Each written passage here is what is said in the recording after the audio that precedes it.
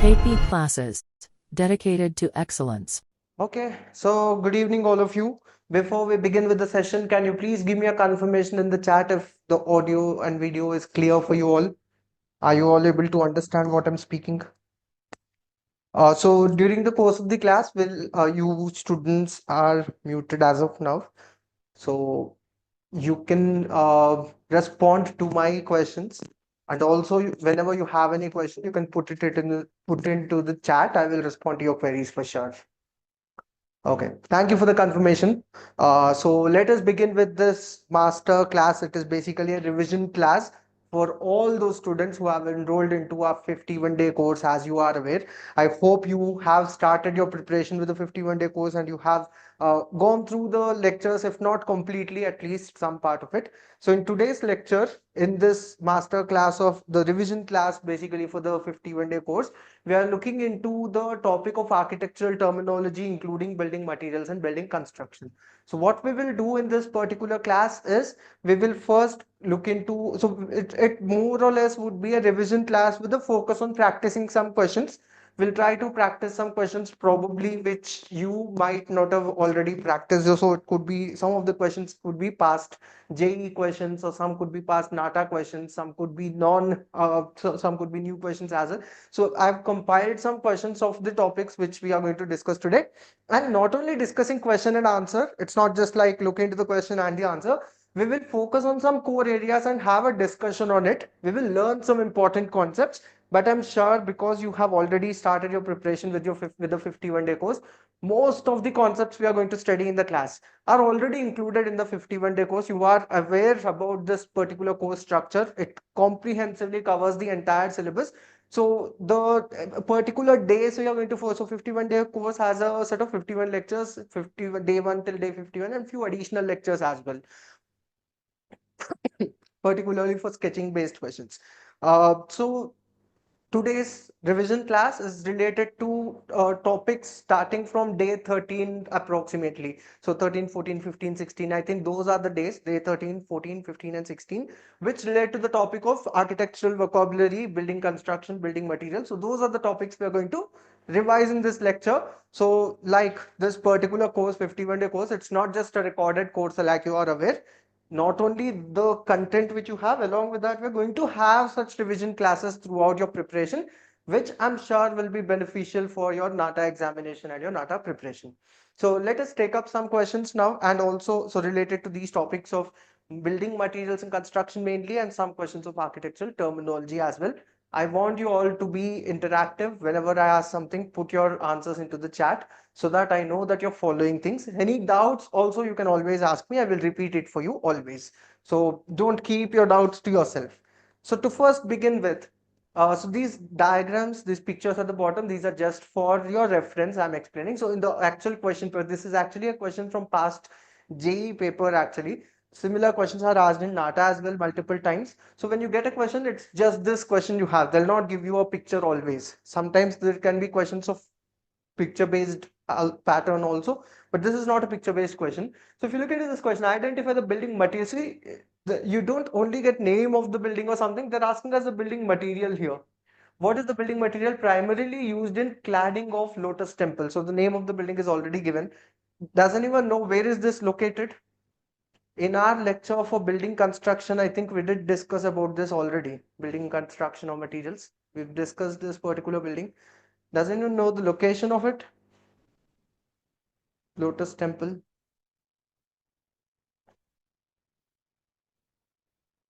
I'm sure some of you will be aware. Where is it located? Which city?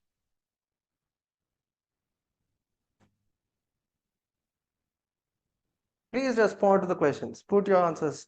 Absolutely right. So this is located in New Delhi, as you are aware.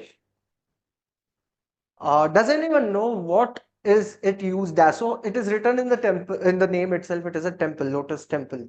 So basically, when you study about a building, you need to know all its important points, basics, including the architect. Does anyone know the name of the architect of Lotus Temple? It is located in New Delhi. Number two, its architect is Paribos Saba. That's the name of the architect. He's an Iranian architect who designed this particular temple. Does anyone know now it is used as a temple that is written in the name itself? So can anyone tell me which religion, which faith, which religious structure is it? Or this religious structure belongs to which faith? Is it a Hindu temple or some church or which religion? Does anyone know the religion which it belongs to by any chance? So these basics can be asked as questions in the NATA and also J. So whenever you learn about a building, you need to know some basics about it. JM has an answer. No, JM, it is a religious structure belonging to the Baha'i faith. It's the house of worship for Baha'i faith. So that is also something you can know. So these are some basics with respect to its location, architect, and what is it used as. Now coming to the architectural details. So you might have already, there's a lecture for important buildings in our 51-day course. You know the methodology we use for studying about the buildings, because in NATA and JE exam, they can ask you name of the architect. They can ask you the construction, architectural detail and material detail like in this question. They can ask you location. Multiple questions on location have been asked in the past. They can ask you the utility, the use of a building. So these basics you have to know. So firstly, I gave you these basics of its use, architect and location. Now moving towards the architectural detail, this particular structure, if anyone has completed the building materials and construction lecture, you can answer me this question. Can you tell me what type of construction is this?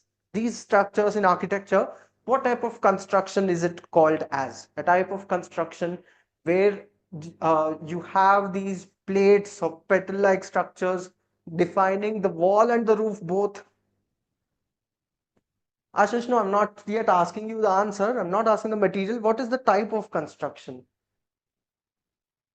If you have attended the lecture of building construction, anyone, you will know the answer for it. So this type of construction is referred to as shell construction in architecture.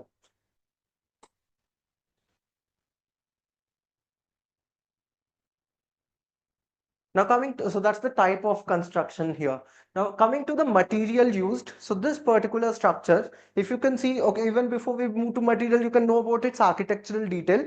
Lotus Temple has, so one important point you can remember is in the architecture of Lotus Temple, 9 is a number which is seen in multiple aspects of the design of this particular temple. So various aspects of Lotus Temple are the design features of it revolve around this number 9. Like the total number of entry points, there are 9 entrance gateways to this temple. So you can remember such architectural details. There are a total of 9 entrance gateways in this temple. Other than that, the petals you see, so it is in the form of a lotus. Obviously the architect designed it in the form of a lotus with a lot of petals. If you look at the number of petals, you can see in this picture, can anyone count and tell me how many layers of petals do you have? So it's not just single layer, so there are multiple layers of petals. There's a central layer, a middle layer. So there are how many layers do you see in this? Jam is absolutely right. So you see there are 3 layers in this particular structure. In each layer, second, so this is first, the second one, and the third layer. So there are 3 layers of petals which you see in this lotus, and in each layer there are 9. So I told you 9 is the number. There are 9 entrance points into this particular structure, and Lotus Temple is a 3-layered structure. Each layer has 9 petals. That gives us the total number of shells in this particular structure as 27. So it is a shell construction wherein the shells are basically denoting the 27 petals of the lotus. Now these 27 petals are in 3 layers, 9 petals in each layer. You can see in this picture also, this is actually how it looks from inside. It is the interior picture. This is a close-up image of the cladding of it. So you can remember this term cladding. What is cladding in architecture?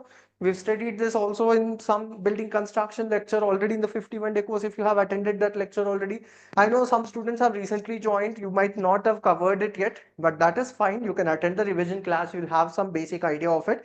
Then you can start watching the lectures and you can cover this topic later on as well. So as far as cladding is covered, what is cladding? It is a process where you have a core material wherein you cover it with something else. So covering is basically cladding. So this structure, the white colored cladding which you see, that is just the top layer. From inside, it is not the same material. So what is the material of construction used over here? This is made out of concrete. So these shells are made out of concrete. So the shell, it's a shell construction. We have 27 concrete shells, and these concrete shells are covered with marble panels. You can see in this close-up image, I'm not sure how clear it is for you in the video, but you can see the grain, the pattern of white marble used here. The white marble used here in this particular structure was brought from Greece. I hope you know, if you have attended the history of architecture classes, we know that in Greek architecture, white marble is the most important construction material, including in the temple of Parthenon, you see it. So the same white marble was brought in to India to construct this particular structure, particularly to clad it. So it is concrete shell structure with marble cladding. So that is, so basically when you study in even other than the 51-day course, even other than the revision classes, when you practice questions from the test series or from your study material books, you have to go to this level of detail for every question. ऐसा नहीं कि सिर्फ हाँ we saw the question building material, okay, marble is the answer. Let's move to the next question. That is the worst approach you can have for competitive exam preparation. You have to look into the complete story behind that particular building which we are talking about, including location, architect, utility, construction, architectural detail, including material, construction technique used in it, architectural features in terms of layout.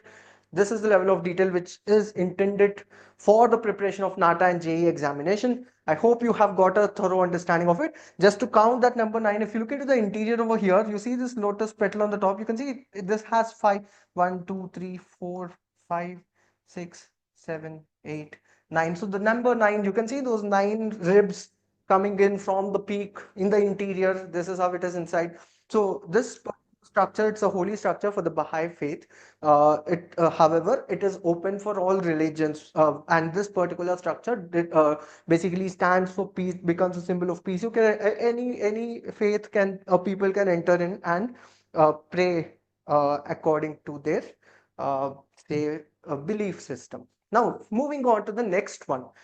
This is not a question, but just because we've learned about shell construction, Lotus Temple, and its detail, there is one more very famous structure, which also is an example for shell construction, which we have discussed in the building construction class and the shell construction topic. So this also is based out of shell construction. Doesn't even know the name of it, because picture based questions, asking the name of it is something which is asked. At least one such question will be asked in the NATA examination also. They'll give you the picture and ask you what is the name of the building. So can anyone tell me what is the name of this famous building, which is also a UNESCO heritage site actually? Sydney Opera House. Samir is absolutely right. This is in Australia. This is Sydney Opera House. This also is an example for shell construction, and it is located in Australia. Obviously, Sydney is in Australia. Other than that, you can also remember the architect of it, John Hudson.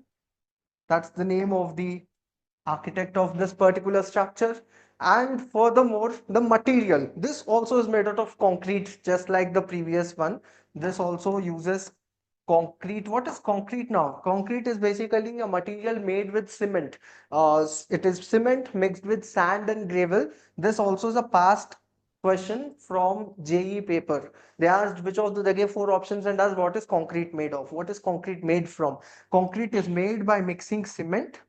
So not just cement. You might have all seen how slabs are cast. So in building materials, you have to know this detail of what is concrete. It is a mixture of cement, sand, which is also called as fine aggregate in architecture or in building construction, and then gravel, which is basically pebbles or pieces of stone, and then water added to it. These are the basic constituents. There can be some additional admixtures added into concrete in practical terms, but these are the 4 basic aspects, components which are mixed.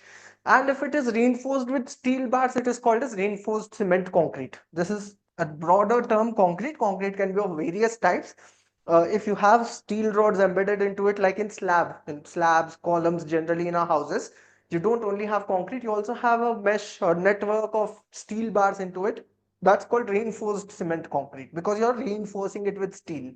Anyways, this is also made out of concrete, but the cladding material here, it is not marble. This also looks white in color, but these are not natural stone. Marble, as you are aware, it is a natural stone, which is naturally available. You quarry it from a marble quarry, from a site, from marble stone, which is naturally available, and then polish it to get the panels. But here, the cladding material used was glazed ceramic tiles, which are basically an industrial produced product. It's not a natural stone like marble. So the cladding material, this also has cladding on top of it, but the cladding material is not marble, it is glazed ceramic tiles,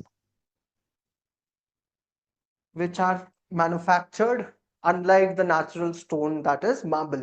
So that's the comparison with Lotus Temple, Sydney Opera House, which might have similar construction technique, similar architectural detail of white cladding. But the difference in Lotus Temple, it is natural stone white marble from Greece. Here it is white and cream colored glazed ceramic tiles were used in the cladding of the shell structure in Sydney Opera House. So that's a detail of it. Moving on to the next, so that was about shell construction and a practice question also related to it. Now with that, let us move on to the next area of focus of building construction, wherein not only related, it is something which we have studied in architectural terminology if you have attended the lecture already, in architectural vocabulary. Because it's an important topic, in the 51-day course, you have two lectures for architectural vocabulary 1 and 2. So I think in architectural vocabulary 1, we might have studied about arch construction and the terms related to it. So it would be a quick revision for you because it is an important area. Multiple questions have been asked in past NATA from this area.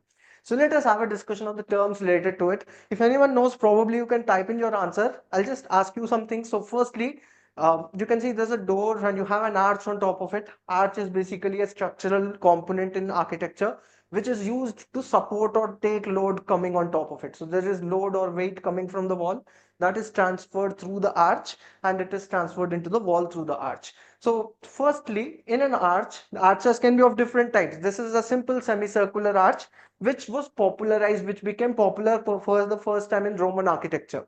So you see in architecture, the good thing is all the topics are interconnected. Like even though we are focusing on architectural terminology and architectural building materials and construction, there's a strong link of various areas with history of architecture also, like Roman architecture. Even in this lecture also in the beginning, I've talked about important buildings, I talked about history. So all the topics of architectural aptitude are interconnected and you have to have that overall general awareness about architecture when you're preparing for NATA and JEE. Okay, now this is a simple semicircular arch which was famous during the Roman times, mainly in the Roman architecture. Does anyone know what is this distance called as? The opening, so basically the clear distance which an arch supports. So arch is supported on a clear distance from here till here. Does anyone know what is that called as? Ashish is absolutely right. That is called as span of the arch. At the same time, the clearance vertically. Now, this is the horizontal clearance of the structure of arch that is called span. The vertical clearance, on the other hand, does anyone know by any chance what is that called as? The vertical height. An arch also always has a vertical clearance unless it is a flat arch. There's a special type of arch also called as flat arch where you'll not have this vertical clearance, but in any other type of arch other than the flat arch, you'll always have this vertical clearance also, which is called as rise of the arch.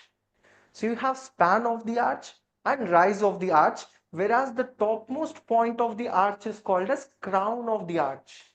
Crown, basically, that is the term we use for the topmost point of an arch. So these are some basic pointers with respect to the geometry of the arch, of a semicircular arch in particular. Now moving further to the terms associated with the components in it. There are names for the parts of arch. In NATA examination, if you look into the past few years of question papers, every year at least one question. So if you look into the past 2 years, every attempt, so there will be multiple attempts. If you look into the question papers of different attempts also, there has been at least, so from the feedback of students also, we got to know that at least one question will be based on the terms related to arch. So you have to understand the basic terminology of the arch. So it's very simple and easy to know. So just something probably we'll learn in 2 minutes, but maintain a note of it. Don't just listen. सुनने से समझ सबको आएगा. It will be clear once if you just listen once, but make a note. That is important. Write down into your notes so that you can revise again later on after the class also. So as far as terms are considered, so if you observe carefully in this picture, uh, the arch, can you make it with a normal brick? So if you observe the shape, is this shape just like how a normal brick is? Is it a cuboid, yes or no? A simple yes or no question. Is this a cuboid? Is this block a normal cuboid like a brick? Obviously, no. A normal cuboidal shaped block cannot interlock. In arch construction, one important aspect of the structural functioning of it is there should be interlocking. The blocks should interlock each other. So that interlocking is only possible when the blocks are wider at the outer end, they are wider outside, and they are narrower inside. So such blocks are called as washers in architecture. These are not blocks like brick. They are wider in the inner part, and they are narrow, so wider outside, narrower inside. So these blocks are called as VOUSSOIRS, washers. Each of this block is called in architecture as a VOUSSOIR, washer. That's the name of the term used. The block of an arch is called, each block of an arch is called as washer. Now moving further, the washer which you have at the extreme, the last washer, that is this one, and similarly one more at this end, the last washer block which you use, which basically is the last block of the arch. There is no more washer below this. Do you have an arch? No, this is normal block. This is a normal stone block. It's not a washer anymore.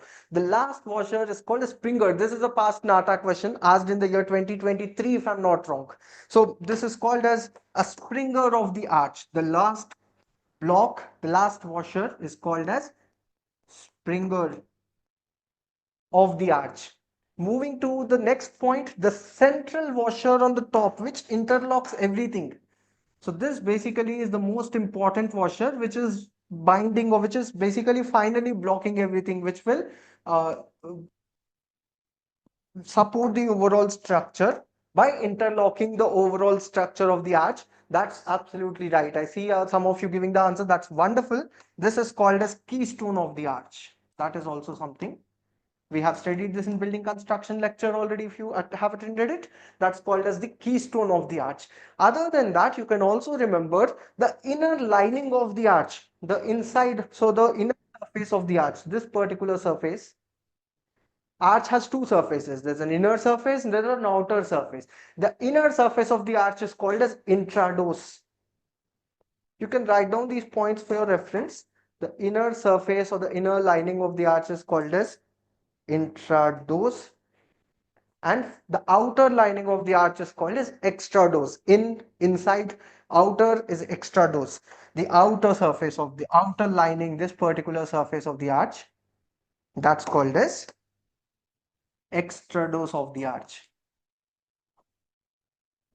Last and final point, so other than the keystone, so it's basically if you see the arch, there are blocks in this half, there are blocks in this half also. One particular spread, so all the blocks on one side of the keystone, these blocks, these set of blocks together, that is called as haunch, HAUNCH. So basically all these blocks together, one half of an arch, that is together called as haunch of the arch. Haunch is basically half piece of an arch. So there's one haunch over here, the other haunch over here, both together form the semicircular arch.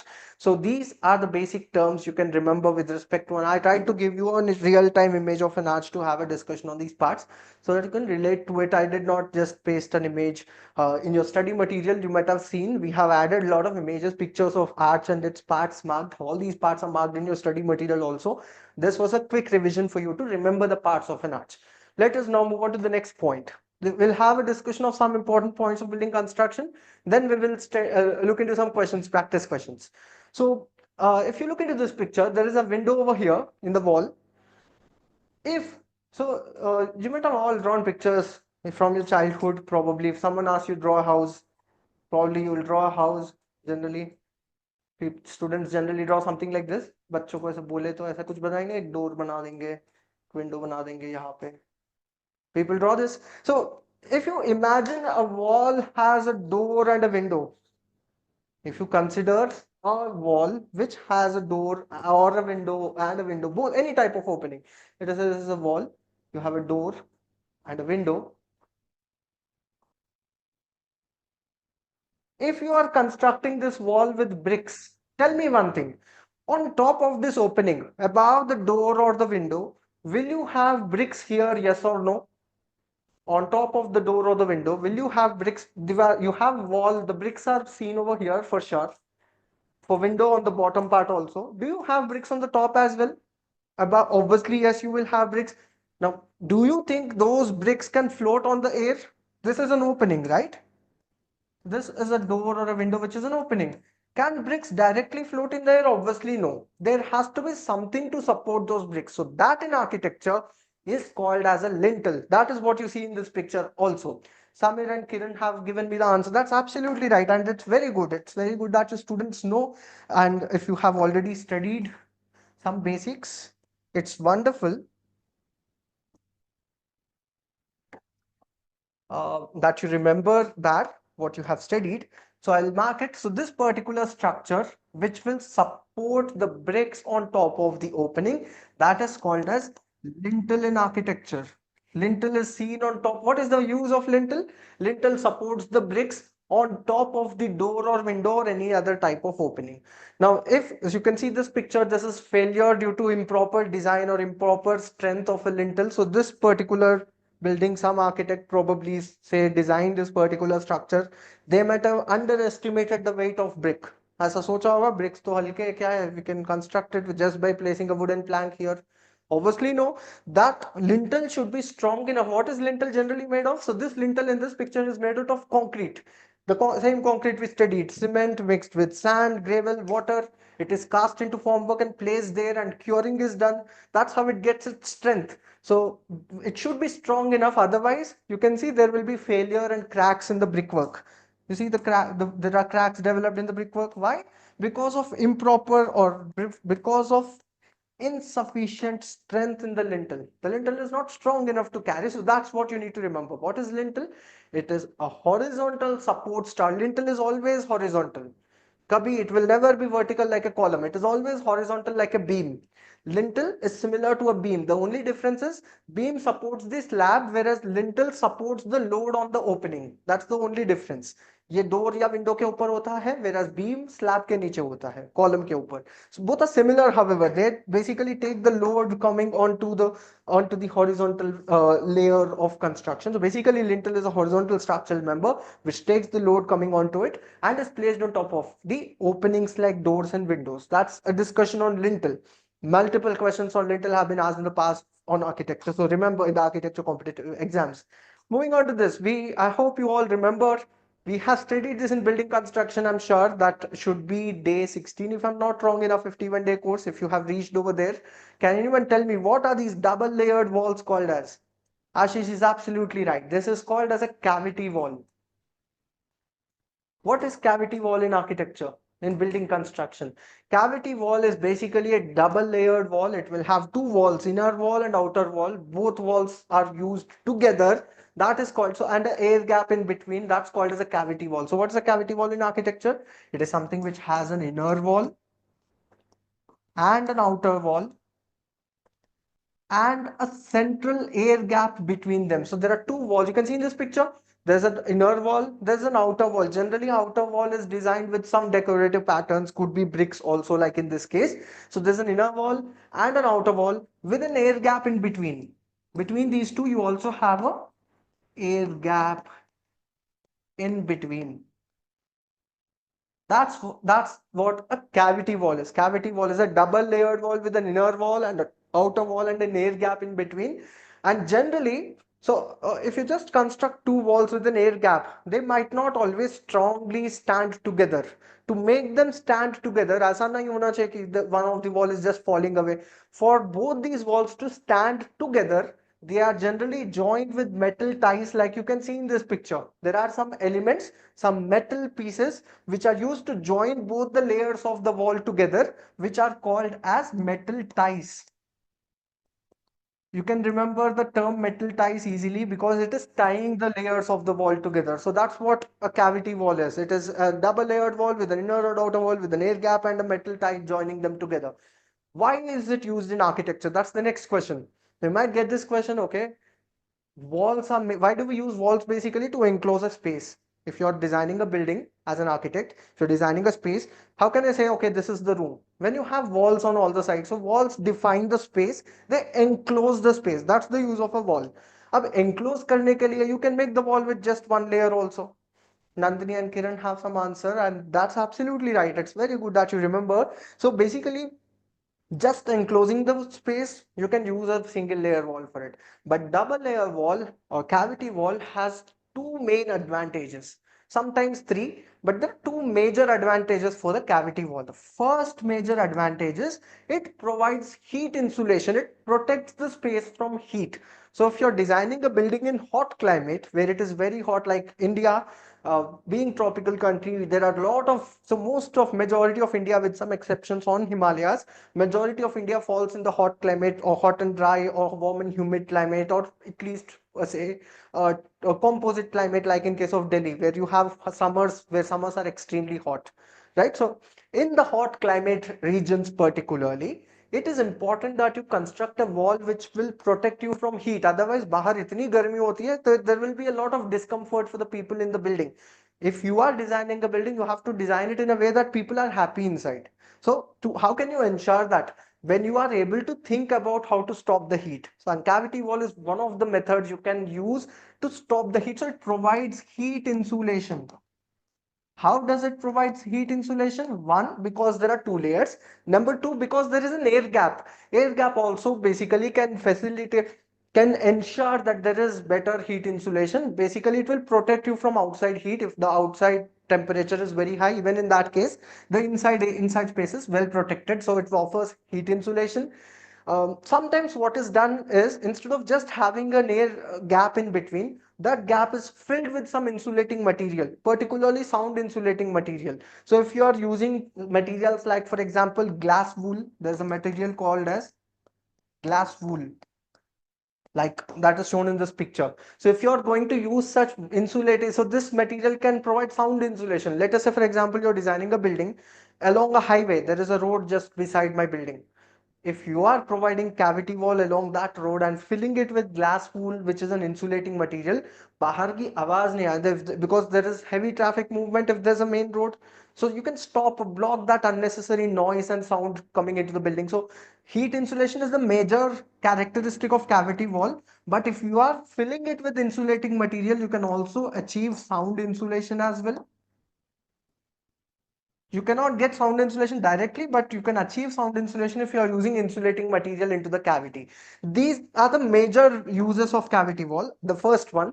The second important function or use of a cavity wall in architecture is it will protect.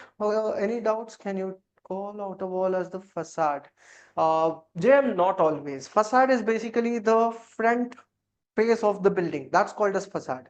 So the outer layer is not necessarily always just the facade of the building. It could be the backside of the building also. You can, so in other words, cavity wall is not necessarily provided on the main entrance of the building. You can also provide it at the rear part of the building, the backside of the building. So backside of the building is not called as a facade. Facade is basically the front elevation of a structure. Hope you are able to understand that, Jam. But yes, if the cavity wall is in the front portion of the building, then yes, the outer layer becomes the part of the facade of the overall building, right? So that's heat insulation and sound insulation. The second important characteristic which a double layered cavity wall offers is it will protect the inner portion, inner space from dampness mainly. It basically provides damp protection. Basically, dampness is nothing but water. So if there is rainfall outside, if you're having a single layer wall, there is a possibility. I'm not telling it will always happen, but there is a possibility that the water might come, or sometimes you see when there is rainfall, जिसको हिंदी में सीलन कहते हैं, you see water basically on the inner parts of the building. Sometimes if there is some default in the construction, that problem is basically brought down in double layered wall.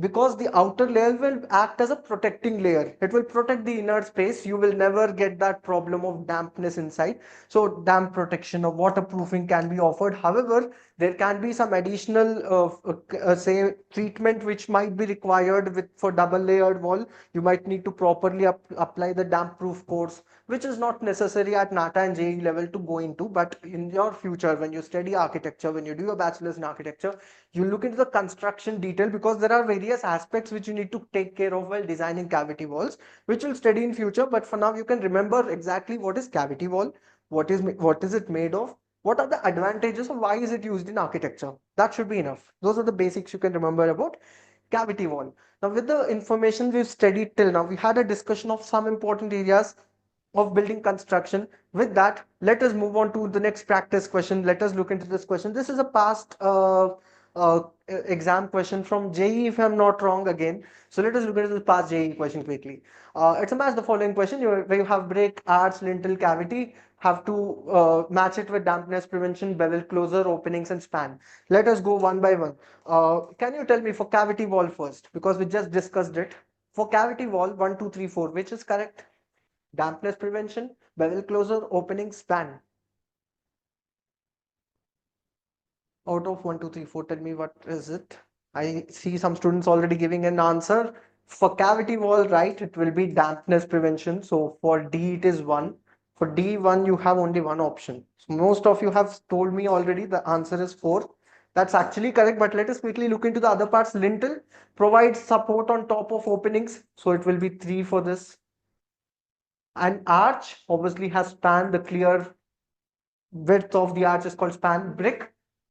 Brick, when you cut it into pieces, we've studied this in building materials in the lecture of 51-day course. Brick, if you're going to cut it into pieces, there are different types of brick cuts. You have king closer, queen closer, bevel closer, half bat, three-quarter bat, beveled bat. There are different types of brick cuts. So basically a cut brick which has an inclined angular cut along one face, that's called as beveled closer.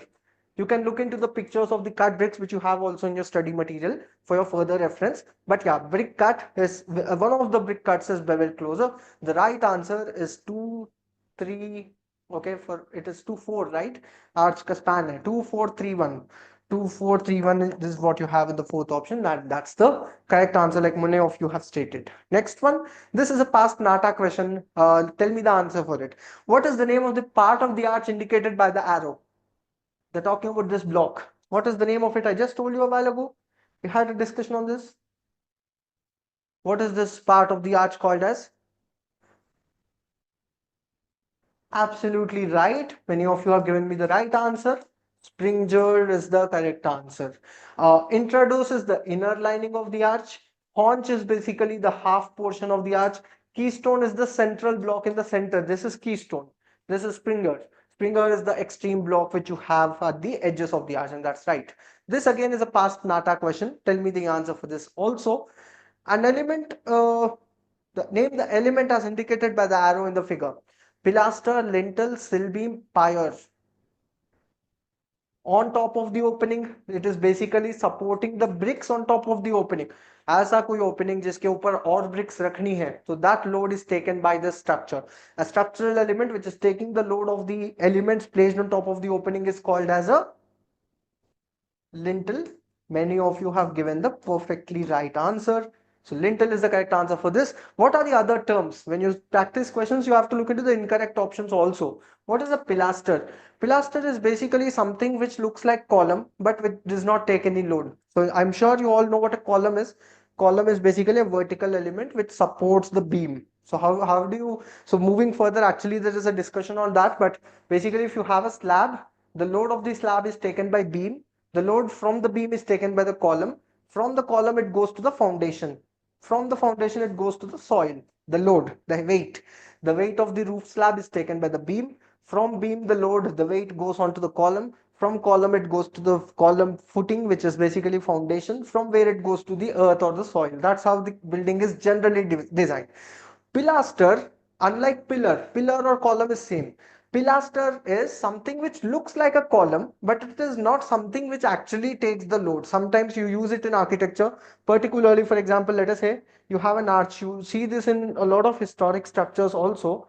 So for instance, you have an arch here, just for ornamentation, for design purposes. If I provide a column here, not an actual column, but just on the surface, if I use some material, probably cement or even stone pieces, and just ornament or carve, if you're going to carve a pillar over here, that's not actually a column which is taking load. It is just looking like a pillar because it is just a carving, right? So such things are called as pilasters. So pilaster is a decorative column in simple terms.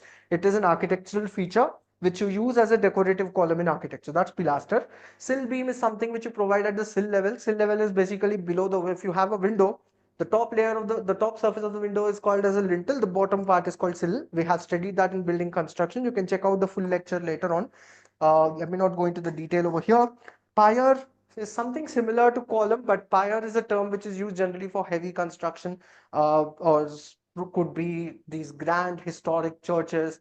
Those grand columns can be called as piers, or particularly the columns which support flyovers, dams. So such components, such vertical pillars which are very huge are called as piers generally in architecture. Moving on, a question on building construction, very simple logical question it is. Before plastering, the surface has to be polished, smooth, rough, cemented. Can you tell what is plastering? When you construct a wall with bricks, you apply some cement plaster on top of it. That's called as plastering. So in order to plaster a surface before plastering, how should it be? Should it be rough or smooth? What do you think? I've put an image over here for your reference. You can see this brick wall. There is a column also beside it. You might have seen this also in construction if you have visited under construction structure. Always before plastering, this is also done for the ceiling, for the slab. Before applying plastering for the RCC slab also, you take, so basically this process is called hacking. Hacking is done. You see these abrasions which are created by applying pressure, that's called as hacking. Why do we do this process of hacking? Why do you make it rough? Because it should hold the plaster perfectly. uh, can you name the structure of dome? I do not understand the doubt. Nandini, structure of dome as in, we did not study or cover the dome part yet, right? Okay, elaborate. Please put your question in detail. I did not understand the doubt. But yeah, when basically you apply force onto a surface so that it holds the plaster well, that process is called hacking. Hacking is done generally to basically make the surface rough. So because if you don't have a rough surface, the plaster will fall away. So rough is the right. So this is a simple logical one, but you should know such basic details in about construction techniques in architecture for the competitive examination. So rough is the right answer for this question. The next one, uh, this one, we did discuss about this, the load transfer. We were just talking about this. How is the load transferred from superstructure to substructure? So superstructure, we've discussed these terms in architectural terminology. Okay, got your question, Nandini. We will come to it. I think we did not reach there yet. I've included what you are talking about also in the lecture. So moving further, actually, there is a discussion of dome and its parts. So we'll have a discussion. Don't worry about it. We were discussing about this one, the load transfer. So you can look into this picture. We were talking about this load transfer. So load is basically from the slab, it is taken by the beams. From the beams, it goes to the column. From the column, it goes to the foundation, the column footing. From where it goes to the earth. That's the process of load transfer. So can you tell me the right option from the given options? They have given beam, slab, foundation, earth, column in the options. So the load starts from the slab. It goes to the beam. From beam, it goes to the column. From column, it goes to the foundation. From the foundation, it goes to the earth. So that's the right answer, BAECD. BAECD is given in the third option, and that's the correct answer for this question. That's a load transfer path which you can remember for the structural elements of a building. So that's just a basic concept of load transfer. Moving on to the next one, we've studied this in building construction, actually in architectural terminology lecture.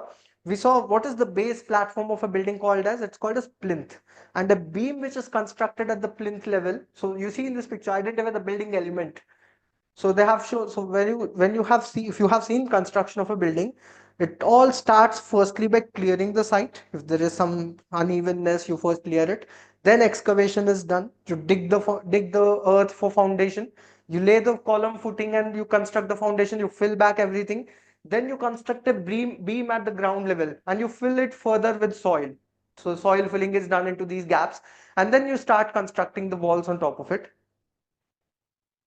Okay, and then you start constructing walls on top of it. They're asking what is this beam called as? This is called as plinth beam. Why is it called plinth beam? Because it is a beam which is constructed at the plinth level. What is plinth? It is the base platform of the building. So this, once you're done with the construction of this beam, and if you fill everything, you'll get the base platform. On this platform, you can construct the building.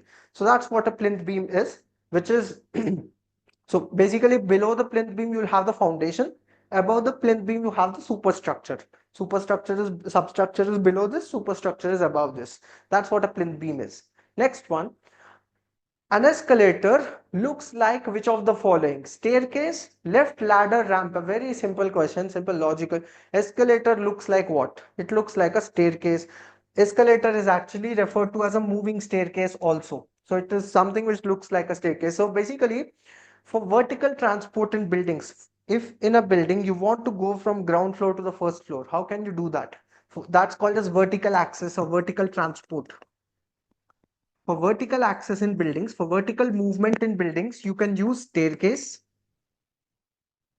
or you can use inclined smooth surfaces which are called as ramps.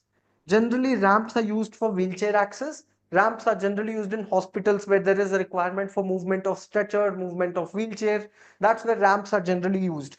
And even in public buildings and public spaces, like if you have an ATM, generally you have a ramp so that people can use the ramp even with a wheelchair, right? So ramps are used for vertical access. Other than that, lifts are used for lifts, also called as elevators, are used.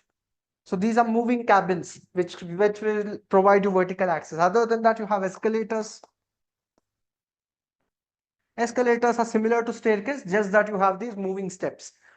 In staircase and in escalator both, you have steps. Step is always made of a tread and a riser. These are also important terms in architecture. The horizontal part is called as a tread. The vertical part of a step is called as riser. So you have a tread and a riser. That's how a step. Each step is made of a tread and a riser. That together is called as a step. So series of steps will create a staircase. Series of steps will also create an escalator, moving staircase. Last thing, you might have seen this particularly in airport terminals and all, because airport is such a huge building. And if you have to reach to the gate, assigned gate of your aircraft, it could be a long walking distance inside the building. In such cases, you have such moving belts. Does anyone know what are they called as? And those moving belts sometimes can be inclined also like ramp. So it can also give vertical access in that sense. These are called as travelators, if you know that. These are called as travelators. Travelators are also called as moving walkways. Moving walkways are called as travelators. Escalators, on the other hand, are called as moving staircase or moving steps, basically. These are moving. So, travelator is what you see in this picture over here. This is a horizontal travelator. This is an inclined travelator, just like a ramp. These are used generally in public buildings like airport terminals. So, that's discussion of it.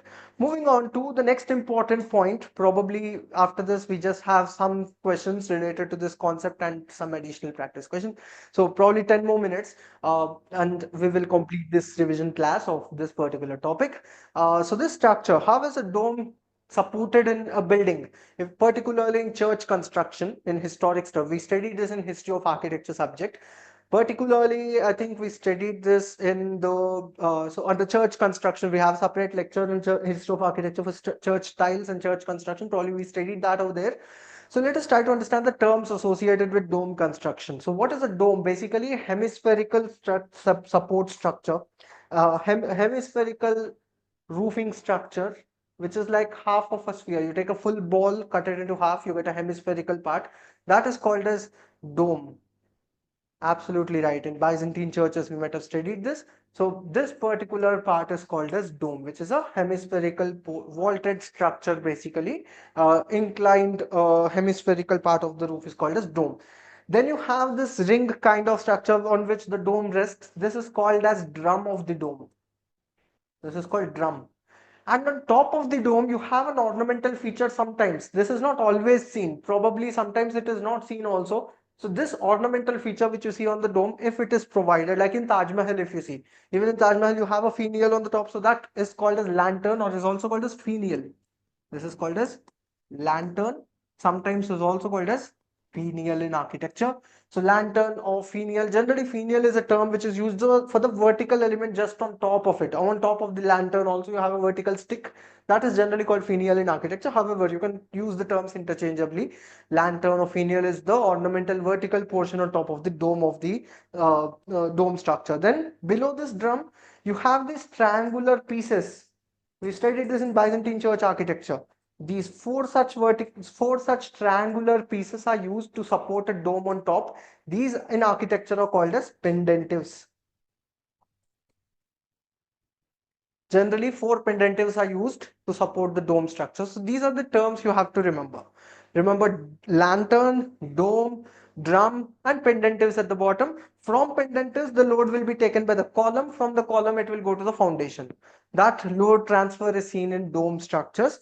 So questions have been asked in past examinations from this, but just understanding of it in real terms. This is the dome of St. Peter's Basilica, which is located in Vatican City. It is considered to be the prime example of Renaissance style of church architecture. You see a dome and a lantern or finial on top of it. Then you have the drum structure here. Pendentives are not visible from outside. To look at pendentives, you have to go inside the structure.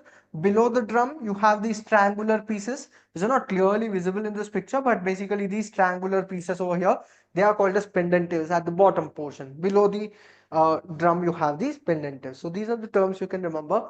This is a past question from NATA examination. Can you give me an answer to this? Typically, what is the architectural element indicated as A called as? Absolutely right. D is the right answer. These are basically pendentives in architecture. So the next one, this is basically a NATA question. If you know this building, the name of the structure, it is Villa Savoye, designed by Le Corbusier, who is a very famous architect, who's also a well-known architect who designed Chandigarh, the first planned city after independence in India. It was designed by Le Corbusier. This building also was designed by Le Corbusier. The name of this building is Villa Savoye. So it's a question related to it. The image given below, actually they have given the name of the building also. Villa Savoye, designed by Le Corbusier. Identify four architectural components from the church. So it's based on construction detail. They're asking which of the following features are found in this picture.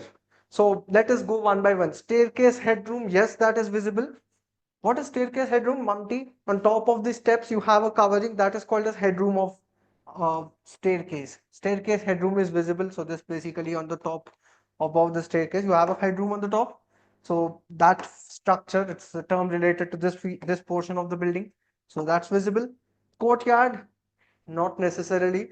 Courtyard is basically a cutout in the ceiling in the roof. That even if there might have been a courtyard here, actually there is no courtyard in Villa Savoy. But agar hota bhi, to bhi we cannot select that as the option because it is not visible in the picture.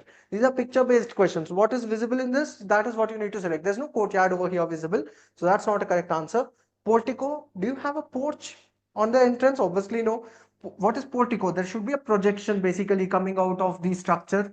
If there's a projection coming out, forming an entrance, that is called as portico or porch. That is not seen over here. Portico is not right. Do you have a grid layout in the columns? Yes, the columns are all laid as a grid. You can see there are rows and columns, right? So that grid is seen. Do you have steel columns? We don't know, that material is not visible. However, these are not steel columns over here. Horizontal window, yes or no? Can you tell me? Do you have horizontal bands of windows in this building? Obviously, yes. Horizontal window is also correct. There are four correct options. You have to select four correct options. All the four have to be correctly selected. Next one, decorative parapet. Do you have a parapet wall which is decorative? Obviously, no. A parapet wall is basically something which is provided on top of the terrace for safety purposes. That is not seen here. Terrace is obviously there. There's an open terrace on the top. So H is right. So the correct options are A, D, F, H.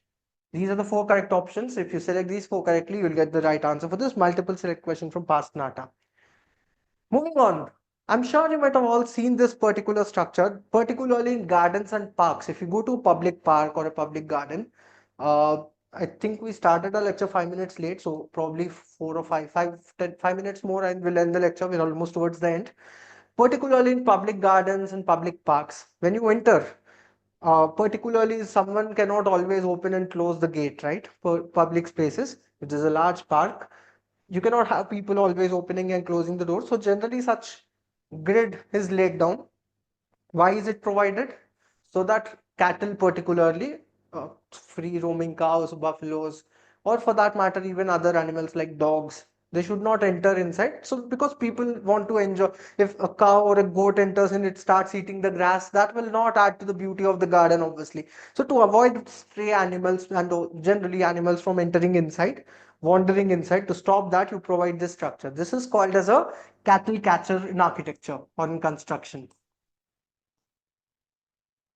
It's called as a cattle catcher, which wherein basically it avoids these grass-eating animals from entering into gardens and parks. That's the reason, not only gardens and parks, even in many public buildings, sometimes in hospitals, institutes like schools also will have such structure at the entrance gateway. There's an added advantage. Not only it will avoid stray animals from entering in, it also collects the rainwater and drains away the rainwater also. That's also an advantage of this structure, generally seen at the entrance gates. There was a question on it in NATA exam once. Can you tell me the answer for this? What is the purpose of cow catcher? They've used the term cow catcher, but it is generally called as cattle catcher, or can be called as cow catcher.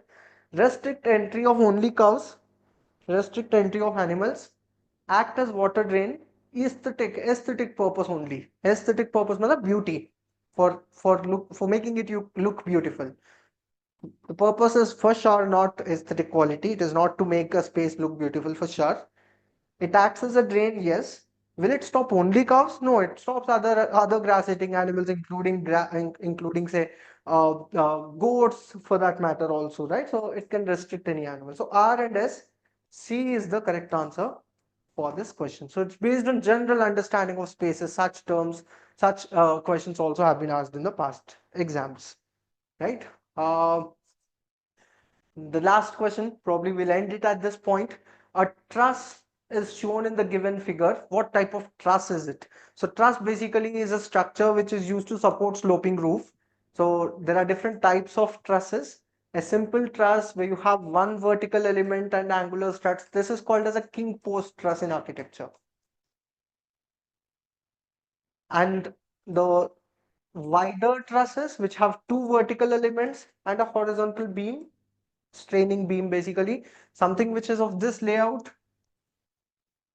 So if you just have a simple vertical, one single truss, a single vertical post, that's called king post truss. This is referred to as queen post truss.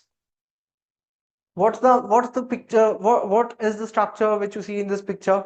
If you observe it, queen post truss, king post truss, bowstring, or warren truss.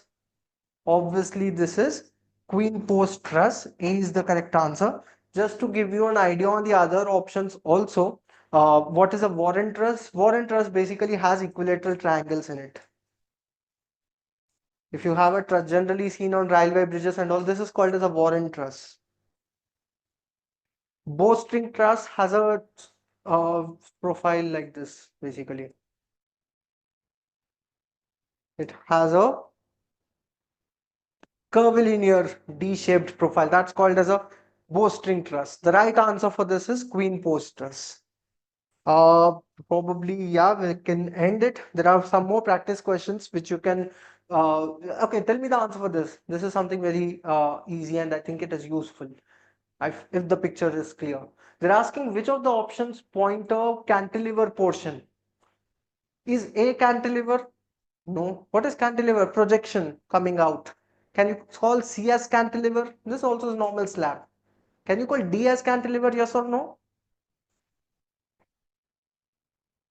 Absolutely right. D is cantilever. Then B, is this portion also cantilever, which is supporting a staircase? Is it projecting out? Is this projecting out? Yes or no? This one. In staircase, Are these portions of the slabs projecting out?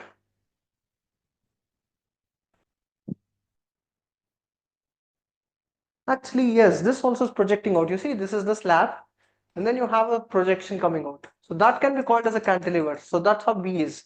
It's a projection coming out of it.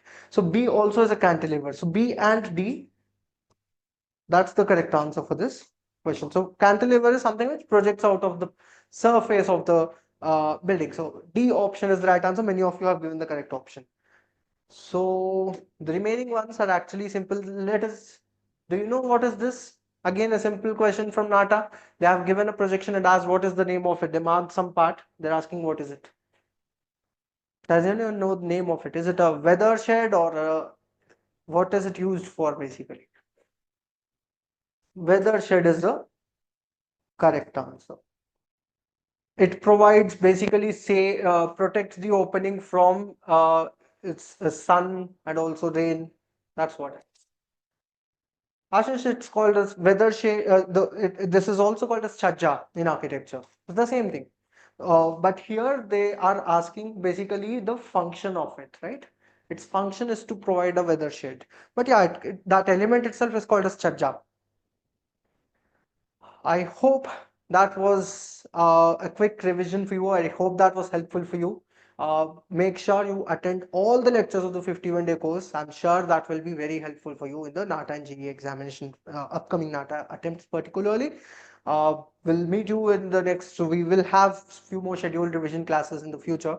So all the best for your NATA examination. Thank you for attending the session. So let's start with the first portion, which is your line quality and wrist exercise. ठीक है? Before starting anything, जब भी हम कभी भी practice session के लिए खुद के साथ बैठेंगे, we will be doing the line practice. ठीक है?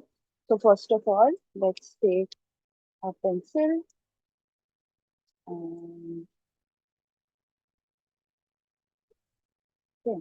And your line quality, your line exercise includes just you taking a pencil, okay, and drawing the lines randomly. Let's also do, okay. So starting from just doing this. Okay. Whenever you practice, start with this. Okay. Why? So that your hand, your wrist can warm up in general. And while we are in the examination, we don't, out of anxiety or out of any kind of panic, our hands should not shake.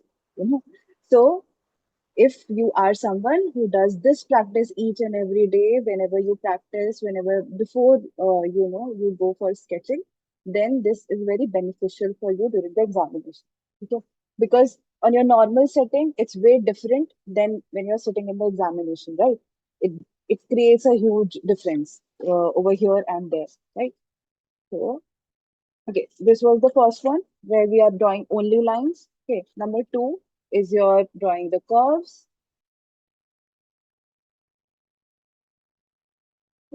You can do anything literally. So what this exercise does is it boosts your confidence. Okay, without even knowing it, your confidence is boosting. Okay, I have the space to make the mistakes. Okay, on a regular basis, if we do this, so before making any sketch, like particularly, for example, this one, I have something in mind, right? I have to make the cuboid very perfectly, or I have to bend this cuboid like this or that. So my mind will say, okay, I have to make this perfect line and I cannot make any mistakes, right? But before making this, if I go with this, my hands and my mind will be okay by making any mistake as well. Okay. So this is why it reduces the anxiety. Okay.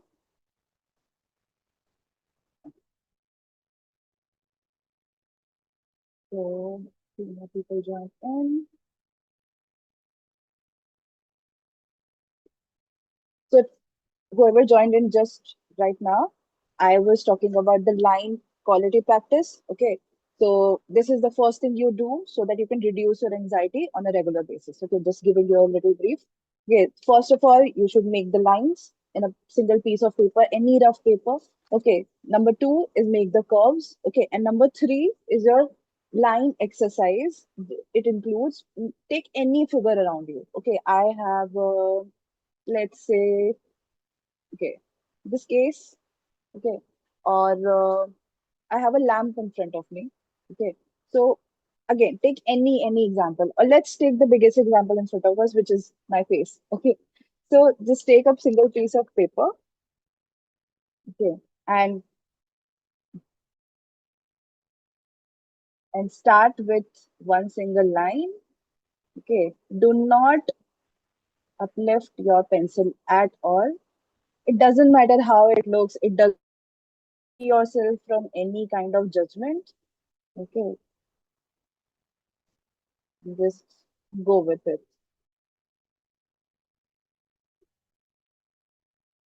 Do not lift the pencil at all.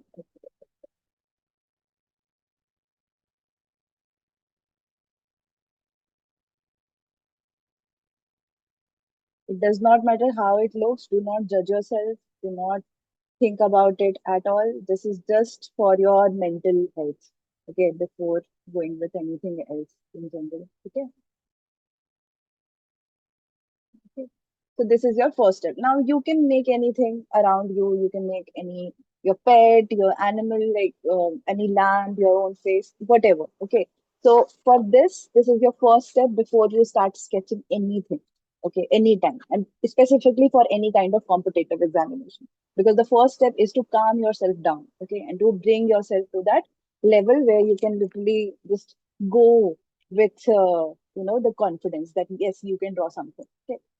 Okay, now coming to the second portion, which is your elements and principles of design. Now, this portion, I am going to do this, revive this in the second portion of this video, of this class, basically.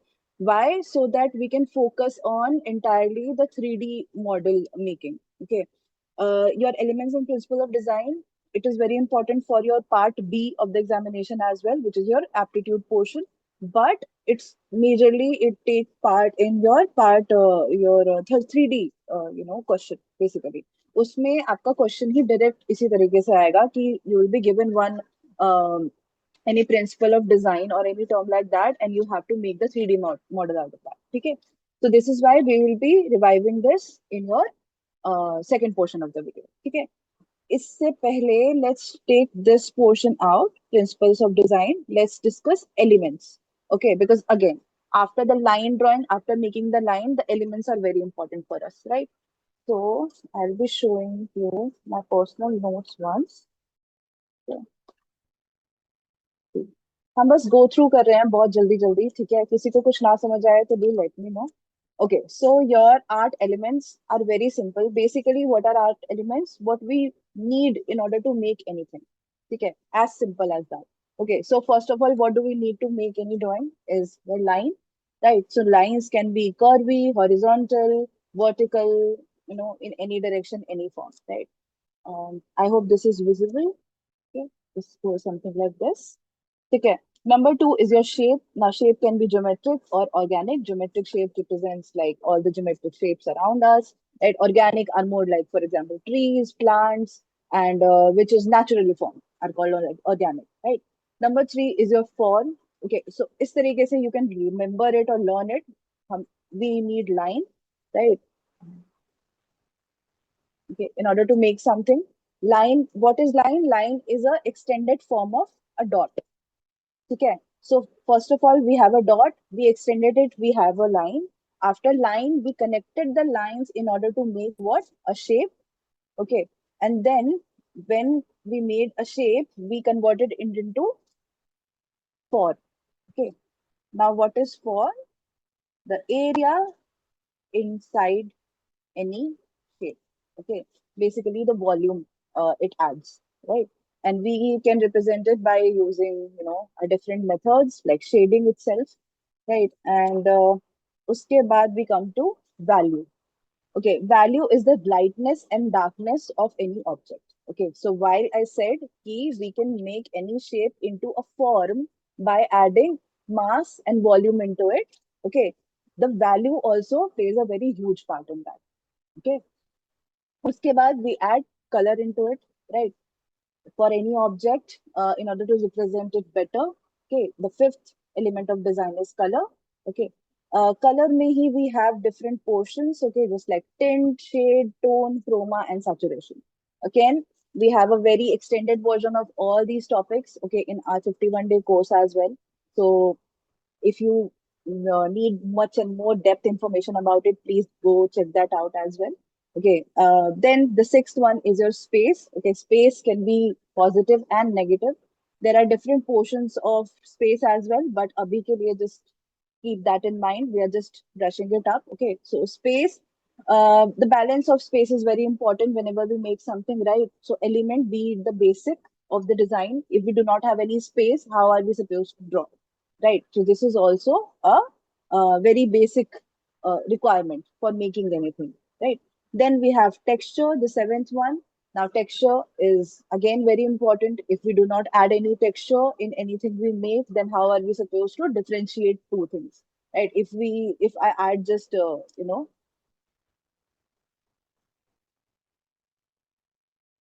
if I add just one little thing like two shapes right here and here. Right. And if I want to differentiate it without using any colors, without using any shadows, etc., so I can just add texture into it. Okay.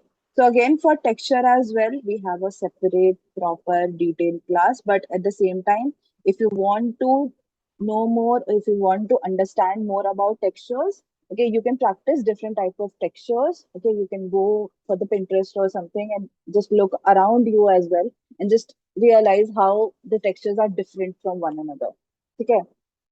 And okay, so these are all like seven elements of design. Okay, we will brush it up again when we are in the second part of the class.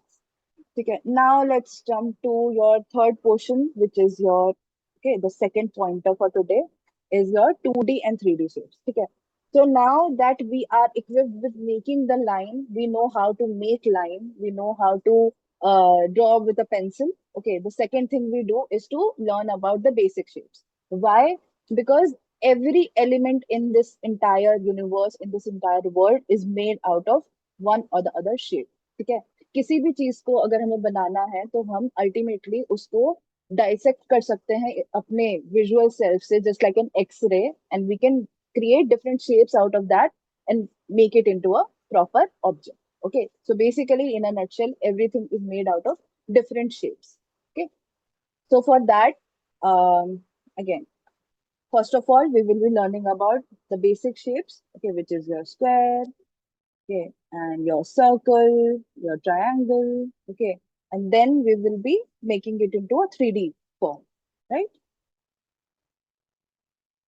Just like we make cubes, cuboid, spheres, etc. Okay. Now, after this, we have one thing. Okay. So before this, let's discuss this one little thing. Okay, this example. So after we are equipped with the basic shapes, okay, when we are being able to make 2D, okay, then we jump into 3D. Okay. So इस moment पे what will you do? We'll do an exercise. Okay. The most basic exercise. We will be converting this one 3D shape. We'll be molding that mentally, and then we'll try to make that physically as well. Okay, on the 2D surface. Just like this, we have taken an example of an eraser. Okay, we have molded the eraser in different forms, different types, और उसके लिए we always use a guideline. ठीक है, जब भी हमें नहीं समझ में आता है, for example, this is very simple, right? Just to convert a 2D thing into the 3D one, we added dimensions into it, right? Just more mass and volume into it, right? But at the same time, we are not being able to understand कि whenever we have to make it more into motion, just like this one, how are we supposed to do that? Okay, so for that, always make a guideline for yourself. Okay, even for human anatomy, if you learn that, we always make a guideline, right? For each and everything. Okay, that is up to you, that is for you. Okay, so for example, here guidelines are this, right? So ultimately, whenever we have to represent something more in depth, we use the guidelines. Okay, for 3D shapings. And this is one of the exercises you should do if you are still in the learning phase. Okay, and uske baad we will be making more objects. For example, see, this is more advanced version of the same exercise. how we have squeezed the whole eraser.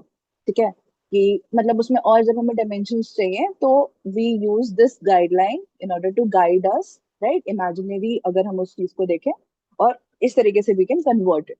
ठीक है, so this is the exercise for 3D shapes. Okay, यहाँ तक I think everyone is equipped. Okay, before that, अगर आपको कुछ नहीं समझ में आता है, the exercises are very simple. Number one, make the lines. Okay, try to understand how line works. If your lines are wibbly, if your lines are not straight, like it should not be entirely straight, it's fine, but at least the line should be confident. Because during the examination, you will be judged on the basis of a line quality as well. Okay, so if you are someone whose lines are somewhat like this, if you can see that, okay, someone like this, basically, this is not a confident line. Okay, whatever you make, even if it's little tilted or something, if it's straight, okay, the disappearing line basically, yeah, it shows that you are someone who holds a good line quality.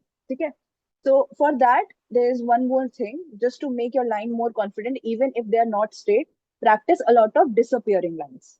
Okay, what are disappearing lines? We start with this one dot, okay, and we just extend it and left it. Okay, so whenever you are making something, try to make disappearing lines more, okay, with a lighter hand. And number two, one thing I always suggest to all of my students, use these kind of papers, the printing paper, A4 size, ठीक है, उससे क्या होता है कि पीछे वाले paper पे आपका बिल्कुल मार्क नहीं आना चाहिए फॉर एनी पेंसिल. ठीक है, number two, if you are someone जिसके लाइंस बहुत डीप और डेंस जाते हैं during any kind of practice, use a mechanical pencil. ठीक है, what we'll do, we'll take mechanical pencil and we'll take out the lead at least 1 centimeter or something. ठीक है, और यहाँ से हम स्केच करना स्टार्ट करेंगे. ठीक है, अगर आपकी लीड बार बार टूट रही है, that means you are putting a lot of pressure into this. ठीक है,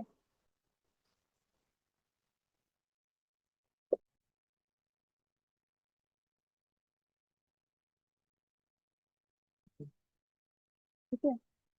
So again, after doing this will be your exercise. ठीक है, एक chronology है, उसके हिसाब से हम चलते हैं. I'll be sharing this list with you as well, this one. ठीक है, जिसके हिसाब से हम आज प्रैक्टिस कर रहे हैं. ठीक है, just going through it so that whenever you are also practicing from zero, do remember कि एक बार just go through everything. ठीक है, now we will be, so this is another example of your 3D shapes जिसको हमने और advance कर दिया. ये किससे बना है? The cylinder, right? We just converted that into a different form. जो एक question था, basically it's exercise जिसमें we have converted the cup into थोड़ा सा different shaping. Okay, very basic again. So after doing this, after molding your 3D shapes, you can jump directly towards this one. ठीक है, जहाँ पे you are making some or the other prompt. ठीक है, and this was object drawing. इसमें भी different shapes हैं. ठीक है, different shapes को mold किया गया है, but इसका अगर मैं आपको एक थोड़ा सा detailed version दूं, so for example, the guidelines went like this. Okay, and this when we were making this. ठीक है, और इस तरीके से we dissect basically in order to make something 3D. So for example, अगर मेरे पास ये पीलर का एक प्रोडक्ट है, ठीक है, I want to make different angles, different portions of it. So how will I do that? ठीक है, काफी लोगों को ये questions आते हैं. Okay, so just make a cuboid. Okay, make a simple cube just like this one. ठीक है, अपने dimensions के according, but very light. I'm making it dark so that it's more visible in the camera. Very light so that only you can see this. ठीक है, अब यहाँ पे हमें अपना एंगल मिल गया, राइट? इसके अंदर अब हम कोई भी प्रोडक्ट डालेंगे तो ऑब्वियस सी बात है, we have a guideline, right? But instead of this, if I start making something like directly on the piece of paper, it will be way harder for you. It will be way मतलब it will be way time taking for you. ठीक है, तो हमें बस smart work अपना play करना है और प्रैक्टिस करते time use all the 3D shapes and guidelines specifically. ठीक है, that will help you a lot. Okay, so after this was more for product designing. ठीक है, इसमें भी again बहुत basic shapes लिए गए हैं. We have taken guidelines and then we have converted it into the perfect answer. Okay, these are all solved questions basically. And this as well is also example of a chair basically, which was inspired by a tube. This is also a question for either NID or NIF. ठीक है, but do see it as example. ठीक है, एक basic shape है जिसको हमने convert किया है. अब यहाँ पे देखो, यहाँ पे कुछ डिफरेंट एंगल्स नहीं है, हमने बस एक टायर का शेप दिया हुआ था and we have converted it into a product, right. तो इसमें what we have used basically, we have used the shading techniques, right. So for this, जब हमने शेप्स थोड़े अच्छे से कर लिए, for example, okay, if we are done with this basic 3D shapes, we jump towards what? Shading techniques. Okay, shading techniques, I think every one of you already must have known. Okay, एक बार go through कर लेते हैं what are the shading techniques and how can we manipulate and use that. So in order to make any kind of texture, we use different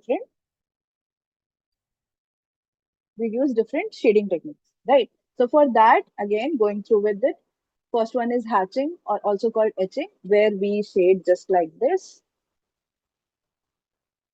Okay, nothing else, just simple, one-sided lines. Okay, isme bhi there are different practices. For example, you can just start with a very dense hand, okay, and you can just go way lighter. Okay, or bilkul like creating that merging effect by the edge. Okay, so these are some exercises you can do so that you can improve your shading techniques as well. Okay, number two is your cross hatching. As the name suggests, again, we go with two directions of the strokes, just like this. Okay, again, the most common one is either hatching, etching, or the next one is your again smudging. ठीक है, which I always mostly suggest, क्योंकि again we have a very huge time foundation during such examinations, और हमारे पास cross hatching वगैरह करने का time तभी होता है जब हमारे पास एक्चुअली टाइम है, राइट. तो जब टेक्सचर किसी चीज में बनाना हो तो for sure go for that, why not. But if you do not have much time, use these two techniques specifically. First is your hatching और एचिंग, ठीक है, और next one is your smudging. ठीक है, smudging is one of the best techniques out there. You can just take one stump and that's done, right? You don't have to do anything else. Okay, just give me 1 second. In the meantime, if you have anything to ask, अभी तक जितना किया है हमने, बहुत ही थोड़ा सा अभी तक हमने cover किया है in fact, but still कुछ ऐसा है तो do keep that in mind. I'll come back with my stumps. चलो आगे बढ़ते हैं. फिर again there are then sipping. ठीक है, इसको बहुत ही रेयर यूज करेंगे, but whenever we have to make some texture जो कि काफी एजी है, ठीक है, इन itself we use tipping, which goes like just dotted figures, but again very time taking, but obviously you can use that. ठीक है, for this you can do one thing. You can just take your stump, ठीक है, or while making some object, for example this, okay, we take our stump and we rub it like this, smudge the whole portion basically.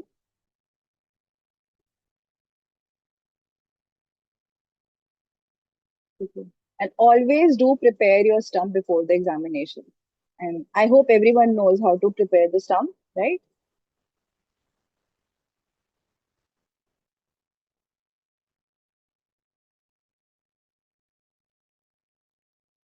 Okay, we just made a little object. Looks a little tilted on the screen, I think. Okay. If we want to use any kind of different kind of, your technique, your, like shading technique.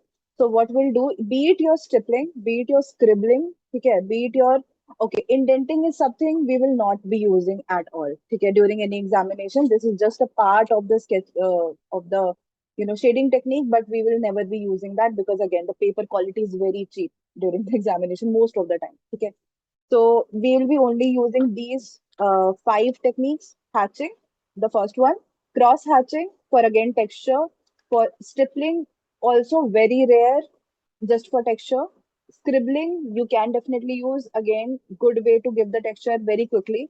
Okay. Smudging is the most common technique we'll be using during all the times. Like you can see even this in this figure, it took me just 5 minutes maybe, but the whole structure looks way better, right?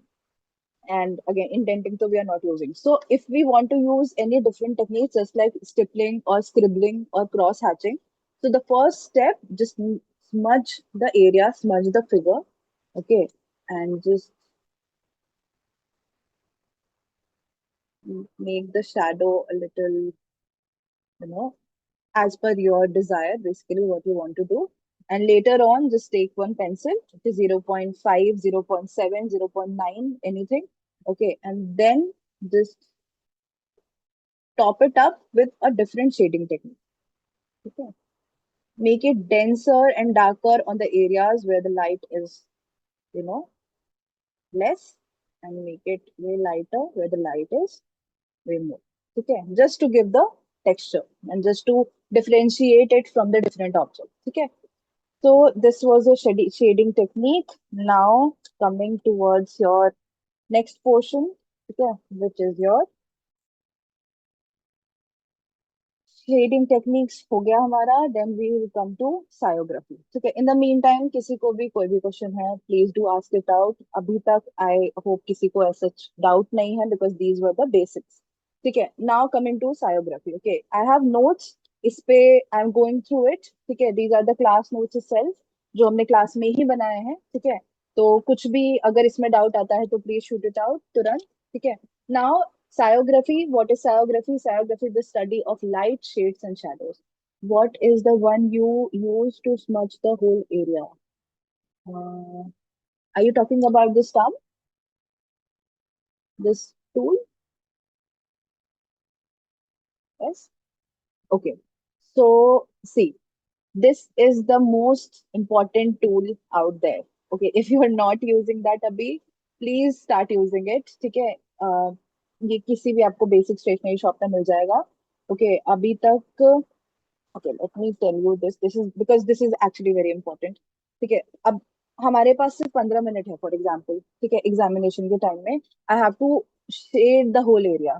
ठीक है, और specifically for नाटा हमारा second question जो आता है वो composition का आता है. फॉर एग्जाम्पल आपको बोल दिया जाएगा you have 5 nail paints, 2 mobile phones and 3 matchboxes, and you have to arrange it into a very good figure. ठीक है, और उसको आपको शेड करना है. जहां पे आपका मेजर रोल आता है इस वाले टॉपिक का, which is your sciography, the study of light, shades and shadows. ठीक है, तो उसको डिपिक्ट करने के लिए हमें सबसे ज्यादा यूज होता है थोड़ा हमारा लॉजिक कि how the sciography entirely works. And number 2 is your shading technique. ठीक है, which is your smudging most of the time. ठीक है, तो टेक अ स्टम्प. ठीक है, जितना पुराना स्टम्प होगा उतना अच्छा है. ठीक है, why? Because it's more and more prepared. I've been using this one since the year 2019. ठीक है, तो अगर आप नया पैकेट ले रहे हो तो एग्जाम में कभी भी नया पैकेट स्टम्प का लेके नहीं जाना. ठीक है, how to prepare the stump. How to prepare the stump, just take any piece of paper. ठीक है, पेंसिल लेंगे, बहुत ऐसे ग्रेफाइट का वो ले लेंगे पिगमेंट बेसिकली. ठीक है, a very good dense one. Take your stump if it's new. Okay, all around, just wrap it up with the graphite का pigment. ठीक है, this is how you prepare a stump. Before the examination, if you have a new stump, तो अभी से ही practice के time पे उसको use करने लगो. ठीक है, do not take the new things to your examination at all. कभी भी अभी जो बिल्कुल प्रैक्टिस में है, यू ट्रस्ट योर टूल्स, एकदम इंटायरली वही टूल्स लेके जाना है. ठीक है, एट ऑल कोई भी नया प्रोडक्ट मत लेके जाओ. Always keep your extras with you, but do not take any new things, specifically to stump. ठीक है, and your erasers as well, I will say. ठीक है, इरेजर्स के लिए कीप 2-3 इरेजर्स फॉर श्योर. ठीक है, अगर अभी तक नहीं ये चीज आपको मेंशन की गई है तो. ठीक है, एक है आपका ये पेन इरेजर. ठीक है, इसको हम इन्वर्टेड शेडिंग टेक्निक्स में भी यूज करते हैं. Basically what is inverted shading technique, I will just give you one little brief. For example ये हमारी लाइन है. ठीक है, या फिर let's say, okay I will give you one little example अभी तुरंत. ठीक है, again I will take this one circle, piece of circle. Just example ले लो कि आपको इसको एकदम तुरंत में शेड करना है. ठीक है, during the examination, what I will do, I smudged it up. ठीक है, with the by using the stump. See, it's so easy, ठीक है। अभी इसी में मैं अगर एचिंग करने जाती ये वाला टेक्निक, तो कितना ज्यादा टाइम लगता, वो आउट हो जाता, लाइन के बाहर हो जाता, आपको एक एग्जैक्ट परफेक्ट कंसिस्टेंसी नहीं मिलती। By using the stump you, I just did it with in 1 second, ठीक है। अब बची हुई लाइंस हम इरेज कर सकते हैं आराम से, ठीक है। यहाँ पे हमने एक शैडो बनाया, again I am not using the pencil at all, हमारा स्टम्प ही हमारा सारा काम कर दे रहा है if it's prepared, right, somewhat like this, ठीक है। We will remove all the extra areas जो हमारी स्मजिंग की वजह से क्रिएट हुआ है, ठीक है। Now this is called reverse shading technique, और कुछ भी आप कह सकते हो, again it's up to you, but जानना जरूरी है, ठीक है। And now if the light is coming from this side, ठीक है, what I will do, I will start erasing it. तो जो काम हम बेसिकली अपने पेंसिल से, अपने स्टम्प से कर रहे होते हैं, that same thing I am doing it with my eraser, ठीक है। Basically I created the darkness पहले, and then I am topping it up with the lightness, ठीक है, so that I can represent that. इसके लिए pen eraser is very handy, ठीक है, काफी काम आता है। तो please do keep this as well in your kit, and whenever you are practicing as well, please do keep this, okay? Like for example, see, it took us what, 2 minutes or 1 minute even to make this, right? Comparatively it's way easier.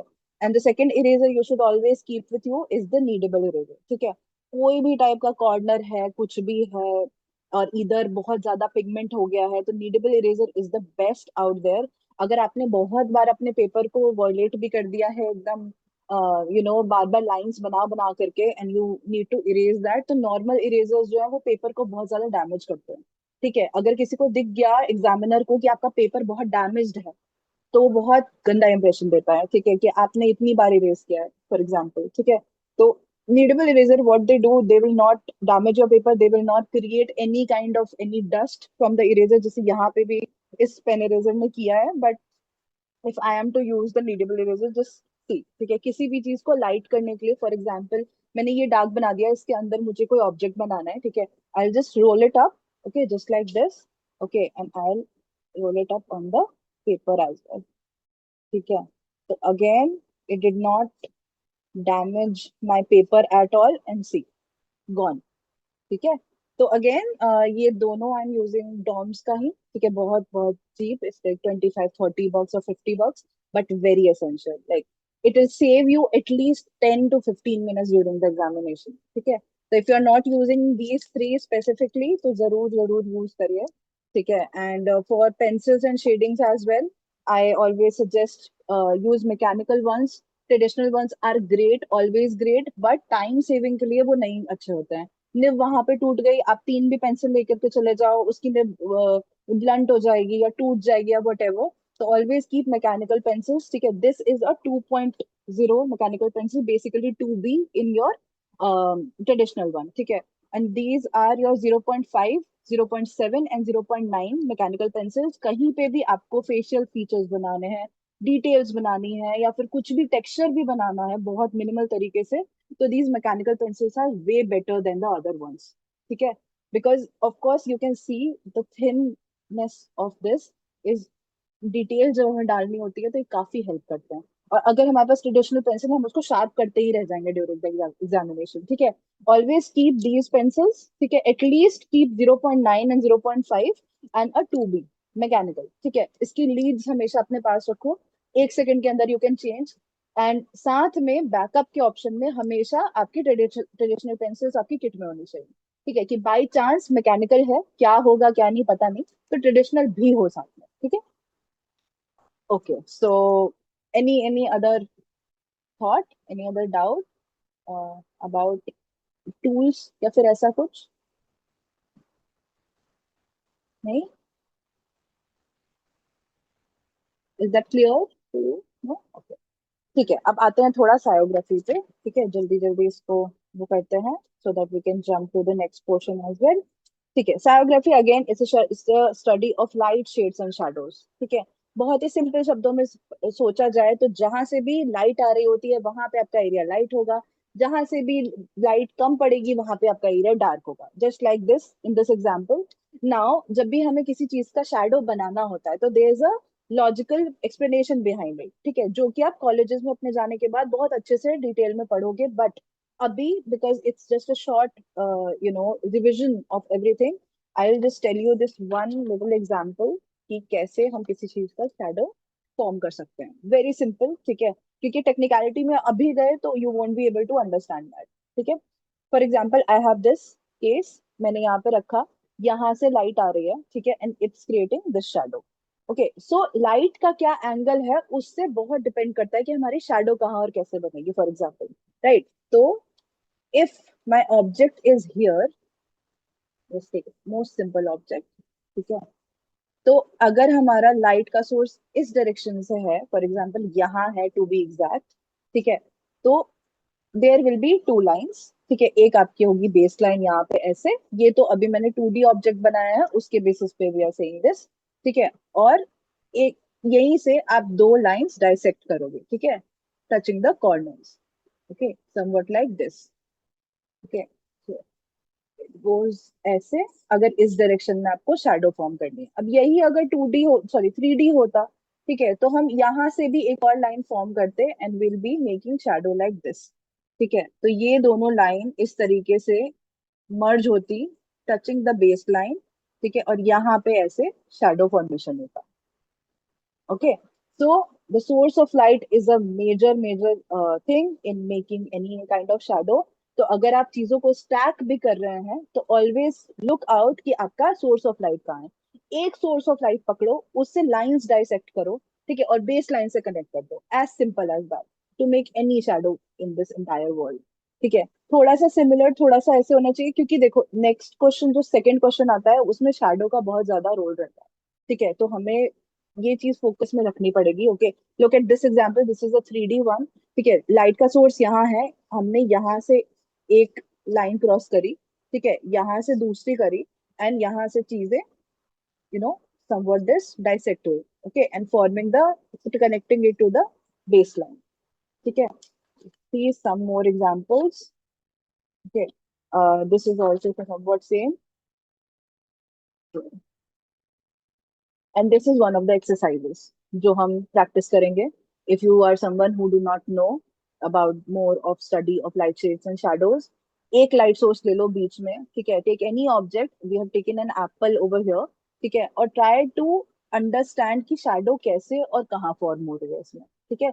For example, अच्छे से if you notice this, you can see कि मतलब आपको हर एक direction में feel हो रहा है कि हाँ लाइट का सोर्स कहाँ पे है, ठीक है, इन दिस वन सिंगल फिगर, ठीक है, तो जहां पे भी लाइट सबसे ज्यादा पड़ेगी वहां पे द लाइटेस्ट पोर्शन होगा, जहां पे लाइट बिल्कुल नहीं पड़ेगी वहां पे डार्केस्ट पोर्शन होगा, यहाँ पे भी लाइट कहाँ कहाँ पड़ेगी, just observe that on a regular basis, ठीक है। एक लैंप ले लो या फिर एक अपनी फ्लैश लाइट ले लो या टॉर्च ले लो, keep any object in front of you, stack the objects and try to observe that कि वो कैसे फॉर्म हो रहे हैं अपने आप में, ठीक है, which is very important again for the second question for NATA examination. It's very important, the study of pyrography, ठीक है। आप पहले शेडिंग टेक्निक प्रैक्टिस करोगे, बिफोर दैट आप 3D ऑब्जेक्ट्स प्रैक्टिस करोगे, 3D ऑब्जेक्ट शेडिंग टेक्निक के बाद आप आओगे सायोग्राफी पे, ठीक है, जहां पे आपको ये पूरा पोर्शन कंप्लीट करना है, एटलीस्ट ये एक्सरसाइज कंप्लीट करनी है। आप खुद जब इसको बनाने बैठोगे, आप खुद जब इसको शेड करने बैठोगे, you will understand how easy it is, बस कॉम्प्लिकेटेड हमारे दिमाग में होता है, but if we are someone who have not practice this at all, we won't be able to understand it during the examination, ठीक है। तो practice is way way way important here, ठीक है, फॉर ईच एंड एवरीथिंग, ठीक है। Okay, this is all the shading techniques. Okay, इसमें थोड़ा shadow formation किया है हमने यूजिंग द शेडिंग टेक्निक्स, कि अगर हम जो टेक्निक यूज कर रहे हैं, फॉर एग्जांपल यहाँ क्रॉस हैचिंग यूज की गई है, तो शैडो में भी थोड़ा क्रॉस हैचिंग हमें यूज करना पड़ेगा, ठीक है। टेक्निक वही है, पहले हम स्मजिंग कर देंगे, उसके ऊपर भी use any kind of any different kind of shading technique, okay, like this one, और ये तो हमारा स्मजिंग भी है entirely. I will suggest during the examination पूरा स्मजिंग यूज करो, कोई दिक्कत नहीं है, एंड बहुत सिंपल है smudging comparative to other shading techniques, ठीक है। And again, okay, these were some questions, these are some examples, more and more examples कि कैसे आप प्रैक्टिस कर सकते हो, कैसे डिफरेंट डिफरेंट चीजों का लाइट एंगल के बेसिस पे शैडो फॉर्म हो सकता है। कुछ भी आप बनाओ, छोटे से छोटा ऑब्जेक्ट बनाओ, आप 3D फिगर अगर फॉर एग्जांपल प्रैक्टिस कर रहे हो, पहले 3D फिगर बनाना सीखो, उसके बाद फॉर्म शैडो इन दैट, ठीक है, so that you can just uplift your own you know practice schedule regularly. ठीक है, and these were also some more questions. See, these were some answers. इस तरीके के क्वेश्चंस आपको आ सकते हैं, ठीक है। और see we have stacked different things like books हैं, वॉचेस हैं, ग्लास है, इधर से लाइट का सोर्स आ रहा है तो वो कैसा दिखेगा, ठीक है। तो थोड़ा सा लॉजिक की बात है, नथिंग एल्स, ठीक है। जैसे जैसे लाइट का सोर्स डिफरेंट डायरेक्शन में जाएगा वैसे वैसे शैडो चेंज होगी। Try to observe, try to just mark it out, अगर आप पूरा शेड भी नहीं कर रहे हो, कि अब यही मेरा लाइट का सोर्स यहाँ था, अब यही यहाँ पहुंच जाता है तो मेरा शैडो कैसे बदलेगा, ठीक है। जैसे जैसे लाइट का सोर्स एकदम ऊपर आता जाता है शैडो छोटी होती जाती है, ठीक है। जैसे जैसे लाइट का सोर्स बढ़ता जाता है शैडो बड़ी होती जाती है, ठीक है। तो बस एंगल का खेल है, एक आपने लाइन डाइसेक्ट कर दी तो आपको समझ में आ जाएगा, ठीक है। And this is also some more questions which is your aptitude portion का है ये। इसमें भी at times biography आती है but not particularly I think, ठीक है। और आपके उस पहले उसमें भी होगा, मतलब करिकुलम में biography is there as a topic for your part B as well, ठीक है। Now coming to the one of the most hardest portion, ठीक है, which is your human anatomy. थोड़ा सा ब्रश अप करते हैं, जरूरी नहीं है ह्यूमन एनाटॉमी आए, जरूरी नहीं है कि ना आए, ठीक है। बस देख लो, समझने की कोशिश करो, ठीक है। Very basic, I will try to make you understand, ठीक है। टेक्निकलिटीज हमारी थोड़ी ह्यूमन एनाटॉमी की ऐसी दिखती है, ठीक है, जहाँ पे we learn from the core. But I will tell you in very short क्या होता है कि जैसे 3D ऑब्जेक्ट्स में we are making the guideline, ठीक है। ह्यूमन एनाटॉमी में भी हम गाइडलाइन बनाएंगे, लाइफ की हर एक चीज में हमें कुछ भी बनाना है हम गाइडलाइन बनाएंगे। अगर हमारे पास किसी भी चीज का बेसिक स्केलेटन है we can form and add more mass into it very very easily, right. तो उसी तरीके से let's for example take this, I'll remake this in front of you just to show you कि ये कैसे बना without a lot of technicalities, ठीक है। बेसिकली ह्यूमन बॉडी जो हमारी 8 हेड्स के बराबर होती है, ठीक है। 8 heads, basically this is 1 head, अगर तो 1 2 3 4 5 6 7 8 हेड्स आर हियर, ठीक है। अब let's not jump inside the technicalities a lot, ठीक है, ये मोर स्पेसिफिकेशंस है। अगर if you want to know more about human anatomy I can share these notes with you on the group, ठीक है। अच्छे से पिक्चर क्लिक करके you can read it out, बहुत अच्छे से डिटेल में I have explained each and everything. अभी हमारे पास बहुत कम टाइम है इसलिए I can not do that.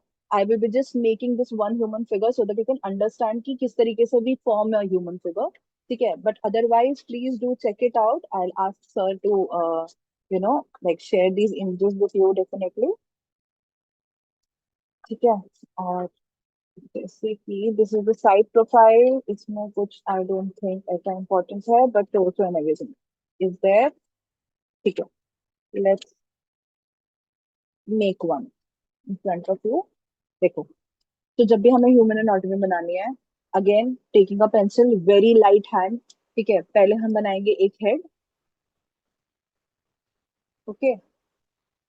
मैं थोड़ा सा डार्क बना रही हूँ so that you can see that on your screen, okay. A head, then we will come down, थोड़ा सा नेक, नेक को डाइसेक्ट करते हुए क्या आएगा हमारा शोल्डर, शोल्डर जॉइंट्स, ठीक है। एक हमारी आएगा द मेजर टोर्सो लाइन, ठीक है। Then we will dissect more, this is your chest, ठीक है। चेस्ट के साथ में ही हमारे दो और जॉइंट्स आते हैं which is your elbows basically, ठीक है। उसी को एक्सटेंड करते हुए we will make one more joint. जहां भी राउंड्स हैं वो जॉइंट्स हैं जहां पे हम मूवमेंट कर सकते हैं बॉडी पार्ट में, राइट। और जहां पे भी स्टिक लाइन है, स्टिक फिगर्स है, वहां पे मूवमेंट नहीं कर सकते हैं, like we can not bend them, okay. So उसके बाद we come to this third line which is your waist line, ठीक है। वेस्ट लाइन को यूजुअली हम ऐसे स्क्वायर या फिर ऐसे ट्रायंगल से डिपिक्ट कर सकते हैं, वेरी बेसिक, ठीक है। बहुत बेसिक लो किसी भी चीज को, थोड़ा टेक्निकलिटी में घुसने की कोशिश करो कि कैसे एक ह्यूमन बॉडी को हम डाइसेक्ट कर सकते हैं जिस तरीके से we were dissecting any object as well, right. Now we come to hip joints, ठीक है। इसी को एक्सटेंड करके हमारे आते हैं नीज, इसी को एक्सटेंड करके आते हैं हमारे एंकल्स, एंड यहीं से हम अपना फीट का स्ट्रक्चर बना देते हैं, ठीक है।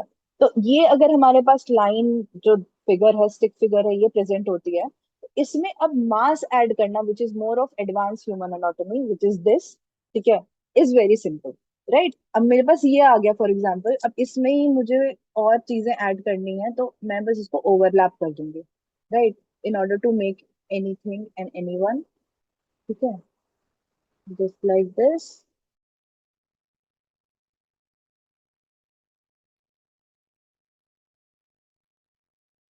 सी, जस्ट ओवरलैपिंग एवरीथिंग। ठीक है, ये हमने डाल दिया, बस इतनी सी लाइन से हमारी पूरी बॉडी में mass. Okay, just like this. ठीक है, अब इसके बाद see, this is more of examples जो कि हमने क्लास में और ज्यादा डिटेल में किए हैं। Again I will be sharing more notes to you. ठीक है, ताकि एक बार just go through with this. Okay, and उसके बाद we go with stylized version.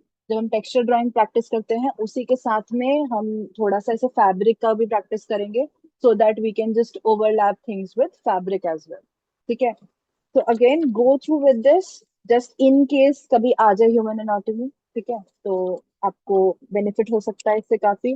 Face structures भी हैं, इसमें भी गाइडलाइंस होती हैं, इसमें भी बहुत सिंपल गाइडलाइंस हैं। We just dissect the face into 3-4 lines so that we can make eyes and nose better. ठीक है, ये काफी एडवांस्ड वर्जन है। Again if anyone wants to learn this, if anyone feels like during their examination या फिर कोई और आप एग्जामिनेशन दे रहे हो उसमें आपको काम आएगा, तो please ask me about it. मैं just I'll send you the notes. The notes will be very beneficial for you. Okay. So these were some live examples we did. ठीक है, इसके साथ में हमारी एनिमल एनाटॉमी भी है, हम सेम ही चीज क्रोनोलॉजी यूज करेंगे। ठीक है, with by using more joints. ठीक है, अगेन इन अ नटशेल कभी भी कुछ भी बनाना है, B it human, animal, object, anything, just dissect everything. ठीक है, उसको लाइन फॉर्म में अगर आप ले आते हो किसी भी चीज को, उसको बनाना बहुत सिंपल हो जाता है। ठीक है, ओके। अब एक और चीज आपकी आती है जो कि है पर्सपेक्टिव। पर्सपेक्टिव को थोड़ा सा समझते हैं। पर्सपेक्टिव आ सकता है, पर्सपेक्टिव के आने के बहुत ज्यादा चांसेस होते हैं in each and every examination. Just like आपका 2024 में अचानक से उन्होंने इंट्रोड्यूस कर दिया द 3D ऑब्जेक्ट्स, क्योंकि नाटा के एग्जामिनेशन में भी ये है करिकुलम में। ठीक है, द पर्सपेक्टिव। ह्यूमन एनाटॉमी मुझे लगता है कि थोड़ा सा रेयर है आना, बट उसके मैं नोट्स भेजूंगी, तो please go through that if you are someone who can draw. तो ऑब्वियसली ह्यूमन एनाटॉमी बनाने में भी बहुत ज्यादा मुश्किल नहीं होगी। बेसिक आप जान लो कि कैसे किसी इंसान को हम एक फ्रेम में डाल सकते हैं, बट उसके अलावा चीजें I think it will be way easier for you. ठीक है, लेट्स गो थ्रू दिस आपका थोड़ा पर्सपेक्टिव। ठीक है, पर्सपेक्टिव में मैं थोड़ा सा history I have added, why, because ये आपके पार्ट बी में भी आ सकता है। ठीक है, अगर आपका ड्राइंग पोर्शन में ना आए तो शायद पार्ट बी में आपके कुछ क्वेश्चंस पर्सपेक्टिव को लेकर के डेफिनेटली आ सकते हैं for the history as well. ठीक है, let's listen to this as a very short story. ठीक है, तो basically there was this Italian architecture called Filippo Brunelleschi. ठीक है, क्या हुआ कि he was a very good architect. Okay, and there was this cathedral which is Santa Maria del Fiore। Okay, ये इसमें क्या प्रॉब्लम आ रही थी कि इसका जो टॉप था, okay, this dome was empty. ठीक है, और कोई भी इसको बना नहीं पा रहा था। ठीक है, तो people went to this architect. ठीक है, कि हमसे ये नहीं हो पा रहा है, तो आप इसका सोल्यूशन निकालो। Okay, so he went there and he looked into it with different different perspectives. Okay, and he came to a conclusion कि ऐसे ऐसे मैं इसको बना सकता हूँ। ठीक है, वो आपका थोड़ा डिफरेंट पोर्शन में आता है। ठीक है, बट वहां से he got an inspiration कि जब I am seeing a same figure in different angles, I am being able to see it differently. Hence, I'll be able to draw it as well on a 2D format. ठीक है, उससे पहले, इस era के पहले, which was your 15th century literally, everyone used to make paintings which are very 2D in format. आपने देखा भी होगा बहुत सारे पेंटिंग्स ऐसे हैं जिसमें पर्सपेक्टिव नहीं है, मतलब सब कुछ एक प्लेन है जो 2D है, तो 2D ही है, there is no depth inside the painting. ठीक है, so he use this technique. ठीक है, ही टुक अ मिरर, यहाँ से उसने होल किया। ठीक है, और इस तरीके से it was his personal experiment. ठीक है, not a lot of people got to know कि वो एग्जैक्टली exactly किस तरीके से वो देख पा रहे थे। ठीक है, इसी वजह से इस थ्योरी को, इनकी जो मिरर थ्योरी है, बहुत ज्यादा अप्रिशिएट नहीं किया गया। ओके, पीपल विल लाइक कि okay he used to do this. Now after him, the most famous person we all know which is da Vinci. ठीक है, Leonardo da Vinci. He made a tool called perspectograph।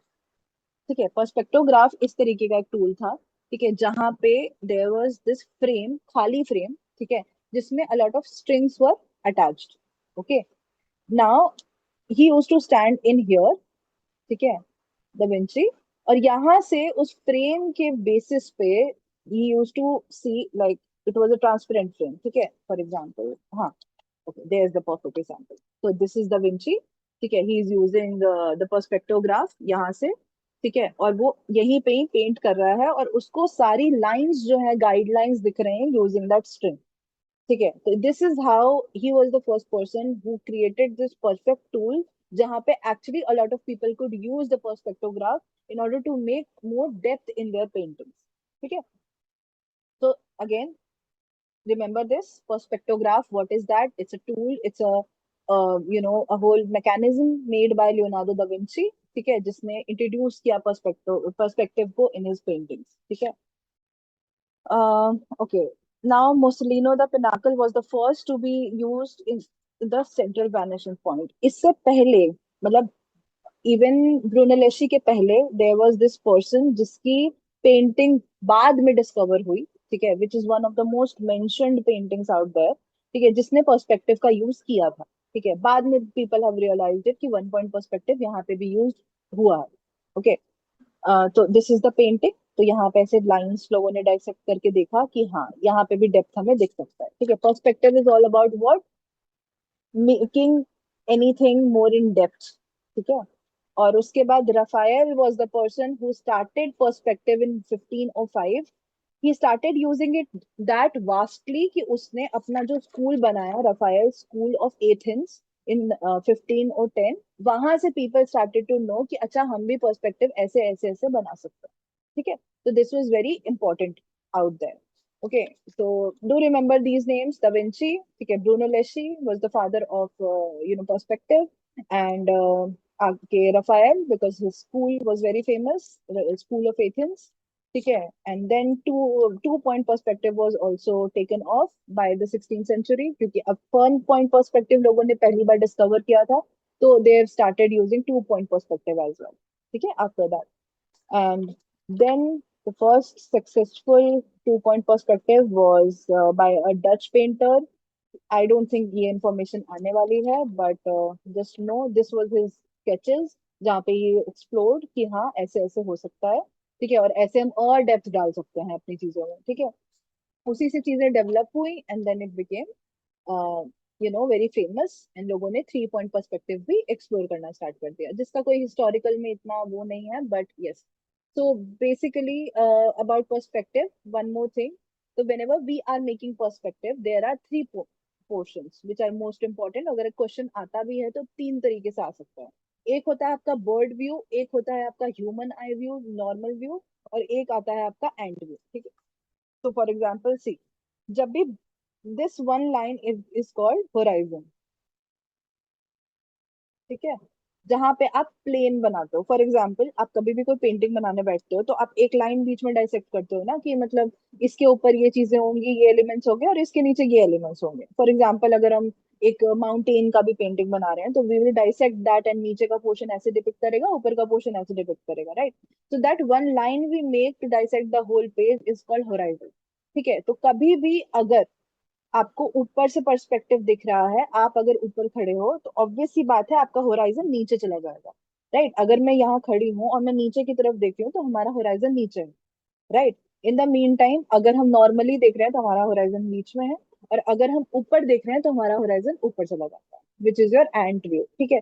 तो इसको अलग अलग चीजें बोल देते हैं लोग। फॉर एग्जाम्पल, बर्ड व्यू बोल दिया किसी ने, या फिर ऐसे क्वेश्चन दे दिया आपको कि there is a ant which is on top of a tree and the ant is looking down, तो that is also a bird view, या फिर टॉप व्यू ही कहेंगे उसको, बस एंट है तो लोग कंफ्यूज हो जाते हैं कि अरे ये तो एंट व्यू था, ठीक है। तो इसी वजह से I frame it as top view, your normal view, and your bottom view, ऐसे करके, ठीक है। तो आई होप थोड़ा सा ये समझ आया होगा, ठीक है। एंड अगेन, किसी भी चीज का कोई भी पर्टिकुलरली अगर आपको लगता है you want to learn this, you need to learn this, तो प्लीज डू आस्क मी, मैं नोट्स भेज दूंगी, ठीक है, which is very very good for you. Okay, and this is the basic most basic thing, guideline for your perspective. ठीक है. Now perspective goes with this one pointer. This is one point perspective का perfect example. This was the horizon. ठीक है. आपका vision point या horizon कुछ भी कहते हैं, और इसको कहते हैं ऑर्थोगोनल लाइंस. ठीक है, जो एक आपके पॉइंट से, वैनिशिंग पॉइंट से डाइसेक्ट हो रही होती हैं. अब इसके ही ऊपर, जैसे फॉर एग्जांपल, ओके, मुझे ये बनाना, ये नॉर्मल व्यू का एग्जांपल है, ठीक है, बेसिक टर्मिनोलॉजी में. ओके, मुझे इसी में बनानी है बिल्डिंग्स, तो व्हाट आई विल डू, मेरे को ये लाइन मिल गई, मुझे मैंने डाइसेक्ट कर दिया इसको, something like this, very basic. अगर कभी आता है तो ऑलवेज डू रिमेम्बर दिस. ठीक है, और यहीं पे ही now I just add what 3D figures in order to make it more realistic in nature. ठीक है. अगर कोई आपको नॉर्मल कंपोजिशन भी बनाने के लिए आता है, and you use any kind of perspective, if you know about the perspective, it will increase your marks a lot, because this is very good example of how you have more idea about designing. ठीक है. और if you are someone who is actually going to the architecture field, then आपको perspective तो आना चाहिए. ठीक है, क्योंकि वहां जाने के बाद तो परफेक्टली आपको यही सिखाया जाएगा. Please send the notes. Okay, perspective के लिए या फिर एनी अदर टॉपिक. पर्सपेक्टिव का तो anyways I will be sending in a PDF. ठीक है, क्योंकि definitely go through with that. Okay, try to understand. अभी I am just trying to explain, और ग्रुप पे ही अगर आपको होता है, अगर आपको कुछ ओके, एनाटॉमी, श्योर, मैं दोनों के भेज दूंगी. ठीक है, तो please do remember this. Now number two, perspective आप इसमें भी लाइक आपके बेसिक शेप्स में भी यूज करते हो. ठीक है, ऐसे आप देखो, एक ये हमारा पॉइंट है, यहाँ से इमर्ज हो रहा है. ठीक है, अब हमने इतनी लाइंस बना ली फॉर एग्जांपल, तो कुछ भी बनाना बहुत सिंपल है, राइट. गाइडलाइन मिल गई आपको.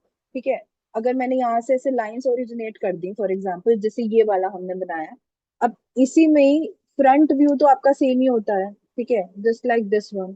ठीक है, अब यहाँ से मैंने सारे कॉर्नर से एक लाइन डाइसेक्ट कर ली फॉर एग्जांपल, एंड यहाँ पे बस ये लाइन बना दी. See how simple this is, right. तो ये हमारा पर्सपेक्टिव में ऑब्जेक्ट बन गया 2 मिनट के अंदर. ठीक है, तो हर एक चीज का अगर हमको बेस पता है ना, तो ड्यूरिंग द एग्जामिनेशन हम पैनिक नहीं होंगे. ठीक है, तो this is again perspective in objects. Okay, and some more examples of one point perspective are there. ठीक है, वन पॉइंट पर्सपेक्टिव इस तरीके से आता है. पर्सपेक्टिव जब भी हम सीखते हैं तो हम बेसिक शेप से ही सीखते हैं. ठीक है, हम 1 पॉइंट, 2 पॉइंट और 3 पॉइंट में बना के देखने की कोशिश करते हैं कि किस तरीके का दिख रहा है, सो दैट उसके बाद हम इसी को बिल्डिंग में फॉर्म कर सकें. अब मैं अगर आपसे कहूँ कि आपके पास ये शेप है, ठीक है, फॉर एग्जाम्पल ऐसा शेप है, ओके, समवॉट लाइक दिस, और इसको मुझे बिल्डिंग में कन्वर्ट करना है. ठीक है, आप क्या करोगे, बस विंडोज और डोर्स ही तो ऐड करने हैं, राइट. तो इसी तरीके से if we know the basic layouting, हमें अगर ऐसा बेस पता है तो हम इसके अंदर डिटेल्स आराम से डाल सकते हैं. ठीक है, इसलिए basic terminology is very important, to do brush it up before the examination for sure. This is also 2 point perspective का एग्जाम्पल. ठीक है, यहाँ पे 2 लाइन्स हैं, 2 डॉट्स हैं, दोनों तरफ से आपने बहुत सारी लाइन्स बना ली, and then you are just making the sketch. ठीक है, let's see one more example. See, this is for NIB, I think. This is a solved question. ये 1 पॉइंट पर्सपेक्टिव पे मार्केट का है.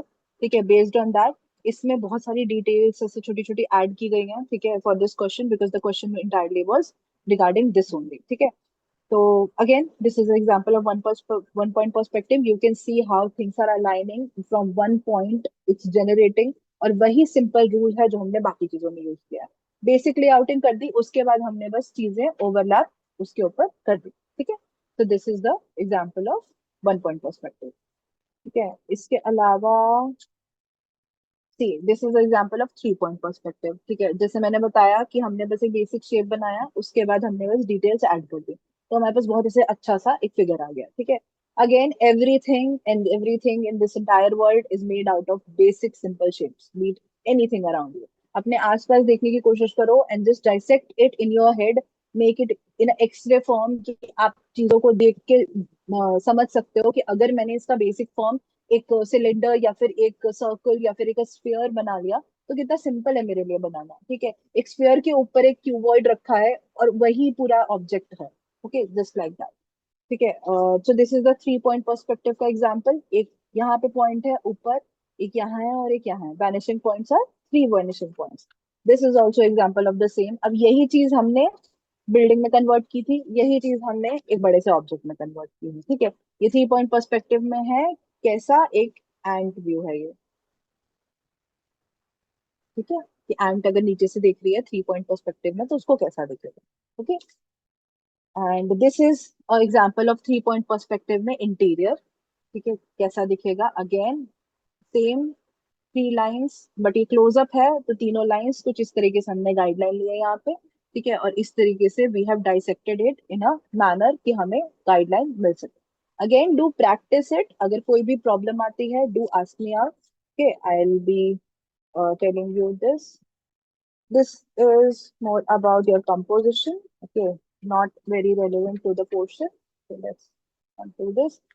Now let's understand about character design थोड़ा सा। ठीक है, क्योंकि again there are chances कि character design भी आ सकता है। Okay, we have 10 more minutes for this. Okay, I'll be discussing character design and थोड़ा सा your color theory, और उसके बाद हम डायरेक्टली जंप करेंगे आपका 3D मॉडलिंग बेस्ड क्वेश्चंस पे, जो कि आई थिंक सबसे ज्यादा लोगों को उसमें प्रॉब्लम्स भी आई हैं। Okay, so please keep your questions ready for that, and वो वाला portion for sure I will tell everyone to attend. ठीक है, okay, so now coming to the character design. Now for character design see, इसी से हम दो चीजें dissect करते हैं। ठीक है, कैरेक्टर डिजाइन अपने आप में एक टॉपिक है which is a more stylized version of human anatomy. How, जैसे फॉर एग्जांपल आप कोई भी कार्टून देखते हो, ठीक है, आप कोई भी कैरेक्टर देखते हो इन जनरल, तो वो क्या है, आपका एक ह्यूमन फिगर है। ठीक है, which includes what, 8 heads, 8 head figures. ठीक है, अब उसी ह्यूमन फिगर को हम स्टाइलाइज्ड वर्जन में कन्वर्ट कर देते हैं। ठीक है, तो ये बन जाता है हमारा character design. Okay, so before that, let's understand this one little very basic terminology. इसको भी हम छोड़ देते हैं। ठीक है, जो आपको हर जगह काम आएगी। Okay, which is your shape language. Okay, so for shape language, just see this. ठीक है, we have 3 shapes here. Okay, and circle, square, and triangle. Okay, so whenever you see a circle, what is the feeling you associate? You know, whenever you see something like this, okay, which is round in shape, or any figure or any character, the feeling associated to it is what? Soft, you know, round, like your friendly, cute, okay, something like that. In the meantime, whenever we see a square shape, what do we associate with that? Is more rigid, solid, okay, and strong, stubborn, right? And whenever we see a triangle, we see danger or more villain, okay, or alarm or something like that, right? So these 3 shapes are entirely your base of the shape language. Okay, why are we learning about shape language? Because your mascot or your logo design के काफी questions आए हैं past में, you remember? ठीक है, वो generate होते हैं आपके शेप लैंग्वेज से। ठीक है, understanding shape language is very important, because आपका फर्स्ट क्वेश्चन जो है उसमें शेप लैंग्वेज काफी यूज हो सकती है। Okay, so these 3 shapes always remember, ये क्या एसोसिएट करते हैं, थोड़ा सा बस अपने आप बिल्ड करने की कोशिश करो। सर्कल है तो कुछ भी आपका फ्रेंडली है, बीट लोगो डिजाइन में, बीट कैरेक्टर डिजाइन में, कोई भी ऐसी चीज है जो कि आप चाहते हो कि रिप्रेजेंट करे उसको बहुत सॉफ्ट नेचर में, काइंड नेचर में, इनोसेंस शो करे, तो you will always use circle as your base. Similarly square के लिए, जब भी आपका कोई ऑर्गेनाइजेशन है जिसका आपको लोगो बनाना है या मैस्कट बनाना है या कैरेक्टर बनाना है, जो भी बनाना है, तो अगर वो सुपर हीरो टाइप्स है या फिर कुछ ऐसा कैरेक्टर है जो कि मोर rigid है in nature or something like that, तब you will be using square, okay, as your base. And number 3, your triangle, whenever there's something more edgy or थोड़ा dangerous या फिर cunning in nature, तो आप triangles use करोगे। ठीक है, I hope this was clear, because this is very important, okay, for specifically your logo design, this is very important, I will say। ठीक है, now let's go with some examples, see। This is a very classic example. These are three chefs in front of us. Same profession, same clothing, same expression maybe. But as you can see, the first one looks more approachable. Okay, the second one looks more strong in nature, and you can trust them more. And the third one looks more aggressive, more cunning, that you don't want to talk to them. Okay, so again, this is the classic example of shape language.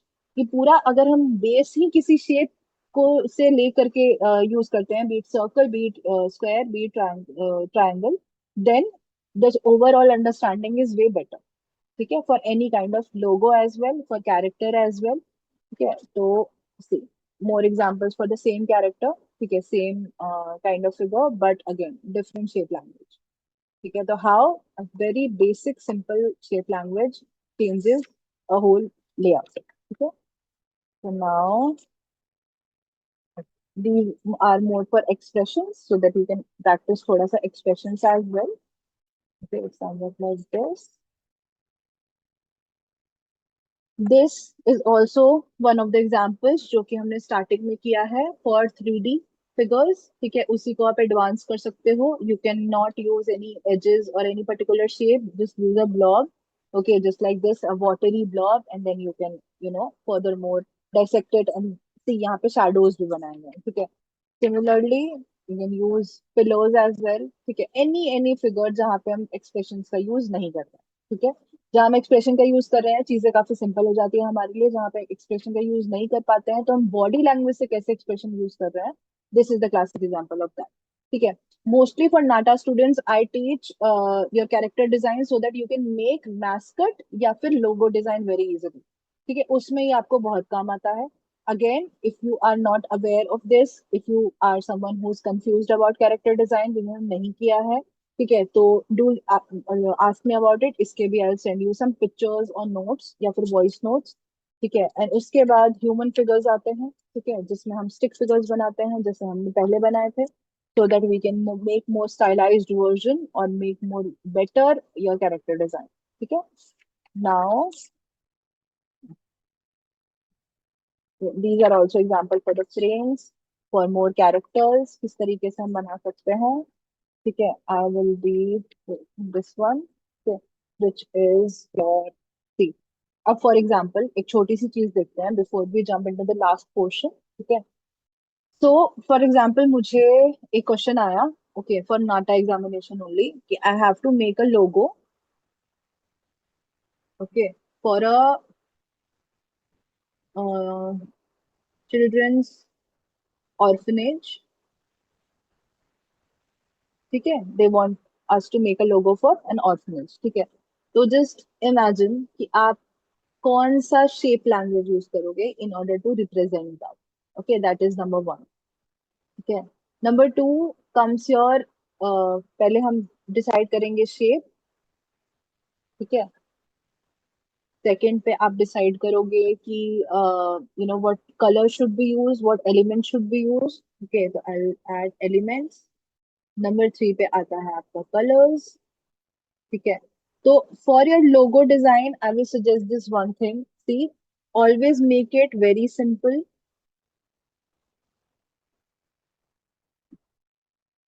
Very short natured. Okay, do not make it very complicated. ऐसे अगर ऐसे children's orphanage है तो उसमें छोटे basic figures ले लो. ठीक है, उसको बहुत ज्यादा कॉम्प्लिकेट मत करो. Okay, and use your circle as the base. ठीक है, अब आप किसी भी तरीके से इसको यूज करो. You can dissect the circle, you can make a half circle. Okay, for example if I am making this, ठीक है, तो हमने ऐसे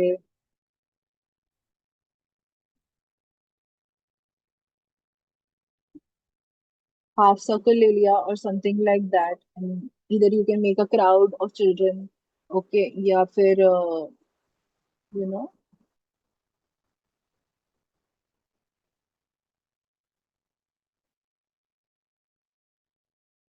so what I'm trying to say is the basic shape language should be related to your what you want to associate.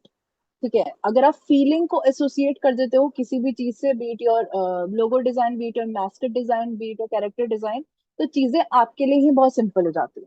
ठीक है, तो this is one of the examples कि अगर फॉर एग्जांपल ऐसे ऑफनेज का मेरा पास कुछ क्वेश्चन आया तो I can go and approach with this kind of approach. ठीक है, I will show you some more examples. ठीक है, for the same for logo designs I will be sending you more and more examples for that, along with the questions as well जो नाटा में already आए हैं। ठीक है, तो हम वो भी डिस्कस कर सकते हैं। Now your colour theory. ठीक है, कलर थ्योरी बहुत सिंपली लेते हैं इसको। Okay, we have 5 more minutes, take it very very simply, I have explained it इधर। ओके, नाउ कलर थ्योरी में सबसे पहले आता है आपके तीन basic colours. Okay, which is और रेड, ब्लू एंड येलो। ठीक है, RBY। ओके, इसके लिए I have taken this one little theory, just example, just take it for an example. There is a person, ठीक है, called RBY Ruby. Okay, and he was walking on the road and he saw three colors. ठीक है, मतलब three balls of colors. ठीक है, one was red, one was blue, one was yellow. ठीक है, now what happened? He had a friend called Pog. Okay. Now, Pog was very sad. So, your friend RBY, Ruby, decided I'll gift Pog some colors as well. Okay. But it cannot be as similar as mine because it will be very mixed. So, what he did, he combined two colors, two primary colors each, in order to make three more colors. ठीक है, तो सबसे पहले हमारा primary friend कौन था? रबी। Okay, RBY। Okay, so इसी वजह से रबी has three colours, the major colours, because he found the colours. ठीक है, तो these colours, these three ones are the primary ones जिसको और कोई कलर मिक्स करके नहीं बनाया जा सकता है, एज सिंपल एज दैट। ठीक है, उसने अपने फ्रेंड को नए कलर्स गिफ्ट किए, कैसे किए? By combining two colours each. ठीक है, so for example he combined red and blue, okay, which turned out to be purple. Okay, then he combined blue and yellow, which turned out to be green. And then he combined yellow and red, which turned out to be orange. ठीक है, तो पॉग जो हमारा दूसरा friend था, that is number 2. Okay, so always remember the first friend is Rabi, the second friend is Pog. Pog, as the name suggests, again purple, orange and green. ठीक है, तो he is the second one, that's why it's called secondary colors. Okay, so we have primary colors, which was Rabi. The secondary colors, the second person was Pog, so we have Pog, which is again purple, orange and green. Okay, now they had one other friend. Okay, for example, let's call him T. Okay, which is this friend, the third one. Okay, the third, the T. Okay, now the third person had his birthday. ठीक है, and they both forgot कि इसका birthday था, अब हम क्या करें? तो दे बोथ डिसाइडेड कि हम अपने अपने कलर्स को मिक्स करते हैं and let's gift T three colors each from both the sides. Okay, so that's why the third person T, whose birthday was there, has six colors by combining one of each color. Okay, so basically, if T has the tertiary, the third one is called tertiary color, have red purple, okay, blue green, yellow orange, okay, blue purple, yellow green and red orange. Okay, so total of six colors, just one of each, like this. ठीक है, तो इस तरीके से we have the three major color schemes, which is your primary, secondary and tertiary. ठीक है, तो एक छोटी सी स्टोरी है, अगर ये आप अपने दिमाग में रख लो तो ये आपको काफी बेनिफिट कर सकती है। ठीक है, तो a very silly one but definitely it works during the examination, क्योंकि पार्ट बी में भी आपके इस तरीके के क्वेश्चंस आ सकते हैं। ठीक है, and this is the example of more. Okay, before this I would like to show you something, which is your color wheel. ठीक है, color wheel क्या है? So as simple as this, we take a circle. ठीक है, we'll make a triangle inside this like this. तो first triangle जो हमारा ये वाला ट्रायंगल है, इसमें हम सबसे पहले प्लेस करते हैं अपने प्राइमरी कलर्स को। ठीक है, which is your red, yellow and blue. ठीक है, एक और फिर हम ट्राइंगल बनाते हैं इसको डाइसेक्ट करते हुए, just like a star formation like this. ठीक है, यहाँ पे हम कौन से कलर्स डालेंगे? In the inverted triangle we will add secondary colours. ठीक है, जो हमारे पास क्या था? See, purple, green and orange. ठीक है, तो primary colours, sorry secondary colours को भी हम कैसे किसी कलर व्हील में प्लेस करते हैं कि दो कलर जो हमारे प्राइमरी ऑलरेडी हैं, रेड एंड ब्लू, अगर यहाँ पे प्रेजेंट है तो बीच वाला जो हमारा ट्राइंगल था इसमें हम डालेंगे पर्पल, जो कि इन दोनों का कॉम्बिनेशन है। ठीक है, सिमिलरली रेड और येलो है तो उसके बीच में कौन सा डालेंगे हम? ऑरेंज, जो इन दोनों का कॉम्बिनेशन है। एंड ब्लू और येलो है तो उसके बीच में हम क्या डालेंगे? Green, which is a combination of blue and yellow. Okay, so again always remember how do you make a color wheel is just take a circle, make one triangle, add your primary colors here. Okay, make another triangle dissecting this, take your secondary colors like this, and इसके बीच में जो हमारे circles present होते हैं we will be adding all the colors which are tertiary colors inside it. ठीक है, as simple as that। अगर हमारे पास ये और ये आ गया है, ठीक है, हमारे पास प्राइमरी आ गया, हमारे पास सेकेंडरी आ गया, तो उसके बीच में इन दोनों का कॉम्बिनेशन जो है वो आप डालोगे। ठीक है, तो total number, total somewhat like this a colour wheel is form. Okay, अगर कभी भी आपको दिमाग में कोई भी टाइप का क्वेश्चन आए अबाउट कलर व्हील, ठीक है, तो quickly you can make this. Okay, very very easily. अगर आपको कलर्स के नाम याद है, अगेन कलर्स के नाम भी बहुत सिंपल है, it's not complicated as all. Okay, your red, yellow and blue, combining the three you have purple, green and orange, and then combining all of those you have red, purple, blue, green, or yellow, orange, blue, purple, yellow, green and red, orange. ठीक है, तो again अगर ये tertiary colours mostly लोगों को याद नहीं रहते, even I don't remember it very very perfectly, तो उसमें हम यही करते हैं कि हमारे जो दो कलर्स हमारे पास ऑलरेडी प्रेजेंट है उसके बीच में इनका कॉम्बिनेशन हमने डाल दिया चुपचाप। ठीक है, like purple blue will add here. ठीक है, red and purple will add here, as simple as that. ठीक है, तो this is how you make a colour wheel. I hope this was something you understood. ठीक है, अब जैसे हमने कलर व्हील बना लिया, कलर व्हील हम क्यों बनाते हैं? क्योंकि हम कलर स्कीम निकाल पाए कलर व्हील से। ठीक है, कलर स्कीम्स क्या होती है हमारी? Which are this colour combination और कलर स्कीम्स। ओके, थोड़ा सा I explain. Okay, very very short में। ओके, तो number one is your monochromatic. Monochromatic as the name suggest, mono, mono means one. Okay, chrome means chroma which is colour, so something which consists of one color, okay, is called monochrome।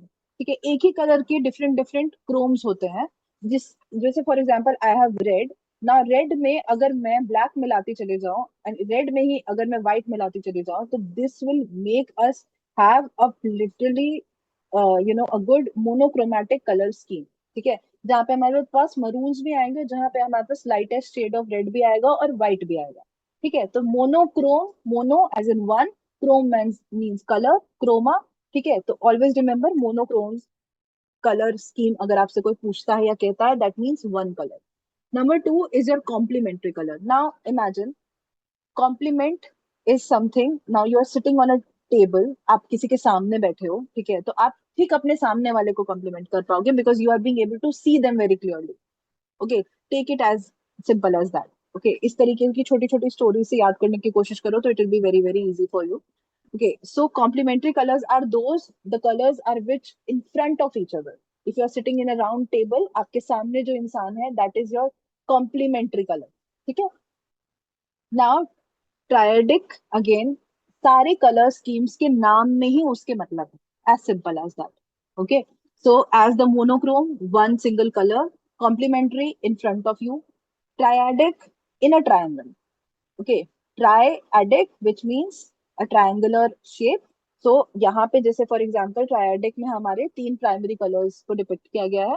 तो अगर ट्राइएडिक में आप कोई भी आपके colour wheel में colours होते हैं, for example in this one, ठीक है, तो any triangle you dissect from this, okay, that will lie in your triadic colour scheme. ठीक है, तो अगर पूछा जाए what is a triadic colour schemes, all the colors which lie in a triangular form in a color wheel are called triadic color scheme।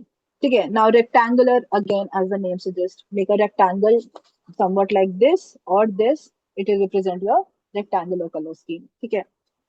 टेट्राडिक और square, okay, again represents the square. तो ये सारे कलर स्कीम्स आपके एक colour wheel से निकले हुए हैं, ठीक है।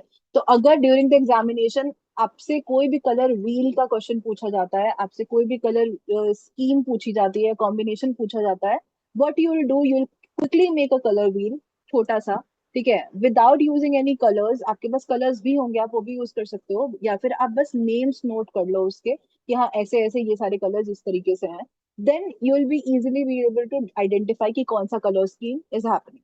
A lot of people get confused in this क्योंकि बहुत ज्यादा overwhelming लगने लगता है कि कैसे I'll remember all these colors, right? But it's actually very easy अगर हम इसको base से जाकर के पढ़ें, ठीक है। Analogous, okay, so analogous is what? Analog आपने सुना होगा, ठीक है। तो अ कलर स्कीम जहाँ पे तीन लोग एक ही फैमिली से बिलोंग कर रहे हैं, ठीक है, is called analogous. Okay, so in a party अगर आप गए, आपको एक टेबल दिखी, आपके दो फ्रेंड्स वहां पे ऑलरेडी बैठे हुए हैं, वहां पे सीट खाली है, तो ऑब्वियस सी बात है आप अपने फ्रेंड्स के साथ जाके बैठोगे, राइट, या फिर अपनी फैमिली के साथ जाके बैठोगे। इसीलिए analogous represents what? Your colour scheme which belongs together, okay. Now your analogous complementary is a colour scheme जहाँ पे एनालॉगस तो है बट कॉम्प्लीमेंट्री भी वर्ड ऐड हो गया है। तो एनालॉगस हमें पता है क्या है कि belonging to the same family, belonging to the same group. अब कॉम्प्लीमेंट्री ऐड हो गया तो तीन कलर्स एक ही फैमिली में बिलोंग कर रहे हैं, एक साथ तीन। Analogous is always three, okay. And एक कलर हमारा ठीक उसके सामने बिलोंग कर रहा है which is called analogous complementary colour scheme, ठीक है। And now split complementary is the last one, बहुत रेयर आएगा ये, बट यही इमेजिन करो, नाउ मुझे कॉम्प्लीमेंट देना था अपने ठीक सामने वाले को, but I have splitted the whole thing so it has converted into two, ठीक है। तो ठीक सामने वाले पर्सन को छोड़ के उसके साइड वाले जो दो कलर्स हैं उसको कहते हैं split complementary, split the complement, ठीक है। तो again I will be sending you this image as well, जो अभी मैंने समझाया है उसके बेसिस पे ये चीज समझने की कोशिश करना कि बस नाम में ही पूरा कलर स्कीम जुड़ा हुआ है, ठीक है। इसके अलावा आपके एग्जामिनेशन में कोई ऐसा कलर स्कीम मेरे ख्याल से नहीं आएगा, ठीक है। This is the utmost of colour schemes, ठीक है, बहुत डेप्थ में है ये सारे कलर स्कीम्स। एक कलर स्कीम जो है before leaving, before taking the break, I will be telling you this. Now for example we have this colour wheel, ठीक है, आपके पास एग्जाम में भी ये है, ठीक है। एक काम करना, सो जस्ट इमेजिनरी, या फिर मेरे पास तो अभी फिजिकल है, हमने क्या किया, हमने यहाँ से पेपर लिया, ठीक है, और हमने इसको ऐसे फोल्ड कर दिया, ठीक है। और अगर आपके पास फोल्ड करने का ऑप्शन नहीं है तो आपने क्या किया, आपने डाइसेक्ट कर दिया, ठीक है, somewhat like this, the whole colour wheel, ठीक है। तो यहाँ पे इस साइड में, द राइट साइड में जितने कलर्स हमारे बिलोंग होते हैं, these colours are cool colours, okay. तो कूल कलर्स या कूल कलर पैलेट्स जितने हैं वो इस में बिलोंग करते हैं, ठीक है। जहाँ पे as simple as that blue colour का थोड़ा भी एसेंस है, ओके, अगर आप वैसे सोचो, अगर आप डाइसेक्ट नहीं कर पा रहे हो, फॉर एग्जाम्पल जिस भी कलर में ब्लू कलर का थोड़ा एसेंस है आर कूल कलर्स, ठीक है। और जिस भी कलर्स में रेड का एसेंस है आर कॉल्ड वार्म कलर्स, ठीक है। तो जब हम कलर व्हील को इस तरीके से डाइसेक्ट कर देते हैं basically, okay, dividing six colours each in each both the sides, then we come up with two color schemes called warm colors and cool colors, ठीक है। ये थी आपकी लाइट, आपकी लास्ट की दो कलर स्कीम्स, ठीक है। इसके अलावा कुछ ऐसा नहीं आएगा, ठीक है। I will be sending this for sure, okay. So colour schemes में, कलर थ्योरी में यही है। कलर साइकोलॉजी हमारी एक और चीज होती है, but I think that will be very very easier for you comparatively. Colour scheme ही हमारी, कलर व्हील थोड़ा कॉम्प्लिकेट चला जाता है, ठीक है। I hope you understood the colour wheel entirely, ठीक है। And now, okay, it's 6:30. I will be joining back, okay, in at exactly at 6:35, setting up my camera. You can also go, take some refreshments, etc. And we'll be doing the 3D model making after that. Okay, I'll give you a little brief about it.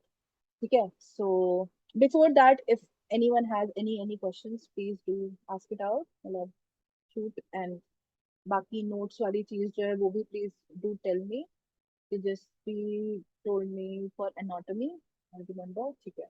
I sent the notes for anatomy and perspective का भी I'll send it to you guys. So please go through with that. Okay. Anything else? Should we have to practice drawing? See, basically it depends upon you. Where do you stand, right? तो ये वाली चीज आप खुद को जज कर सकते हो, ठीक है. Do solve a lot of previous year questions. अगर आपके पास वो प्रीवियस ईयर क्वेश्चंस नहीं है, ज्यादा नहीं है questions, do just add the prompt to chat GPT, ठीक है, उससे क्वेश्चंस निकालो और ट्राई टू सॉल्व दोस. अगर आपको लगता है कि आप कर पा रहे हो सॉल्व इजीली, देन तो great. Have at least half an hour और at least solve two questions before the examination. But if you are someone जिसको लगता है कि इतनी जल्दी नहीं सॉल्व हो पा रहा है या फिर मुझे कुछ क्वेश्चंस आ रहे हैं अपने ही दिमाग में, बी योर ओन जज, ठीक है. अगर ऐसा होता है तो अगेन दोबारा बेसिक से स्टार्ट कर दो, ठीक है. अगर आप शेप्स नहीं बना पा रहे हो, आपको चीजें नहीं समझ आ रही है, बेस से स्टार्ट कर दो, ठीक है. तो धीरे धीरे करके, मतलब एटलीस्ट आई थिंक 1 घंटा तो आपको देना चाहिए for drawing practice. If you are someone जिसको बहुत कॉन्फिडेंस है, who is very good with the sketching skills, तो आप अपना 45 मिनट्स, आधा घंटा भी दे सकते हो. But do not leave that, ठीक है. हमारा जैसे बाकी चीजों में होता है ना कि अगर हम बहुत दिन तक छोड़ देते हैं तो चीजों में जंग लग जाती है. तो स्केचिंग भी थोड़ा सा वैसा है, ठीक है, कि ऐसे you will always be prepared and if two sketch and draw. But थोड़ा सा ऐसा हो जाता है कि आप जब छोड़ देते हो ना प्रैक्टिस, तो दोबारा उसको कैचअप करने में टाइम लगता है. Even for me that happens a lot of times, ठीक है. तो छोड़ना कभी भी नहीं है. दिन भर में आधा घंटा दो, even for line drawing as well. It's very convenient कि आप कहीं बाहर घूमने जा रहे हो तब भी just give it a go, ठीक है. तो या I think 1 hour should be more than enough if you are practising daily, but हाँ, डेली. तो okay, any other thing, anyone, या फिर let's take the break. Okay, number two is your balance. Balance, we all know. Whenever we dissect two things in just one frame in this between, तो दोनों चीजें थोड़ी balance होनी चाहिए, ठीक है. तो दैट रिप्रेजेंट्स बैलेंस. बैलेंस में बहुत सारे रिप्रेजेंटेशंस हैं and I think we all are aware of what balance is, ठीक है. Just for example this as well, इसमें कंट्रास्ट भी है और बैलेंस भी है, ठीक है. बट हाँ, one thing at a time ही करेंगे हम 3D मॉडलिंग वाली चीजों में. Just going through this. Emphasis, emphasis क्या होता है? जैसे ये पूरा पोस्टर है, एक जगह पे पर्टिकुलरली हमें एम्फेसिस डालना होता है which is more of focus, ठीक है. तो हम वहां पे पूरा अपना सारा फोकल एरिया डालते हैं, ठीक है, which is called emphasis. Making a special element stand out और draw in the attention to the eye, okay, is called emphasis, ठीक है. For example this is also more of a graphical representation. Proportion, proportion again what is proportion? जहाँ पे आप दो objects for example हैं, जो हम साइज से किसी चीज को कैसे डिपिक्ट कर सकते हैं, किसी चीज को कैसे फोकस में ला सकते हैं, that is called proportion. For example अगर ये पोस्टर है, ठीक है, जहाँ पे एलिफेंट और ये कार हमारा ट्रक है, ठीक है. अब इसी में प्रपोर्शन हमने दिखाने की कोशिश करी है कि elephant is way bigger than the truck, but still this is happening. तो एम्फेसिस यहाँ कहाँ है? एलिफेंट पे, ठीक है. बट इसी में इसी प्रपोर्शन को अगर हमें ऑपोजिट कर देना होता, तो हम क्या करते हैं? हम एक ऐसा एंगल चूज करते हैं जिसमें एलिफेंट हमें छोटा दिख रहा है और हमारा कार जो है हमें काफी, जो ट्रक है वो बड़ा दिख रहा है, ठीक है. तो इसी तरीके से we play with the proportion in order to manipulate both the things, ठीक है. Now your number four is hierarchy. What is hierarchy? In order to depict like one thing and differentiate the other thing, we use hierarchy. ठीक है. इसमें क्या होता है hierarchy में? जैसे ये बहुत एक क्लासिक अच्छा सा एग्जांपल है, एक ह्यूमन है और एक वेल है, ठीक है. तो अगर हमें किसी चीज की हायरार्की दिखानी है तो हम उस पर्टिकुलर ऑब्जेक्ट या एलिमेंट को बड़ा दिखाते हैं, ठीक है. ये इससे बड़ा है तो वे मोर स्ट्रॉन्गर होगा, ठीक है. तो that is hierarchy. Hierarchy as a word suggest, जैसे लोग बोलते हैं कि इन द मिडिवल टाइम जैसे राजा होते थे तो उनकी हायरार्की दिखाने के लिए क्या रिप्रेजेंट करते थे हम, ठीक है, that man is sitting on a throne और सिटिंग ऑन एन एलिफेंट और something to show that he is more powerful etcetera, right. So that can also be a example of hierarchy, ठीक है. Repetition again, see how the repetition is happening, ठीक है. Repeating the elements, repeating the things, but not in a manner which is not in a pattern, ठीक है. So there are way more things. थोड़ा complicate हो जाता है जब हम रिपीटेशन, पैटर्न और रिदम के बारे में बात करते हैं, ठीक है. रिपीटेशन में चीजें रिपीट होती हैं but they are not exactly similar और सिंपल, ठीक है। For example this is repetition, है ना, but okay, and rhythm is also थोड़ा थोड़ा, सी एवरीथिंग इधर से आगे रिपीटिशन हो, रिदम हो, आपका पैटर्न हो, ये सब आपको थोड़ा थोड़ा सिमिलर लगेगा, छोटे छोटे डिफरेंसेस हैं, ठीक है, जिससे हम चीजों को थोड़ा डिफरेंशिएट कर सकते हैं, ठीक है। रिपीटिशन में चीजें जो है अपने पेस पे रिपीट होती हैं, अपनी तरह रिपीट होती हैं, फॉर एग्जाम्पल दिस फ्रेम, ठीक है, how they are repeating themselves, but not, they are not entirely same, they can be same but in a repeated manner, okay. Rhythm में क्या है, रिदम जैसे हम म्यूजिक का एग्जांपल ले लो, रिदम की जब भी बात करते हैं तो अगर कोई गा रहा है गाना, ठीक है, आपने कोई गाना पर्टिकुलरली सुना है बचपन से इन अ पर्टिकुलर मैनर, अब अचानक से उस गाने में जो पॉज है वो मैं पॉज माइनस कर दूं, ठीक है, मतलब अगर बरसोरे मेगा मेगा में मैं बीच में पॉज लेना भूल जाऊं और मैं गाती चली जाऊं, तो you will feel very uncomfortable about it, right, कि ये तो ऐसे नहीं था, this is not how it's suppose to be, ठीक है। तो इसीलिए रिदम इज समथिंग जो आप म्यूजिक से उसका एग्जांपल ले सकते हो, कि किसी भी एलिमेंट को, किसी भी ग्राफिक को, किसी भी आर्ट को, किसी भी मॉडल को रिप्रेजेंट करने के लिए हमें एक पर्टिकुलर ब्रेक भी चाहिए होता है, ठीक है, बैलेंस भी चाहिए होता है, अगर वो हम नहीं करेंगे तो हमारा रिदम खराब हो जाएगा, ठीक है। तो बहुत सारे एलिमेंट्स हम भर नहीं सकते किसी भी ग्राफिक में in order to make it look more, जैसे for example look at this one, ठीक है, इसमें बहुत रिदमिक पैटर्न्स बने हुए हैं, जिससे कि पूरा पूरा हमारा जो पोस्टर है वो बहुत अट्रैक्टिव दिख रहा है हमें कंपैरेटिवली, राइट। तो इसीलिए rhythm also is a very important principle of design, जहाँ पे the breaks, taking the breaks is also very important, you know, it represents that. Now pattern is more of somewhat like this, जहाँ पे हम एक ही element को repeat करते हैं different तरीके से, डिफरेंट फॉन्ट्स में, ताकि हम उसको एक पर्टिकुलर ग्राफिक में अच्छे से ऐड कर सकें, ठीक है। Pattern again it repeats itself. Now one more, white space, as the name suggest, white space वही है जहाँ पे हम चीजों को बहुत स्पेस देते हैं, ठीक है। अगेन वाइट स्पेस जैसा नाम है वैसी वो रिप्रेजेंटेशन है, but I don't think 3D model में इसका कुछ भी आएगा, but you can see some of the examples, हो सकता है पार्ट बी में भी आ सके। ना ये एक इंपॉर्टेंट है आपका मूवमेंट, ठीक है। अब कोई स्टिल चीज है या फिर कोई स्टिल पेंटिंग है, उसमें आप मूवमेंट कैसे शो करोगे, ये चीज अगेन 51 डे कोर्स में मैंने बहुत अच्छे से एक्सप्लेन करी है, but movement is one of the most important design principal.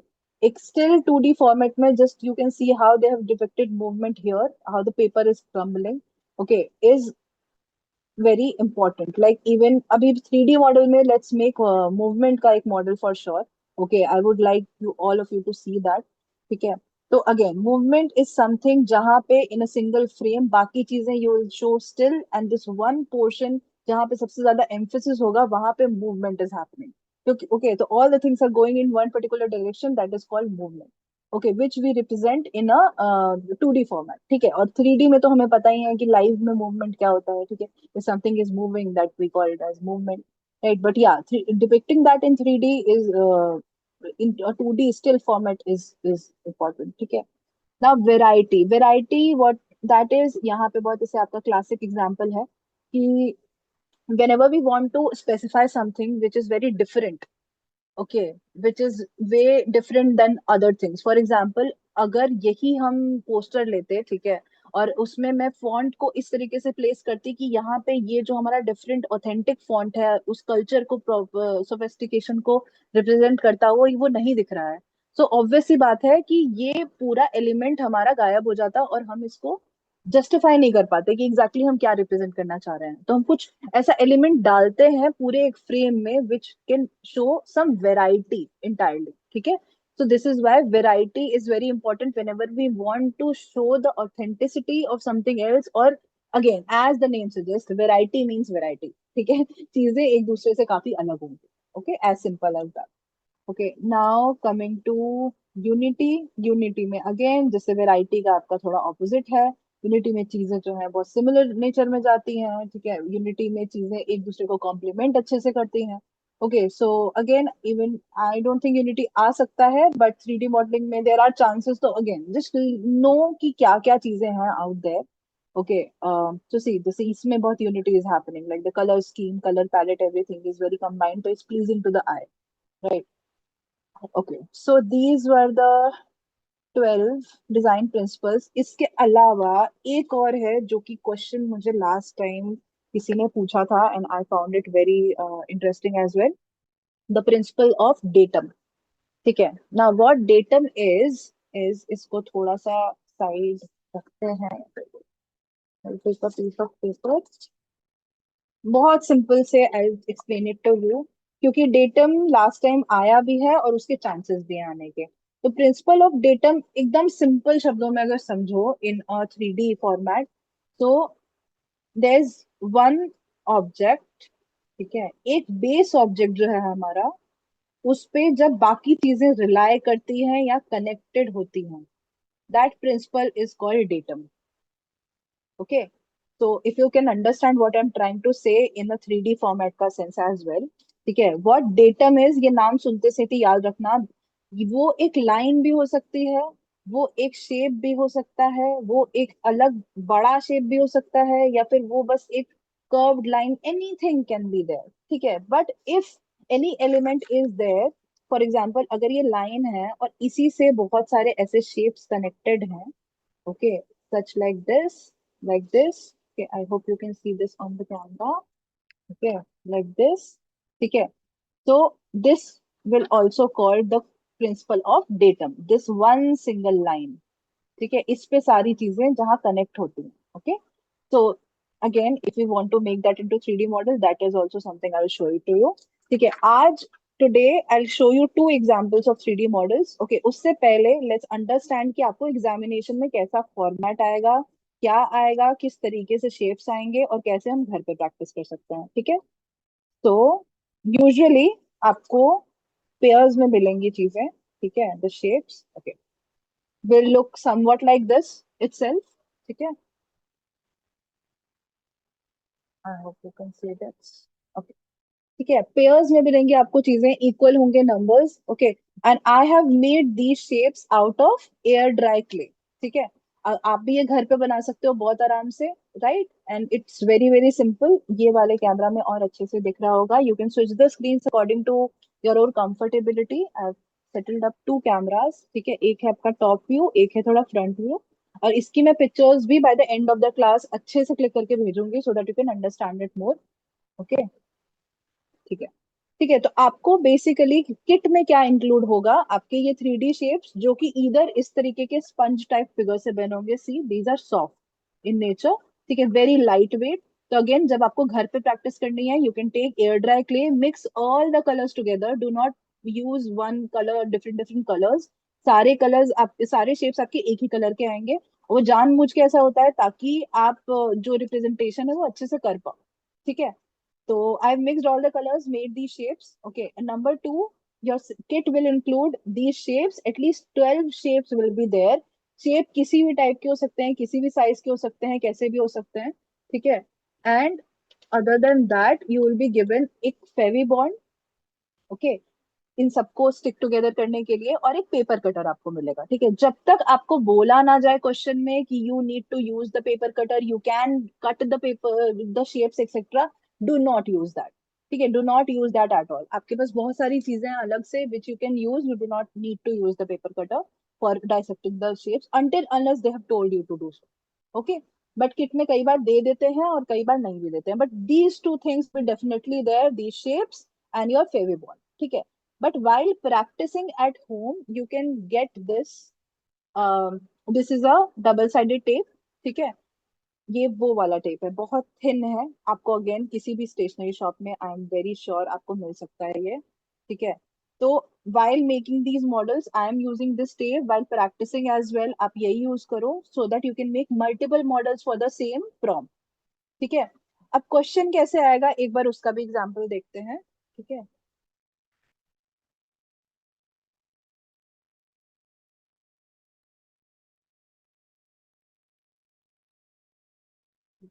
Second, देखो, ठीक है, I hope you can see this, या फिर I am reading it out loud as well. So the third question is either create an interesting composition give using the given 3D shapes। ठीक है, आपको इस तरीके के क्वेश्चंस आ सकते हैं, यहाँ पे स्पेसिफाई अगर किया गया है तो सी using the geometric shapes depict repetition। okay, they have shown us okay, depict repetition is given here. यहाँ पे लिखा हुआ है create a composition of a frame और the enclosure using the given kit, and the third question is create a composition which depicts balance using the given kit। ठीक है, तो एक सिंगल वर्ड ऑफ प्रिंसिपल आपको आएगा, create a composition using this. ठीक है, तो जस्ट इमेजिन, इमेजिन अगर आपको वो प्रिंसिपल का ही कुछ भी नहीं पता है कि वो क्या है, तब how are you suppose to make that. इसीलिए principles of design is very very very important. ठीक है, 12 जो प्रिंसिपल्स है वो तो पढ़ो ही, अदर देन दैट भी if you are someone who can read more and more, थोड़ा थोड़ा ऊपर से देख लो using ChatGPT, using Google whatever. ठीक है, कि किस तरीके से we can explore more you know like principles of design as well. ठीक है, बट हाँ, ये जो बेसिक्स हैं वो तो आपको पता ही होने चाहिए फॉर श्योर। ठीक है, जो हमारे 51 डे कोर्स में भी है। ठीक है, और जो मैंने अभी भी बताया है, those 12 and +1 the datum is the 13। ठीक है, डेटम भी लास्ट टाइम आया और बहुत सारे बच्चों को पता ही नहीं था कि वो क्या है। ठीक है, और आई थिंक इट वाज 2024, उसमें रिपीटेशन या फिर इंक्लोजर का भी कुछ आया है। ठीक है, तो okay, let's start with the shapes entirely। Okay, so this is the double-sided tape I was talking about. Now let's take random 12 shapes. ठीक है, now 1 2 3 4 5 6 7 8 9 10 and 11 12। ठीक है, इसको हम हटा देते हैं, इसको हम दूसरे वाले मॉड्यूल में यूज करेंगे basically. Okay, these shapes are here. Now for example आपका आ गया क्वेश्चन डेटम का। ठीक है, कि create a composition using the given 3D kit in representing datum. ठीक है, let's do two today, one datum and one movement. Movement में मुझे बहुत डाउट्स आए हैं बच्चों के कि मूवमेंट हम कैसे डिपिक्ट करें, that is something very difficult as well. ठीक है, तो ये दो questions let's do today. Okay, so first of all about okay, let's start with movement in the first go, क्योंकि datum आ चुका है तो datum को भी हम देखेंगे। Okay, so movement is thing now before everything else। ठीक है, चाहे वो इसका क्वेश्चन हो चाहे वो 3D क्वेश्चन हो, I always suggest people to do the design thinking, right? Design thinking which includes thinking about what you're gonna make। आप यहाँ पे still we have the double sided tape, but वहां पे examination के time you won't be having that, क्योंकि एक बार फेवी bond से चीजें चिपक गई मतलब चिपक गई, उसका कोई वो नहीं है। ठीक है, तो इसके लिए भी देखो, मूवमेंट को रिप्रेजेंट करने के लिए we will take a direction, a sense of direction. ठीक है, तो अब वो डायरेक्शन किसी भी लेवल पे हो सकता है, for example like this, it can also happen. Okay, like this, it can also happen. ठीक है, तो एक सेंस ऑफ डायरेक्शन हमें डिसाइड करना है इन द फर्स्ट को, जब हमारे पास वो प्रिंसिपल ऐसा है। ठीक है, तो ये थी हमारी डिजाइन थिंकिंग। मैंने एक छोटा सा थंबनेल अपने दिमाग में डिसाइड कर लिया कि ओके ऐसे ऐसे और ऐसे मैं यहाँ पे इस डायरेक्शन में चीजें लेके जाऊंगे। ठीक है, अब 3D क्वेश्चन के लिए कुछ और चीजें इंपॉर्टेंट हैं। ठीक है, which is your model should be number one stable. ठीक है, अभी तो हम स्टिल चलो डबल साइडेड टेप से कर रहे हैं, बट हाँ मतलब जब आप फेवी बॉन्ड से भी करोगे तो it will be very stable for sure, क्योंकि काफी लाइट फिगर्स हैं ये। ठीक है, आपको या तो ग्रीन फोम मिल सकता है या फिर some different kind of foam मिल सकता है, बट फोम का फॉर्म ऐसे ही रहेगा, मतलब इतना ही लाइट वेट रहेगा। ठीक है, तो एट होम पक्का डू प्रैक्टिस दिस, बहुत इजी है इसको बनाना। ठीक है, okay, let's start with the base. आपको एक बेस भी दिया जाएगा बेसिकली, वहीं पे एक हार्ड बोर्ड या फिर ऐसा कुछ जिसपे आप चीजें पेस्ट कर सको। ठीक है, अब नंबर वन, आपका मॉडल स्टेबल होना और एस्थेटिकली प्लीजिंग होना तो इम्पोर्टेंट है ही। ठीक है, और वो पक्का से आपका प्रिंसिपल ऑफ डिजाइन भी डिपेक्ट करना चाहिए, that is also for sure. ठीक है, तो तीनों चीजों को कंबाइन कैसे करें, I represent you it to you थोड़ा सा। ठीक है, तो अगेन एट होम जब हम ये कर रहे हैं, लुक एट दिस टेप। ठीक है, अगर ये टेप नहीं अवेलेबल होती, you can take a normal double sided tape as well. ठीक है, now look at the other camera, if you are pinned to the top one, look at the other one। I have settled up two cameras। ठीक है, जिससे आपको थोड़ा front view दिख सकेगा। ठीक है, तो सबसे पहले हम बॉटम में थोड़ा कोई अच्छा बेस लेंगे। ठीक है, जिससे क्या होगा कि हमारा बेस बहुत स्ट्रांग होना चाहिए इन नक्शे इस तरीके के क्वेश्चन के लिए, ताकि हमारा मॉडल जो है वो लंबा सा भी बने तब भी हमें कोई दिक्कत ना हो, हमारा मॉडल फॉल नहीं करना चाहिए किसी भी एंगल से। ठीक है, तो again I am using the tapes, but still I try to show you कि किसी भी एंगल पे अगर हम थोड़ा सा अपना स्टेबिलिटी को मेंटेन करते हुए चलते हैं तो मॉडल इतने लाइक लाइट टेप से भी नहीं गिरेगा। ठीक है, So again, where is my sense of direction here in the term of in the sense of movement is right from here till here. ठीक है, इस तरीके से मुझे मूवमेंट में बनानी है चीजें। ठीक है, समझ लो एक एरो जो था हमारा, वो एरो इसी डायरेक्शन में जाना चाहिए। ठीक है, तो बेस मैंने ले लिया in the first go which is my solids. ठीक है, जिसमें एजेस हैं ज्यादा। डू नॉट टेक बेस जो कि राउंड इन शेप है, ऑब्वियस सी बात है वो आपके पूरे फिगर को नहीं संभाल पाएगा। इतनी जल्दी वो फेवी बॉन्ड से सूख भी नहीं पाएगा, तो वो पक्का से गिरेगा। ठीक है, तो बेस हमेशा आपका ऐसा होना चाहिए जिसमें एजेस हो। ठीक है, number two is combining the shapes now. ठीक है, अब जैसे मेरे पास राउंड शेप्स में ये और ये है। ठीक है, तो मैं उसको इस तरीके से कंबाइन करूंगी सो दैट चीजें बैलेंस्ड भी हो, but in the mean time हमारा रिप्रेजेंटेशन अच्छा होना चाहिए, राइट।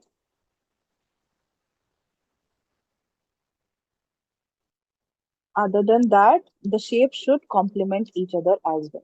ठीक है, और जैसे कि अगर यहाँ पे हम मॉडल में ये टेप या फिर आपका ग्लू या फिर जो भी लगा रहे हैं एट होम प्रैक्टिस के लिए, अगेन ये है look at the points I am applying the tape to. ठीक है, ऐसा नहीं है कि हमारे पास सर्कल है यहीं पे लगा के काम चल गया। ठीक है, यहाँ पे भी we will apply the same amount of adhesive.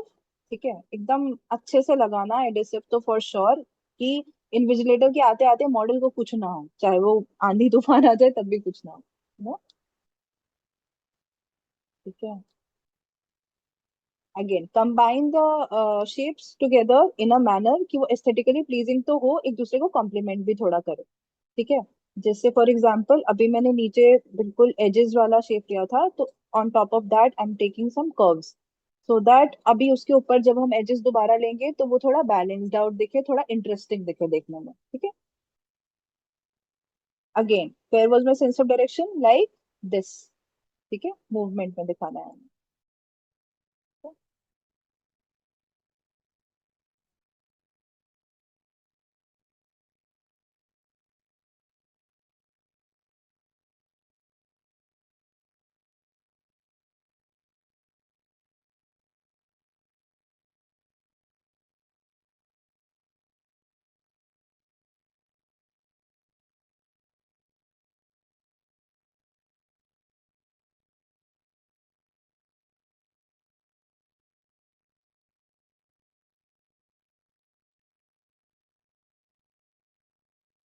और इन द मीन टाइम इसी सबसे रिलेटेड कोई भी क्वेश्चन है किसी के दिमाग में, तो please do ask that out on the chat box. ठीक है, अभी मॉडल के साथ साथ में if I can read that I will definitely reply, if not तब after this I will be replying to those. ठीक है,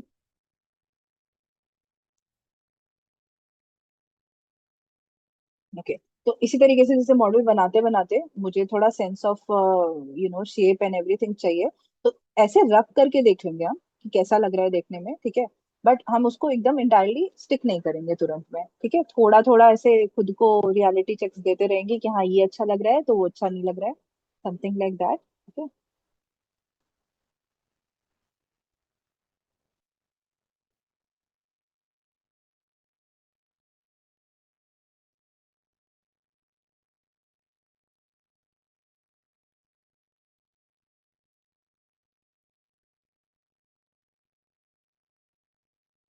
ठीक है। अब देखो जैसे कि मेरे पास मूवमेंट था। ठीक है, मुझे एक एरो के फॉर्म में इन जनरल पता है कि मैं मूवमेंट को रिप्रेजेंट करूंगी। ठीक है, तो एक जो हमारा लास्ट वाला ये शेप है ना in a arrow, the most relevant to the arrow, वो हम रखेंगे बिल्कुल एंड में, बिल्कुल एज पे। ठीक है, और बाकी शेप्स हम पहले यूटिलाइज कर लेंगे। ठीक है, तो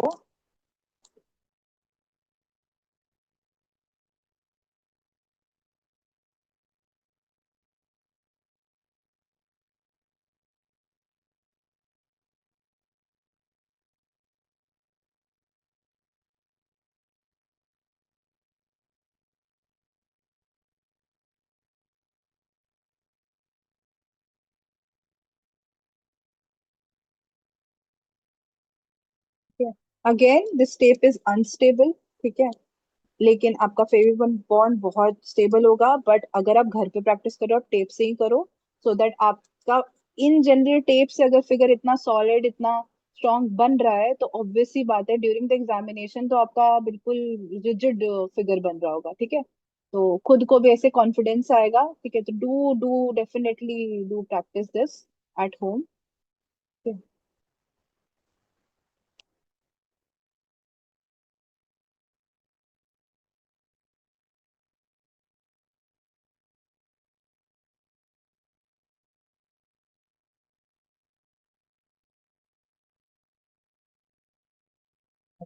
स्टेप इज अगेन थोड़ा अनस्टेबल, रीअप्लाइंग इट। और ऐसा ग्लू के साथ भी हो सकता है, तो आप डू चेक इट कहाँ कहाँ पे वो बार बार। आप थोड़ा हटा हटा के शेप्स देख सकते हो by the end, you know. Try to shake it up and everything, थोड़ा कि मतलब पता चलता रहे कि हाँ कहाँ से वो निकलने के उसके आसार हैं।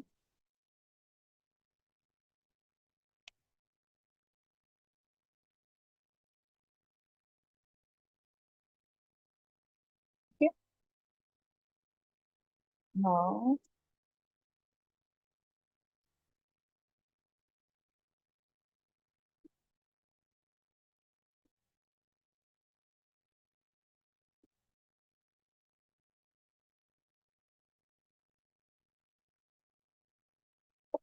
And our last directional shape is there, and these two I'm keeping it for complementary. Okay.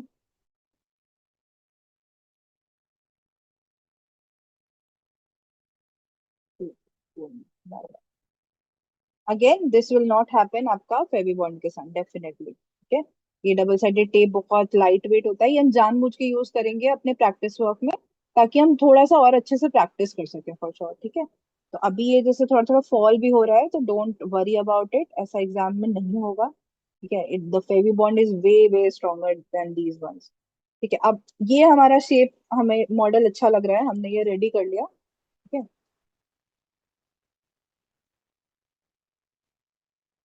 तो अब हम इसमें कॉम्प्लीमेंट्री शेप्स ऐड करेंगे, ठीक है।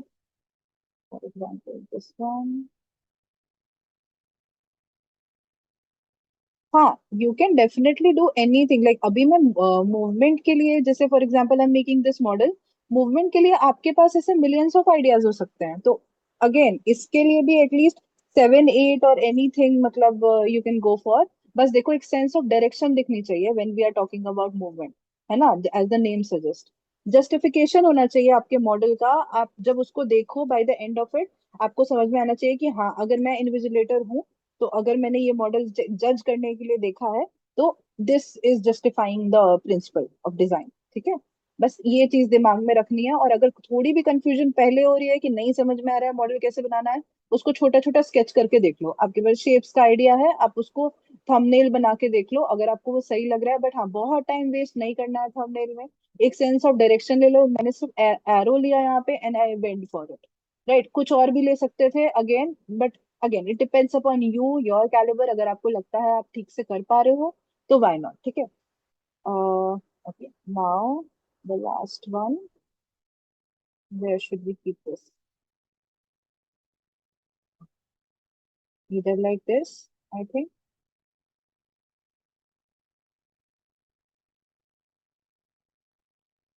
या फिर either like this। थोड़ा थोड़ा।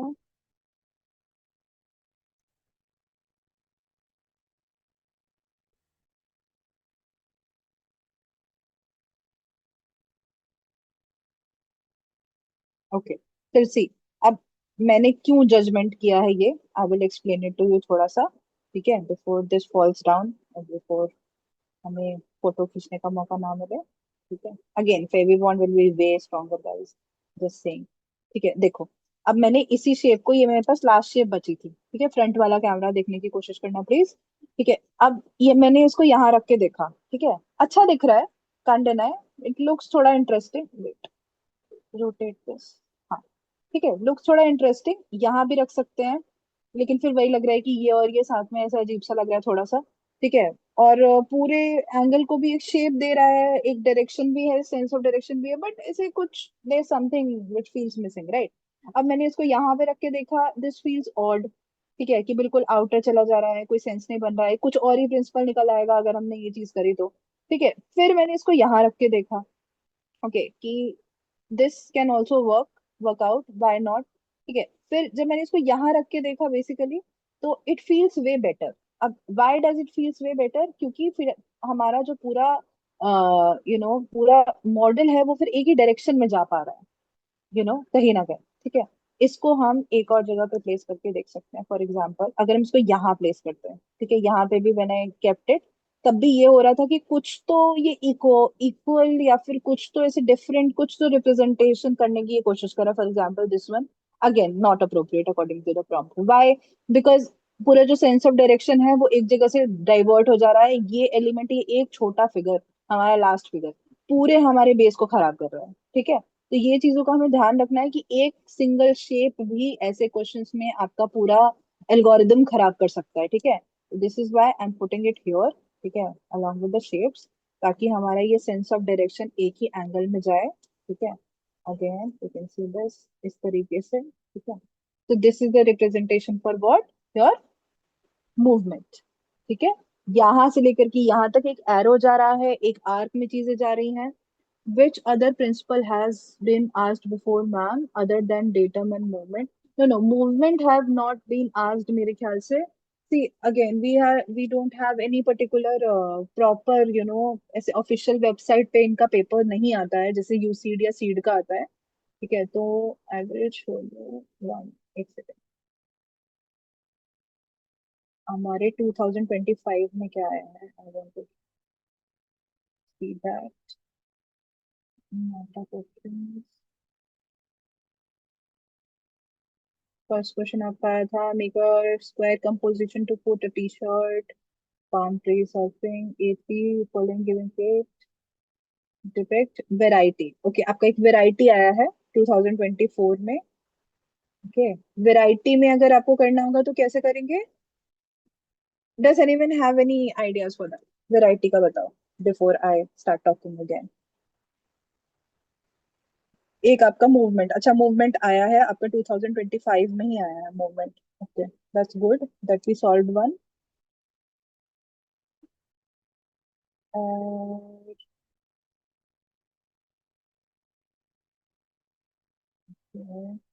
Second composition, use the following given के डिपेक्ट।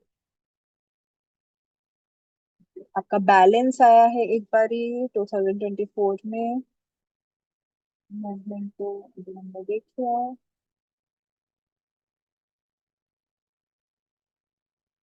सी, एक आपका आया है show elegance using the given give, that is also very interesting, showing elegance, you know and एक और था जो कि मुझे इंटरेस्टिंग लगता है काफी, आई found it up from chat GPT, create interesting composition giving. Okay, एक है आपका भाई इनक्लोजर या फिर फ्रेम। ठीक है, आप फ्रेम कैसे बनाओगे ये भी एक है। तो उसके लिए जैसे फॉर एग्जांपल आप उसका वो ले सकते हो, जैसे कोलोजियम है, ठीक है, उसके according just think about that कि how will you make a frame. ठीक है, इसके ना मैं I have some pictures of the models, I definitely share it on the group अभी इस क्लास के ठीक बाद। ठीक है, ताकि आप ना बहुत सारे ऐसे एग्जाम्पल्स देख पाओ, उसका जस्टिफिकेशन आपको मिल पाएगा। और किसी को उसमें प्रॉब्लम्स आती है ना, तो डेफिनेटली हम उसको ऐसे वॉइस नोट या फिर एक और हम क्लास रख सकते हैं फॉर दैट, अगर बहुत ज्यादा प्रॉब्लम्स आती हैं तो। बट आई आई होप कि आपको बेसिक अंडरस्टैंडिंग समझ आ रही होगी कि अगर आपको कोई मॉडल बनाना है तो आपको प्रिंसिपल को फॉलो करते हुए चीजें करनी है। ठीक है, अब फॉर एग्जाम्पल अगर वेराइटी है, ठीक है, वेराइटी में क्या करेंगे हम कि हमें चीजें थोड़ी डिफरेंट तरीके से दिखानी है, तो हम वैरायटी में कभी भी कहाँ नहीं जाएंगे, हमारा बैलेंस की साइड कभी नहीं जाएंगे। आपकी चीजें ऐसी होनी चाहिए वैरायटी में कि चीज everything is different. Okay, everything depicts something different, and even for variety, मतलब do not take a particular arc, particular movement. ठीक है, मूवमेंट हम में नहीं जाएंगे, वैरायटी और रिपीटेशन भी बहुत मूवमेंट की तरफ जा सकता है। जैसे फॉर एग्जांपल अगर मैंने आर्क बनाने की कोशिश करी, तो वो वैरायटी की जगह मूवमेंट जैसे दिखने लग गया। इसको भी वैरायटी में आप डिपिक्ट कर सकते हो इस पर्टिकुलर मॉडल को, राइट? क्योंकि यहाँ पे चीजें डिफरेंट हैं, कोई भी कॉमन बैलेंस वाला फैक्टर नहीं है। But how will we make it different? By not using the sense of direction. ठीक है, तो मॉडल मेकिंग इसीलिए थोड़ी सी बहुत हार्ड काइंड ऑफ क्वेश्चन हो जाता है, लोगों के लिए बहुत कॉम्प्लिकेटेड हो जाता है, क्योंकि आप एक प्रिंसिपल बनाने जाते हो तो दूसरा बनने लग जाता है। ठीक है, इसी वजह से प्रिंसिपल्स का आइडिया होना बहुत जरूरी है, और थोड़ा सेंस ऑफ डायरेक्शन कि हम इधर अगर जा रहे हैं तो दूसरा प्रिंसिपल जैसा ना दिखने लगे। ठीक है, तो वेराइटी में अगर मैं थोड़ा सा ऐसे एक्सप्लेन करूं, अगर तो again it should be different than balance, ठीक है। This particular figure can also depict variety. अब इसी फिगर को इमेजिन कर लो कि अगर हम स्टैंडिंग बना देते या फिर इसी फिगर को हम एक डिफरेंट आर्क में बना देते तो वो भी वेराइटी एक्सप्लेन कर सकता था, ठीक है। तो थोड़ा डायनामिक होना चाहिए, थोड़ा ऐसे बहुत ग्राउंडेड फिगर नहीं होना चाहिए। 3D अगर उन्होंने कहा है तो वो एक्सपेक्ट करेंगे कि थोड़ा एलिवेटेड फिगर हो, जैसे ये वाला भी है, थोड़ा एलिवेटेड है ग्राउंड से, राइट। तो इस तरीके से try to make something. Okay, अभी फिर आप बताओ, like whatever you guys suggest, इधर we can go with datum. अगर datum is something you guys want me to make, क्योंकि we have time for one more figure, okay. Other than that obviously I will be sending you images of the other figures made by me, ठीक है। तो अभी what do you want me to make? Does anyone have any suggestions? जैसे हमने discuss किया कि we had variety है हमारे पास, ठीक है, हमारे पास डेटम है, रेपिटेशन है, और मतलब these are the examples, but any other principle if you feel is there you want me to make that, then obviously I'm open to any suggestions.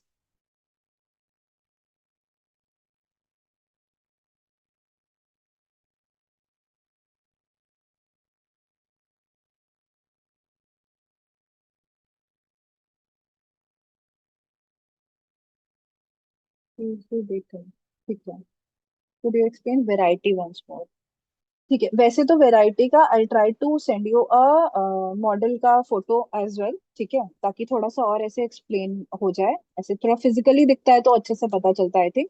But देखो, what variety is, as the name suggest, variety का मतलब ही है कि चीजें एक दूसरे से अलग है ना। हम जाते हैं किसी भी रेस्टोरेंट में तो हम बोलते नहीं कि इस रेस्टोरेंट में तो बहुत कम वेराइटी है यार, मैं मुझे यहाँ पे पसंद नहीं आया खाना, ठीक है। तो उसी तरीके से आप अपने दिमाग में से रजिस्टर कर सकते हो। तो whenever we are talking about variety, so all the shapes should not belong together in a one single frame. It should not have a balance around it. ठीक है। वैरायटी का मतलब है चीजें एक दूसरे से अलग होनी चाहिए और बैलेंस नहीं होना चाहिए। तो जो अभी हमने फिगर बनाया वो भी वैरायटी में इंक्लूड हो सकता है। This is why I said that, क्योंकि उसमें कहीं भी बैलेंस, सेंस ऑफ बैलेंस नहीं था। तो मान लो आप वैरायटी अगर बना रहे हो तो सारे फिगर्स एक दूसरे से अलग अलग लगा दो। कोई भी आपका फिगर एक दूसरे को रिलेट नहीं करना चाहिए, एक दूसरे को बिलोंग नहीं करना चाहिए, ठीक है। Again I show you one example उसमें, वैरायटी में। जस्ट रुको, देखो, अगर हम विदाउट मॉडल एक एग्जांपल लेते हैं, ठीक है। अब मेरे पास वैरायटी में शेप्स आए, ठीक है। तो अगर मुझे वैरायटी बनानी है तो I will take for example somewhat like this, ठीक है। यहाँ हमने ऐसे स्क्वायर लगाया, फॉर एग्जांपल ये हमारा प्लेन है, ठीक है। यहाँ हमने ऐसे सर्कल लगाया, ठीक है। इन द मीन टाइम यहाँ हमने ट्रायंगल लगा दिया, ठीक है। यहाँ हमने वो जो डोनट वाला हमारा फिगर था वैसा कुछ लगा दिया। बट अगेन इट डिपेंड्स, मतलब आपको एग्जाम में यही वाले शेप्स आए जरूरी नहीं है, ठीक है। By the way, just mentioning that again, is it possible to include most of the principles in it? Most of the principles in it, as in, like, I could not understand that, but ठीक है, I'll continue with this। आप उसका explanation थोड़ा सा मेरे को बताओ, ठीक है। और इन द मीन टाइम नाउ, इधर अगर यहाँ पे हमारे पास स्क्वायर आया था, ठीक है, तो अब यहाँ पे I am putting the square again, okay. But इसके साथ में हम ये नहीं डालेंगे एट ऑल, ओके। यहाँ पे हम कुछ और अनप्रेडिक्टेबल डालेंगे, हम दोबारा से, जैसे हमने ट्राइंगल डाल दिया, ठीक है, या फिर हमने ये सिलेंडर हमारे पास था छोटा सा, वैसे वो डाल दिया, ठीक है। इन द मीन टाइम फिर हमने ये जो डोनट वाला फिगर था ये हमने यहाँ पे ऐसे लगा दिया, ठीक है। और फिर यहाँ पे अब फाइनली हमने ये हमारा दूसरा वाला जो सर्कल था ये डाला, ठीक है। तो basically if you can get guess what I am trying to do is, कहीं भी रिपीट नहीं हो रहा है पैटर्न, ठीक है। Pattern is different through out, ठीक है। कहीं भी हमने कुछ भी ऐसा नहीं किया है जो रिपीटेशन शो करे, ठीक है, या फिर आपका बैलेंस शो करे, या फिर आपका यूनिटी शो करे, ठीक है। ये चीजें नहीं होनी चाहिए जब भी हम इस तरीके के प्रिंसिपल के बारे में बात कर रहे हैं, ठीक है, विच इज वेराइटी, या and that can also be movement, right. Which one? This one? No, this can not be movement. इसका डायरेक्शन देखो, सेंस ऑफ डायरेक्शन कहाँ जा रहा है? ऊपर, ठीक है। मूवमेंट जहां पे भी होता है, फॉर एग्जाम्पल अगर हमारे पास एक पेंटिंग भी है ना, okay look at this one, ठीक है, यहाँ पे पूरा क्राउड खड़ा है, ठीक है, यहाँ पे like a lot of people are there for example, okay, everyone is standing, everyone is just tilting थोड़ा थोड़ा, not tilting a lot, बस थोड़ा थोड़ा फॉर एग्जाम्पल, ठीक है, but this one person is bending down and tying their shoe या फिर doing something different, ठीक है। तो इस पूरे फ्रेम में मूवमेंट, हमारा सेंस ऑफ मूवमेंट इस पर्सन के टूवर्ड्स डेडिकेट हो जाएगा, ठीक है। तो मूवमेंट को जब भी हमें रिप्रेजेंट करना होता है, we will always represent it with an arc, ठीक है। कभी भी मूवमेंट सीधा नहीं जाएगा, अगर अगर आपने मूवमेंट में ये मॉडल बना दिया तो वो क्वेश्चन ही पूरा गलत हो जाएगा, ठीक है। मूवमेंट जब भी हम बनाएंगे, either it will go like this, इधर it will go like this, different direction, ठीक है। मतलब आर्क जरूर रखना मूवमेंट में, जैसे अभी इससे पहले वाले में हमने जो पूरा मॉडल बनाया उसका बेस वही था कि we were making the arc, right. तो ऑलवेज मूवमेंट का मतलब ये है सेंस ऑफ मूवमेंट। अगर आप ऐसे ऐसे कुछ बना सको तब भी for sure you can always do that, but again I will not suggest you guys doing that, क्योंकि वहां पे आपको स्टेबिलिटी भी मॉडल की रखनी बहुत जरूरी है, ठीक है। तो थोड़ा सा सेफ भी खेलना, ठीक है, बट हाँ अगर आप थोड़ा अनसेफ जा करके चीजें आपको पता है for sure you can do this, तो डेफिनेटली डू दैट। इसीलिए घर पे प्रैक्टिस करना इज वे वे इंपॉर्टेंट, ठीक है। अगर हमें प्रैक्टिस हो जाएगी तो हम और समझ सकते हैं, राइट। तो again make the shapes for sure, बहुत सिंपल है बनाना, है ना। एयर ड्राई क्ले ले लो, या फिर अगर ये नहीं है तो आप वो जो ग्रीन फोम के बारे में बता रहे हैं, जो कि ग्रीन किट होती है ना, वो ग्रीन फोम ही यूज करते हैं जो फ्लावर मेकिंग में यूज होता है यूजुअली। तो any flower shop and anything you can go there and get those. और डेफिनेटली ये तो आपको इजीली अवेलेबल है ही, वो जो पूरे कलरफुल में नहीं आते हैं एयर ड्राई क्ले, वही है ये। बस I mixed all the colours and then I made the shape out of that, ठीक है। अब हम क्या कर रहे थे, वी वर डूइंग डेटम, ठीक है। तो डेटम एक ऐसा प्रिंसिपल है जो कि मैंने आपको एक्सप्लेन किया था, समवॉट लाइक दिस रिप्रेजेंटिंग, कि सारे एलिमेंट्स जो हैं वो एक पिलर पे डिपेंडेंट हैं, पिलर हो या आपकी लाइन हो या कुछ भी, ऐसा एक एलिमेंट ऐसा होना चाहिए जो कि इतना सॉलिड और रिजिड है कि बाकी एलिमेंट्स उस पर डिपेंड करते हैं, ठीक है। That is called datum, the base line. Okay, तो अब यहाँ हमारे पास लाइन तो है नहीं, है ना। तो डेटा हम वैसे भी रिप्रेजेंट कर सकते थे कि हम सारे शेप्स को एक साथ ऐसे ऐसे लगा दें, that will also represent data. But obviously we will not be doing that, क्योंकि हमारा you know 3D model 3D होना चाहिए, ठीक है। उनको ये नहीं चाहिए कि वो ग्राउंडेड हो, ठीक है। तो डेटम को अगेन रिप्रेजेंट करने के लिए what will we do, let's take the 12 shapes again, random ones पहले, ठीक है। मोस्टली आपको दोनों सालों में 12 शेप्स ही आए हैं इंटायरली, ठीक है। इससे ज्यादा भी आ सकते हैं, बट अगेन इससे कम मेरे ख्याल से नहीं आएंगे, क्योंकि ऑब्वियसली उससे पहले आप कुछ इतना रिप्रेजेंट नहीं कर पाओगे। Okay, so last time we took almost all the circles and everything, let's take थोड़ा सा ऐसे डिफरेंट इस बारी, लेट्स टेक थोड़ा प्लेन्स, 2 4 5 6, ओके, 7 8 9 10 and 11 12, ठीक है। Let's remove these इस बारी।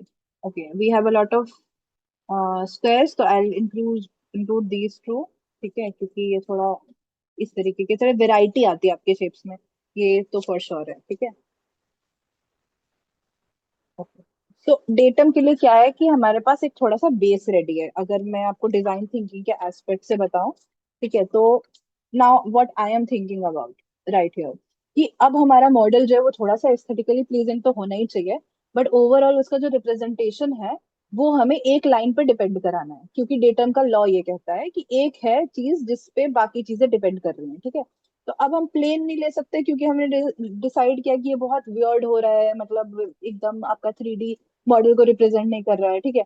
तो हम क्या करेंगे, हम उसको वर्टिकली ले लेंगे, है ना, उसको more of a standing figure में फॉर एग्जाम्पल विल टेक, ठीक है। तो our base line, our thumb nail is this, ठीक है, somewhat like this. Again I am not defining the shapes और एनीथिंग, ऐसे होना चाहिए। और बाकी की चीजें ना इस पे I make it rely on, जैसे ये वाला मैंने एग्जांपल दिया था, ठीक है, अब ये वाली चीज जो है यहाँ पे हम डिसाइड नहीं कर रहे हैं, हमने बस एक बेस लाइन ले लिया कि मेरा डायरेक्शन, सेंस ऑफ डायरेक्शन ऐसा जाएगा।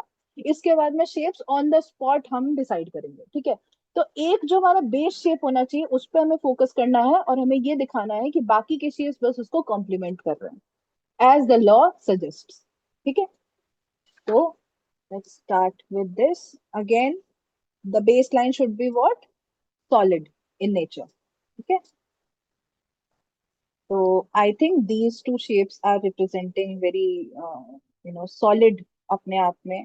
ठीक है, तो विल बी टेकिंग दिस। अब ये भी आई एम टेकिंग दिस क्योंकि इसका ये वाला साइड काफी प्लेन है। ठीक है, do not take again any round round structures for any of your basis. ठीक है, सिलेक्ट समथिंग सॉलिड इटसेल्फ। ठीक है, तो ये बेस बहुत सॉलिड आई कैन सी, इसीलिए I am going with this the first. ठीक है, लाइक दिस। उसके बाद I would like to take, okay, I hope you guys can see this. Movement के लिए I made that in class as well, इसलिए I have the pictures. ठीक है, तो वो मॉडल मैं आपको भेजूंगी और अपने तरफ से जरूर ट्राई करना डिफरेंट डिफरेंट तरीके से। ठीक है, अब देखो जैसे ये वाला यहाँ पे मैंने ऐसे लगाया स्ट्रेट। ठीक है, I hope you can see this in camera. ठीक है, अब मुझे इसके ऊपर ही चीजें फॉर्म करनी है, तो I really want to make this like this, ताकि हमारा जो बेस लाइन है वो पिलर जैसा दिखे। तो अब ऐसे इसको नहीं लगाएंगे। ठीक है, लगा सकते हैं, हम कर सब कुछ सकते हैं। ठीक है, in this this this kind of question, but हम चीजों को इंटरेस्टिंग बनाने की कोशिश करेंगे ऑलवेज। ठीक है, तो इसको भी अगर मैंने इस तरीके से थोड़ा टिल्ट कर दिया, अगर मैं इस एंगल पे आपको दिखाऊं, और इसको भी मैंने टिल्ट कर दिया, तो हमारे शेप सेम है, हमारा डायरेक्शन सेम है, बट आप देखो इतनी सी एंगल के डिफरेंस से कितना बड़ा डिफरेंस दिख रहा है। It looks way interesting to me now. ठीक है, कंपैरेटिवली।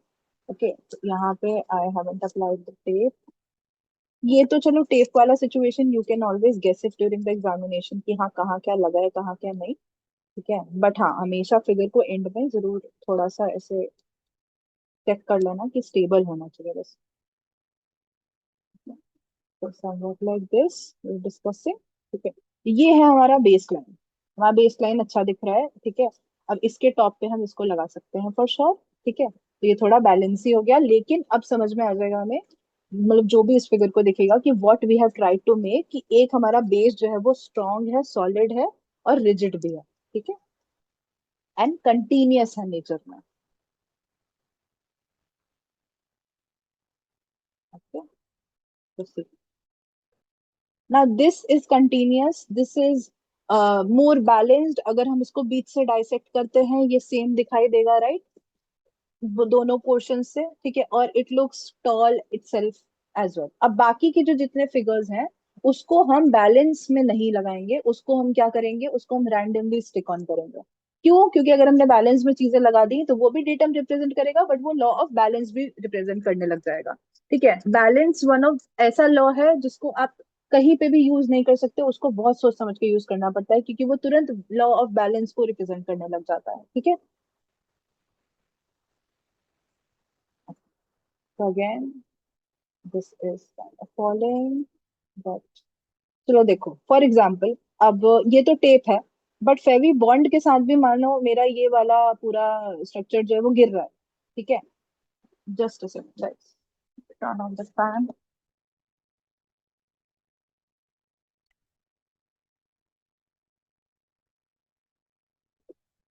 ओके, ठीक है, तो गिर रहा है, तो अब हम क्या करेंगे कि हम दूसरे शेप्स की मदद लेंगे in order to make it more stable. ठीक है, अब मुझे दिख गया कि मैंने शायद राउंड यूज कर लिया, अब मैंने इसको स्टिक कर दिया है, तो अब मैं क्या करूं? ठीक है, तो take other shapes, okay, and make it a base. For example I can take this one. ठीक है, यहाँ पे ये मुझे सपोर्ट कर सकता है, यहाँ पे ये भी मुझे सपोर्ट कर सकते हैं। ठीक है, तो see how it's just falling down. ठीक है, तो इसको, ये थोड़ा अनस्टेबल है, जिसको स्टेबल बनाने के लिए इधर वी कैन स्टिक दीज और इधर दीज। तो अब बेस क्योंकि हम बना रहे हैं दोबारा से, तो बेस के लिए again we will take something common in nature जो थोड़ा बैलेंस्ड है, उसके ऊपर हम चीजें ऐसे स्टिक करेंगे। ठीक है, तो आई am taking these two. these two are looking way interesting to me comparatively. ठीक है, और इसका base as you can see it's plain.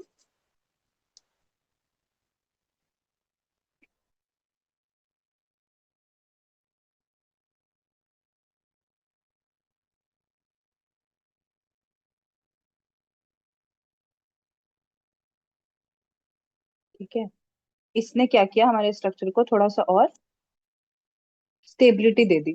ठीक है, again this is double sided tape, ये जरूर फॉल होगा. ठीक है, बट अगेन फेवी बॉन्ड के साथ ऐसा नहीं होगा, I can guarantee you that. ठीक है,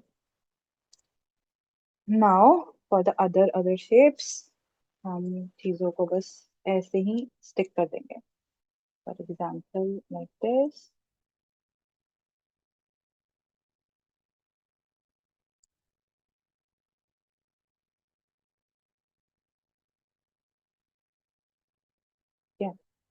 थोड़ा अगेन डायरेक्शनल ऐसा रखना ताकि वो और इंटरेस्टिंग दिखे. जैसे हमने थोड़ा टिल्ट किए हैं चीजों को, तो उसी तरीके से ऐसे बैक बैक में भी मैं चीजें लगाऊंगी. ठीक है, अगर if I was in the in the examination. ठीक है, अभी I am not doing that so that you can see the front view.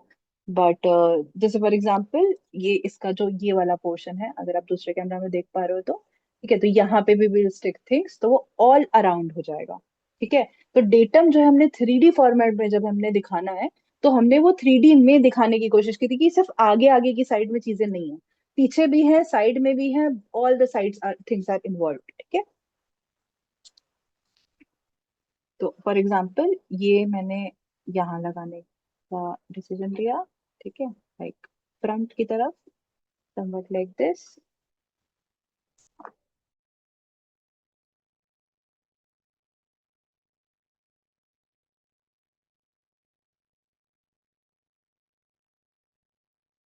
इसको स्टेबल करते हैं.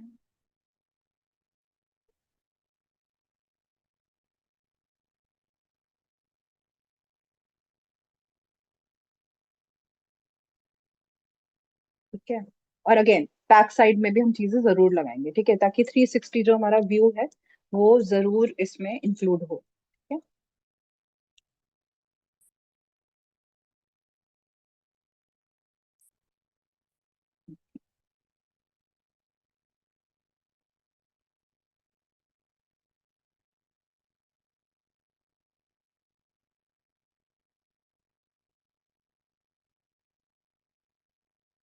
Okay, and stick it again randomly when we are talking about datum. ठीक है, कहीं से भी कुछ भी हमारा बैलेंस नहीं डिपेक्ट करना चाहिए at all. Okay, and the last shape we have, I am gonna stick it here. Why? To create a sense of balance, but in terms of datum, not in terms of the principle of balance itself. ठीक है, so again this will be way solid for you during the examination. ठीक है, और I hope you can see in that camera. ठीक है, देखो पीछे के साइड से. ठीक है, I'll be clicking one picture for you.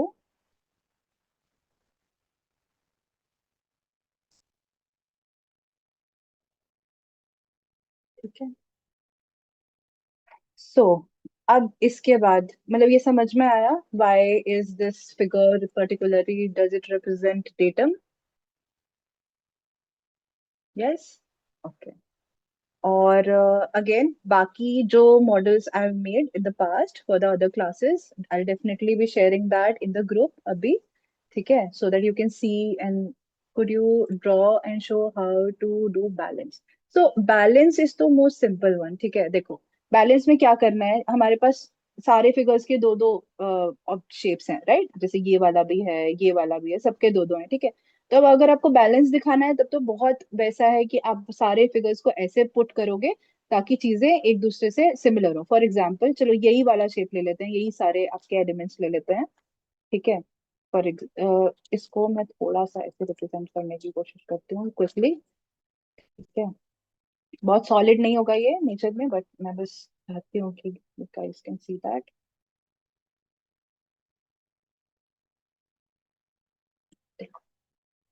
इतना हमारे पास बैलेंस था, ठीक है, ऑलरेडी, है ना, पैटर्न जा रहा है, ठीक है। अब हमें बैलेंस जब रिप्रेजेंट करना है, हम क्या करेंगे, देखो,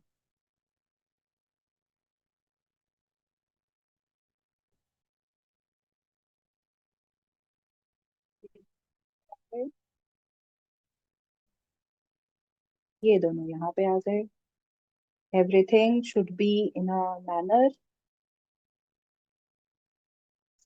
इन अ पैटर्न, ठीक है,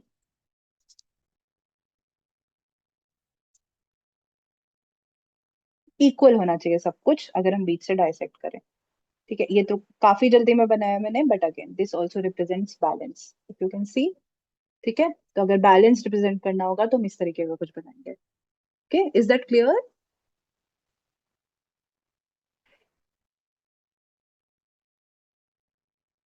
गॉट इट, ओके, ठीक है। तो ये क्लास यहीं पे खत्म करते हैं गाइस, ओके। और कुछ भी डाउट है, कुछ भी है, please do ask on the group, okay, definitely I will be replying to that, definitely I will be sending you all the material I have talked about, ठीक है। इसके एग्जांपल्स तो मैं अभी भेजूंगी आपको, ठीक है, कि कौन कौन सा प्रिंसिपल और हमने रिप्रेजेंट किया है पास्ट में, या फिर हमें मूवमेंट के भी अगर और एग्जांपल्स मैंने बनाए हैं तो definitely I will be sending you that, या फिर इमेजेस जो पास्ट में बनाए गए हैं, ठीक है। तो कोई भी डाउट आता है अभी, वी हैव 2 मिनट्स, आप पूछ सकते हो, नहीं तो ग्रुप पे आप जरूर पूछिए। Okay. Now, in today's class, we are going to be revising all the topics of visualization of the object. So, all of you must be aware how we have divided the entire 51-day course. In that, visualization of objects is one topic, है ना? उसके अंदर we have divided that further into 4 more topics: folding, unfolding, counting of surfaces, vertices, counting of blocks, etc. है ना? So, 2D and 3D views is also a part of this. So, you can like ask me if you have in this course of time any doubt if you have. Also, अच्छा ये question पहले आ जाना चाहिए था. Is everybody comfortable with English as well as Hindi?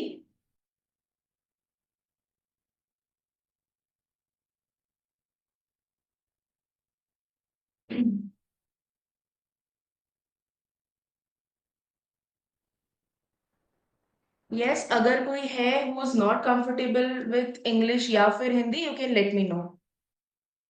This is going to be a mix of like this class is going to be a mix of two languages. इसलिए मैं आपसे पहले ही पूछ ले रही हूँ. If there is any preference, I can stick to that. ठीक है. आप में से कितने बच्चों ने अटेम्प्ट ऑलरेडी दे दिया है नाटक, आप बता सकते हैं? तो आप अवेयर हैं पूरे प्रोसेस से, कैसे कंडक्ट होगा, टाइमिंग के साथ आप ऑलरेडी सॉल्व एक बार कर चुके हैं. I have a better understanding, तो मैं आपको बेटर गाइड कर पाऊंगी. English, okay. So I am asking कि is there any one of you who has already given one attempt of NATA examination, so that I know how many of you are going to give the exam for the first time and how many of you have already tasted the exam pattern and how to go around with the exam and how to deal with the timer, etc. So if there's anybody who's already attempted NATA exam once, you can like once, twice, whatever the scenario is, you can type it in the chat box.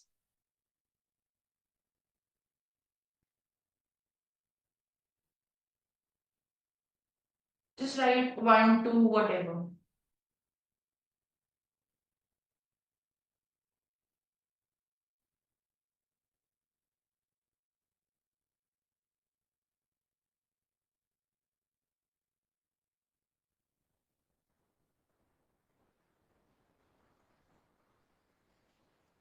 Okay. So everybody is going to give NATA examination for the first time, it seems. Okay. Are you aware at least that there's going to be a timer for your CBT questions? There's going to be 108 seconds given to you. Are you aware of that?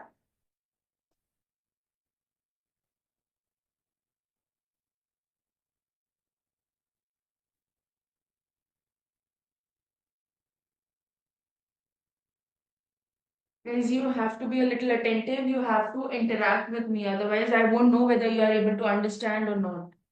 So I know that you have to type it in the chat box and it may, seem a little more work to do, but you have to interact. This is a live class. Now, आपको already you guys have access to recorded classes. You could have, done your revision in that also, but you are here for a reason. This is an interactive class. This is a live class. So you have to be interactive. My voice is loud and clear to everyone. Now, that is not an issue, I hope.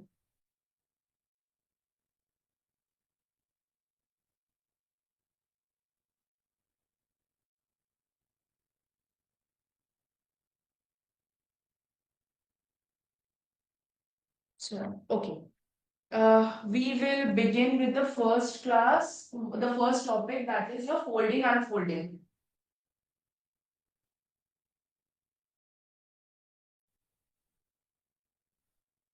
Okay. The folding and unfolding, let's say, what kind of questions do you get?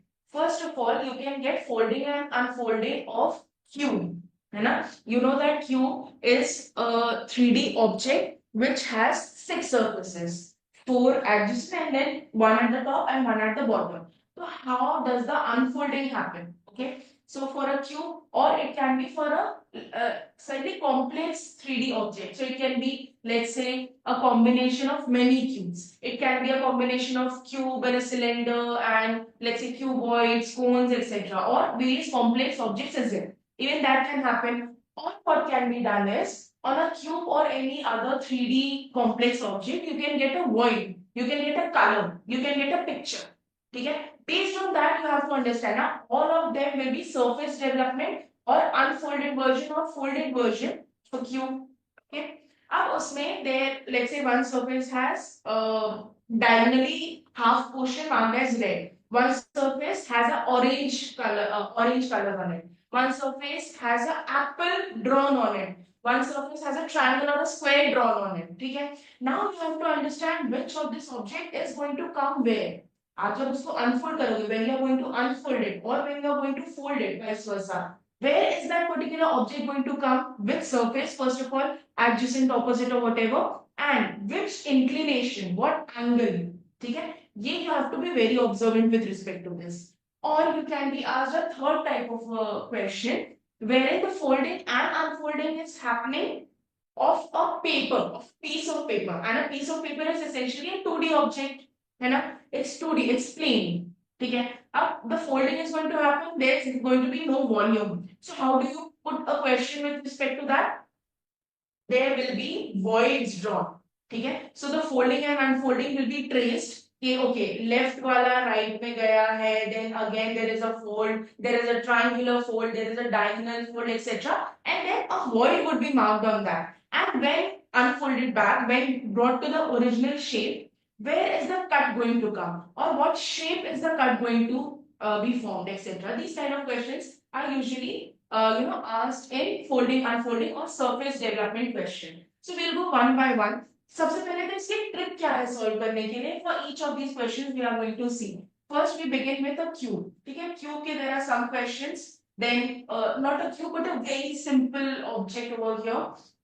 And then a combination of a few objects. Yes, sir, we are going to study. As you can see, not all the questions are from your 51-day course. Not all the questions are from your NATA examination. Okay? So we've prepared this particular revision session first of all, so that apart from the 51-day course, you have more practice. Okay? You have your test series, you have your practice questions, etc. in your lecture series of 51-day course. Apart from that, we are going to look into some of the questions. And one of the most important reasons why we are conducting this session is to make you solve these questions in 108 seconds. Okay, that is a new addition. I hope everybody is aware of that. So you should be able to solve these within the time limit. Now many students are saying that they know the answer just because the problem is कि ठीक है 108 seconds में, for example, counting objects is a problem. ठीक है? You are trying to understand which unfold is going where, etc. and you miss the time. So that is one of the problems. If you attend this entire session properly and solve all these questions in 108 seconds, you will have a very good practice. So let's begin. I will start the stopwatch. 108 seconds के बाद I expect you to type the answer in the chat box. So let's begin.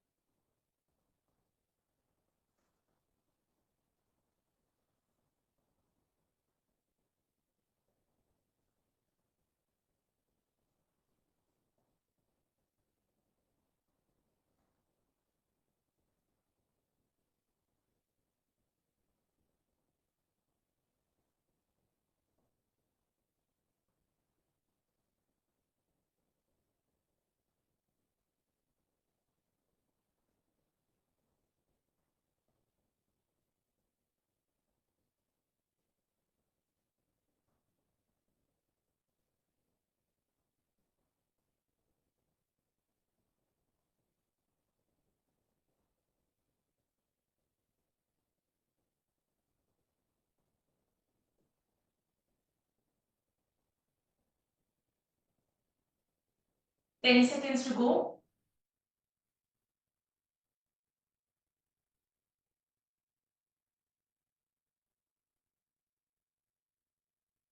Okay. Your time is up. What's the answer?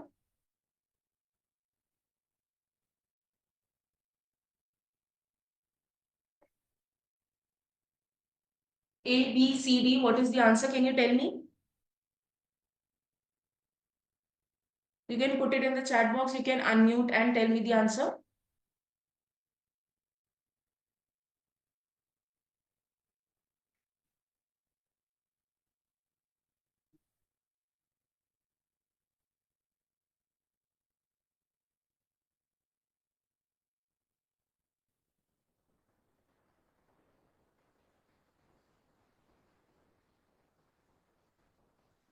Come on, whatever you think is the answer need not be absolutely correct. We'll definitely go through this. What is the correct answer, why it is the correct answer, etc. We'll go through that. What do you think? What is the correct answer?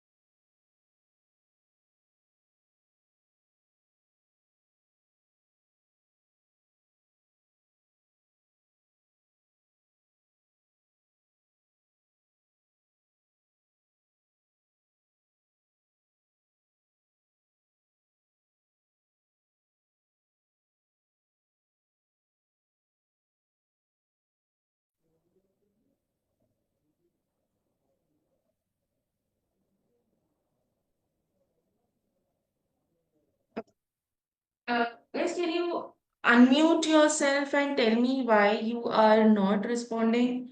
Is it that the question is difficult or you're not comfortable putting the answer in the chat box or what?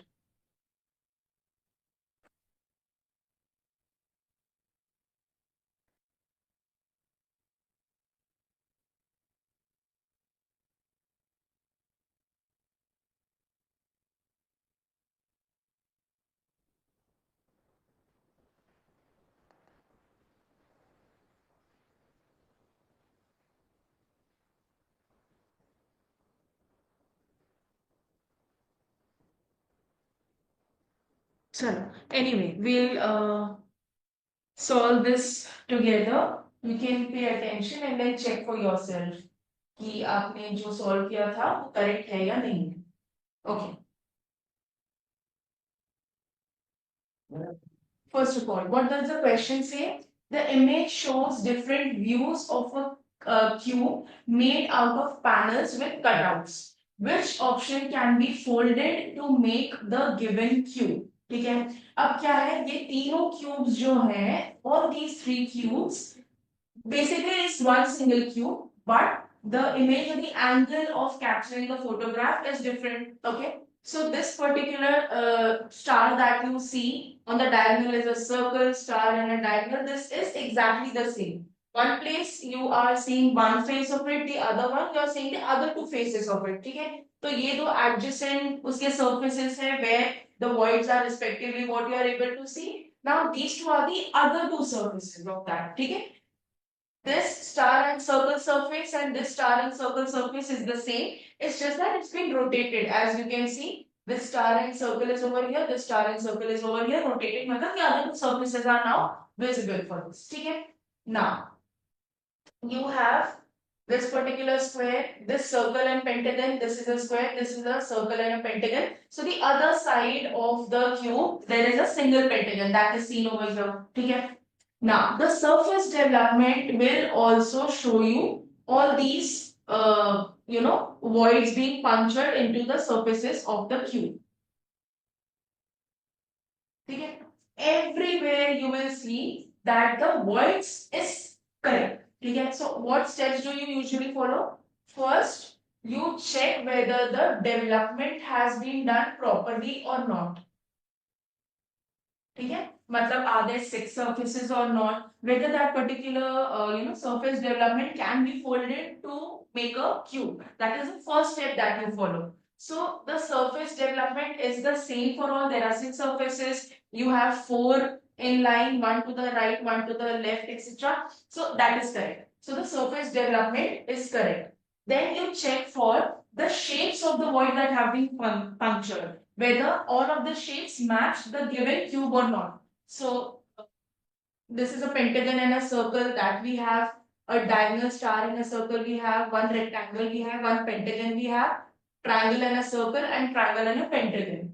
Okay. So when you were solving this question, you must have observed that all the voids punctured in each of these surfaces is exactly the same as given in the cube. So the next step is also done. All the punctures are exactly the same as given in the cube. ठीक है. अब the last step. What is the placement of all these voids? ठीक है. Placement correct है या नहीं है? Placement मतलब let's say there is a star over here, there is a circle over here. How is it placed with respect to each other? Diagonally. So everywhere you should have the star and the circle placed diagonally. That is done. Next, once you have the circle and the star placed diagonally, you have marked that out.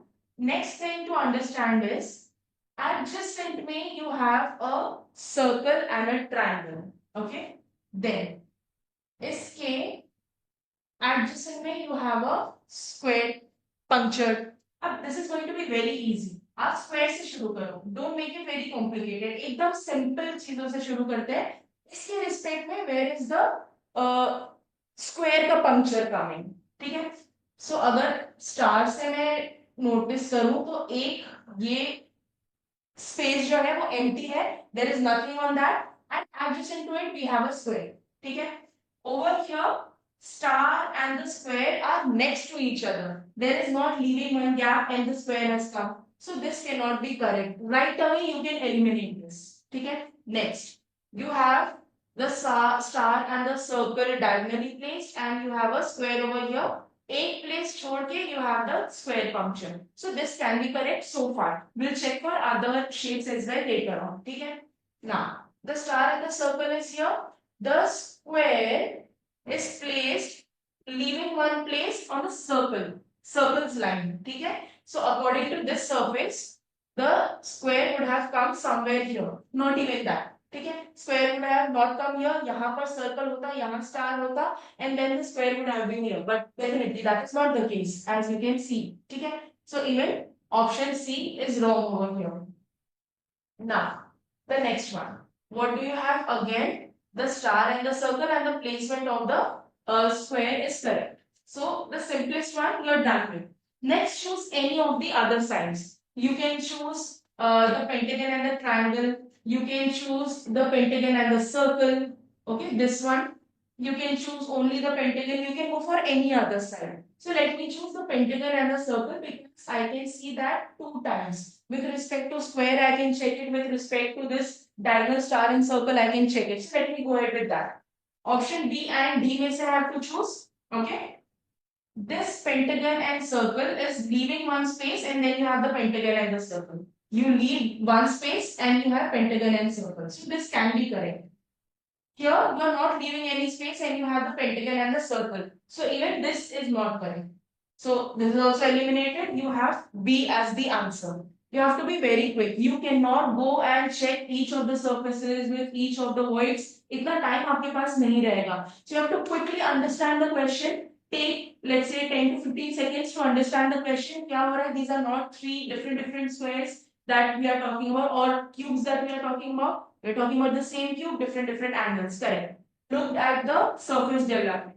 Just by looking at the surface development, could you eliminate anything? No. Next. Based on the kind of punctures that are there, can you eliminate anything?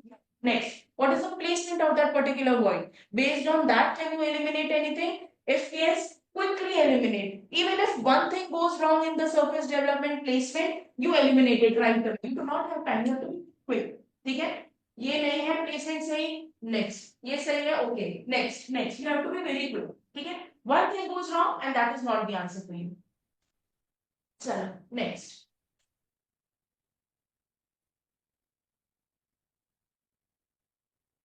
okay this is on the similar line so we will send it to you you solve this now again on a 108 seconds timer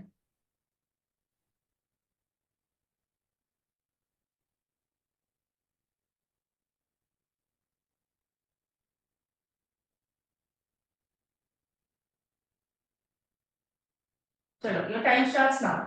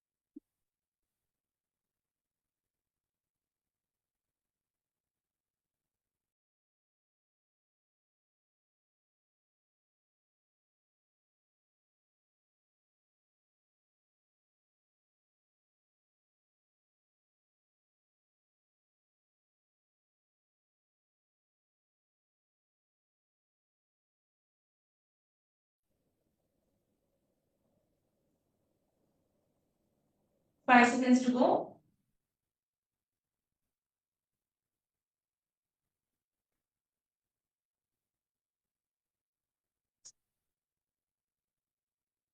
Can anyone tell me the answer?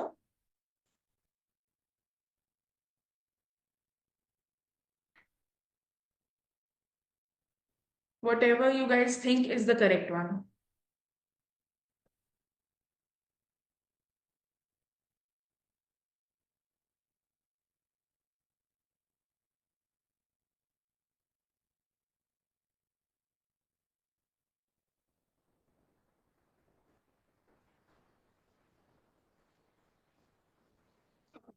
So let's try to crack this.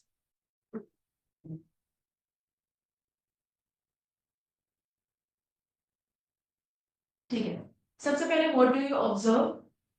This particular 3D form can be undeveloped or can be unfolded into what all things. So you've been given 4, 4, 3. मतलब the surface development is there. ठीक है? It could be correct, it could be wrong. That is one thing. Apart from that, you also have to check for the dimensions of these particular shapes. For example, इसमें से let's say I am marking this particular rectangle out.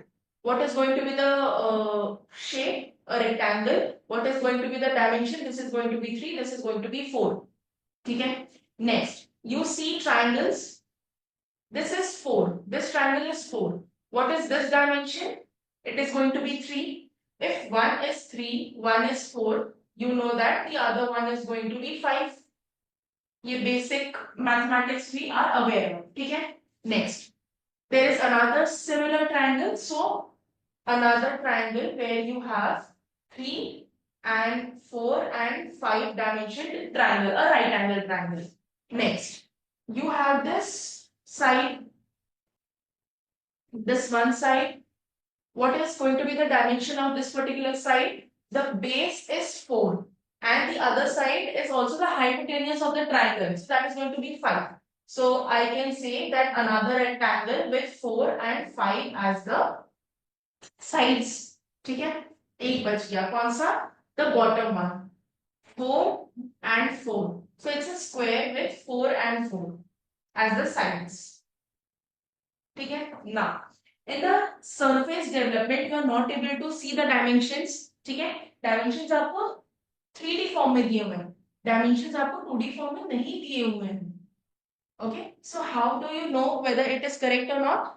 Again, the topic is visualization of object. As designers, as architects, you need to have your design aptitude very strong. So just while looking at a particular object, it should give you the understanding of ratio and proportion. ठीक है? अगर if this is 3, this has to be 3, or this is slightly more, so it has to be 4. It looks slightly less, so it has to be 2. These kind of questions are also asked in NATA examination. How good you are able to observe, how well you are able to observe things. How good is your design ability or visual ability. Okay? So that is what we are going to use over here. First one, this looks like a rectangle, this is a square, this looks like a rectangle, and then you have two triangles.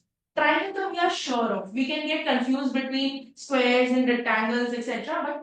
But triangle we are sure of. There are two triangles, both have same dimensions. So let us start with that. Start with the easiest one because we do not have much time to understand everything, make mistakes, go back again. Okay? So the back of your mind, the steps that you have to keep in mind is go ahead with the simplest thing possible. And all these will come once you practice. पहले 2-3 questions or the first 2-3 questions you may not be able to understand. You will make mistakes or then you have to go back and forth, etc.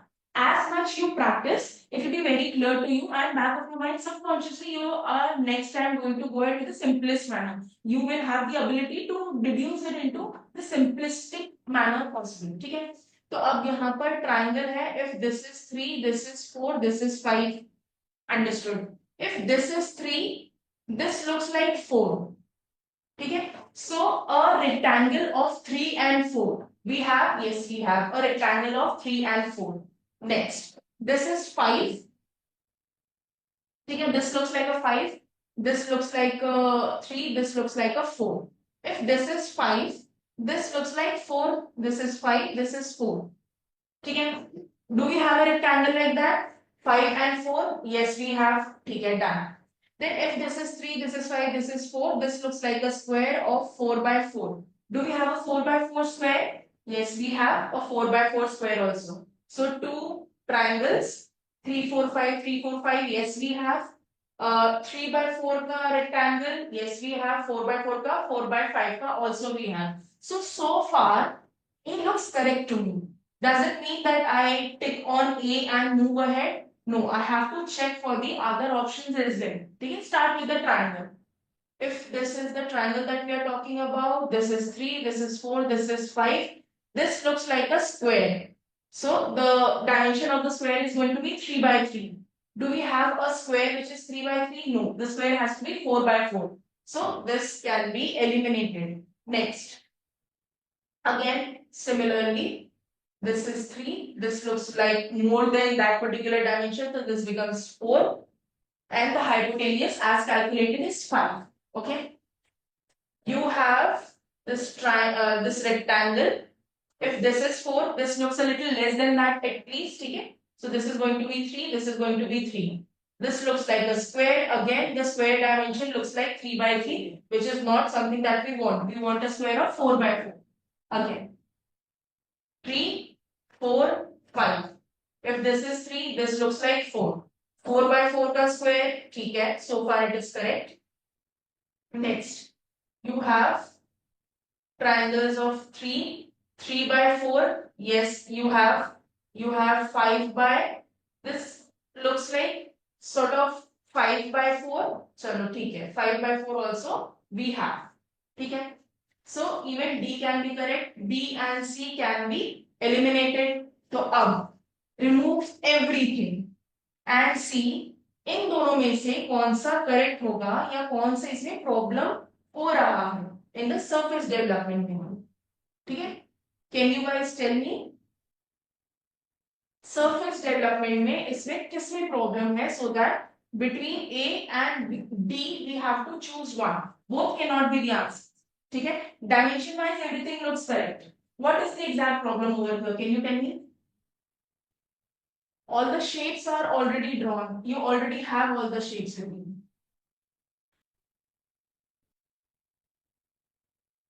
Check and tell me where the problem lies.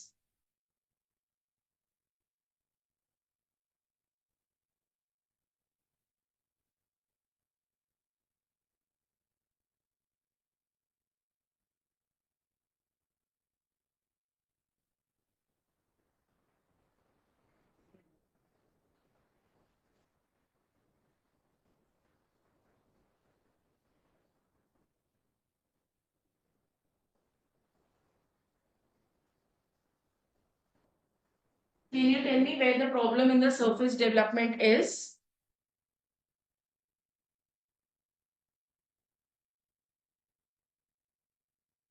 Think about this and you yourself are going to tell me the answer.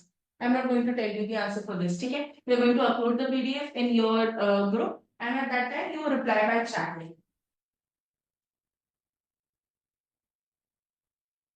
Okay, next type of questions. Let us start with the simplest one. Okay. Now a 2D paper, a 2D plane, that is a paper, has been folded. The folding lines are shown to you. The folding arrows are shown to you. How it is getting folded is also shown to you. Okay. Now, sometimes what happens is only the arrow is given and this remaining line showing from where it got folded, that is not shown, which causes confusion. ठीक है, इसलिए I said we are going to start with the simplest one. ठीक है, अब इसमें the arrow is shown. This is the arrow of folding. From where it has been folded is also shown to you. So this becomes very easy. The steps that you have to follow. First of all, check the arrow. Check where it is turning and where it is turning from very carefully. Okay? And mark the sides. Keep on marking the sides. For example, this is A. This is B, C, D. Let's mark this X, X dash. Or let's say y dash, that is going to make more sense, x dash. So what is this x and x dash? Midpoint of AC and BD. Okay, then you mark this particular center as O. This is the basic nomenclature that you will have to do for each folding unfolding kind of a method. Okay, and you have to like don't draw it on your page and then fatafat you're shifting and folding it. No, visually you have to understand. This is A, this is B. So B has shifted to A. So this particular point becomes AB. Visually आपको सब समझना पड़ेगा. Okay. Now this point now is AB.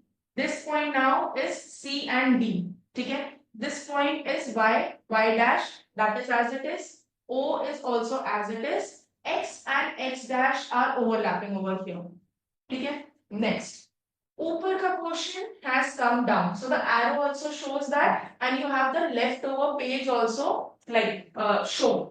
So that is again very easy. Now what has happened? AB has come down. Okay. And this particular y portion is coming down. So this is AB, which has come down. So C, D, A, B, all are the same now. Okay. This point is O, which is as it is. Okay. X dash kahan tha? Yahan tha. That is x dash is as it is. Now, this particular, just give me a minute.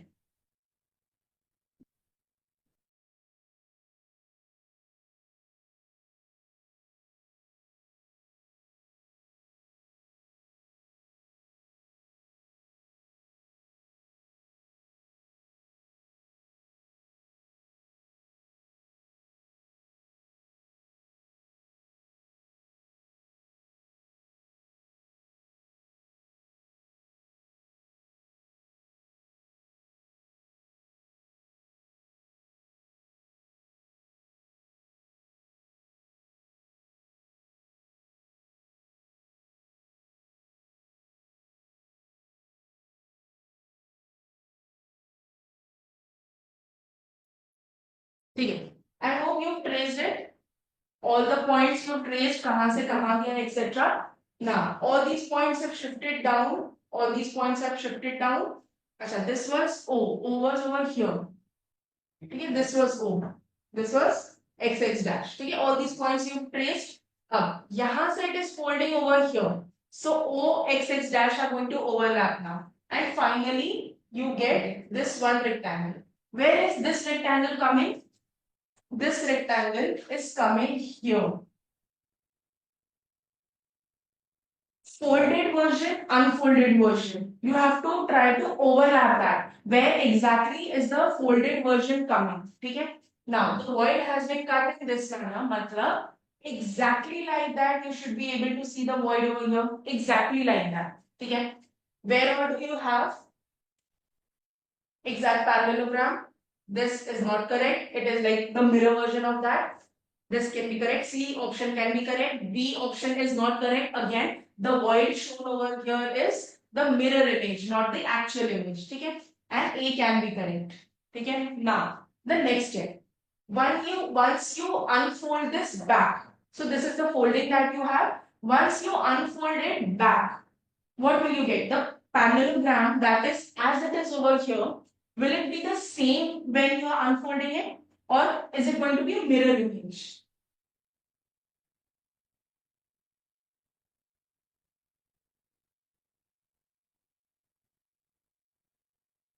It's going to be the mirror image. Okay? So in option number C, what is happening? The original parallelogram, the unfolded parallelogram is exactly the same. It's not the mirror image. So even option number C can be eliminated. You have option number A as the correct answer. Okay? Again, this was very easy.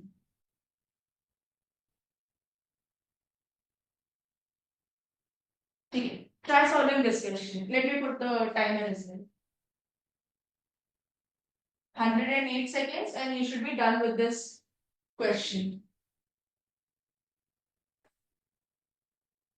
Once you have the answer, put it in the chat box. The time starts now.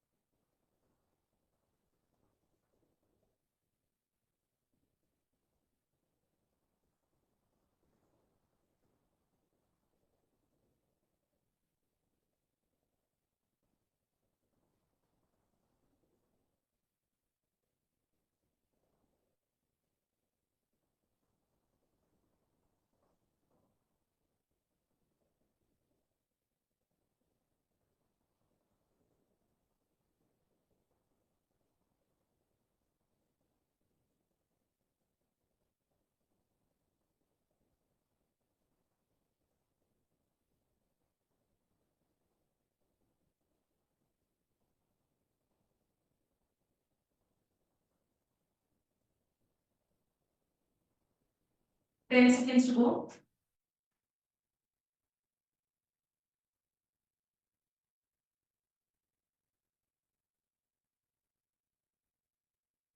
Time has ended. 108 seconds, done. Anybody has the answer?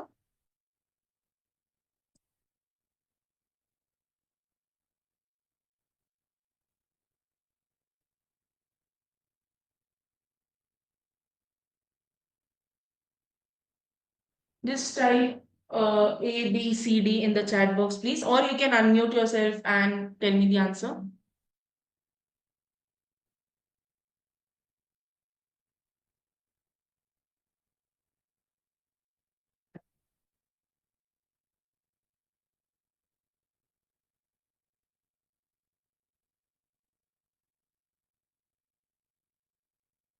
Option number D. Okay. D. ठीक है, let's check. अच्छा, अब ये क्या है? Cube है. Cube में you know there are adjacent sides and opposite sides. What are these? All of these are adjacent sides. ठीक है, opposite तो नहीं है. It's not like the square is opposite to triangle or the square is opposite to the rectangle, etc. All these are going to be adjacent sides. अच्छा, first what you do? You check for the development, है ना? Development इसमें कैसा है? All of them, if you like try to fold it, it is going to become a cube. Okay, that is not a problem. Second, you have to check whether all these three shapes are there or not. So rectangle, triangle, square, correct, correct. All of these have the same three shapes also black color. All of them are also black color. So whenever a color change is there, you have to check for that as well.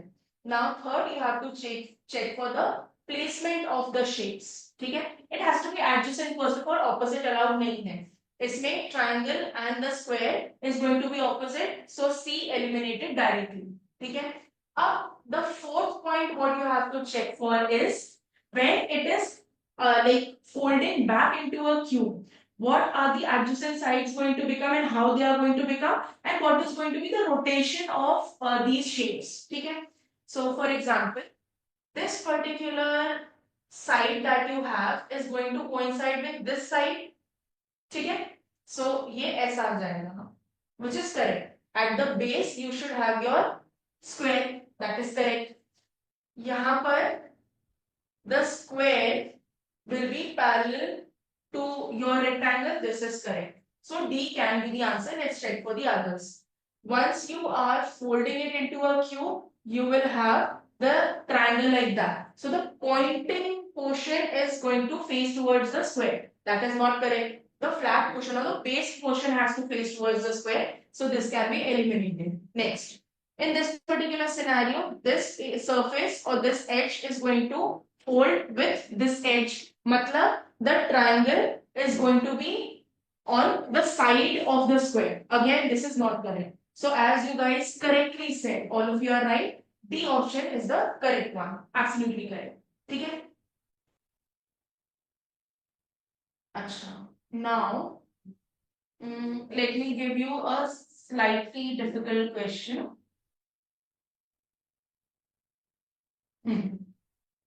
Slightly difficult. Okay, let me put the timer.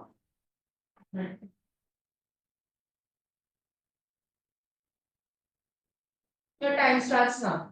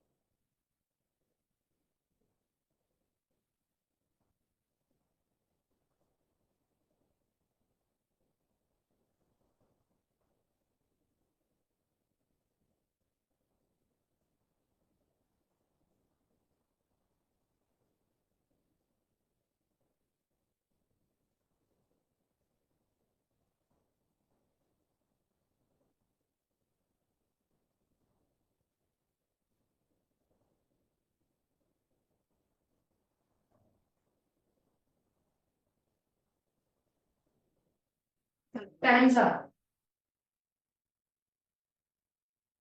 What is the correct answer? Can you tell me? C. One person says T. C. Okay. What about the others?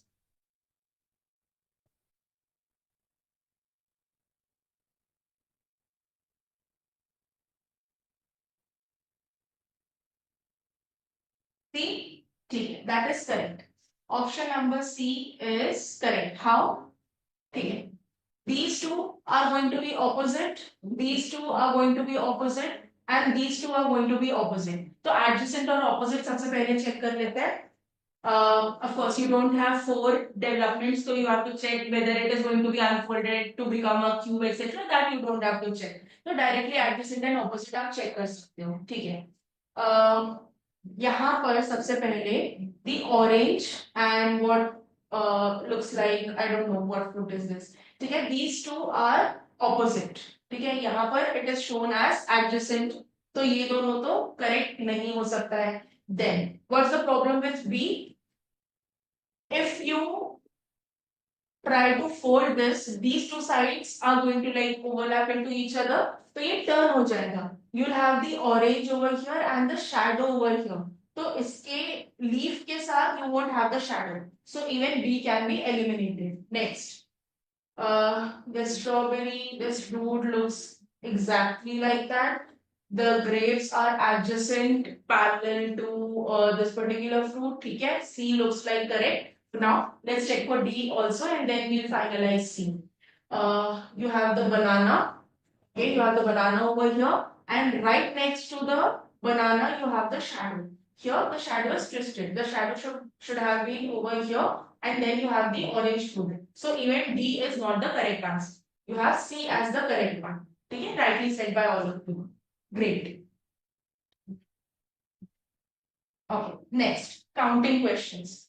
These are going to be the simplest kind of questions that you can get in your examination. It could be counting of blocks, it could be counting of surfaces, it could be counting of vertices or edges. Okay, it could be anything. Just you have to be very observant. Focus नहीं होना चाहिए. You have to be very focused while solving. As it is, you have to be very focused during the CBT test. But इसमें तो you have to be very quick and you have to be very observant. छोटी सी भी गलती is going to cost you the marks. ठीक है? Let's start with one of the simplest ones. Imagine letters are extruded into 3D dimensional object. जैसे A है. एक normal ए को आपने 3D दे दिया है. ठीक है? आपको जैसे पुश कर दिया है उसको. ठीक है? तो इसमें 3D फॉर्म आ गया है.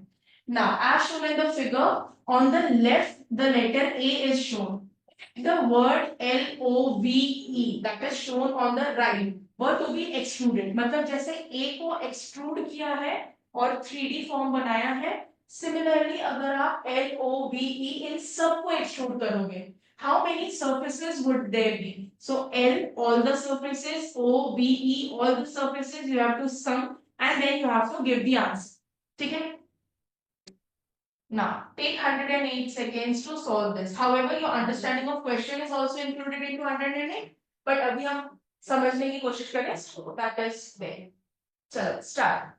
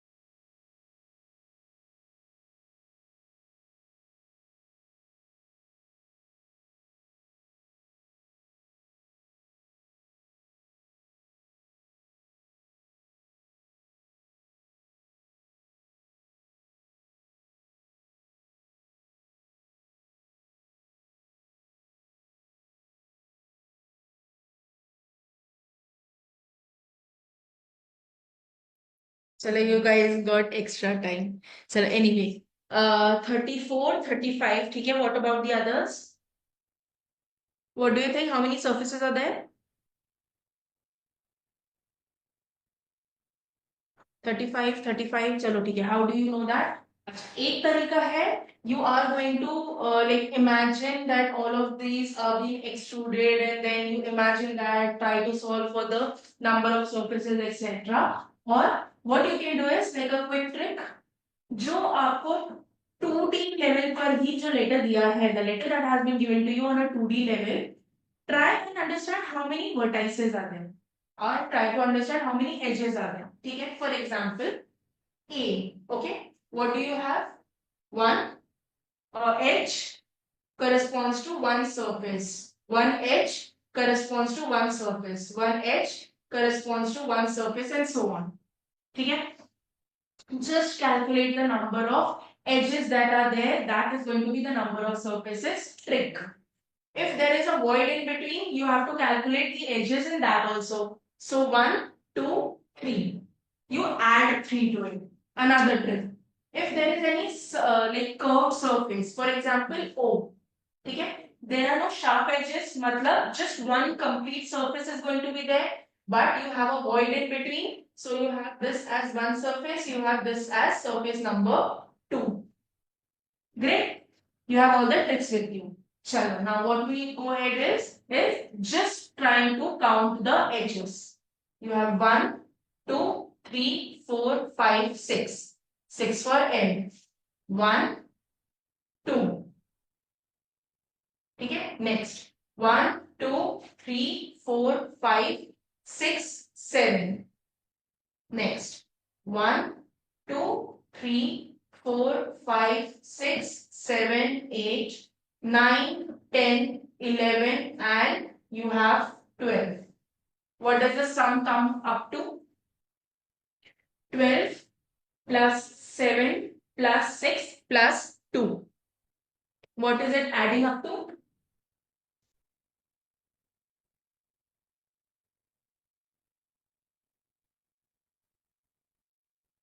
कितना हुआ?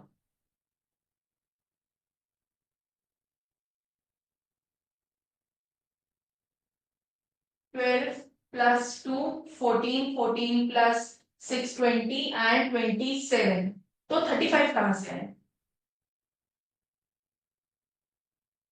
ठीक है. Imagine the letters are extruded into three-dimensional objects as shown in the figure on the left. Letter A. If love was to be extruded, how many surfaces would it have? Is it like being given that you have to calculate the top or the bottom or both or none? Nothing has been given, so you include this top also, you include the bottom also, you include. Okay. Sometimes what would be given to you is all these letters are placed on a table. Okay. If they are placed on a table, matlab the bottom surface you do not have to count, that has overlap with the table. Okay. So bottom wale you do not count, ऊपर वाले you count. Okay. So in this case you count 2 each. So 27 top and bottom, 28, 29 top and bottom, 30, 31, 32, 33, 34, 35. ठीक है. So your answer is correct, but why did I pause you at 27? Because you have to check this also कि उन्होंने बोला है क्या table पर है. अगर टेबल पर है, you do not check the bottom one, you do not calculate. ठीक है. Next. ये थोड़ा कॉम्प्लिकेटेड हो जाएगा. There are different types of pineapples in the given figure. How many pineapples appear only once? Only once. बहुत सारे pineapple दिए हुए हैं आपको. ठीक है. जैसे for example ये pineapple है. You have similar kind of pineapples again. You have this pineapple. You have similar kind of pineapples. ये पूरा आपको observe करना पड़ेगा और उसमें आपको देखना है how many pineapples appear only once. Okay, solve this, start your calculation. I'll reduce 5 seconds in the timer. Start.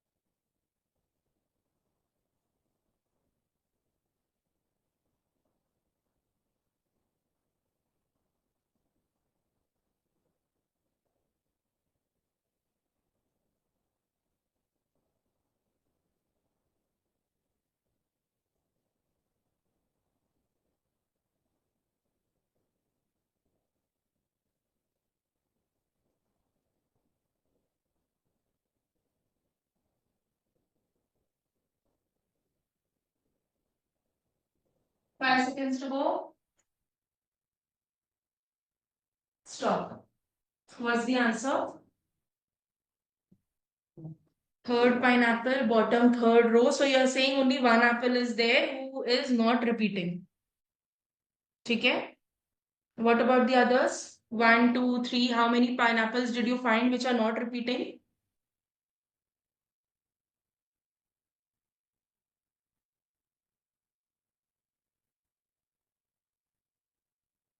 ठीक है, the correct answer is not 1. Let me tell you that first. चलो इसको solve करते हैं. ये इतने सारे pineapples, so many pineapples have been given to you, strawberries have been given to you. Confuse हो जाओगे. Confuse होने के बाद 108 seconds में you won't be able to solve this particular question. How do you go about these kind of questions? Start with either left and move towards right on your screen, or start with the top and move towards bottom of your screen, or vice versa. Anyway, but start with one corner, one side, and then move to the other. Keep on checking the pineapples. ठीक है, इससे क्या होगा? Nothing will be repeated, nothing you would have skipped. ठीक है, and by doing this calculation you have to be very very observant. That is the key for any question that you are solving in your CBT test NATA. ठीक है, चलो let's start. I try to figure out a pineapple. Even if it is repeating only once, I scratch that and move ahead. क्या है? Only once होना चाहिए. 2 बार भी हो गया तो I scratch it and move ahead. ठीक है, आगे कितनी बार हो रहा है मुझे देखना ही नहीं है. ठीक है, चलो. Once I have this black with white V's, I have it scratched out. This white with black V's, do I have it? Yes, I have. Scratched out, scratched out. Black with white lines. Do I have black with white lines? Yes, scratched out. White with black lines. Yes, I have scratched out. This already occurred. Like a check shape, do I have? Yes, scratched out. Black and white lines. Black with V's, white with V's. This has been scratched out. White lines, black V's, white with black V's, scratched out, all these. I'm just quickly scratching out now because you know that has been repeated. Okay, quickly you have to visualize and keep on scratching it out. Okay, this I found something new. Earlier on, I had white pineapple with black like crosses. Here I have black pineapple with white crosses. Do I have it anywhere? No, I am not able to see any repetition. So for now, I am going to keep this as count number 1. If I find it repeating anytime, I am going to scratch it. Okay? This I have.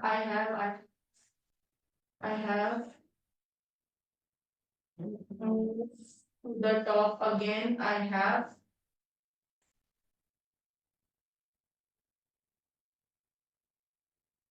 Quickly solving for all of these.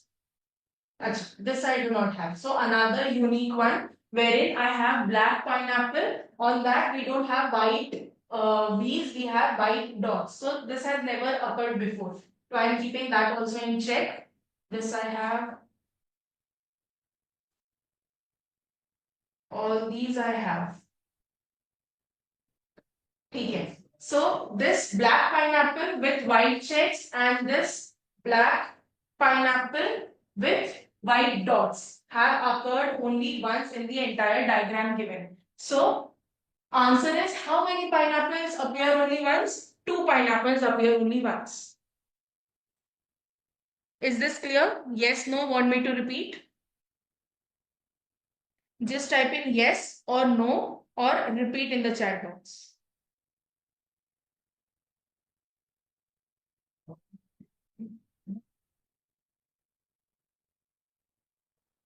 Yes? Chalo. On similar lines, solve this question. Solve this question on similar lines.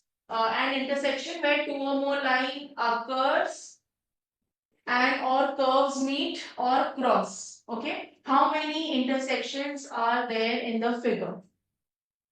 Your time starts now. Read the question carefully first.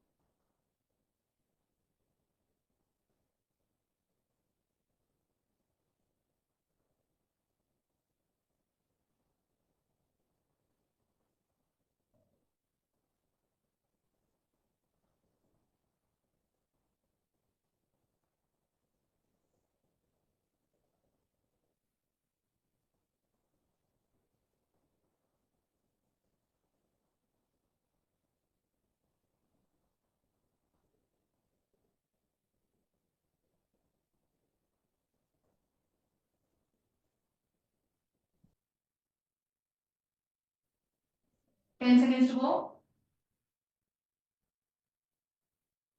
5 to go. And stop. How many intersections do you have?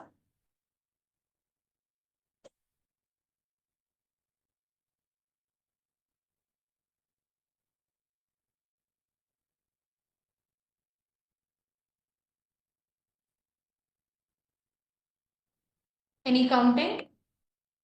So let's solve this together. The idea is the same. First of all, you understand the question. The curves have to meet or cross each other. You start with either top and move bottom or left and move towards right. Okay? Overall understanding is the same. Now keep on counting the crosses. 1, 2. Next. 3, 4, 5, 6, 7, 8, 9. That's it. And 10. Okay, I am not calculating this or not. I am not going up and down. That is going to cause more confusion. I am just calculating एक line का pen. Okay. So 1, 2. I could have also like not considered this. पहले ये कर सकते थे. Okay, anyway, 1, 2, 3, 4, 5, 6, 7, 8, 9, 10, 11, 12, 13, 14, 15. Done. 16, 17, 18, 19. This row is also done. 20, 21, 22, 23, 24, 25, 26, 27, 28, 29. Now, will this be counted? Yes. Till now we have 29. Will this be counted? Yes, it is going to be counted. Q. The lines can also meet to be called as an intersection in this particular case. So yes, you count this as 30, 31, 32, 33, 34, 35, 36, 37, 38, 39, 40, 41, 42, 43, 44. You have 44 intersections overall. ठीक है? अब जैसे यहाँ पर मैंने ये पूरा एक साथ काउंट किया. There is a level difference, but I was sure that I'll be able to manage that properly. So I took a call. I calculated this section together. I took a call over there. I could have even calculated this entire section together. So whatever you think works well for you, you do that. Either you take 119 and move downwards, or you combine those because they are visually very together. So you can combine that and check for yourselves. Overall, select one edge and move to the other, to the opposite edge. Okay, ये तो you have to follow, otherwise you are going to either repeat the counting or leave out one. Okay, I hope this is clear.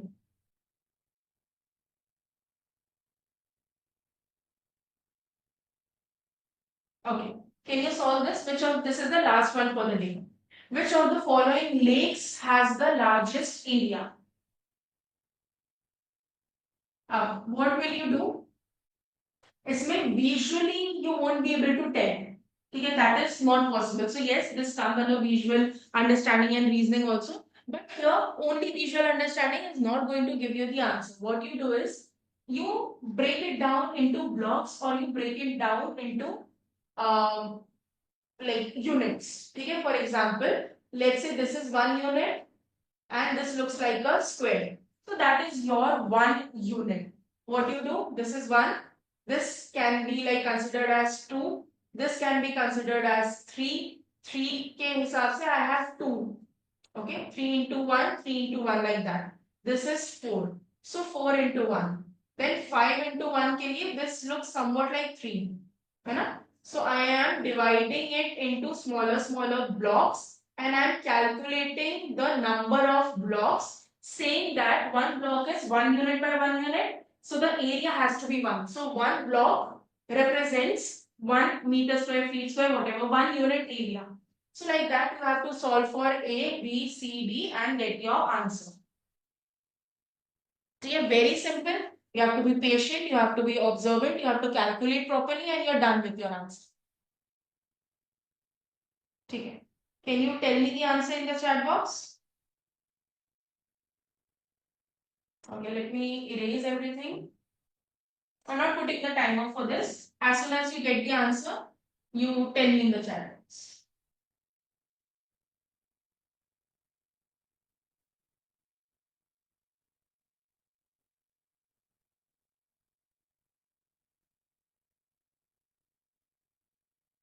Okay, you can tell me A, what is the area, B, what is the area, C and D, what is the area? Tell me like that. B, C, D, what is the area or what is the number of units that you have calculated?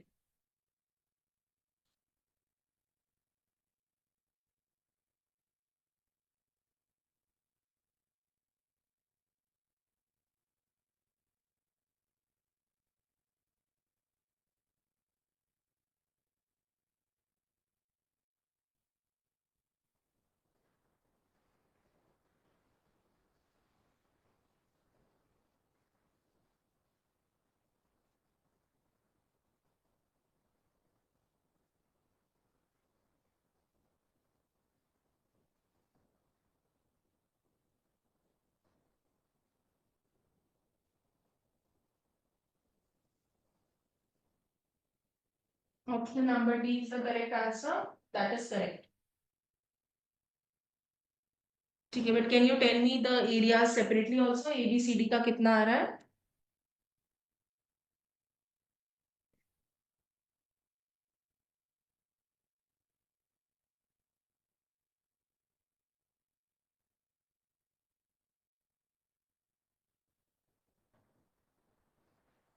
ठीक है, let me post this in your group. This presentation I'll put it in your group. At that time you can answer. ठीक है, you can reply to that text. One question we've left. इसके पहले surface development का, in which there were two answers that were coming correct, and we had to choose which one is the correct, and among them how do you choose which one is correct? That answer you have to reply to, and this one A, B, C, D का how much area you are getting. ठीक है, चलो, we'll end the class here. Do you have any doubt with respect to whatever we've revised today?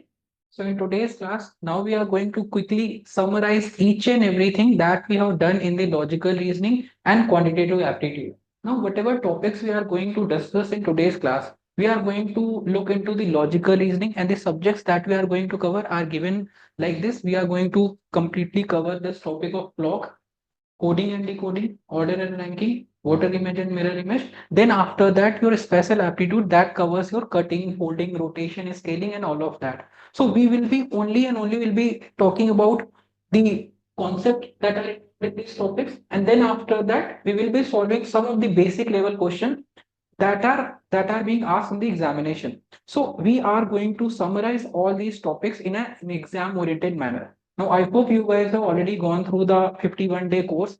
There, these topics are covered in a very detailed manner. There, you have gone through the clock, coding, decoding, order, ranking, mirror image, water image, cutting, folding. And then after that, if I'm going to talk about the quantitative aptitude, this number system, mensuration, time and work percentage, all of that is being covered in the detailed manner there in that course. But this is a complete revision class. This is a complete revision of all these concepts that you have already done. So now we are going to start with the quantitative aptitude. So here we are going to start with the first topic, that is going to be your number system. Then after that we will discuss the concept that are involved in the mensuration. Then after that I'll be talking about the speed, distance and time. What are the formulas that we need to keep in mind? And then after that we'll discuss the concept of percentage. So now when I'm going to talk about number system, we need to understand in the number system what are the things that we need to understand. So if I'm going to talk about number system, there are three things that we'll be talking about. The first is going to be classification of numbers. That means we need to have the basic idea about what type of numbers are there. Like for an example, if I talk about there are rational number, irrational number, then after that your even numbers, odd numbers, composite numbers, prime numbers. So we need to understand the classification of numbers, and then after that we'll be understanding what type of questions can be asked from this part. So this is the first topic that we'll be having discussion on. This is going to be the classification of number. And then after that, the second thing is going to be your unit digit. And then after that, the third thing on which we'll be having discussion is going to be remainders. Remainders. All right. So this is the first part that we are going to talk about is going to be a classification of numbers. What types of numbers are there? You can make the short notes out of this. And in case you guys will be having any questions throughout the class, you can let me know in the chat box. If you want the revision of something, you can let me know in the chat box and we can do that. All right. So we are going to first start with this classification of numbers. So if we are going to talk about number system, this is something which is the foundation of the complete QA. We need to understand what types of numbers are there in which which we'll be using in the arithmetic. Now these numbers are divided into two parts. This first type of number is called as what? These are the real numbers. Then after that, the second type of numbers are going to be what? Imaginary numbers. Now in our exam, you will get no question on the imaginary numbers. You will be getting questions on the only and only real numbers. Now these real numbers are what? These real numbers can be like, for an example, 1, 3, 5, 9, 3.09, 5.73. All these numbers are what? You can denote these numbers on the number line.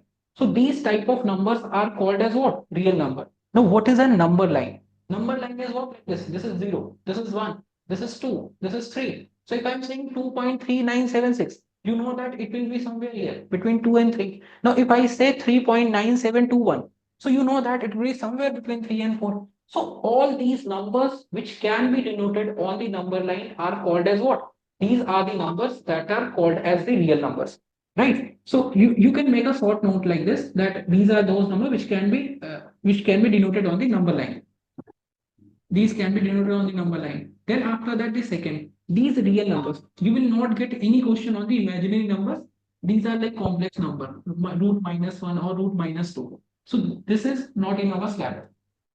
So these are called as the imaginary numbers. Now these real numbers are classified into two parts, which are rational and irrational number. Which are going to be your rational numbers.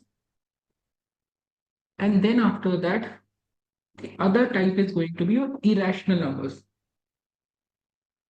Now, what do we understand by this? What are the rational numbers and what are the irrational numbers? Rational numbers are going to be those numbers which can be denoted in the form of, like for an example, if I'm saying 2.3, if I'm saying 3 by 5, right? If I'm saying 5 by 9, these are what? If I'm saying 7.3, these are what? These are the example of rational numbers which can be denoted in the form of P divided by Q. These are the rational number. These are the example of rational numbers. Now, what are the irrational number? It also covers, like for an example, 3, 5, 9. All of that. These are what? These are the rational numbers. These are the examples of rational number. When I'm talking about irrational numbers are going to be those numbers which has no end. For an example, if I'm writing the value of pi, that is 3.14 and it goes on. There is no end to it. That means these. You asking something, Bharat?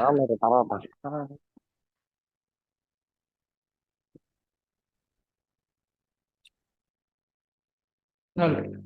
Okay. So we are going to discuss about this rational numbers. So these are the examples of the rational number. When I'm going to talk about the irrational numbers, so irrational numbers are those numbers which is having no end. For pi, pi is what? If I'm talking about pi, the value for pi is going to be 3.14 and then it will go on. There is no end to it. So these are the examples of irrational number. We also don't need to understand this in detail. We only need to understand these rational numbers. These rational numbers will further classify into three parts. These are going to be what? These are going to be your integers. Then after that, your fractions. Then after that, your decimals. Now, this is something which is important to understand. Now, decimals we already know 2.3, 5.9, 7.6. These are what? These are the example of decimals. Fraction are what? Which can be written in the form of P by Q, which can be denoted in this format. Or will be an example of fractions. Now, when I'm talking about integers are what? Integers are an example of where there is no base, where there is, like for an example, if I'm saying 1, 2, 3, 4. These are what? These are the examples of integers: 0, -1, -2, -3. So if I'm going to talk about the definition of integers, so integers are further divided into three parts.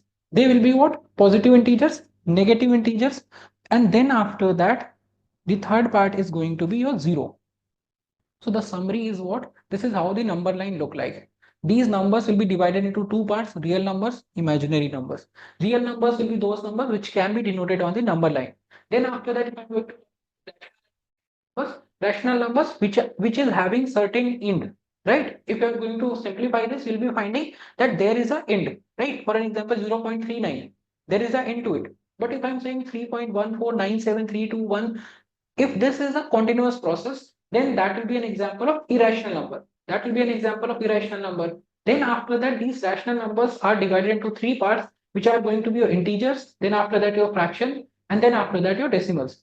Now here comes the story of prime numbers, composite numbers, even numbers, and odd numbers. Now that is the most important part. You will not be getting questions on these classification, but the question that is asked in the exam can be based on this classification, this integers. Now, if I am going to talk about these integers will be divided into different parts that we are going to understand. The one is going to be your whole numbers. Now, are you guys aware of in whole numbers what are the numbers that are included? Can you guys let me know in the chat box what will be included in the whole numbers, and then after that what will be included in the natural numbers?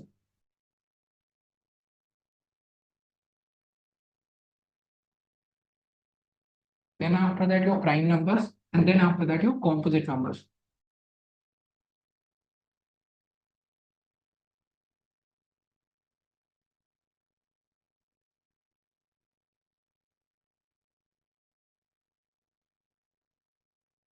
Zero to infinity. Correct.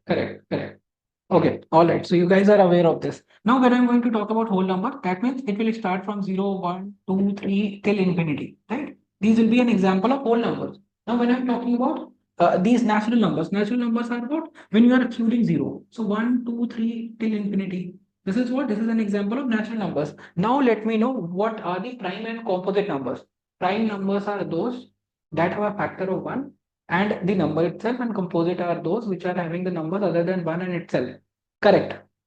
So if I'm going to talk about prime numbers, so prime numbers are those numbers which are having factors, they are divisible by themselves and another number, right? For an example, let me know what will be the first prime number on the number 9.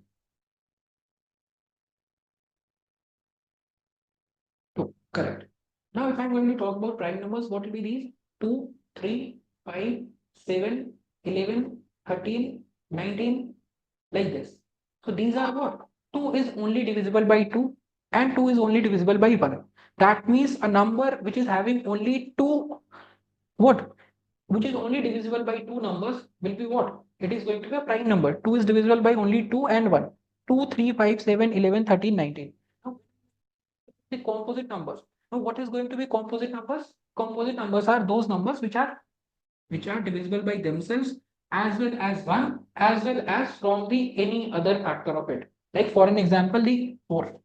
Then after that, your 6. Then after that, 8. Then after that, 9. Then after that, 12. Then after that, 14. So in this case, if somebody asks you what is the first odd composite number, so the answer here is going to be what? 9. On the number line, what is the first odd composite number? So the answer is going to be 9. So here the difference is what? Composite numbers will be 4, 6, 8, 9, 12, and 14. Prime numbers are 2, 3, 5, 7, 11, 13, and 19. So this is the classification of prime numbers and composite numbers. Now, when I'm going to talk about 1 is neither a prime number nor it is a composite number. So if I'm going to talk about 1 is not a prime number, not a composite number. So this is the classification: prime numbers and composite numbers. Now, what kind of question can be framed on it? The kind of question that will be framed on it can be based on, like for an example, there is a even numbers. There are certain 3 even consecutive numbers are there. So if the first number is x, the other one will take x plus 2, then the third one will take x plus 4. Like this will be taking. Na? There should be a difference of 2. There should be a difference of 2. These are what? These are the example of consecutive odd numbers or the consecutive even numbers, right? So this base, I think we are all are aware of. Now, the second type of question that we'll be getting from it. Now, suppose they have given a number and they will be asking, is it a prime number or it is not a prime number? So how we are going to check it? The type of question that we'll be getting is, suppose there is a random number that is given 3, 4, 7. Now, is it a prime number or is it a composite number? So how we are going to find it? So the logic here is that all the prime numbers will be in the format of 6n plus minus 1. All the numbers which are what? Which are prime number will be in this pattern: 6n plus minus 1, except what? Except your 2 and 3. 2 and 3 does not follow this rule. All the remaining numbers are in this format, 6n plus minus. Now for an example, if I'm going to take n is equal to 1, so this will be giving what? 6 into 1 plus 1 minus 1, right? So you'll be getting 5 and 7. Once you're gonna add it, you'll be getting 7. Once you're gonna subtract it, you'll be getting 5. 5 and 7 both are what? Both are the prime numbers. Now for an example, if I'm going to take 2 here, it will be what? 6 into 2, 11. 11 plus 1, 13. 11 minus 1, 12 minus 1, 11. So 11 and 13 both are what? Prime numbers.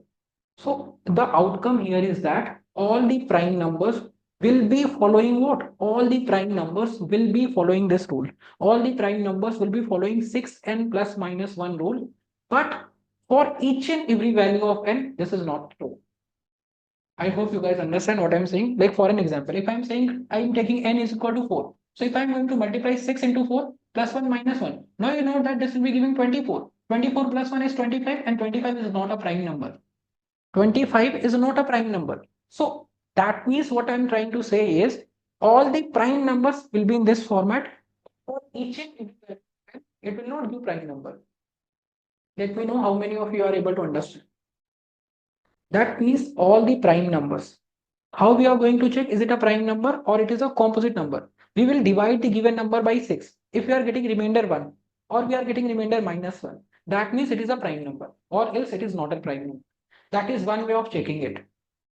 That means all the prime numbers will be in this format, 6n plus minus 1. But for each and every value of n, this may be correct, this may not be correct. Is it clear? Have you guys done it before? All right.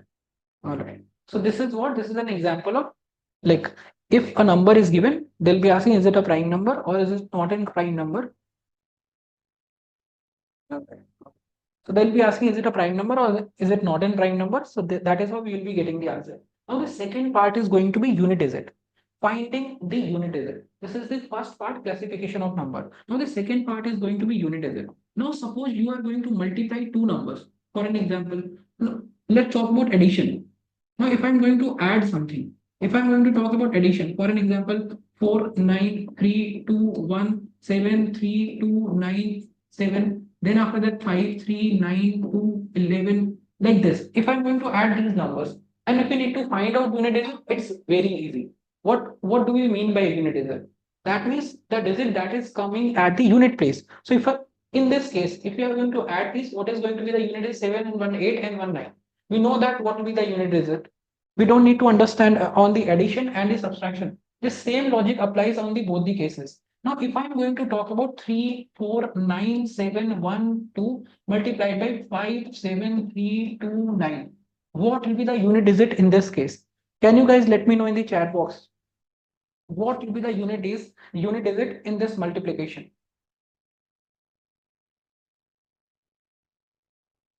All right, we are going to understand it now. Yeah, 8 is the unit digit. So in case the kind of question will be getting on the number system on unit digit means what? If you are going to multiply this number by this number, what will be the number that will be coming at the unit digit? So we don't need to multiply this whole number. What we'll be doing is we will multiply only these numbers which are coming at the unit place. We will multiply by this 2 by this 9. What we are getting? We are getting 18. 18, right? So we'll be keeping 8. 8 will be at the unit place. We don't need to multiply all these numbers. This is the concept of unit digit. Now, for an example, now if I'm going to multiply 7, 3, 2, 9 into 1, 8, 7, 3. Now, what is the unit digit here? Now, I don't need to multiply the whole fraction. I will multiply only 9 and 3. I'll be getting 27. So 7 will be at the unit place. So these are the type of question that will be asked on the unit digit. That means they'll be asking, if we are going to multiply these two fractions, what number will come at the unit place? So we don't need to multiply all these fractions that are there. We will only be multiplying the unit places and we will be able to find the answer in these cases. So in case of, you know that in case of subtraction, what will be the unit digit? We are aware of. Now in these cases, if you are going to multiply these two numbers, what will be coming at the unit place? That is what we need to find out. Now in some cases, for an example, now if I am going to write 2 to the power 5 into 5 to the power 7 into 9 to the power 18. into 5 to the power 16. Now, in this case, if I need to find out what will be the unit digit, so try to understand. These are the basic rules. If 1, 2 will be multiplied by 1, 5, you will be getting 0, right? You'll be getting 10. So that means if in any kind of multiplication you get 1, 2 and 1, 5, that means the unit digit is going to be 0. If you are going to multiply any number by 10, you know that you'll be getting a 0. 3 multiplied by 10 will be giving you 30. 300 multiplied by 100 will be giving you 3000. In all these cases, what will be there? In all these cases, the unit digit is going to be 0, right? So in case of unit digit, if any sort of multiplication is given, we don't need to multiply all the numbers that are there. We will be only multiplying the numbers at the unit places, and that is how we will be finding the unit digit in all these cases. Okay, so we are only doing all of this in a very quick manner. And once I complete this number system, we will quickly summarize all those things. Just be there in the class and have some patience. All right. Now the second part that I forgot to mention on the first slide, these are what? These are the example of classification of numbers. And then after that, when I was talking about this part, here we'll be talking about the classification of number, unit digit. And the third thing, which is really important, is going to be divisibility. Now, what do we mean by divisibility? Now, for an example, if I am saying there is a number that is given like this 917321. Now, if I'm asking, is this number is divisible by 3 or not? Is this number is divisible by 4 or not? If this number is divisible by 5 or not? Guys, let me know in the chat box. Have you done question like these before? Have you done concept like this? Or you are doing it for the first time? You have done divisibility, right?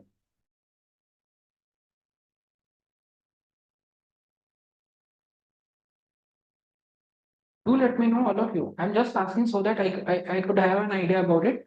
Like what should be the difficulty level I should keep.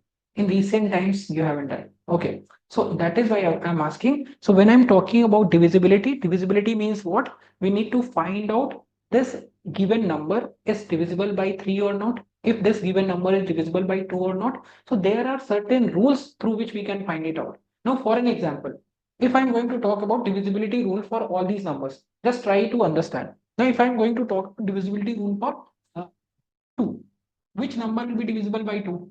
Divisibility for 2.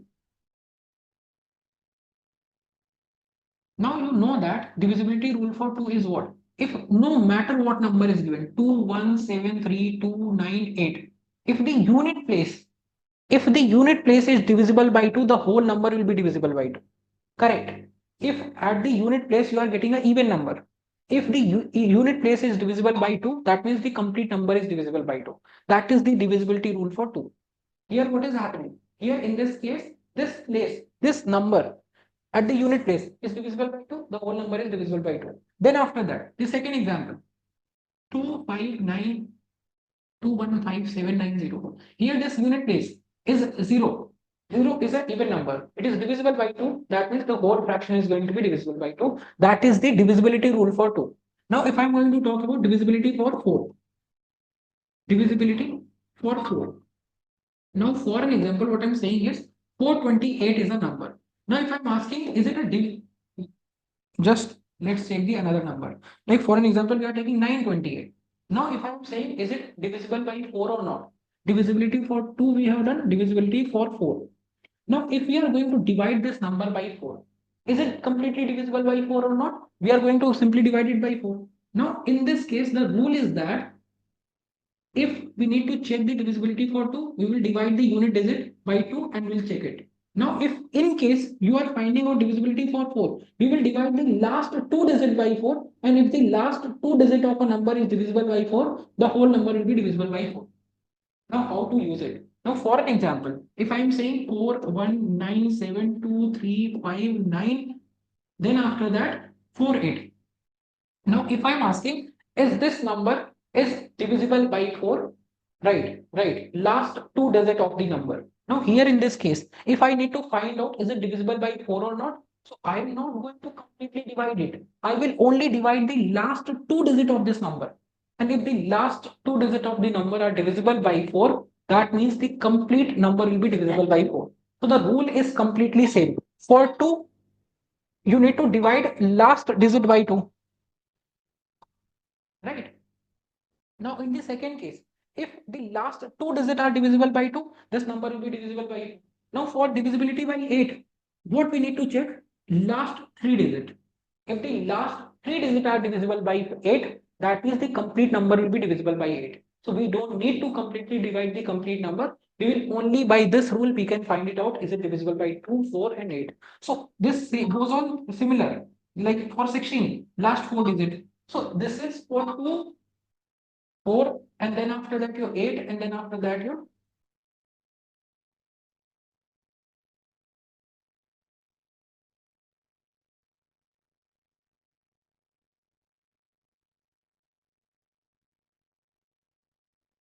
alright. So when I'm talking about this rule, divisibility for 2, last one digit. Divisibility for 2 की power 2, that means you will divide the last two digit by 2. 2 की power 3, that means 8, you will divide the last three digit of a number by 8. If it is completely divisible by, the last three digits are divisible by 8, that means the complete number will be divisible by 8. Now this is about the divisibility of 2, 4, 8, 16. This will go on like this.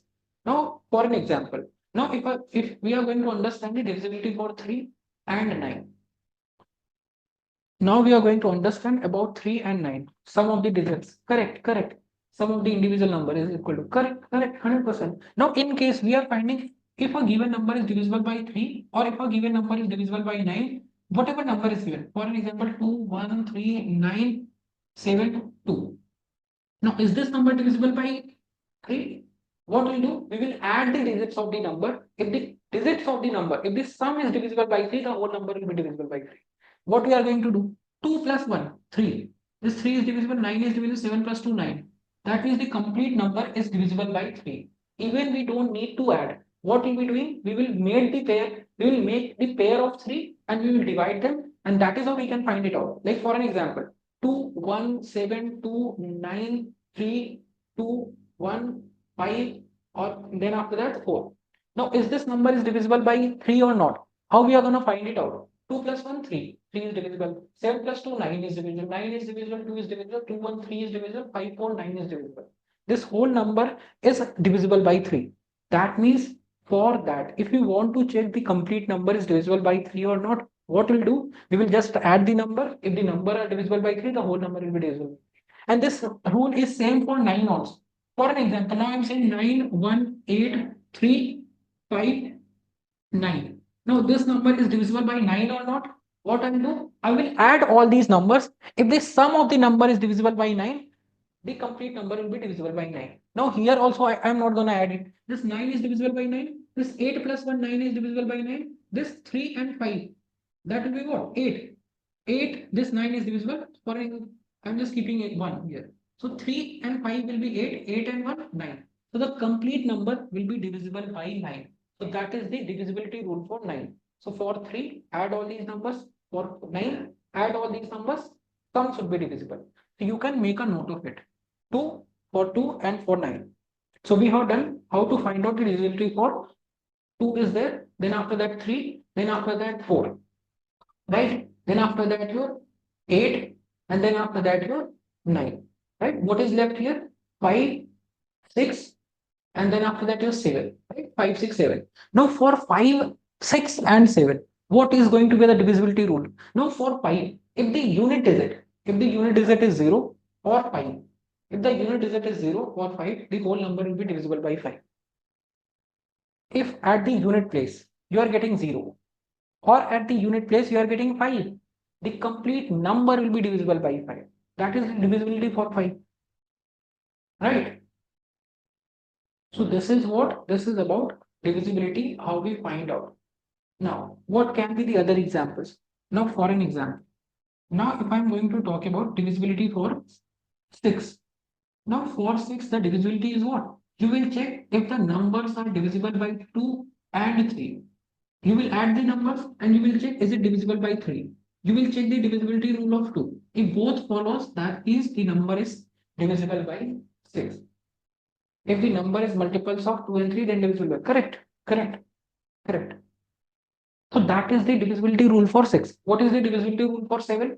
For 7, whatever number is given. For an example, 1, 4, 9, 7, 2. So we will multiply the unit digit by 2 and we'll subtract it.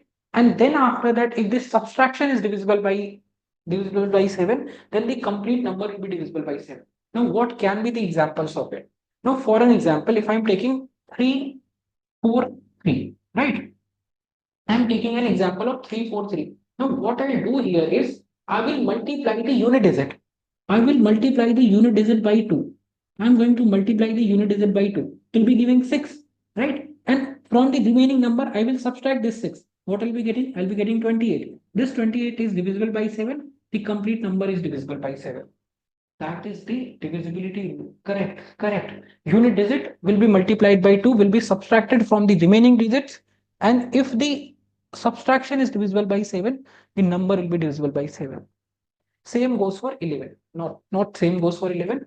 In case of divisibility for 11, 1, 2, 3, 4. For an example, 1, 5. Then after that, 1, 5. Now here in this case, what we need to find out?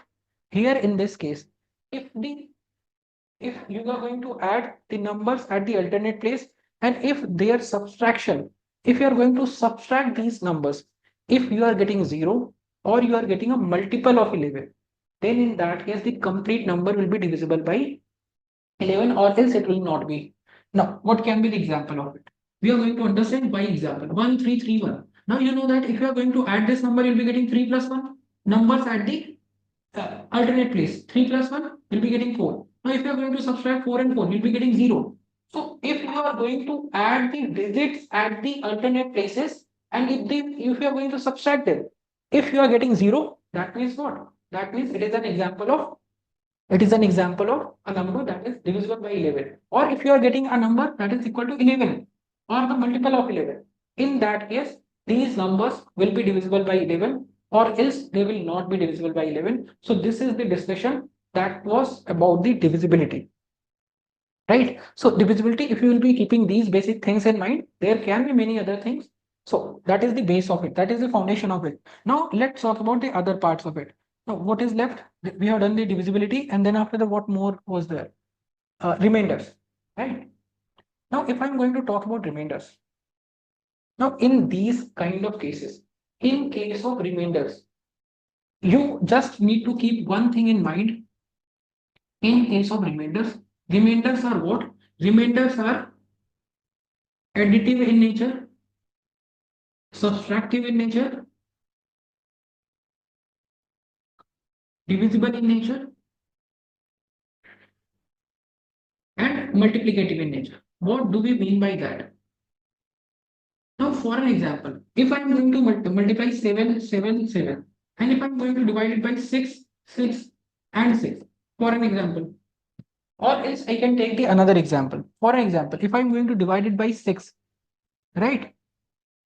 If I'm going to divide it by 6, what will be the remainder in this case? Try to understand. It is multiplicative in nature. That means if I'm going to multiply it and then find the remainder, and if I'm going to find the remainder, then multiply it, in both the cases, the answer will be same. If I'm going to divide this 7 by 6, what I'll be getting? I'll be getting remainder 1. Here also 1, here also 1. Now here, if I'm going to multiply it, it will be 49 and it will be 343. Now if I'm going to divide this 343 by 6, what I'll be getting? I'll be getting 43 here, and if I'm going to divide it, it will be 57, and you'll be getting remainder 1 here. So what is happening in this case? In case you are going to divide these numbers, if you are going to multiply it and then divide, you'll be getting remainder.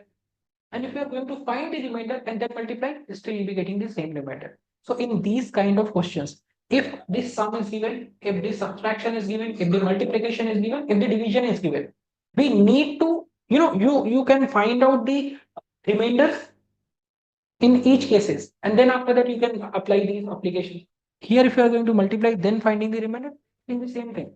So this is about the remainder. In case of addition, you will find the remainders. What are the remainders in each case? Then you will add it, and that is how you can find the answer. This same goes in the multiplication. This same thing goes in the division, right? So this is about our discussion on the remainders. I'm keeping this till here only. There can be so many other things, but we are having limited time, so I'm only having discussion on the concept. Now let's talk about the mensuration. Now here, this is a completely formula-based thing. I'll be quickly summarizing the formulas that you need to keep in mind in case of mensuration. Now I hope you guys are aware of if this is a square. We are first of all going to talk about the two-dimensional figures. We are going to talk about 2D figures. Now, I'll be quickly summarizing the class. In case you'll be having any doubts, you can let me know in the class, because we are going to complete this logical and QA in one class. So that is a difficult task for us. So I'll try to summarize things quickly. In case you'll be having doubt, you can let me know. Now, in case of a square, we know that the area is a square. We know that the perimeter is 4a. Now, perimeter is what? The length of the side, and the area is this part. In case of a rectangle, we know that if this is L, this is B. The area is going to be L into B, and the perimeter is going to be 2L plus B. Now, in case of what? This is a square, this is triangle. Now, if I'm going to talk about triangle, this is H. For example, this is base. So, what is the area in this case? Now, this is height that is given here. This is base that is given here. For example, these sides are A and B. This is perpendicular distance. Now, in case of triangle, what is going to be the area? Area is going to be 1 upon 2 base into height. 1 upon 2 base into height. Now, in case of what will be the perimeter? Perimeter is going to be A plus B plus C. Right? Now, can you guys tell me what can be the other formula for the perimeter of triangle? Not perimeter, for the area of triangle. What are the other formula? Are you guys aware of Heron's formula? Are you guys aware of the formula that we use, like using theta, sine theta? No. The one thing is 1 upon 2 base into height is one way of calculating the area. Now, in case of equilateral triangle, all sides are going to be A, and A. In this case, if you are going to draw a perpendicular, it is going to divide it into two equal parts. This side is going to be root 3 by 2A. And if I need to find out the area in this case, it is going to be what? 1 upon 2 base is what? Base is going to be A and root 3 by 2. So in this case, root 3 by 4 A square is going to be the area. This is in case of a equilateral triangle. This is in case of an equilateral triangle. Now, this is about the equilateral triangle. Now, in case this is a scalene triangle. Here, this side given A, this side is given B, this side is given C. We need to find out the area in this case. We can use the Heron's formula. That is under root S, S minus A, S minus B, and S minus C, where S is what? This is area of the triangle, of an scalene triangle where side are A, B, and C that are given. Now, S is what? S is going to be the semi-perimeter. This is going to be semi-perimeter. That is, S is equal to A plus B plus C is what? This is perimeter. And if I'm going to divide it by 2, this will be called as what? This will be called as semi-perimeter.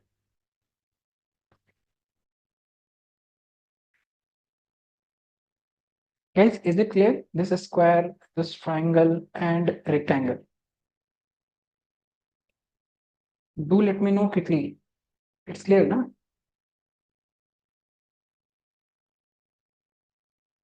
Okay. Okay. Now there is one more thing. For an example, this theta is given. This alpha is given. This is beta that is given here. So now in this case, if two sides are known, if A and B is known, the formula is going to be 1 upon 2 AB sine theta. I hope you can note it down. AB sine theta. For this beta is given and these two sides are given. So I'll write the area is equal to A, this is B, this is C. Na? So AC sine beta.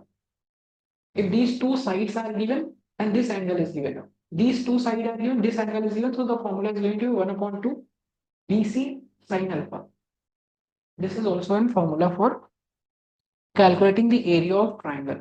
So square we have done, rectangle we have done, triangle we have done. Now then after that, this if circle is given, we know that in case of circle, what is going to be the area? If this is radius, the area is going to be pi r square. What is the circumference here? Circumference is going to be 2 pi r. Circumference and perimeter both are the same in case of a circle. So this is about the circle. Then what can be the other things in this part? No, this is a parallelogram. No, this is not a parallelogram, this is a trapezium. if I'm going to talk about the parallelogram, for example, this is the parallelogram. Now here, if this height is given h and this is given b, right? Any of the parallel side is given and the perpendicular distance between these parallel side is given. So the area is going to be 1 upon 2 bh, not 1 upon 2 bh. We are going to divide it into two parts. This part area is going to be 1 upon 2 bh. This part area is going to be 1 upon 2 bh. So it will be 1 upon 2 bh, 1 upon 2 bh. The area is bh. That means this height multiplied by this base is the area. How we find out? We will discuss that. This is with respect to how to find area in case of a parallelogram. Now this thing goes same in case of a trapezium. Now in this case, if I need to find out the area in this case, for example, this side is given A, this side is given B, and this side is given H. So the area here is going to be 1 upon 2 sum of the perpendicular side A plus B into perpendicular distance between them, that is H.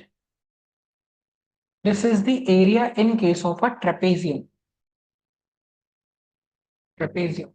This is the area in case of a parallelogram.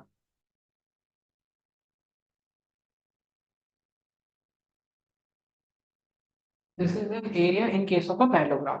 Then after that, there is one more figure that is called as what? That is called as rhombus. Now, in case of rhombus, what is the property? No, rhombus and parallelogram. Rhombus is also a kind of parallelogram. The difference between them is what? Here in parallelogram, the opposite side are parallel and they are equal. Here these opposite side are parallel and they are equal in length. Here these opposite side are parallel and they are equal in length. But here in this case, opposite side are parallel, but all the side are equal. If this side is A, this is A, this is A, this is A. But here this will be A and A, this will be B and B, like this. So here in this case, the diagonals of rhombus bisect each other at the angle of 90 degree. So here in the formula is going to be 1 upon 2 d1 d2, where the d1 and d2 are what? D1 and D2 are the length of the diagonal. D1 and D2 are the what? D1 and D2 are the length of the diagonal. Right? So this is the summary of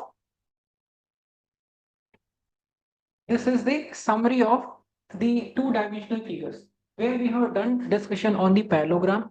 Then after that, your this is parallelogram, this is trapezium, and this is rhombus. Right? So that is something we have done with respect to two-dimensional figures. Then after that, here comes the three-dimensional figures.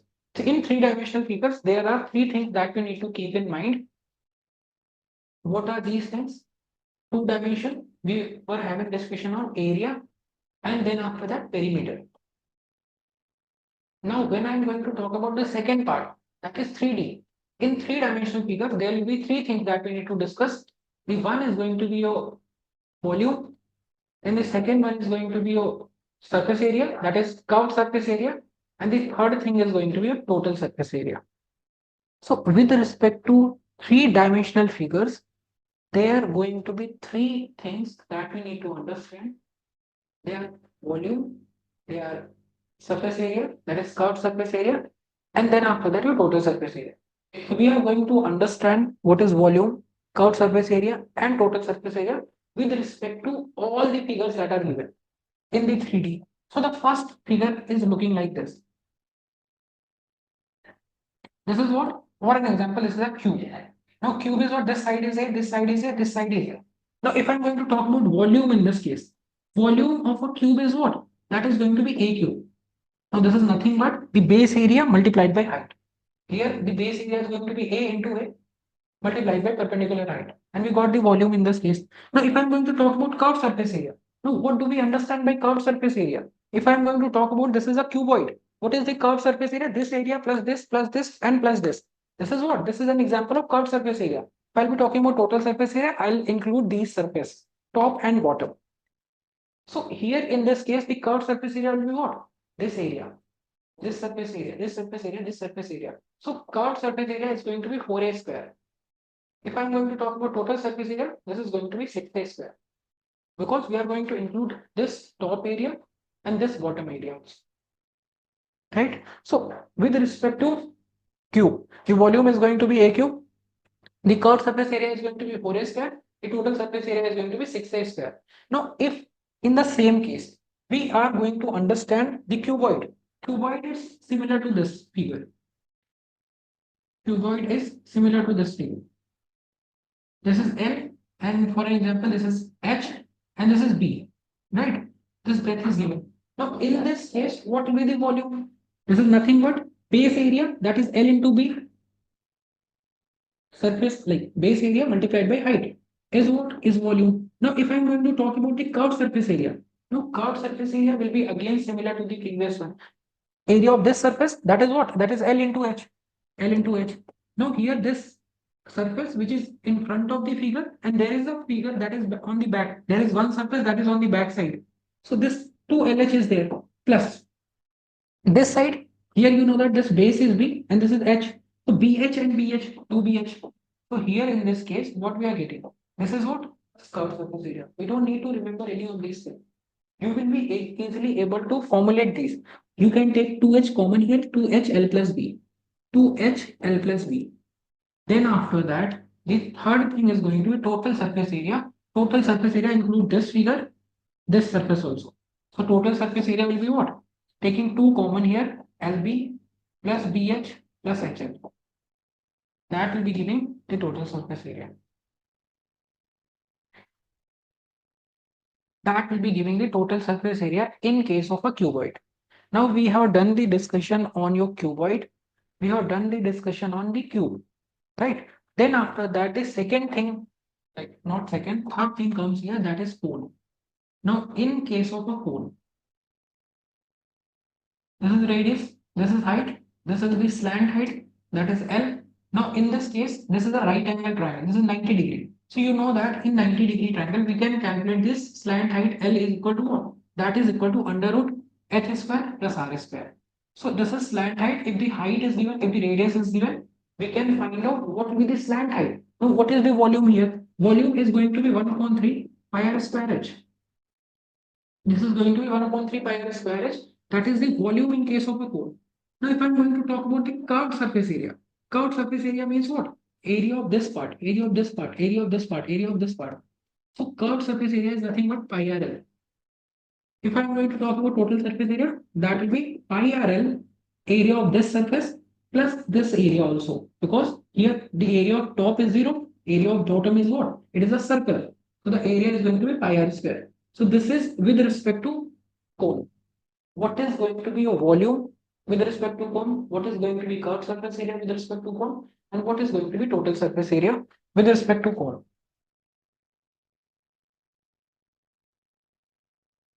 Right? So this is about cone. Then after that, there is one more figure. That is what? That is your cylinder. Now, in case of cylinder, if this is going to be a perpendicular height h and the base radius is r, right? This figure is looking like this. Now, volume will be what? Pi r square h. Then after that, if I'm going to talk about the curved surface area, that means area of this part, this part. So the area of curved surface is going to be what? It will be 2 pi RH. 2 pi RH. This 2 pi R and this 2 pi R will be counted H times. That is how it will be 2 pi RH. Now, if I'm going to talk about total surface area, this will be 2 pi RH plus 2 pi R square. This pi R square plus this pi R square will give the total surface area, including top and bottom. Guys, let me know, are you able to understand this? If you have done it before, then it's all just a revision. How to find out volume or the curved surface area or the total surface area with respect to cylinder and cone. Do let me know in the chat box. Is it all clear? Is there anything you want to ask? Understood, na? It may feel like it is a recorded class because there are so many concepts that I have to do in one class. No doubt, na? Right. All right.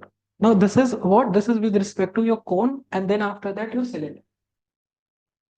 Now, there are two more figures that we need to talk about. The one is going to be a sphere, and the other is going to be a hemisphere.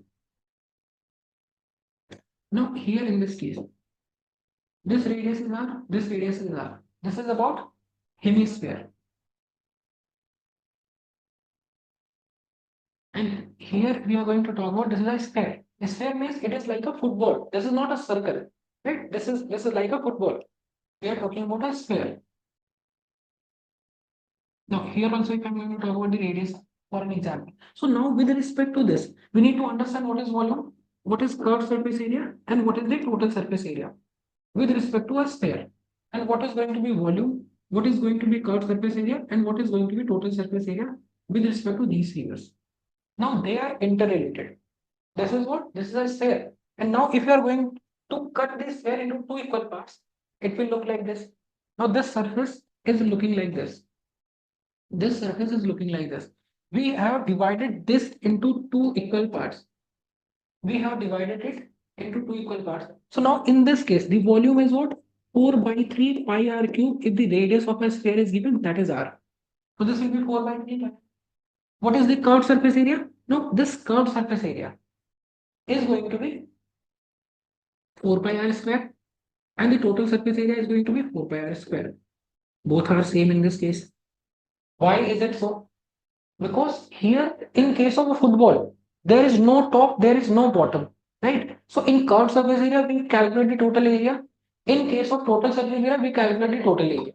So this will be 4 pi r square, 4 pi r square. Now in this case, if I am going to divide this sphere into two equal parts, if I am going to divide it into two equal parts, the volume is going to be half, right? The volume will be half. Initially, it was able to hold, suppose for an example, 10 liter of water. Now it will be only able to hold 5 liter of water. So volume will be half. So here it was 4 by 3 pi r cube. It will be 2 by 3 pi r cube. It will be 2 by 3 pi r cube. What will be the curved surface area? It was 4 pi r square. It will be 2 pi r square. Now let me know what will be the total surface area. Guys, let me know what will be the total surface area in case of a hemisphere.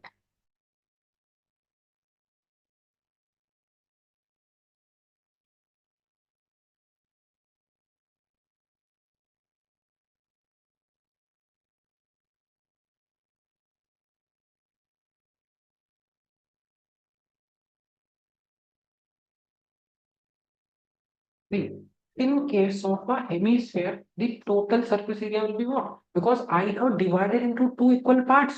So here, this area, this curved area is what? This curved area is 2 pi r square. That is half of it. But total surface area include area of this surface also. So area of this surface is what? Area of this surface is what? This area is going to be another pi r square. So 2 pi r square plus pi r square. So the answer is going to be 3 pi r square. This is going to be 3 pi r square. This is going to be correct. Correct. This will be 3 pi r square. 2 pi r square plus pi r square. This will be 3 pi r square because this area will also be counted. This area will also be counted. Right? And this same goes in case of a circle. I'll come on this slide. Okay. I'll share these PDFs in the group where all these formulas are given in a table. So you can revise all these concepts from there. Just have a look on it.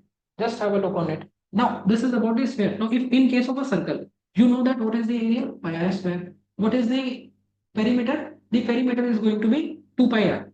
Right? We know that. Now, if I'm going to divide this circle into two parts, this circle will look like this. Now, what is the area here? Area will be pi r square by 2. But what is the perimeter here? Can you guys tell me what will be the perimeter in this case? This total was 2 pi r. So half of the perimeter will be what? Half of the perimeter will be pi r. Is it right? The perimeter in this case is going to be pi r or not?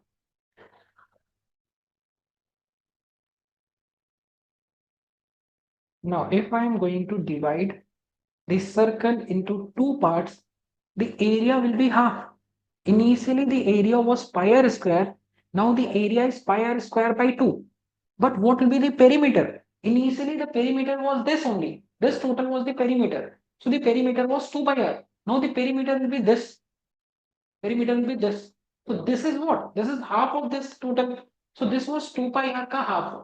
This is what? If I'm going to talk about this part, this is what? This is the half of 2 pi r. So this will be what? This will be pi r plus. This is center. This is r. This is r. 2r. Pi r plus 2r. These are what? These are the application of this part. Right. Pi r plus 2r. Correct. So this is what these all things we need to keep in mind with respect to mensuration. Now you can solve the questions that are given here. You will be easily able to do it. This is just a revision of the formula on the mensuration. Now, what other things can be there? Speed, distance, and time. Try to understand. Speed, distance, and time. Now we know that what is the relation between speed, distance, and time? We know that speed is equal to distance upon time. Speed is equal to distance upon time. Now, distance is calculated in kilometer. Time is calculated in hour. So the unit for speed is going to be kilometer per hour. Sometimes distance is calculated in meter. Sometimes time is calculated in second. So the unit is going to be meter per second. So sometimes in question you'll be finding that the speed is given in kilometer per hour. Sometimes you'll be finding that the speed is given in meter per second. Right?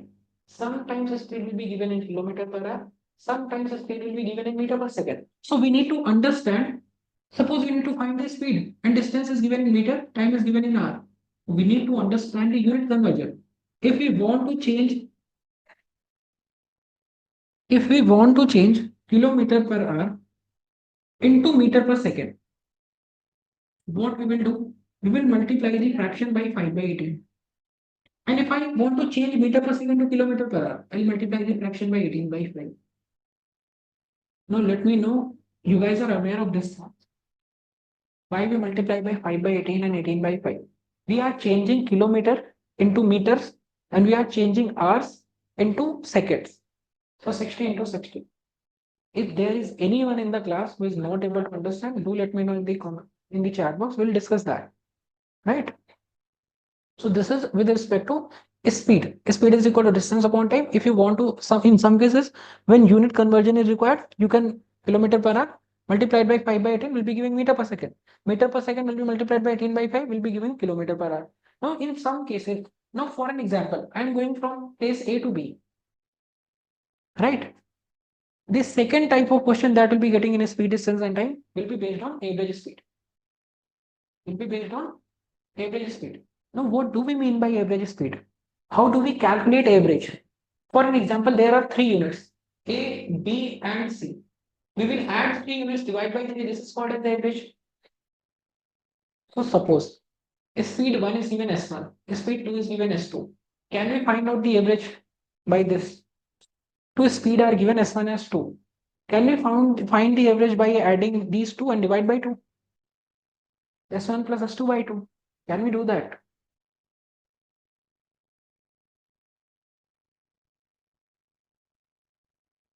The second type of question that we get in the speed, distance, and time will be based on average speed.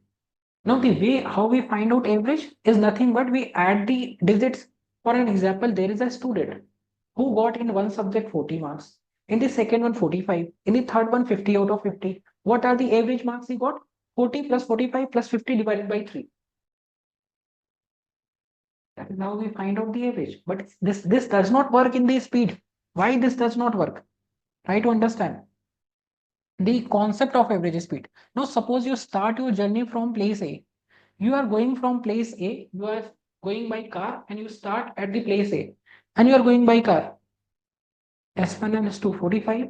How you are able to say 45? S1 and S2 was done. Now suppose you are going by car from place A to place B. Now you are going through a village. You are going through a bumpy road. So here your speed will be very less. For an example, you are going at 10 km per hour. Then suddenly you go on an expressway. Here your speed is 120 km per hour. Then after that, suddenly you enter into a city and there your speed reduced to 60 km per hour. Then after that, again you go on a highway and there your speed goes 80 km per hour. Now, what is the average speed for this total journey? So total, what is the concept of your average speed? What time you have taken to reach this place? Right? What time you have taken and what distance you have traveled. That means if we need to find out average speed, this is nothing but total distance divided by total time. Total distance divided by total time. Now, how do we are doing that? It's also very basic. Now, for an example, this is a 30 meter distance, 30 kilometer distance. The first 15 kilometer, I am going at what speed? 45 kilometer per hour. And another, I am going at 60 kilometer per hour. Now somebody asks, what is the average speed of the journey? Some part, half of the journey I am going at 45. Half of the journey I am going at 60. What is the average speed in this case? What is the average speed in this case? So how we are going to find it? What is the total distance that you are going to travel? Is 30 total distance divided by total time. What time you have taken from this place to this place? You know that speed is equal to distance upon time. Time is equal to distance upon speed. Distance is what? 15. This 15 we are going at what speed? 45. Another 15 at what speed? 60. So this will be like this: 15 upon 45 plus 15 upon 60. Once you kind of simplify it, you'll be getting the answer. So this is a universal formula to calculate the average speed, total distance divided by total time. Total distance divided by total time. But in these kind of questions, where the distance traveled by you is said, in the first part you are covering 15, in the second part you are covering 15. That means here you can use a formula that is 2s1 s2 divided by s1 plus s2. This is what? This is S average. Average speed can be calculated by this formula, 2s1 s2 divided by s1 plus s2. But this formula is only and only applicable then when the distance of the two places that you are covering are equal. From this, here you covered 15 kilometer. Here you covered 15 kilometer. In some kind of question, you'll be getting you have covered half the distance at this speed, another half at this speed. There is no discussion on the distance. So in that case also we can find out the answer. Suppose for an example, I have covered the half distance at 80 km per hour, another half at 120 km per hour. What is my average speed? So the answer is going to be 2s1 s2 divided by s1 plus s2, 200. This will be 0 0 balance 96 km per hour. So this is how quickly we find out the answer. In case we need to find out the average speed when the distance of these two cases are similar. But this is only applicable when the distance is similar. If the distance is not similar, total distance divided by total time. This is about the average speed. Now the third part comes here that we need to understand is relative speed. But before that, is there any confusion in the average speed? Is there any confusion in the unit conversion from meter per second to kilometer per hour to meter per second? In case there is any, we can discuss that. Relative speed is what? Now, for an example, I'm Mr. A. I am running behind Mr. B. Mr. B is going at what speed? 10 km per hour. And I am going at what speed? I am going to at 15 km per hour. When I'm saying I am running at a speed of 15 km per hour, that means my speed with respect to what? With respect to standing opposite is 15. But here both are running. Both are running in the same direction. Now, if I am running in the same direction, he is going at 10, he is going at 5. So what is the speed of A with respect to B? Now, speed is what? Speed is nothing but what distance you have traveled in 1 hour. Right? So if I start general case, there is a man who will start his run from this place. Now, in 1 kilometer, in 1 hour, he goes 60 kilometer and he reach at this place. So what is the distance? What is the displacement? 60 kilometer. In what time? In 1 hour. So the speed is what? 60 kilometer per hour. Now the second case will be what? What is the speed of Mr. A with respect to Mr. B? Let's take an example of 1 hour. Mr. B in 1 hour will go what distance? He will go 10 kilometer. Mr. B A will go what? He will go 15. That means he will go 15. Right? So what is the distance between them? 5 kilometer. That means if he is going at 15 speed, he is going at 10. So what is the displacement between them? This is 5 km per hour. So in these cases, there are two examples. In case of relative speed, try to understand what are those. If two persons are coming to each other from different points, he is coming at 60 km per hour, another is coming at 50 km per hour. Now you know that in 1 hour, what distance they will cover? In 1 hour, he will cover 60 km. In 1 hour, he will cover 50 km. So what distance they have traveled with respect to each other? They have covered a distance of 110 km. So their relative speed will be 110 km. But now if they are going in the same direction, The relative speed will be 10 km per hour. This is the concept of relative speed.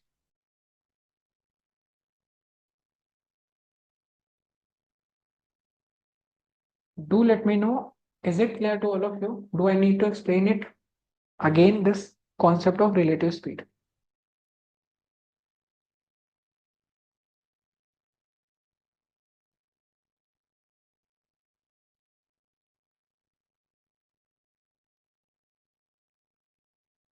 It's clear, na? All right. Now, what type of question you'll be getting? Now, suppose there is a thief which is spotted by a policeman at a distance of 500 meters. As soon as the thief find out that policeman has saw him, so he start running. He is running at what speed? 10 km per hour. Police officer is running behind him at what speed? 15 km per hour. Not 15, 12 km per hour. Now, if I ask you, in what time the police officer will able to catch the thief? Now, in these kind of question, how to solve it? The distance between them is what? 500 meter. The relative speed between them is what? He is going at 10, he is going at 12. They are going in the same direction. The relative speed will be 2 km per hour. Should 2. But this is meter. We will change it into meter per second. Multiplied by 5 by 18. It will be 9. 9 will go here. And 5 will be balanced 900.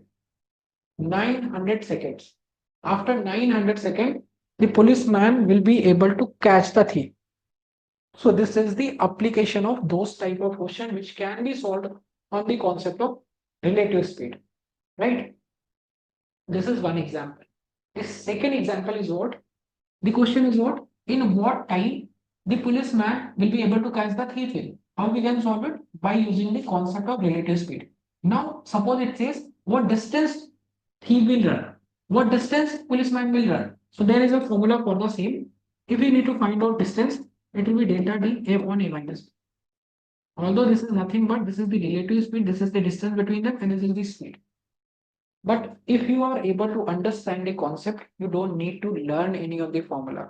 So that is the discussion on the speed, distance, and time. What are the things that we need to keep in mind? Relative speed, average speed, and then after that, your relative speed, average speed, and the normal speed.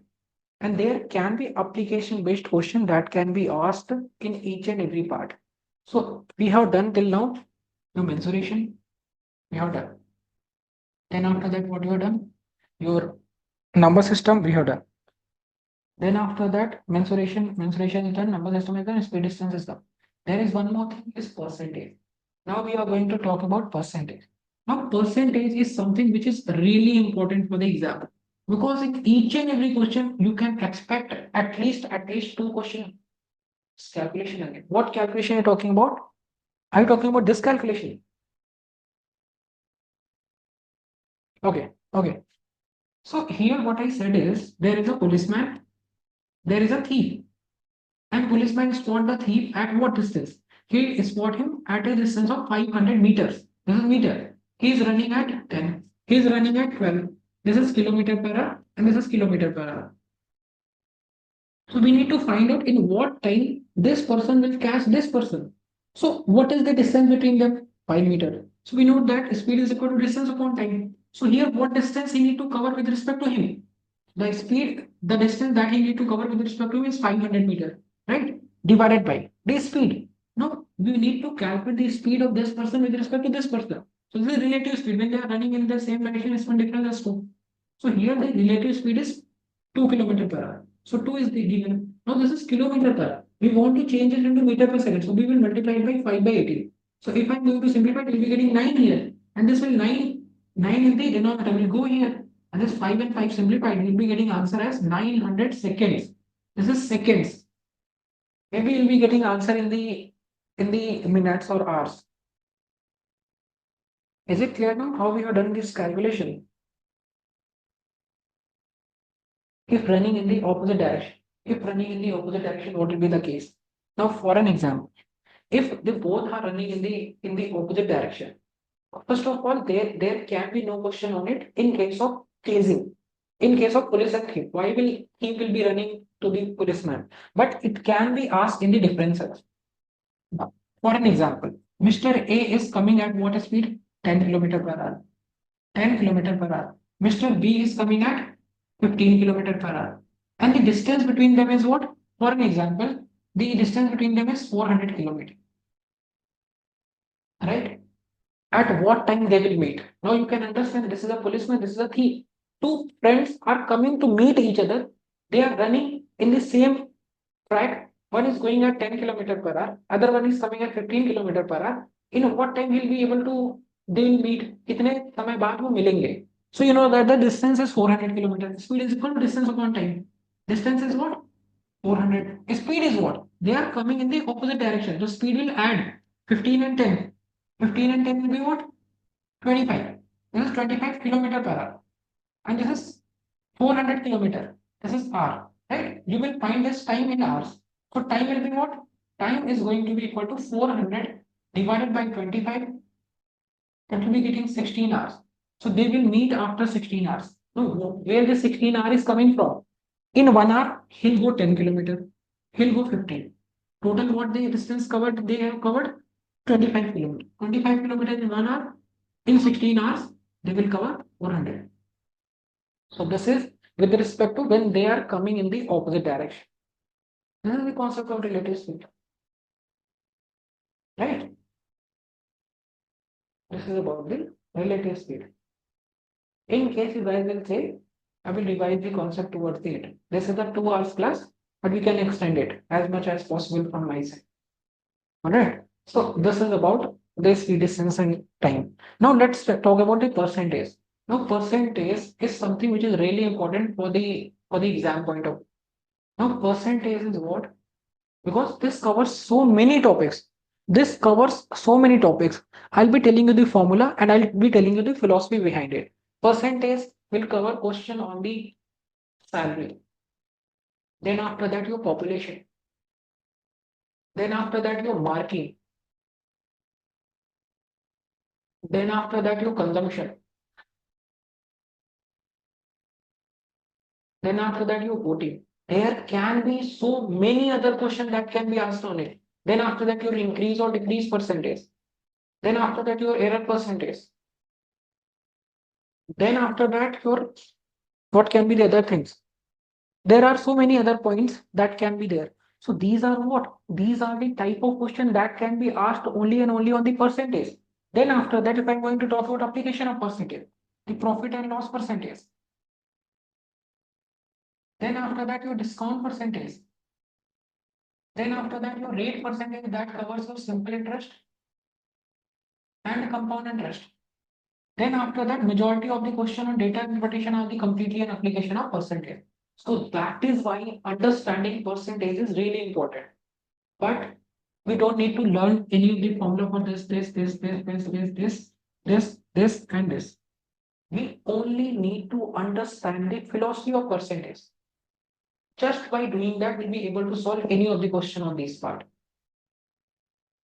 Now, when I'm saying percentage, what do we understand by percentage? Percentage is what? Percentage is nothing but per 100. Calculation, percentage means per 100. So no matter what you have got, suppose you have got 40 out of 50. What is your percentage? Percentage is what? Now, what is the use of percentage? Now, there is a student who got 40 out of 50. There is a student who got 60 out of 100. There is a student who got 70 out of 200. Now, there is a student who got 80 out of 200. Now, who is topper in the class? Now, it depends on the reference also. Na? He has got 40 marks, but out of 50. So, what is his percentage? On 50, he is getting 40. So, on 100, what will he get? He will get 80. 3% is 80%. He is getting on 160. On 100, he is getting 60 marks. That is 60%. Percentage is what? Per 100. What number you have got out of 100? So, this is 60%. And the third one, out of 200, you are getting 70. So, what number you will get out of 100? On 100, you will be getting, if on 200, you are getting 70. That means on 100, you will get half. That is 35. That means the percentage here is 35%. Now, in this case, you are getting out of 240, 80. That means out of 100, you'll be getting half. That is 40%. So, percentage is what? Nothing but any comparison that you are making out of 100 is called as percentage. There is a student Out of 10, he got 8 marks. What is the percentage? Out of 100, he will get what? He will get 80. 80% is the answer. Now, if I say in a city, total there are 800 people. Out of that, for example, there are 8,000 people. Number of female that are there in the village are 3,000. What is the percentage of male? Can you guys tell me? What percentage of male are there in the village? Or just for the understanding of concept, I'm making it 4,000. Now let me know what percent. If these are the number of female, what percentage of male are there in the town? 50%, right? 50%. So that is the concept of percentage. That is how we deal with the percentage. So in case of percentage, what type of question can be there? We will talk about it.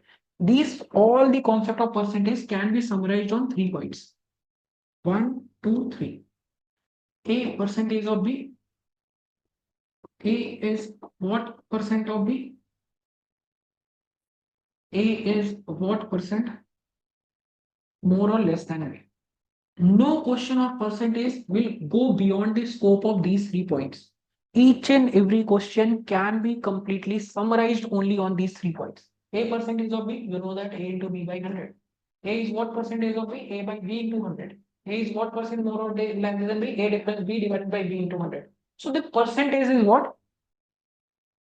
Whatever unit you are calculating will be in the numerator, and the unit on which you are making the comparison will be in the denominator into 100. Suppose you got 14 marks out of what? 50 multiply by 100. This is what percentage. Suppose there is a student who got 30 out of 50 multiply by 100. This is percentage. So that means the number that the student got is what percentage of total. The number that the student got is what percentage of the total. So A is what percentage of B? A by B into 100. The marks that you got is what percentage of total is the percentage. So this is the idea. 1, 2, 3. Now what are the application of it? Now if I am saying A is what percentage of more or less than B, the answer is A difference B by B into 100. Now how many formula can be made on this? Now if I am saying what is the profit percentage? Profit percentage will be what? Profit is what? Now I hope you guys have gone through the profit and loss percentage. In profit and loss percentage, there is cost price, there is selling price, there is, there is profit, there is loss, there is profit percentage and loss percentage. So when I'm talking about profit and loss percentage, that means there will be a cost price, there will be a selling price. Suppose if I'm buying a product at 100, I'm selling it at 105. What profit I'm making here? I'm making a profit of 5 rupees on 100. So profit percentage is nothing but your selling price is what percent more than your cost price. That means selling price minus cost price divided by cost price into 100. Now this is something we don't need to learn. This is what? This is coming from this formula. This is what? Profit divided by cost price into 100. This is what? This is coming from this formula. This is coming from the first formula. Achha. Just give me a second. We will continue this class. Just a second.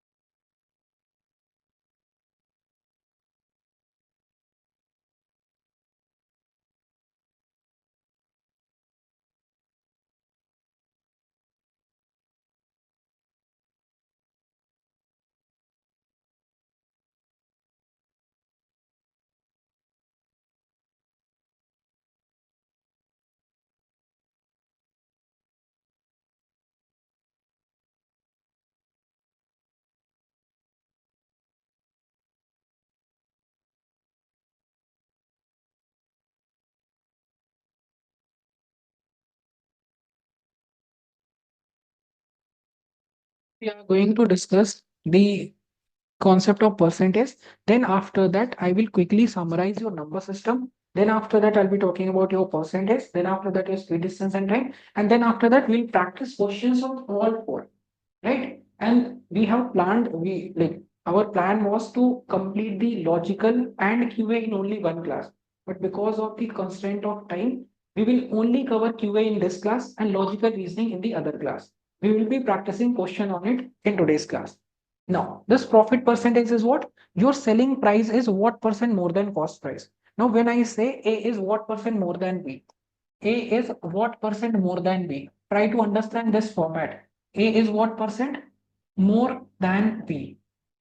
A is what percent more than B. So in all these kind of cases, A difference B divided by B into 100. This is what? This is the format. Whatever coming after that will be in the denominator and the difference will be numerator multiplied by 100 will be there. Now this, if we are finding the formula for profit percentage means what? Selling price is what percent more than cost price. So at the place of selling price, this A is there, this at the B, this cost price is there. Selling price minus cost price divided by cost price into 100. No need to use the formula. No need to learn the formula. Loss percentage. Loss percentage means what? Your cost price is what percentage. See, in the loss percentage, your selling price will be less than cost price. That means your selling price is what percent less than the cost price. So here the formula is going to be cost price minus selling price divided by cost price into. So in case of profit percentage or in case of loss percentage, the comparison is only and only on the cost price. Comparison is always and always on the cost price. Suppose I am buying a pen at 100. If I will sell this pen at 150, this is a profit situation. If I am going to sell this pen at 50, I'll be making a loss in this case. But in both the cases, what is happening? In both of these two cases, this is happening in the cost price. So profit percentage or loss percentage will always and always be calculated on the cost price. Where this formula is coming from? On this formula, A minus B divided by B into 100. So if you want to find out profit percentage or loss percentage, in denominator keep cost price, in numerator difference of both multiplied by 100 will always be there whenever we are talking about the percentage. So this is with respect to profit and loss percentage. One more thing is there, discount percentage. Now what do we mean by discount percentage? Discount percentage is nothing but your mark price is there, your selling price is there, your this mark price is extra, that is there, cost price is there. Now we need to understand in case of discount, discount does not mean loss. Discount means discount is given on the mark price. Now for an example, I bought a product at 100. This is what? This is cost price. Now I mark this product at 150. I'm marking this product, the MRP, I have marked it 150. Now I am giving a discount of 20%. I am giving a discount of 20% on it. So if I'm giving a discount of 20%, that will amount to 30 rupees. The final is going to be 120. That means if my cost price is 100, I'm marking up this price by 50%. My mark price is coming to 150. And then after that, I'm giving a discount of 20%. Selling price is 150. This is the profit that I'm making in this transaction. What profit I have made in this case? I have bought the product at 100. I have finally sold it at 120. The profit that I'm making in this case is only and only 20%. These are what? These are the application of percentage. How do we deal with the percentage?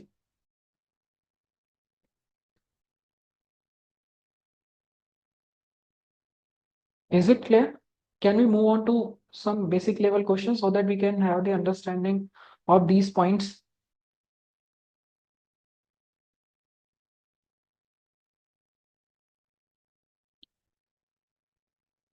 Guys, are you able to understand it? These are the questions. How question will be framed in the discount percentage? How question will be framed in the profit percentage and loss percentage? Then after that, the third part that is there is simple interest and compound interest. If you want to go with the formula, we can write the formula. Profit percentage is nothing but selling price minus cost price divided by cost price into 100. Format is completely simple. Loss percentage is nothing but this cost price minus selling price divided by cost price into 100. Discount percentage is what? Your discount percentage will be nothing but mark price minus selling price divided by mark price into 100. This is discount percentage. This is discount percentage. this, and this. That is how we calculate discount. Discount is given on what? Format is completely same. A is what percent more than B. Difference divided by cost price into 100. Difference divided by cost price into 100. Difference divided by mark price into 100 in case. Now, this is about the application of percentage, profit percentage, loss percentage, and discount percentage. Then after that, here comes the another application of percentage, that are simple interest and compound interest. These are also the application of percentage. Now, suppose in a bank you are going to invest 2,000 rupees. At what percentage? 10% rate of interest per annum for 3 years. What is the profit? What is the interest that will be getting in this case? So again, an example of percentage. You have deposited in a bank account a rupees 2,000 and you are getting an interest of 10% per annum, and you are getting this interest for 3 years. So that means in the first year you'll be getting 10%. In the second year you'll be getting 10%. In the third year you'll be getting 10%. So what total you'll be getting? You'll be getting a total of 30%. So 30% of 2,000. 30% of 2,000 will be the answer. This is what? This is again an application of percentage. For an example, if I'm talking about compound interest, the difference for that we need to understand the difference between the simple interest and compound interest. Simple interest is what? That will be only and only calculated on the principal amount. But if I'm going to talk about the compound interest is what? Which is calculated on the principal as well as that will accumulate on the interest also. For an example, let's talk about an example. Simple interest and compound interest. This will be crystal clear. Both are the example of percentage only. I have deposited 2,000 in a bank account. In the first year, I'm getting 10%. I'll be getting 200. In the second year, I'm getting 10%. I'll be getting 200. In the third year, I'm getting 10%. I'll be getting 200. In the fourth year, I'm getting 10%. I'll be getting 200. This is the only interest I'll be getting each and every year. This is simple interest. Now, for an example, I have deposited in the bank 2,000 rupees. In the first year, I'll get an interest of 10%. I got 200 rupees in my bank account. Now what will be happening? Now at the end of first year, I have already deposited 2,000 rupees. At the end of first year, I got 200 as interest. Now in my bank account, I am having 2,200 rupees. Now next year, I'll be getting interest on this. So that will be equal to 220. Now in my bank account, initially there are 2,200 already. Now I got an interest of 220. So now in my bank account, the total money that is there is 2,420. Now next year I'll be getting an interest of 10%. That will be 242. So that is the difference here. Here each and every year you are getting 200, 200, 200, 200. But here in the first year you got 200. In the second year you got 220. In the third year you got 242. That means your interest is increasing year by year because here you are getting interest on interest also. But all are the application of percentage only. All these examples are the completely an application of percentage. So this is an overview of the class. How to solve questions on the percentage, how to solve question on the number system, how to solve questions on the on these parts. Let's quickly summarize the complete concept. All right, we have done the percentage, we have done the number system, we have done the question on the speed distance time, and we have done the questions on the mensuration. We are going to quickly summarize. Now in number system, what we have done? Unit digit. You know that in multiplication, you will multiply the unit digit and you will be getting the answer. Classification of numbers. The question where it can be framed are going to be your prime numbers and composite numbers. Prime and composite numbers. What are these numbers? We know that these prime numbers will follow a pattern 6n plus minus 1. Prime numbers, that means all the prime numbers except for 2 and 3 will be following this pattern 6n plus minus 1. But for each and every value of n, this is not true. Composite numbers, we know that, which are having 3 factors. For an example, 4. 4 is divisible by 2, 4 is divisible by 4, 4 is divisible by 1. Which is having 3 factor is what? Is composite number. Which is having 2 factor, only 2 factor are what? Then after that, remainders. We haven't given much time on remainders. Let's understand that. Now when I was talking about remainder, I said this is additive in nature. This is multiplicative in nature. This is divisible in nature, and this is subtractive in nature. Now, for an example, if I'm saying 7 plus 7 plus 7 divided by 6. Now, if I am saying what is the remainder in this case, now what I'll be doing, I will divide. I'm not gonna add it. In this case, if I'm going to divide it, I'm getting remainder one. I'm getting remainder one. I'm getting remainder one. Add these three. What is the remainder? Remainder three we are getting. Now add all three. 7 plus 7 plus 7. 21. 21 divided by 6. 18. 3 times 18. Remainder is 3 also. That means in these kind of questions, remainder is additive in nature. So you don't need to add all the numbers and then divide. You can divide the number and then add the remainders, you'll be getting the same answer. What is happening here? 1, 1, 1. Now, how it can be used? It can be used in the bigger numbers. For an example, 49, 49, 49, and 49. These are just an examples. Now, I'm going to divide it by 6. Now, you know that here in this case, the remainder is going to be 1. Here in this case, remainder is going to be 1. Here is 1, 1. So, the total remainder is what? Total remainder is 4. What if I am going to add all these? If we are going to add all these, what will be getting? We'll be getting 96. 96 divided by 6. What will be happening?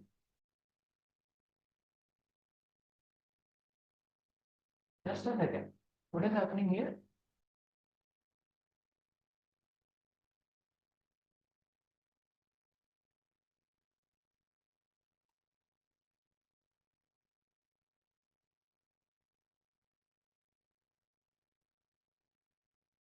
Just a second. What mistake you have made here? It will be 196. Yeah, it will be 196. That is why I thought it will be 196, it will not be 96. Right? So in this case, if you are going to divide, you'll be getting a remainder 4. In this case, also you'll be getting a remainder 4. So this is an example of that remainders are additive in nature. Remainders are additive in nature. Right? Now, for an example, if you are getting 7 here, so you will again divide it by 6. That is how you'll be finding the answer.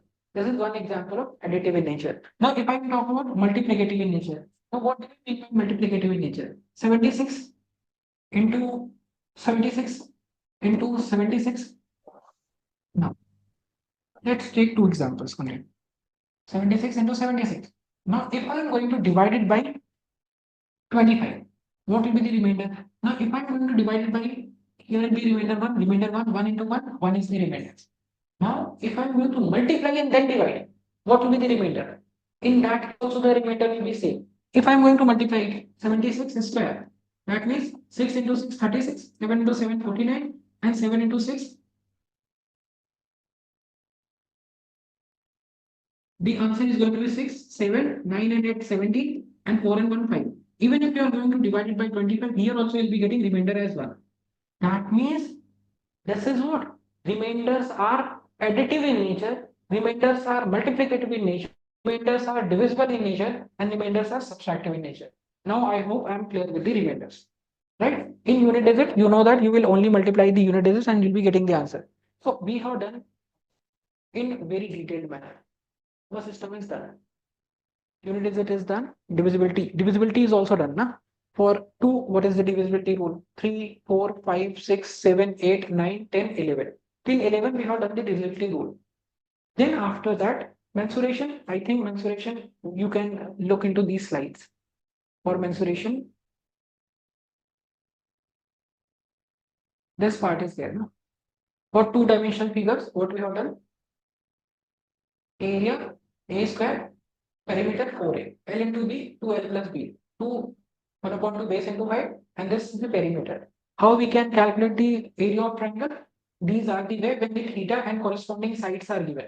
Then we can calculate 1 upon 2 base into height is this way we can do it. Or if 3 sides are given, then after that we can use the Heron's formula. Moving ahead, this circle was given. Then after that your parallelogram, trapezium, and this rhombus was given. Right? So these are the ways through which we can summarize this part also. Right? This circle was there. Right? In speed, distance, and time, we have already done it in a very detailed manner. Like what will be the speed, relative speed, and then after that, what will be the average speed? We have already done that. Now let's talk about some questions which can be done on what? Some basic level question on the speed, distance, and time also. Speed, distance, and time.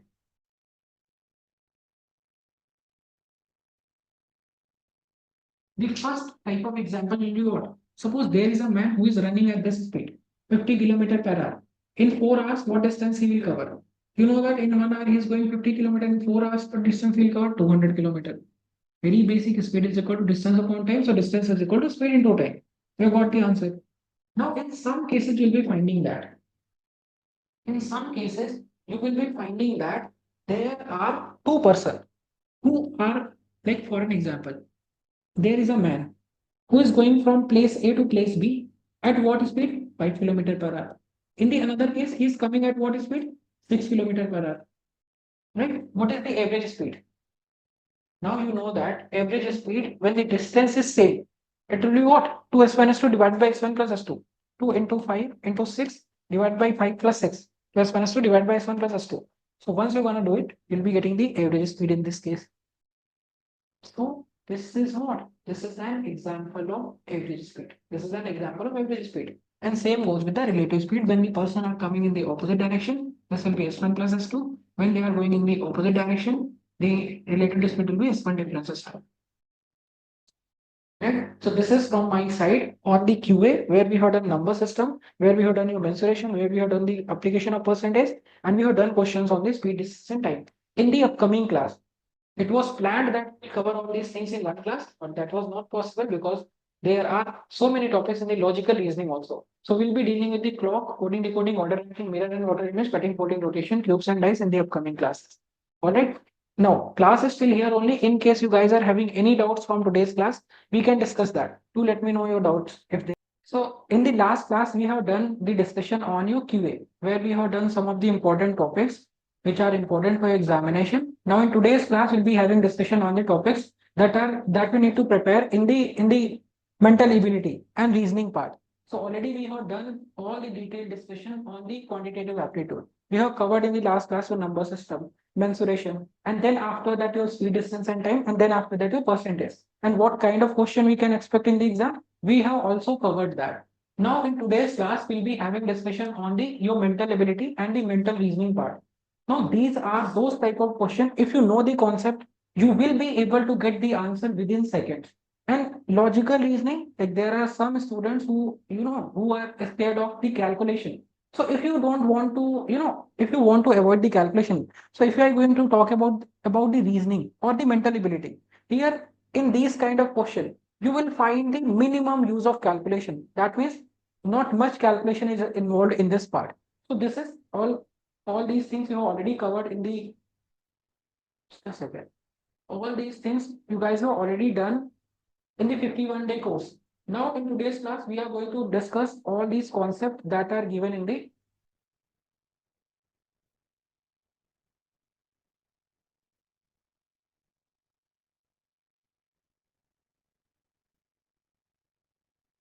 okay. So in today's class, we'll be talking about your 3D object, 2D object, folding and unfolding, counting of blocks, counting of figures. All of that we will be covering in today's class. And this is all being covered in the 51-day course. This is just going to be a quick revision of all these concepts. So now when I'm talking about these subjects, these topics which are important for this examination, they are going to be your clock. And then after that, the second chapter that we'll cover is going to be your counting of figures. Then after that, what concept we'll be talking about? They are going to be your mirror image and water image. And then after that, your cutting, folding, and rotation, all of that. Cutting, folding, and rotation. And then after that, if I'm going to talk about the third chapter that we need to do is going to be your cubes. And then after that, dice. And then some miscellaneous chapters are there, which are like coding and decoding. Then after that, your sequence and series, coding and decoding, sequence and series, right? Mathematical reasoning. So these are some miscellaneous topics that we'll be covering. Now, for your examination, what are the important topics that we'll be doing? Is going to be your clock. And this is something which is really important. Because each and every year, at least we are getting questions from the counting of figures or mirror, water image, cutting, folding, rotation. This is the part of your special aptitude. Special aptitude. That is your visual reasoning. So first of all, I am going to talk about your counting of figures. Then after that, we'll be talking about mirror image and water image, and then how to solve questions that are based on a cutting, coding, and rotation. So first we'll be talking about these two, and then after that we'll be talking about plot. Then after that, this and this. This is going to be the flow chart that we are going to follow. In case you guys will be having any doubts, you can let me know in the chat box, and we can discuss on that. I will be doing all these things in a very speedy manner because we are having less time to revise all these concepts. So if in case you will be having any doubt, you can let me know. Now this first chapter is counting of figures. Now in counting of figures, what are the things that we need to understand? In counting of figures, there are total 4 types of things that we'll be talking about. The first is going to be a counting of a straight line in a given figure. Then after that, the second thing is going to be counting of triangles in a given figure. And then after that, your third thing will be counting of squares. And then after that, the fourth thing will be counting of rectangles. So these are the 4 things that we are going to talk about in the first part, that is your counting of figures. Now we are not going to manually count all these figures. There are certain tricks that will be understanding and use in order to get the answer. Right. So first of all, I am going to start with the counting of straight lines. Now this is something which is very basic, which will hardly take 2 or 3 minutes. Now suppose a complicated figure is given. The complicated figure is looking like this. For an example, now suppose if I say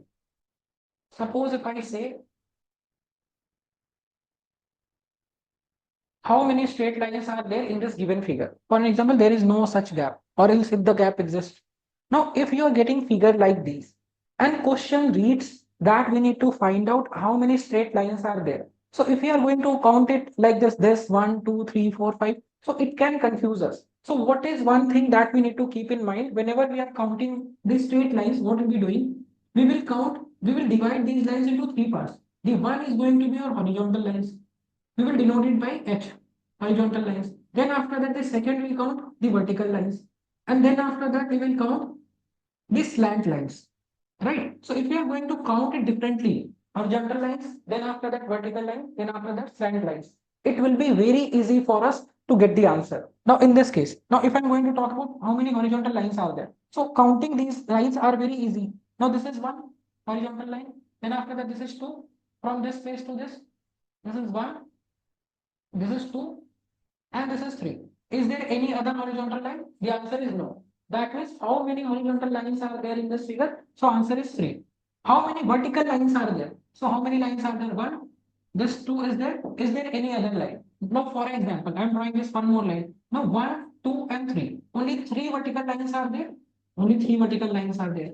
Now in this case, if we are going to count how many slant lines are there. So this is 1.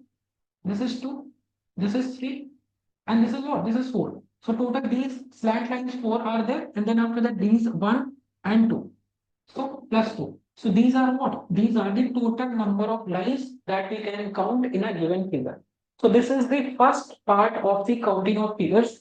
In case, like it's very rare that we get question from this part, but still, if we are going to complete the concept, this is something we need to keep in mind. If we are going to count the straight line, what strategy we can follow? We can count first the horizontal lines, then vertical lines, then after the slant lines.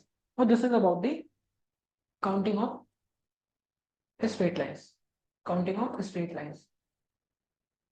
Now after that, this second part is that we will quickly summarize all these things. Don't worry about it. Now the second part is counting of triangles. Now for an example, now if I'm talking about, can you guys let me know how many triangles are there in this given figure? Do let me know in the chat box. Kiran, Rahul, Ashish, Sobita. How many triangles are there? 3 are there, right? We know that how many triangles are there. It's very easy to count how many are there. Now, in case I am going to give you a figure like this. Now, can you guys tell me how many triangles are there?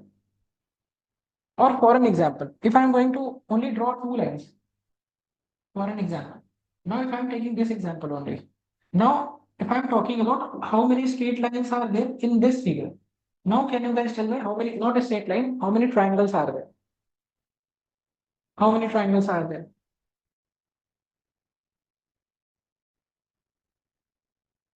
6. 6. Some of you are getting the right answer. Now, for an example, this is the one type. This is the second type. Now, if I'm going to give a more complicated figure. Now, can you guys tell me how many triangles are there? Now we know that it can confuse us, but there is a symmetry in all these type of triangles. So what is the trick to count number of triangles in such a case? Now we are going to talk about that. Now, whenever figure like these are given, we can here count them manually. Like this is one triangle, this is the another triangle, this is this bigger one triangle. So total 3 triangles are there. Count 1 and 2. Just add it, you'll be getting what? 3. How many triangles are there? 3 are there. Here also 1, 2, 3. Add all these numbers. How many triangles are there? 6. Here also we can do the same. 1, 2, 3, 4. Once you're gonna add it, you're gonna get 10. That means how many triangles are possible? 10 triangles are possible. So we are not going to count it manually in the exam. If you are aware of these things, you will be easily, no matter how many lines are being given, you will just write numbers like this and you will add it and you'll be getting the answer in the exam. Right? So this is the first part. Now suppose, for an example, any of the figure can be given. Now, no matter how many parts it is divided into, how many triangles are there? 1, 2, 3, 4, 5. Simply count it and add it, you'll be getting answer 15. How many triangles are there? 15 are there. Now, for an example, it is divided into 2 parts. Now, can you guys tell me how many triangles are there?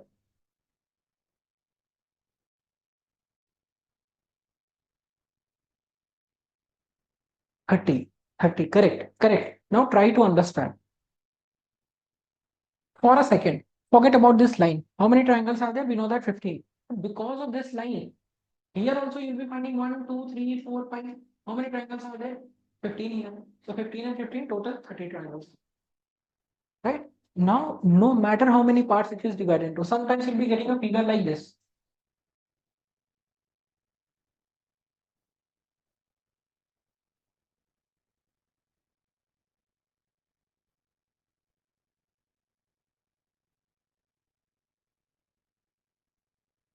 How many triangles are there?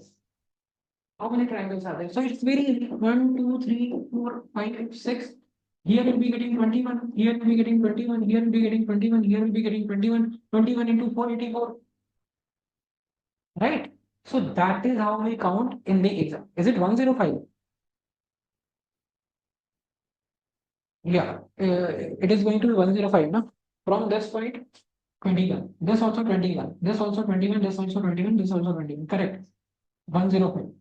Total number of triangles that are because of this line. How many are there? 21. Because of this line. How many are there? 21. Because of this, 21. Because of this, 21. Because of this, 21.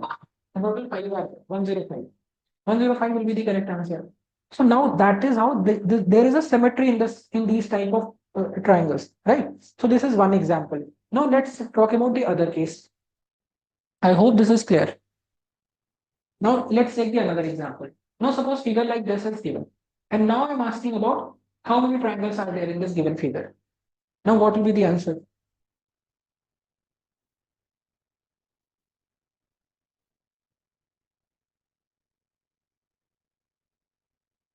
Eight are there? How many triangles are there? Eight, right? Eight triangles are there. How are we gonna count that? Here in this case. Now you know that triangle number 1, triangle number 2, triangle number 3, triangle number 4. So total 4 individual triangles are there.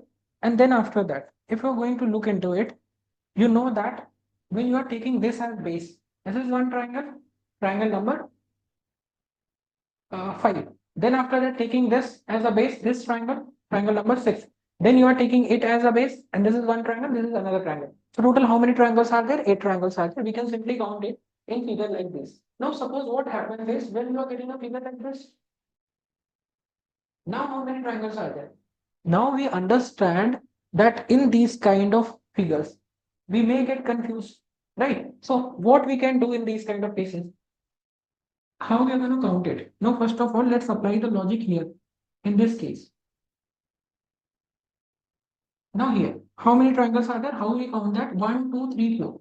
Now in all these cases, in all these type of triangles, what we'll be doing is we will find how many parts it is divided into. So we find that 1, 2, 3, 4. It is divided into 4 parts. And this is divided into 4 parts. Multiplied by number of diagonals will be giving you the answer. So here it is divided into 4 parts. How many diagonals are there? 2. So the answer is going to be what? Answer is going to be 8. Here also we can apply the same logic. How many parts it is divided into? 1, 2, 3, 4. And this is what? 5, 6, 7, 8. So it is divided into 8 parts multiplied by number of diagonals. 16 is going to be the answer. So manual counting we can do in some sort of exceptional question, but these are the logics that will be applying in each and every question. Right? 16 will be the answer. So this is another type. This is type 2 in counting of triangles. Type 2. That previous one was type 1. Right? This is what? Type 1. Let's talk about type 3. But you can make a note of it, or is this class will be uploaded on the YouTube also? You can take the revision of the same. It will be available on the app also. Now, let's take the another example. Now, for an example, there is one triangle, and now a figure like this is given. How many triangles are there? And let's take the another example. This is a triangle that is given like this, and here in this case, we'll make it on the other page. First, let me know how many triangles are there in this case.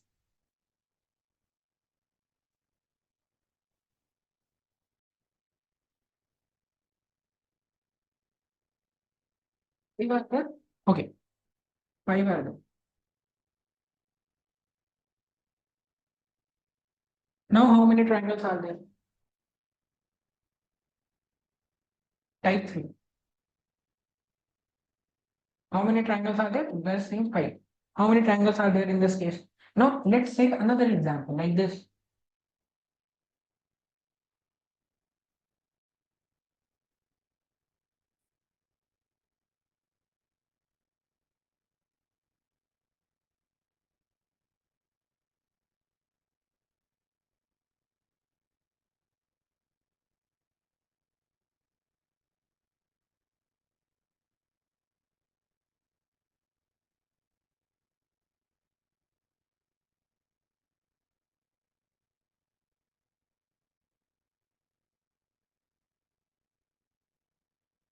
We will make this figure on the other page.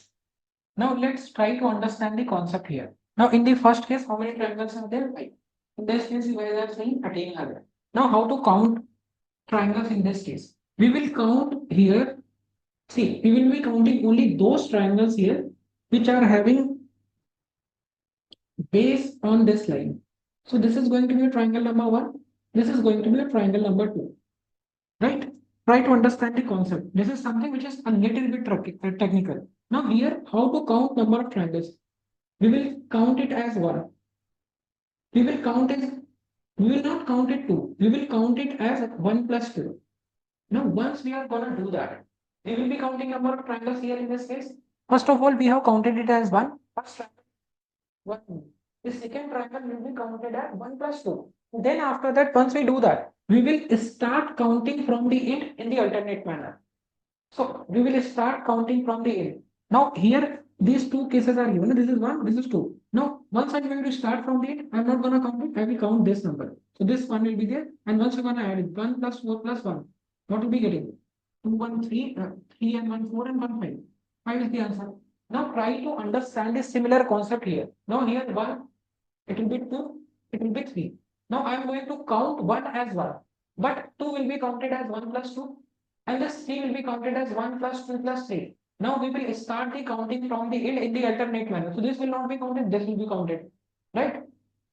1 plus 2. And then after that, this will not be counted. If there would have been any number, that would have been counted. So how we are going to count it? This will be 1, this will be 3, this will be what? 6, and then after that, this will be 3 again. So 3 plus 3, 6 and 6, 9 and 1, 10. Total 10 are there. Total 10 triangles are there. Right? Total number of triangles that are there are going to be 10. So this is how we count when you are getting a figure like this. So this figure I am not able to draw it. It can be made more complicated.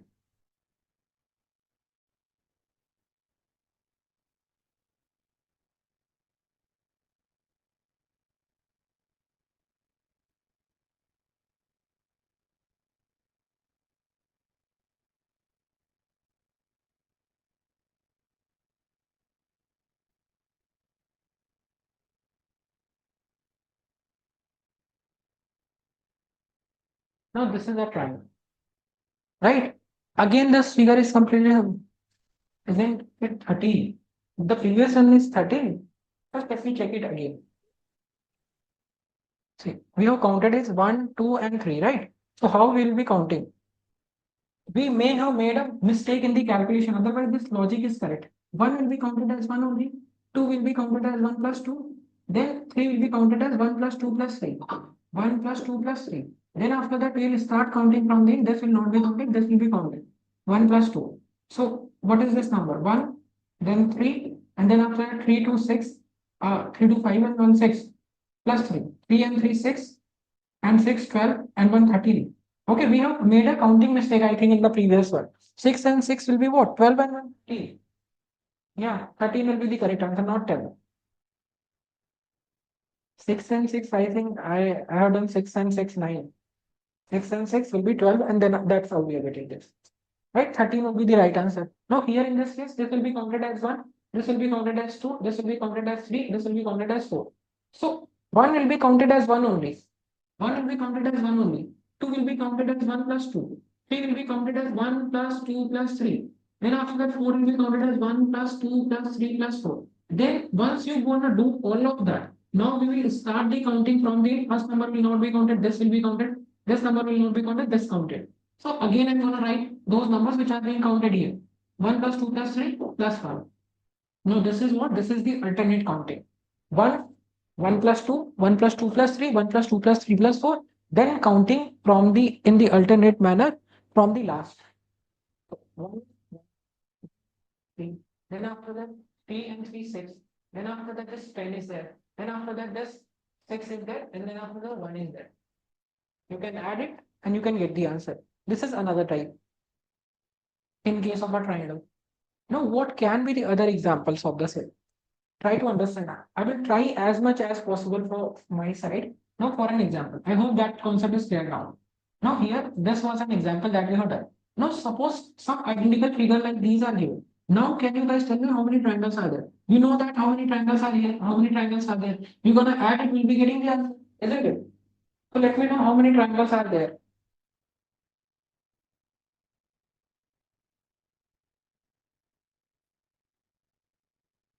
Is it 16? Try to understand. Total how many triangles are there? We know that here 1, 2, 3, 4, 8 triangles are there, 8 are there. But because of the merger of these two, because of these two common points, you will be getting two extra triangles. So when you are finding a merger, these two triangles are extra because of the merger of these two. So here the answer is not going to be 8 plus 8. This answer will be 8 plus 8 plus 2. 8 plus 8 plus 2.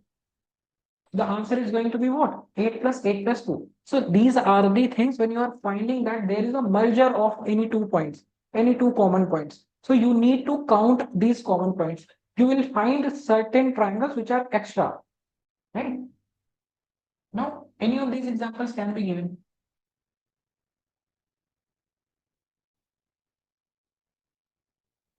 Now you know that here will be getting 8, here will be getting 8, here will be getting 8. 1, 2, 3, 4 plus 4. That is the answer. Now, sometimes common point will be giving one extra triangle. Sometimes common point will be giving two extra triangle. It will vary from case to case, example to example, question to question. Once you practice some question on it, you'll be easily able to find it out. So this is about triangles. Now let's talk about the number of counting of number of squares and counting of number of triangles. Are not triangles. Counting of squares and counting of rectangles. Now, for an example, now if I'm gonna give you a figure like this, can you guys tell me how many square are there? And in the similar figure, now if I'm asking how many rectangle are there, what will be the answer? Number of square and number of rectangle. Let me know the answer in the chat box.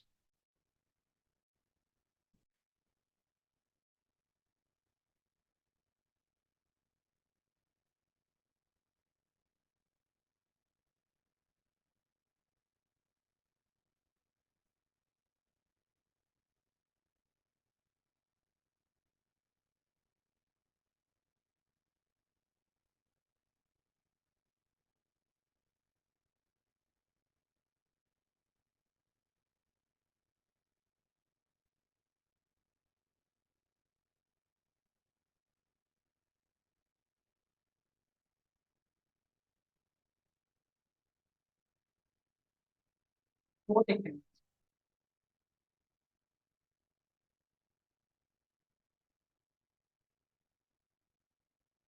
So here we'll be getting three answers. Given that the number of rectangles are four, in that case, when it is saying that only rectangles, we are not counting squares. So all the answers are correct. All the answers are completely correct.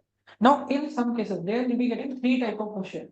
One is how many square are there? You know that 1, 2, 3, 4, and this bigger one is going to be a square. So how many square are there? 5. How many rectangle are there? 1, 2, 3, 4. This bigger one 5 because each and every square is also a rectangle, right? So 1, 2, 3, 4, these 4 extra will be there. So 5 plus 4, 9. If I'm going to talk about only rectangle, that means we are not going to talk about a square. So here in this case, the answer is going to be what? 1, 2, this 3, and this 4. So 4 will be there. So now how to count when you are getting a complicated figure like this? So we are going to write it like this. Count the number of column, count the number of rows. Last row will be multiplied by last column, will be written as like this. 2 into 2. This is 1 as it is. 1. What is the answer? 5. Now in this case, what will be doing? 1, 2, add it, will be getting 3. 1, 2, add it, will be getting 3. 3 into 3 will be giving you the answer 9. Let's understand with the another example. Number of a square, and number of rectangles. Right? Now in this case, for an example, now this figure is given. How many are there?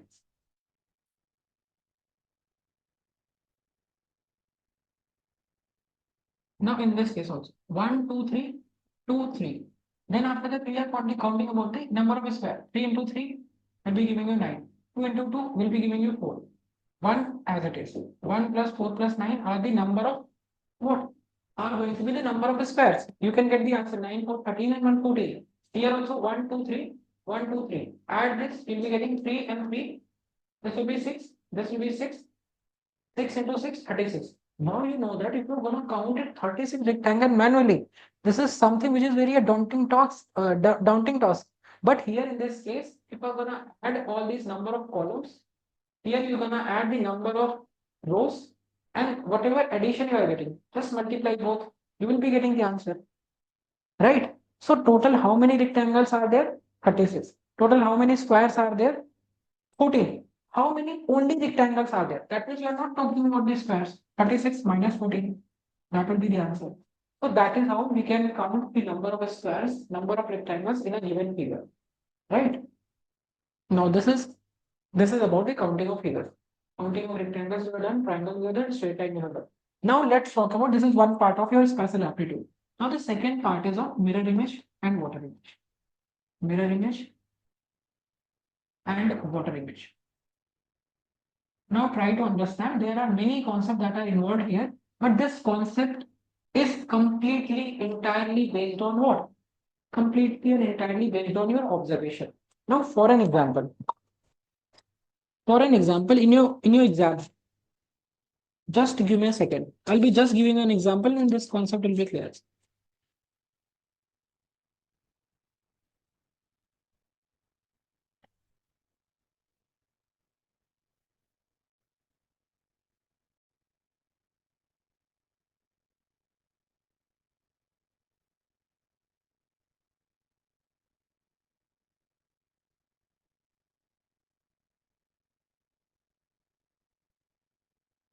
Just a second.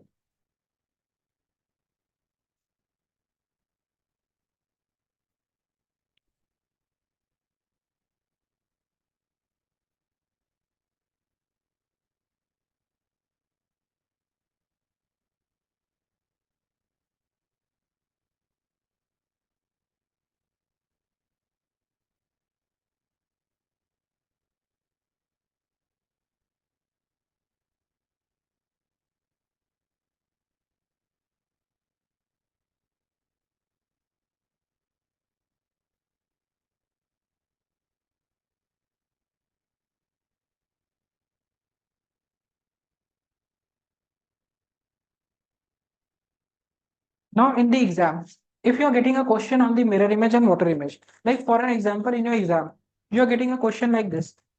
How this RAM will be like how the mirror image of this figure will look like. Just write it on the exam paper and rotate it, you'll be getting the answer on the back side. This is about the mirror image. Whatever given, you can write it 2-3 times. जो भी आपको exam में दिया जाता है आपको उसको 2-3 बार pen से लिखना है. You will be finding the mirror image on the back side. That means whenever RAM is given like this and you're gonna find the mirror image of this, that means you will be doing a vertical flipping, right? So the mirror image will be looking like this. The mirror image will be what? The mirror image will be looking like this. So you just need to write it and you just need to flip it. You'll be getting the mirror image. Now, if I'm going to talk about the water image, mirror image means what? When I'm going to talk about mirror image, that means this mirror is like this. This mirror is here, right? This mirror is here. So the mirror image that will be getting will be looking like this. Now, if I'm going to talk about the water image, now your water image in this case, the mirror is here, the water is here. So here in this case, you wanna flip it like this, and this will be called as what? This will be called as the water image. Now you can practice it at home. This is about the mirror image and water image.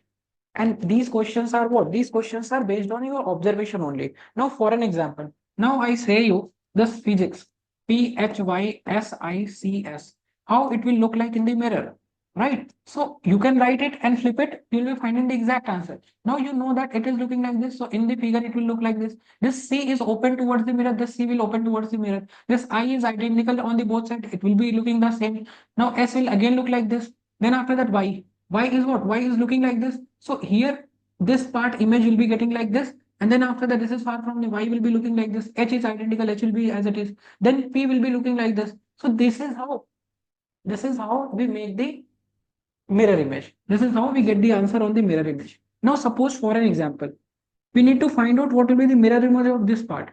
So you know that this line is going towards the mirror. This line will be going towards the mirror. This is a vertical line. This is a vertical line here. Now this is coming towards the mirror. This will be coming towards the mirror. So this is the mirror image of this part. This is what? Just vertically flip it. We are getting the answer. Just horizontally flipping it, we'll be getting the answer.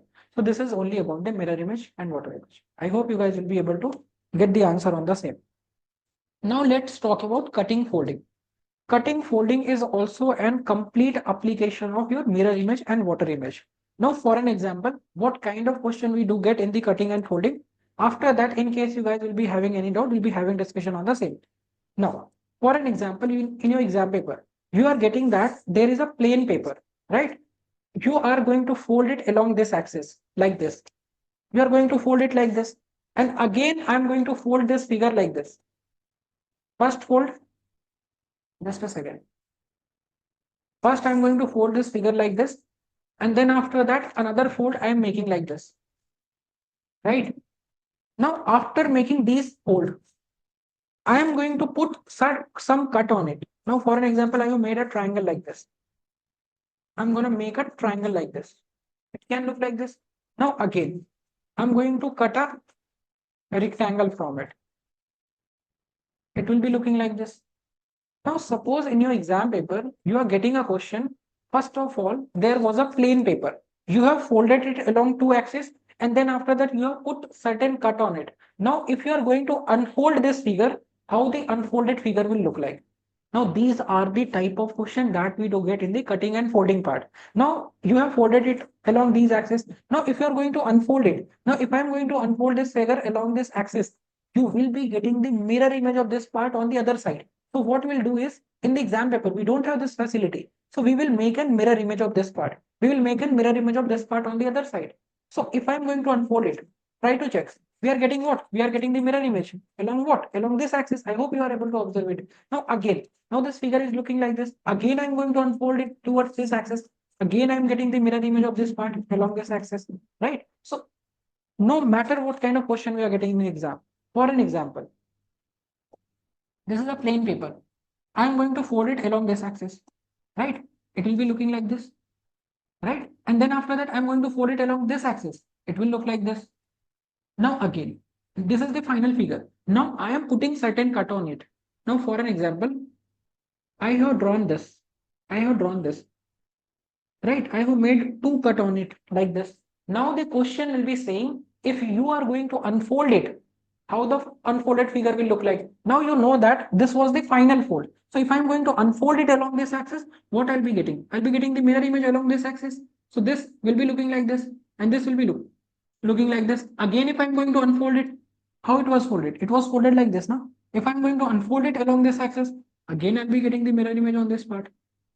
Now I hope it is very simple to understand for you guys, right? How the unfolded figure will look like. So cutting, folding, and rotation is a complete application of mirror image and water image. Now let me know, guys, is it clear till here about the counting of figures, about this rotation and cutting, folding? Is it all clear? Is there any doubt? Is there any confusion?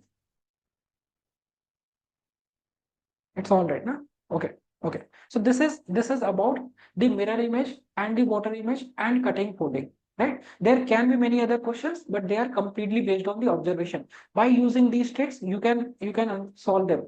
Now let's talk about the another example. Like this is, I'm giving the special aptitude till here only. Right? This is the basic, this is the foundation of this special aptitude. Now let's talk about the another topic, that is clock. Now clock is also a very detailed topic. Here in this case, the first type of question that we get is related to angles. What type of question you'll be getting? In the chapter of clock, the kind of question you'll be getting is, suppose 9:10, what will be the angle between the hands of the clock? Suppose at a time the hands of the clock shows 11:15. What will be the angle between the hands of the clock? Right? So for a particular given time, we need to find out what is the angle between them. This is one type of question. Second type of question. Second type of question, you'll be getting that between a time, suppose between 9 and 10, between 3 and 4, between 4 and 5, between 6 and 7. These are the type of question that we do get. How question will be framed? Between 9 to 10, at what time the hands of the clock will be making an 180-degree angle, will be making an 90-degree angle, will be making an 0-degree angle. This is the second type. Or they'll be saying at what time between 9 and 10 the hands of the clock will be in the straight line. At what time between 9 and 10 the hands of the clock will be what? Will be in the straight line or will be making an angle of 180 degree. In the second case, at what time the hands of the clock will be at the right angle? At what time the hands of the clock will overlap, will be making an angle of 0 degree, और they will coincide. तो इस तरीके से हमारा ये second type का question है that we do get in the exam with regards to clock. Then after that, third is based on loss and gain. Then after that, the fourth one is there, that is based on apart. If there is any other thing, the fifth thing is also water image and mirror image. Water image and mirror image with respect to clock. Try to understand. Yeah. Now in all these kind of cases, with regard to angles, we will be using the formula theta is equal to 30h minus 11 upon 2m. Just by putting the values, you'll be getting the answer. Theta is equal to what? Theta is going to be equal to 30h minus 11 upon 2m. Where theta is what? Theta is going to be the angle between the hands of the clock. Hands of the clock. And then after that, we're going to talk about h. H is r. Now, what is this r? Like for an example, I said 9 and 10. So 9 is the r. 3 and 4, 3 is the r. 4 and 5, 4 is the r. 6 and 7, 6 is the r. 11, 15, 11 is the r. 9, 10, 9 is the r. Right? So these are what? These are r's. These are what? Minutes. So any of these things will be missing. We can solve each and every question based on this formula that is called as theta is equal to 30h minus 11 upon 2m.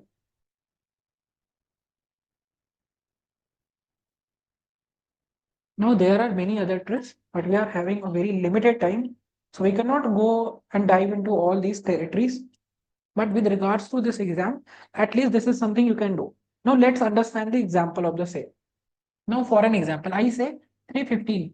What will be the angle between the hands of the clock? I will be using the formula theta is equal to 30h minus 11 upon 2m, right? So we know that 30h is what? Theta we are finding. What is the angle between these? So theta h is 3 minus 11 upon 2m is what? 15. Now once we're going to get the answer, by this way you'll be getting the answer, right? So if I'm going to solve it, you'll be getting 90 minus, if you're gonna simplify it, we'll be getting 7.5, right? 82.5. Now, once I'm gonna simplify it, you will be getting 22.5, not 22.5, 7.5. 7.5. So here the answer is going to be what? 7.5 degree. The answer is going to be what? 7.5 degree. So this is about angles. How to find angles when a particular time is given? 315. 315.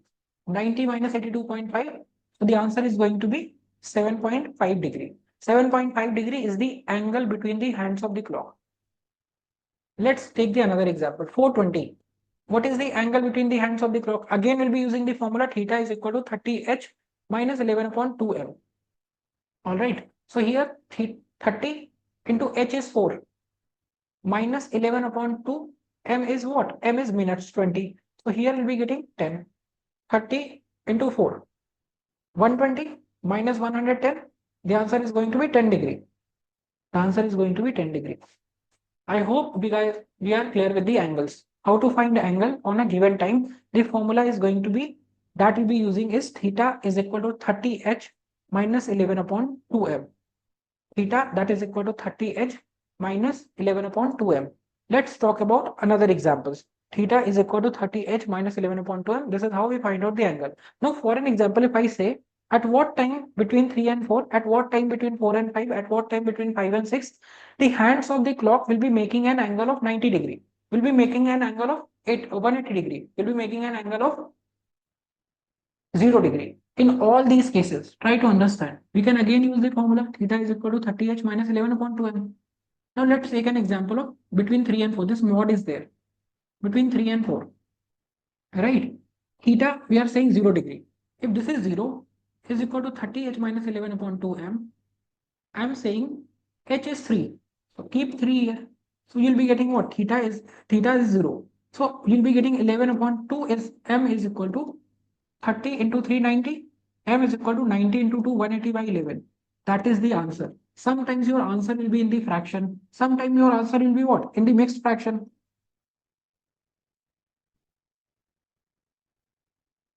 You can write it in the mixed fraction. Huh?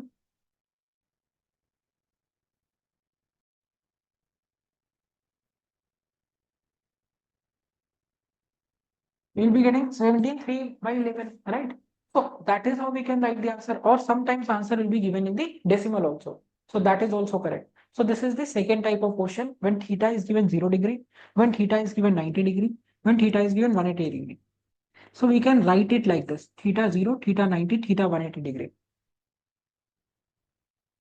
16 3 by 11. Just a second. We'll be getting 7, right? 7 0. Correct. 16 3 by 16. It will be 16, not 16. 16 3 by 11. Right?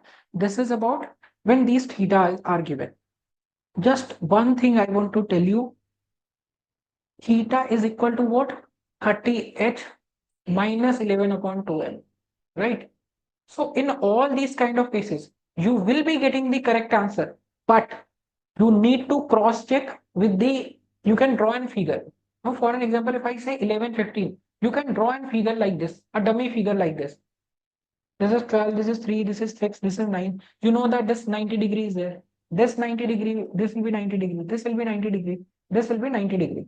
So you know that if you are finding an angle like this, it will be less than 90 degree. If you are finding an angle like this, it will be less than 90 degree. So you can have an idea what will be this angle. You can get a range that this angle cannot be more than this angle cannot be less than this. By making a figure, by making a diagram, this is something we can know out of it.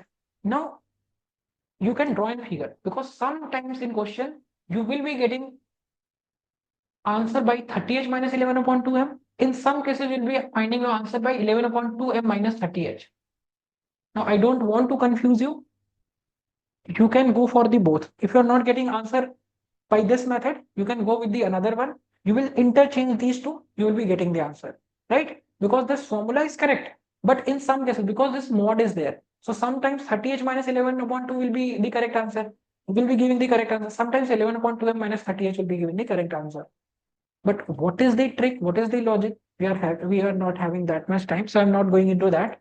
And So the thing is that you need to check both. If in case you are not getting answer by this, you will be writing this 11/2m minus 30h. Now let's talk about certain universal question that we get each and every year. Now if I'm going to ask you, just let me know, how many times the hands of the clock in 12 hours coincide? कितनी बार ऐसा होता है कि जो हमारी hands of the clock होती है 12 hours में will make an angle of 0 degree और they will overlap or they will be coinciding. The second case, in 12 hours, how many times the hands of the clock will be making an angle of 180 degree? How many times the hands of the clock in 12 hours will be making an 90 degree angle? Do let me know about it. क्या answer होगा पहले का? 12 घंटे में कितनी बार हमारी hands of the clock will be making an angle of 0 degree? They will coincide, they will overlap, they will making an angle of 0 degree.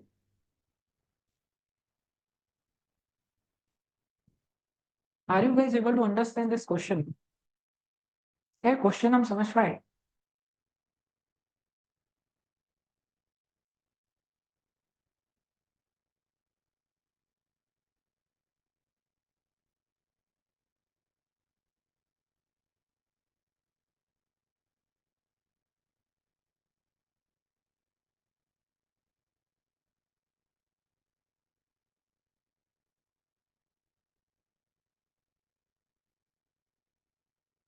Eleven.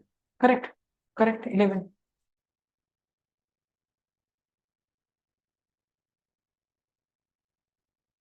Just a second.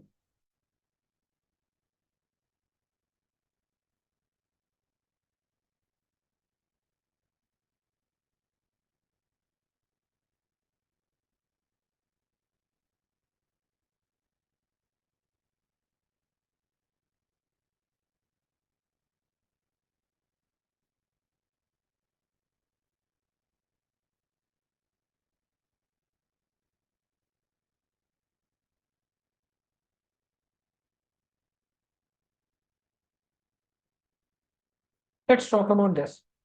This is an clock. Now in this case, 90 degree 44 times. 90 degree 44 times. Let's see. Now here if I'm saying how many times the hands of the clock will how many times the hands of the clock in 12 hours. ये आपके पूरे 12 hours हो गए. ये आपका क्या है? अच्छा यहाँ पे हम समझ लेते हैं कुछ चीजें.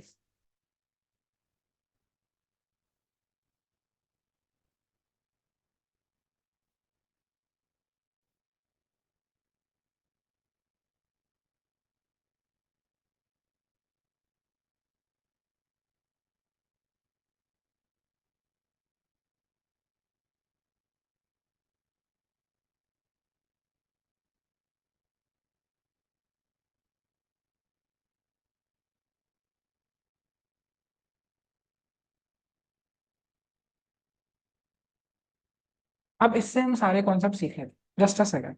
Now in this case we know that total. This total angle is what? This total angle is 360 degree. This total angle is what? This total angle is 360 degree. We know that. This total angle is 360 degree. This is 360 degree. Now, this 360 degree is divided into how many parts? This 360 degree is divided into 12 equal parts. So these parts will be what? These total parts will be going to equal to 360 divided by 12. That means they are going to be equal to 30 degree, 30 degree, 30 degree, and 30 degree. I hope you know that.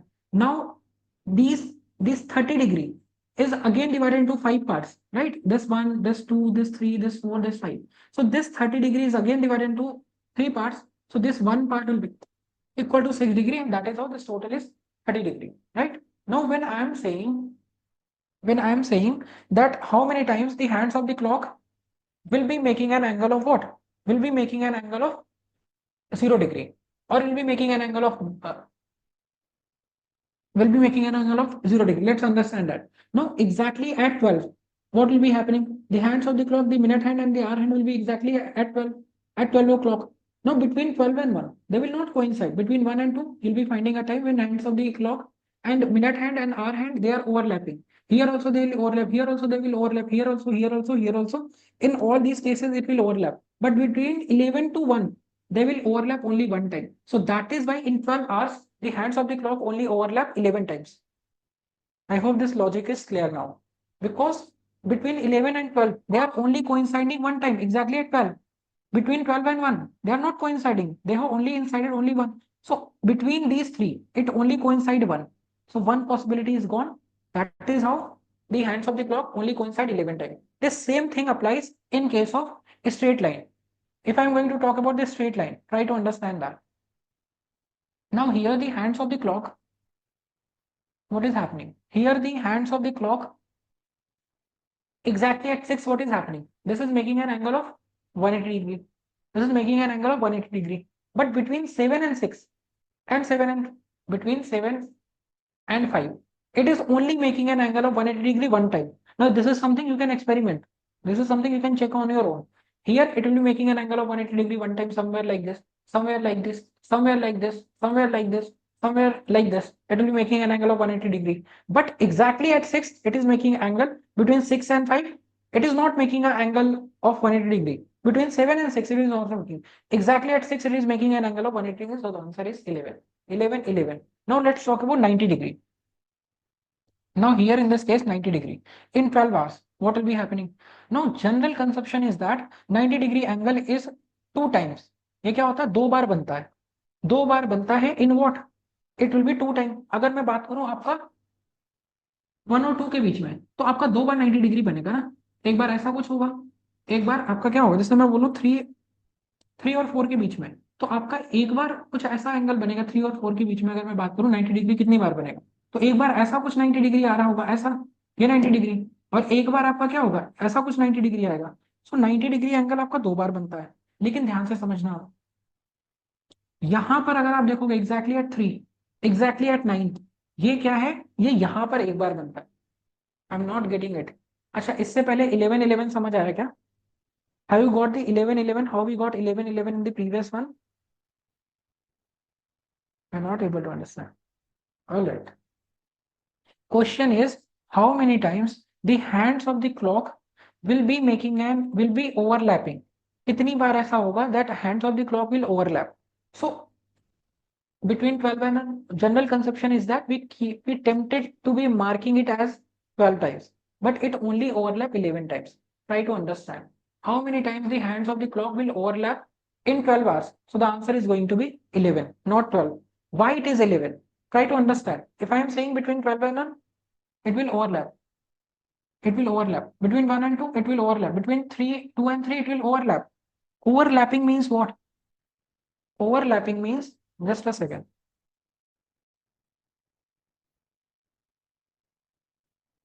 Overlapping means they will be making an angle of 0 degree. Just try to understand. Between 12 and 1, between 1 and 2, there will be a time when minute hand and hour hand will overlap. They will be somewhere like this. Between 2 and 3, there will be a time when the hands of the clock will overlap. Between 3 and 4, there will be a time when they will overlap. Between 4 and 5, there will be a time when they will overlap. Right? So they are asking how many times they will overlap in the 12 hours. So the answer, we think that 12 hours, 12 times. But this is not it. Because we think that between 1 and 2, 2 and 3, 3 and 4, 4 and 5, 1 time. But this is not it. Because exactly at 12, this is already what?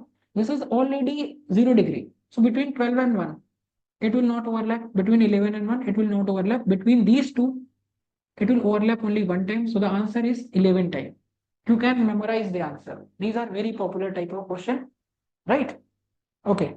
Now I am keeping this concept till here only. In case you'll be having got this one. And this similar concept goes in the another one also. If I'm going to talk about the 180 degree. 180 degree also between 12 and 1. You know that there will be a time when the minute hand and hour hand will be like this. At a time between 3 and 9, there will be a time when hands of the clock will be like this. Between 4 and 5, there will be a time like this. There will be a time like this when the hands, minute hand and hour hand will be making an angle of 180 degree. So in that case, if it asks how many times it will be happening, it will be happening only 11 times. Now if I'm going to talk about 90 degree, 90 degree in 12 hours was supposed to be 24 times, but it is only 22 times, not 24 times. And what is the reason behind that? Exactly at 3, it is already 90 degree. Exactly at 9, it is already 90 degree. So one possibility is gone from there, one possibility gone from here. Let me quickly summarize it. What we have done. 12 hours. In 12 hours, How many times the hands of the clock will overlap? How many times the hands of the clock will overlap? 11 times. In 12 hours, how many times the hands of the clock will be making an angle of 0 degree, 180 degree? 11 times. In 12 hours, 90 degree, 22 times. Now if I say 12 hours, what will be happening in 24 hours? 24 hours. It will be 22, it will be 22, it will be 44. So any of these things can be asked with respect to your clock. Let's talk about another case. This is one type. You just keep this formula in mind. Theta is equal to 30h minus 11 upon 2m. Theta is angle. This is R. This is minute. Right? And this is 1, 2, 3. These are some universal question that we get in each and every exam. If I'm going to talk about CUET, then after that your CLAT, then after that your NATA, then after that GATE exam. Each and every exam we are getting these kind of questions. So this is something they are based on the observation. Now let's talk about the another examples. Let's talk about the another examples. Now what are these? Now let's talk about the water image and mirror image with respect to clock. Try to understand water image.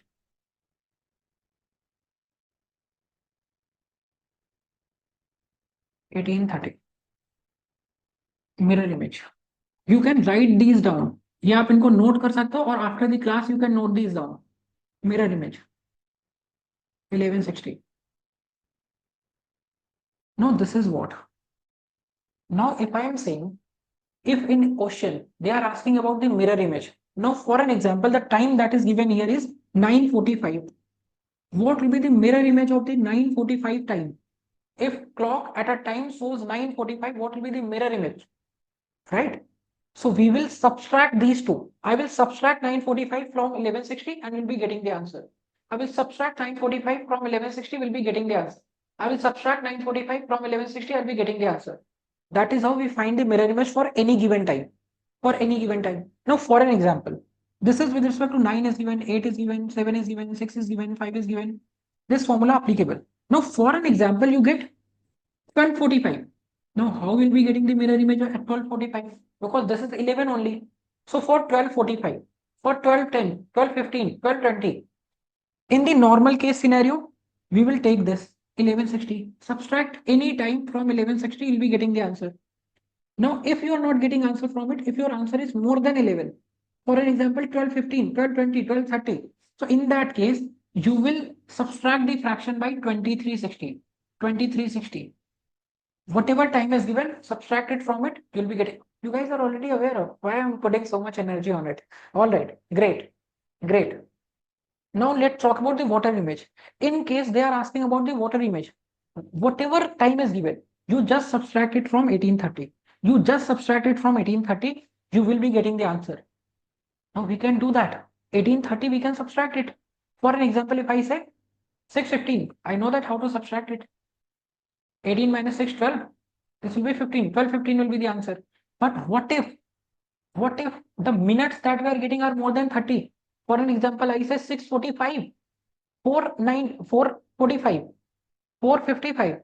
How will we getting the mirror image in that case? We will take carry 1. Try to understand. You can note these down. These fractions, you can note it down. How will we finding the water image in this case? Water image in such a case will be finding whatever time is given. I will subtract it from 1830. If the minutes are more than 30, I will take carry 1 from here. Now this is R. 1 hour is equal to 60 minutes. So it will give 160 minute here. So either you get answer by subtracting from 1830 or you'll be getting answer by subtracting from 1790. Now where this 1790 is coming from? I have taken 1 hour carry from this side. So 1 hour will be giving 60 minutes on this side. So this is 90, this is 1790. So this is with respect to water image. This is with respect to mirror image. I'm going to summarize it on the another part. What I'm saying is how to find mirror image, subtracting from the 1160, subtracted from the 2360. How we find it is about the mirror image. Now I'm talking about water image. How we find it out? Subtracting from the 1830, subtracting from the 1790. This is about it. I hope this is clear now. This is how we find out the mirror image and the water image in case of a clock. Is it clear? It's clear, no? All right. All right. So this is about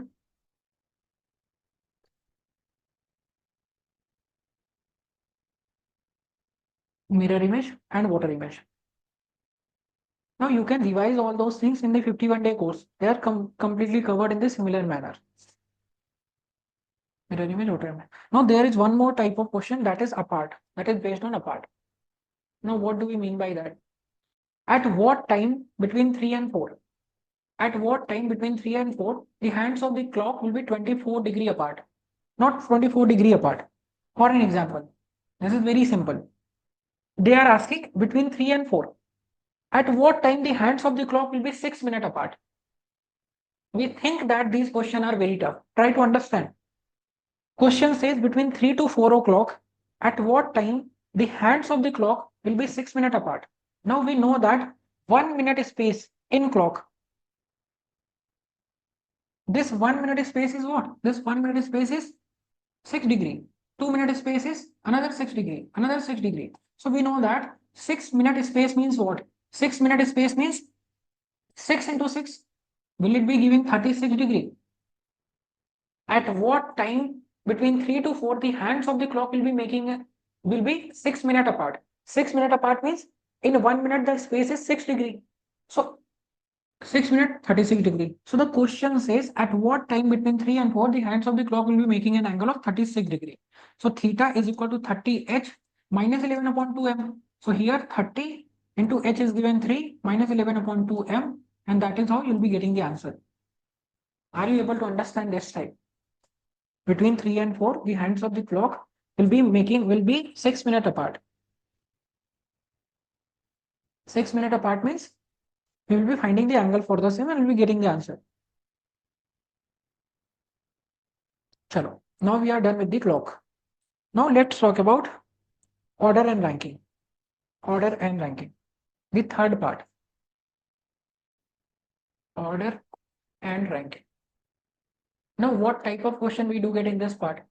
There are 4 to 5 types. We'll be talking about that.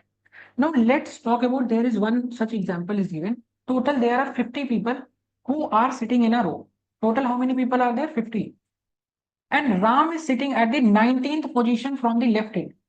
Ram is at the 19th position from the left end. Can you guys tell me what is the position from the right end of the Ram? क्या हम राम की position right and से बता सकते हैं?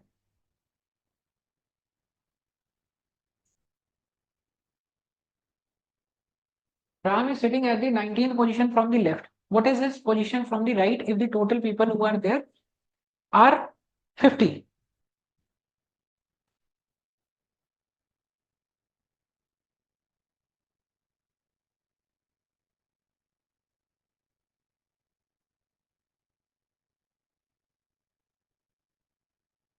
कितना answer आएगा?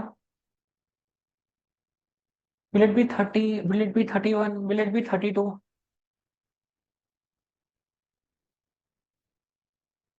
Half an hour.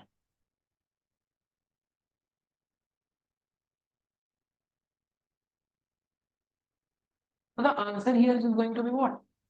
See, in all these kind of cases, how to find the answer? Now you know that total 50 people are there. Total 50 people are there. If I am going to subtract 19, I will be finding that how many people are there who are sitting towards his right, isn't it? If I am going to subtract 19 from 50, I'll be getting how many people are sitting towards his right. Correct? Because 19th, this Ram is also subtracted from it. So how many people sitting towards his right we have found out? Total how many people are sitting towards his right? If I'm going to subtract 19, how many are there? 31 people will be there. 31 and 19 will be giving you 50. So total how many people are there? 31. So if 31 people are sitting towards right, at what position from the right end is sitting? 32, isn't it? 32 is the answer, not 30. Try to understand with the another example. Suppose I say in a row total 40 people are there and Ram is sitting at 21st position from the left end. What is his position from the right? Now how to write it? 40 minus 21 plus 1. Now why this plus 1 is there? When I subtracted 21 from 40, all these are subtracted. Now, how many people are sitting towards right? We have counted. But this is what? How many people sitting towards his right is counted. But at what position he is from right in? +1. Because if 50 people are there towards his right, he is at the 51st position. If total 60 people are there towards his right, he is at the 61st position. Right? Got it? This is the first type. Now let's take the another example. Now if I say in a row, Ram is sitting at the 19th position from the left end. Ram is sitting at the 19th position from the left end. And he is sitting at the 16th position. Not 16th, 21st position from the right end. 19th left, 21st right. Can you guys tell me how many total people are there who are sitting in that row? Total how many people are there?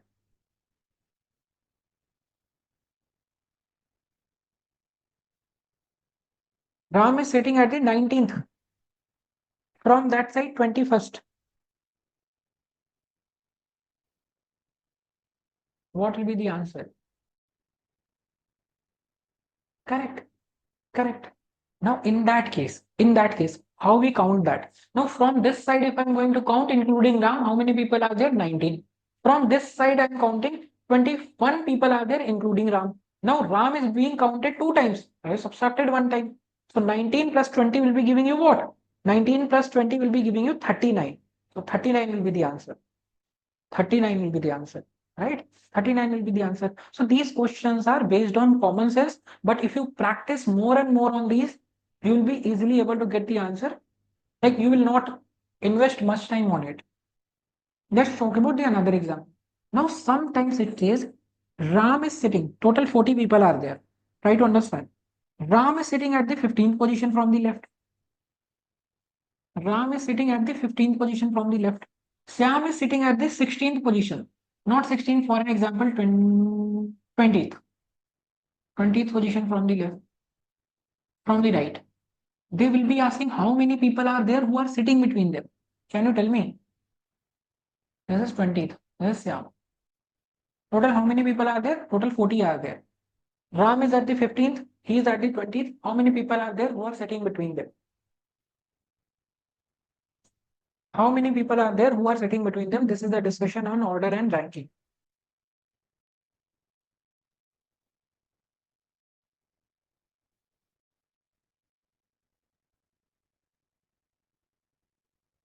Five are there. You know that if I'm going to subtract from 40, if I'm going to subtract 15, including Ram, all are subtracted. If I'm going to subtract these 20, including Syam, all are subtracted, right? So 20 or 15, 35, 40 minus 35, total 5 people are there. And that is how you'll be finding that 5 people are there, these 15 and these 20, and that is how total 40 is there. That is one example. I think that is very simple. We will subtract 40 from this, and we got the answer. Now, what can be the other example on it? Try to understand. Now, it is a row. Total how many people are there? 40. Now, what I say is Ram is sitting at the 20th position. Ram is sitting at the 20th position from the left end. And Syam is sitting at the 20th. Syam is sitting at the, for an example, I am making a dummy figure. It can be correct, it cannot be correct. Ram is sitting at the 25th position. 25th position from the right. How many people are there between them? Try to understand. Is it even possible? No, 4 is not the right answer. 20, 25 will be 45. 4 is not the correct answer. This is a case of overlap, right? Try to understand. Ram is at the 20th position from the left end. He is at the 25th. Total is going to be what? Total is going to be 45. But there are total 40 people. Total only 40 people are there, right? 4 is not the answer. 4 is not the answer. Try to understand. This is a case of overlapping. Have you guys done these questions before? This is a question. This is a question on overlapping. This is called overlapping. This case is not possible in such a way. Total 40 people are there. If I'm going to add this 20, 25, this will be giving 45. Total 40 people are there only. Right? So total 40 people are there. So this figure will not be made like this. This figure will be looking like this. Ram is there. At what position? 20th. Syam is there at what position? 25th. Syam is there. How many people are between them? This is what we are finding out. 5 is not the answer. Let's understand. Na? Let's understand. Then I'll tell you a trick. If you remember the trick, you'll be getting answer within second. In this case, total how many people are there? 40. Total how many people are there? 40. 40 are there. In general case, in the previous question, what we have done? We have subtracted the total number from this. Here also we'll do the same. Here also we'll do the same. Add this and this. What we are getting? 45. What we are getting? 40. Subtract these two, we are getting 5. But 5 is not the answer. 5 are those people. Why we are getting it as extra? Because they are the people who are being counted 2 times. That is why it is getting extra. These are those people who are counted 2 times. So 5 people are there who are counted 2 times. That is why we are getting extra 5. Out of that, you know that how many people are there who are between them. So he is counted extra. He is also counted extra because when you are counting from this side to this, he was counted. When you counted from this side to this, he was again counted. Try to understand. When you are counting from this side, he was counted. When you are counting from this side, this was also counted again. So in this case, try to understand the answer will be difference minus 2. Whenever you are finding a question or overlapping, what you will do? Subtract like we did in the previous one, minus 2. Just do extra minus 2 because in overlapping, these people are counted 2 times. We only need to count those people who are counted extra between them. That is how we get the answer. Here, if you are getting 7, 7 minus 2, because these people are counted, we don't need to count these people. Now, let me know how many of you are able to understand the order and ranking. We have done your special aptitude. We have done your questions on the counting of figures and all of that. And then after that, you clock. And now this is about order and ranking. Is it clear to all of you? It's clear, na? You can revise. You can revise from the video in case if there is any confusion on it. This is about order and ranking. Then after that, there is one more topic called as coding and decoding. Coding and decoding and sequence and series, right? Coding and decoding, sequence and series. They are interrelated. Try to understand. When I'm saying coding and decoding, any of the pattern can be given with respect to coding and decoding. For an example, if I say RAM in a certain code language is coded as 18113. So how in the similar code language, PA pat will be coded. For an example, in a code language, RAM is coded as 18113. How pat will be coded? So this is coding and decoding. For being efficient in coding and decoding, the only thing that you can do is remember the place values of all the given numbers, right? You know that R is at the 18th place in the alphabets. A is at the first place in the alphabet. M is at the 13th place at the alphabet. So P is at the 16th place on the alphabet. A is at the first place on the alphabet. T is at the 20th. So here this pattern is being followed. This pattern is being followed. P is 16, A is 1, T is 20. Correct? Correct. Now, any of this combination can be there. In some cases, you'll be finding from this part to this part, plus 1 is there, plus 1 is there, plus 1 is there. So you can do the same with the option, plus 1, plus 1, plus 1. You can do all of that if you are aware about the alphabetical values. If you are aware of the place values of the alphabets. If you are able to do that, it will be very easy for us to solve question like this. Right? It will be very easy for us to solve question like this. This is about coding decoding. What other examples can be there? Now, for an example, I say ENJOY. Try to understand. This is 2. This is 14. This is 10. And then after that, this is 4. And this is 25. Now, in this similar code language, how Apple will be coded? Now, this is a question on again coding and decoding. What kind of patterns can be there? Now, can you guys let me know the answer on the same?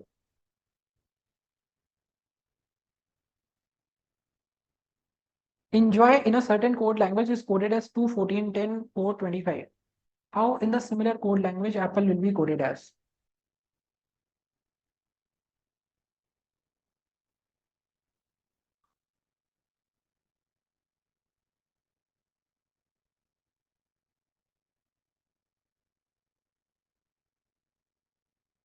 P value should be 5. No, this is correct.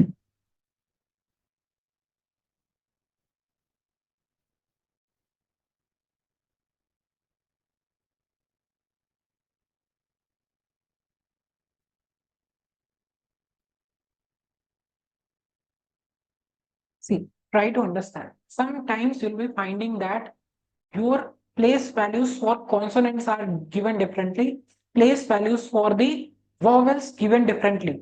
How they are doing that? A, E, I, O, U. These are what? These are vowels. So 1, 2, 3, 4, 5. Try to understand that. You are finding different values for vowels. We need to be having that kind of observation. Now here E is at 2, O is at 4. So they have given the place values for vowel differently. N is at 14, J is at 10, Y is at 25. So here also A is at 1, P is at 16, P is at 16, L is at 12, but E is what? E is at 2. Like this, we could have done it. We could have done it 1, 16, 16, 12, and 2. So these are what? We need to think this way also. That sometimes this can be this can be asked in the question also. Sometimes +1, +2, +3, +4, +1, -2, +1, -2, +1, -2, or +1, +3, +5, plus like this can be given. Na? Alternate manner. Things can be given. So I'm not going into that territory. This is something you can practice on your own. I'm just giving you an idea in what number of ways question can be framed. Now let's talk about another example. Suppose I'm saying TACOS. Now try to understand. 2, 1, 3, 6.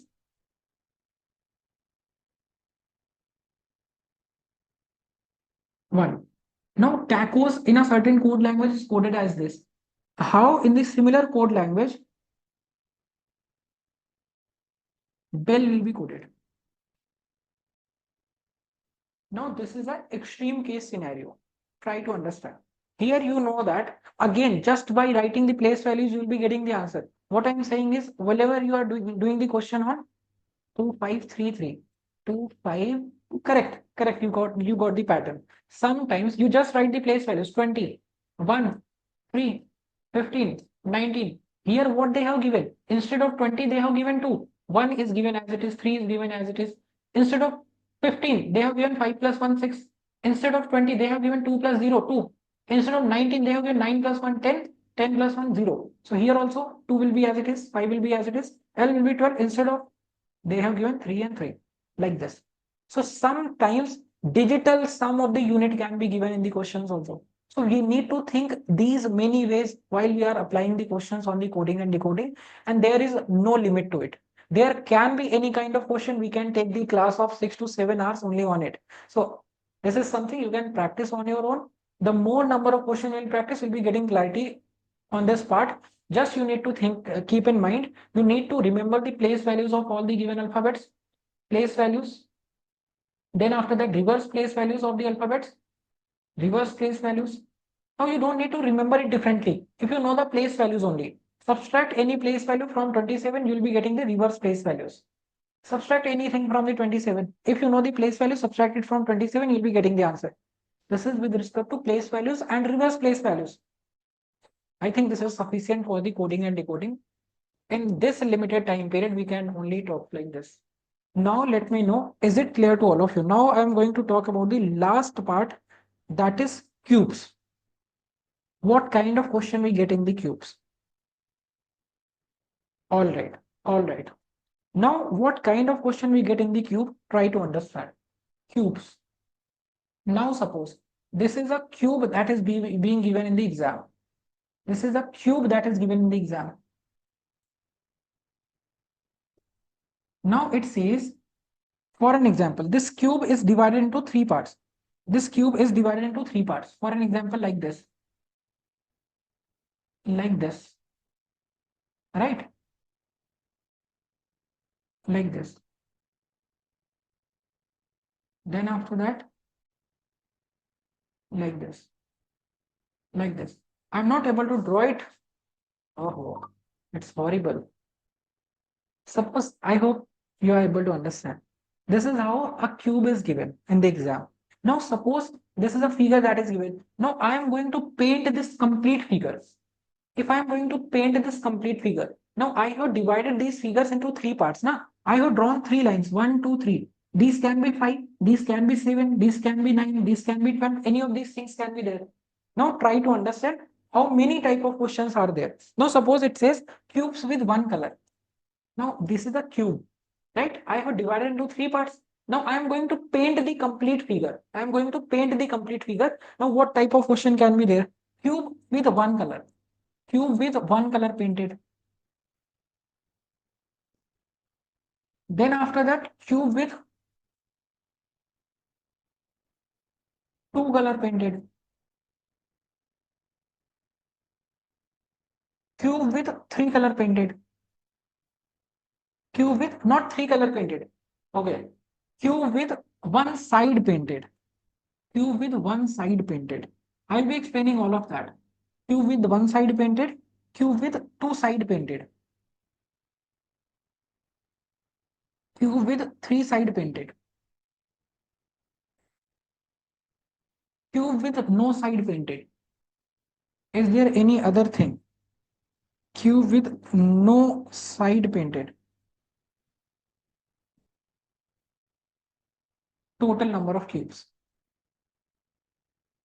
Total number of cubes. Now try to understand. I have divided into three parts. So let's take n is equal to 3. If n is equal to 3, try to understand. We can find it out all these things with a formula. We can find out all these things with a formula, and that formula is what? You can note that down.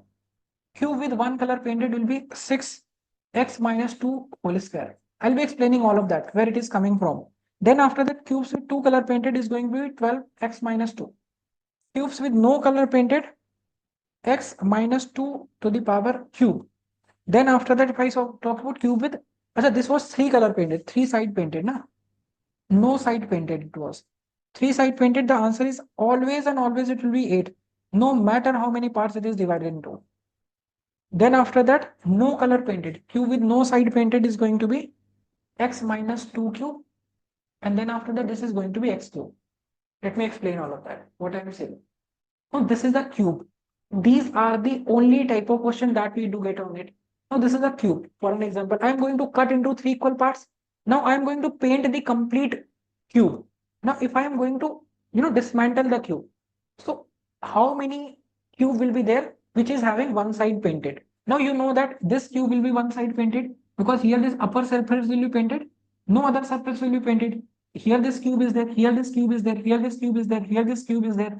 This side this cube and this cube is there. So cube with one side painted, how we can find out? Here in this case, three parts it is divided into, the answer is 6 only. How many surfaces are there in a cube? This 1 is there, 2 is there, this 3 is there, this 4 is there, this 5 is there, this 6 is there. So in such a case, the answer is that cube with one side painted, the answer is going to be 6 only. The answer is going to be 6. One side painted, the answer will be what? The answer is going to be 6 only. Because you know that here one part is in the middle, that is painted. This one part is painted. This one part, this one part, this one part, this one part is painted. Only one side painted. Right? If I am going to talk about this figure, here two sides are painted.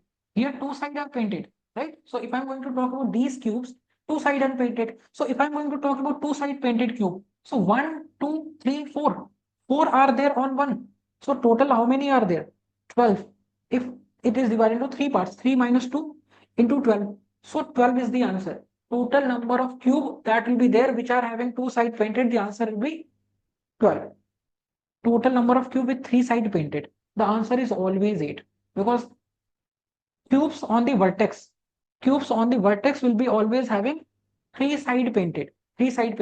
So no matter how many parts cube divided into, it will be only having three side painted, not three, 8 side painted, three sides. Three side painted cube will be 8. Right?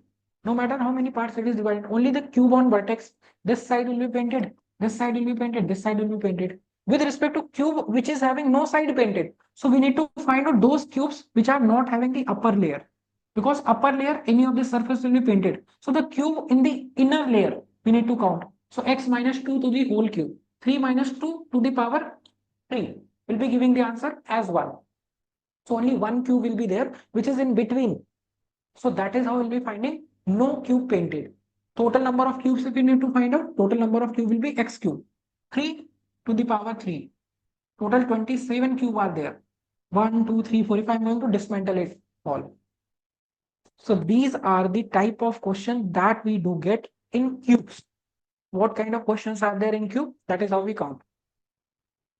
1 side painted, 2 side painted, 3 side painted, no side painted, and then after that, how many? No, total number of cube with no side painted, or total number of cube on the inner surface, not on the outer surface. Inner surface, this is also same, inner surface. So inner surface पे cube होंगे वही तो non painted होंगे. So that is how we find the answer. This is the summary of the cubes. Now this topic is complete from my side. Although if I'm talking about QNLR, there is never an end to these topics. You know, each and every topic can take additional 2 hours, 2 hours, 2 hours. There is no limit to it. So I have tried to cover in the exam oriented manner what are the things that we should keep in mind. Now, in case you guys are having any doubts with respect to all these concepts, you can let me know and we can discuss that. Or else we can wind up this class right here. Is it all clear? Can we wind up the class? So we'll begin with today's class. Today's class is going to be completely about English. And after this class, you will know exactly what type of questions are asked specifically in NATA exam.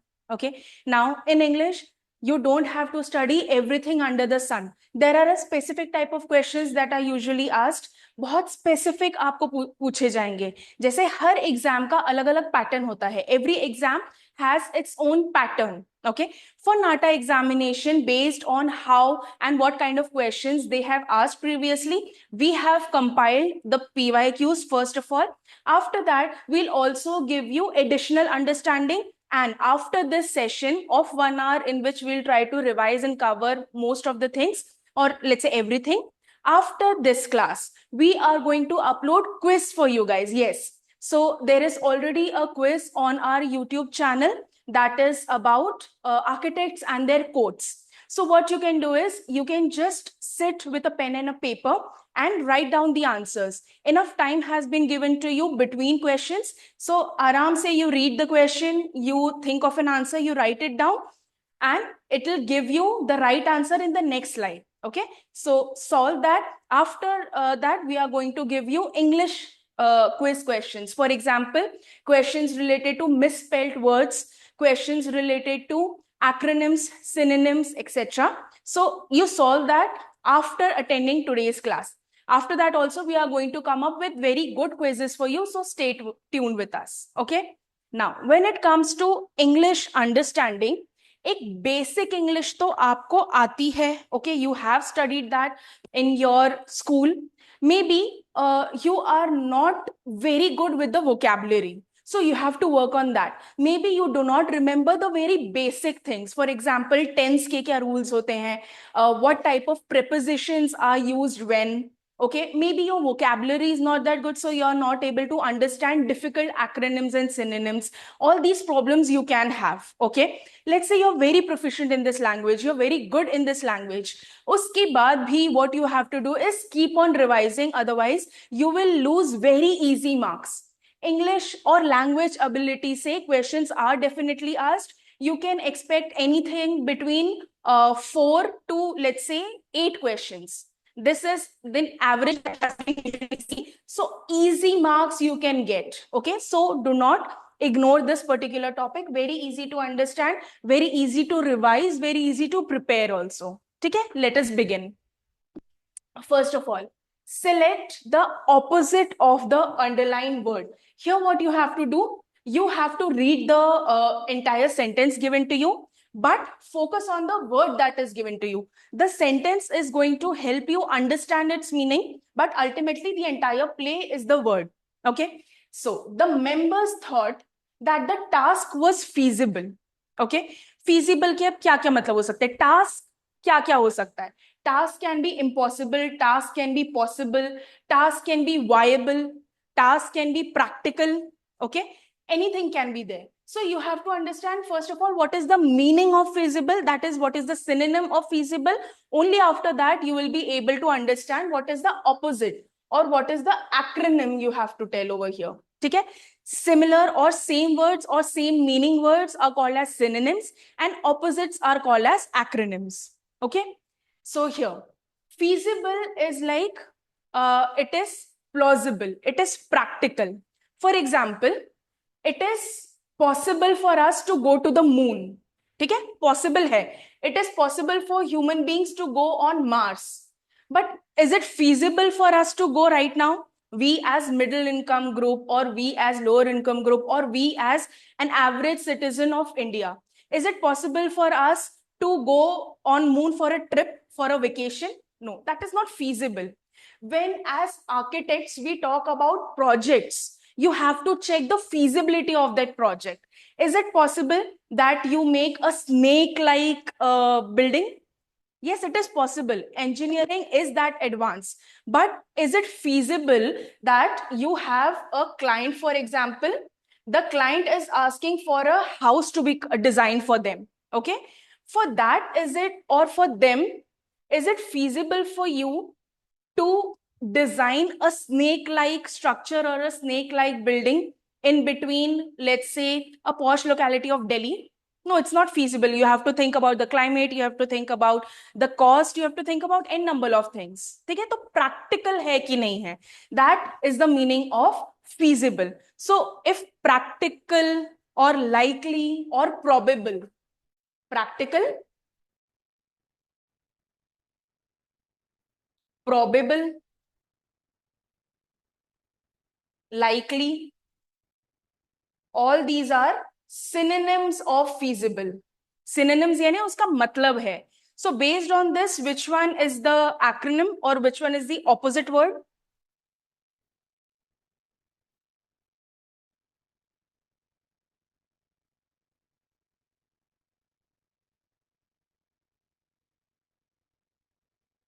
Yes. If feasible is practical, the opposite word has to be impractical. ठीक है? Feasible does not mean possible. So impossible cannot be the answer. Difficult का opposite क्या होगा? Easy. Okay? So feasible does not mean easy. So even this cannot be your answer. Cheap. Something which is cheap as in low cost. Feasible is not high in cost or anything like that. So cheap is also not the answer. Next, select the meaning of the word. So here you have to give the synonym. As I told you, the sentence is just to help you understand the meaning. If in case it's a difficult question, you just read the sentence and try to guess the meaning of the word. Otherwise, just a single word can also be given to you. That type of questions have been seen most in NATA examination. Okay?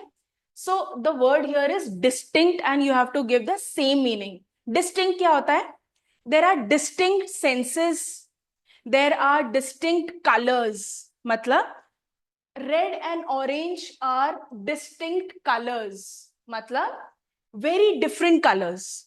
Yes, they have something common, but they are distinct colors. You can understand that this is red, this is yellow. So it is diffusion, nahi. Disagreement, no. It has nothing to do with disagreement. Degree, again, no. So correct. A is the correct option, different. Okay. Distinction is there, or they are distinct from each other. They have a difference or they are different from each other. Okay. So adjective, adverb, noun, it may be words change. So you have to be very careful of that also. अगर difference की जगह different होता, one option was, let's say, different, one option was difference, you have to understand which one is correct. So noun के लिए the synonym has to be another noun. Adverb के लिए the synonym or acronym has to be another adverb and so on. Okay, so be mindful of that as well. Find out that word जिसका spelling is wrong, not right. The spelling has to be wrong for them. Can you find out which one is it?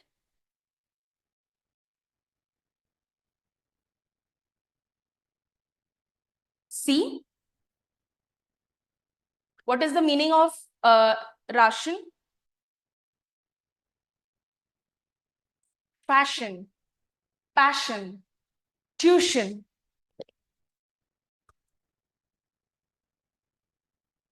Okay, C is not the correct one. Fashion spelling is right. Passion spelling is also right. You have double S in passion and SH in fashion.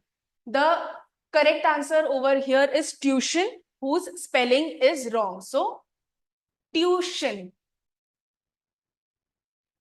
This is the correct spelling.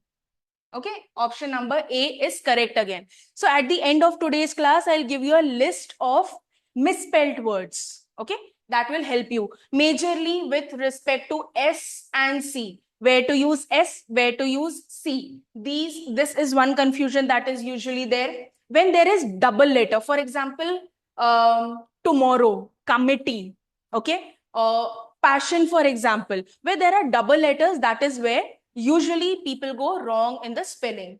So let's practice a few more questions.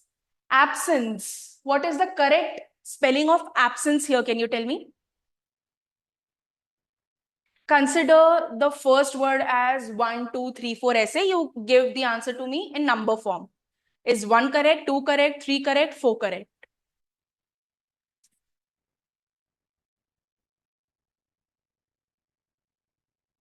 4 correct. So absence, what is happening? First you have S, then you have C. Usually a word which has sound in it. Okay, any word, first you will see most of the time that it is S, and then you will see that it is C coming. Okay, now these rules you have to go in detail. Today is just a revision class or a marathon class, so we won't be going much in depth of these rules. So you can check it on your own. Okay, you can say the rules, regulations, etc. Next, accommodate. Is there a double C? Is there double M? What is the scenario like?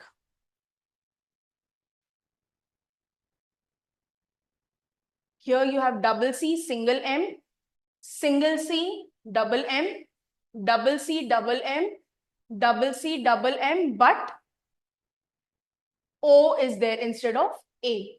So is it accommodate? Is it accommodate?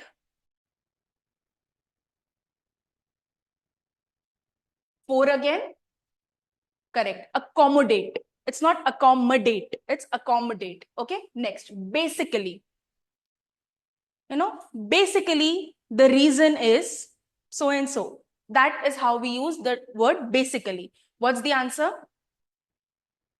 Is it single L with S? Is it C with double L? S, C, double L, or base, basically. So base and then double L. Correct. 3, basically. Okay. Basically, I have to prepare for NATA examination. That is why I wake up early. Okay. Next, symmetry or cemetery. There are 2 pronunciations to it.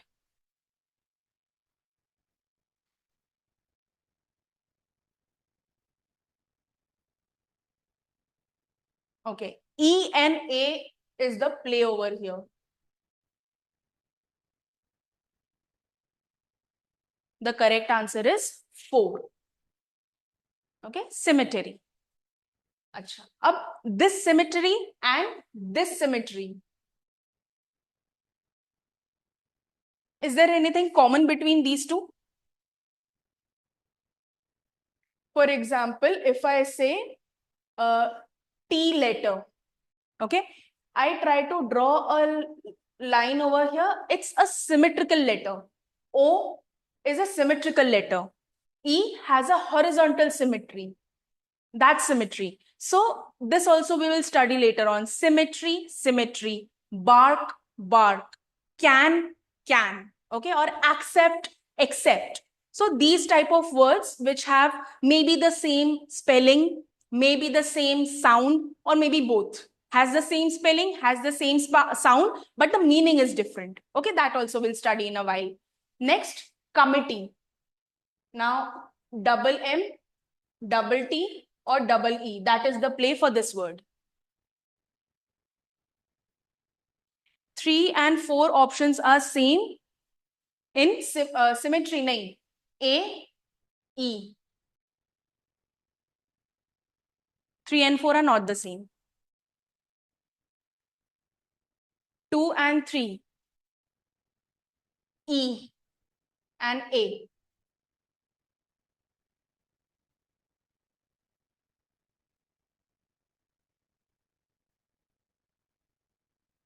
Okay, in committee you are saying, okay, this is correct.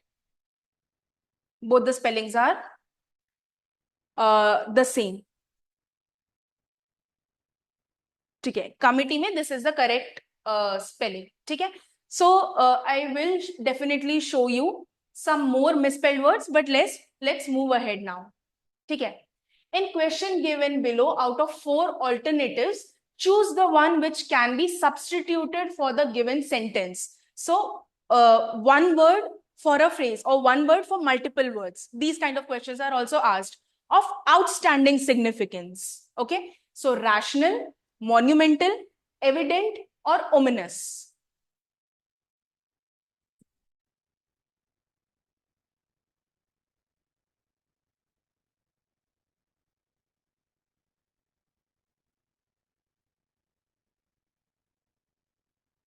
Okay, outstanding significance is monumental. What is the meaning of rational? By going by logic. Okay, this is the rational thing to do. If I don't have that kind of a money, I won't live my life luxuriously. I'm being very rational. Okay, so going by logic or going by a certain understanding, going by practicality, that is rational. Okay, then monumental is like huge, enormous.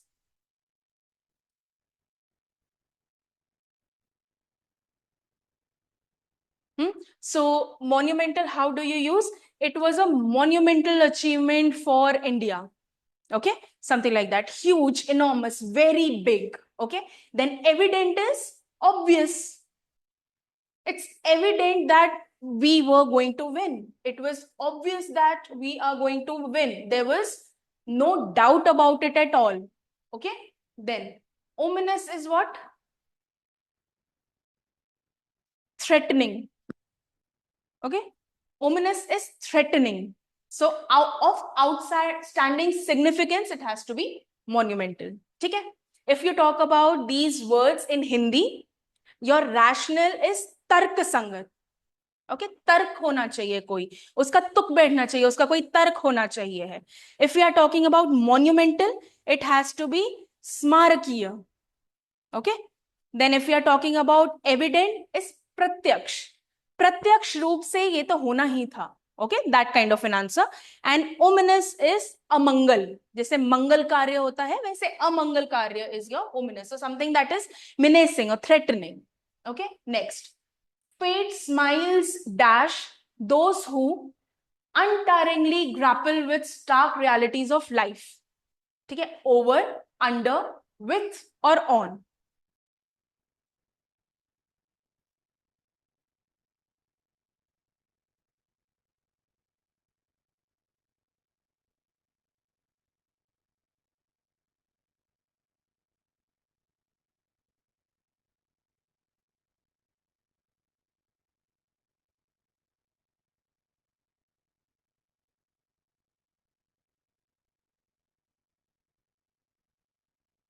Fate smiles over, or fate smiles with, or fate smiles on.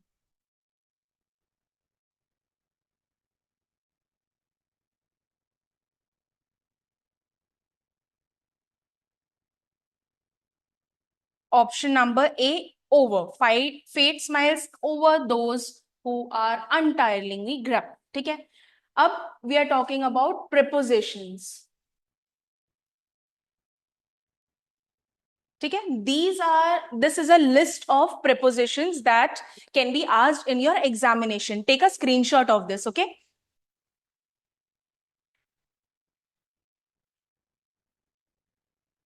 some prepositions are of time.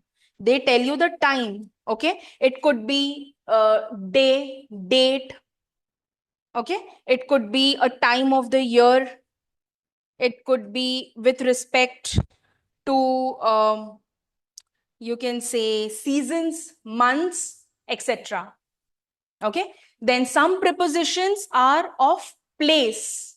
Where are you in the space? Is it at? Is it above? Is it under? Is it below? Is it near? So these are prepositions of space. Then you have prepositions of time. For example, in, at. Okay. You have to understand the rules where which preposition needs to be used. For example, we had a meeting dash 11 o'clock. We had a meeting at 11 o'clock. We had a meeting in 11 o'clock or on 11 o'clock.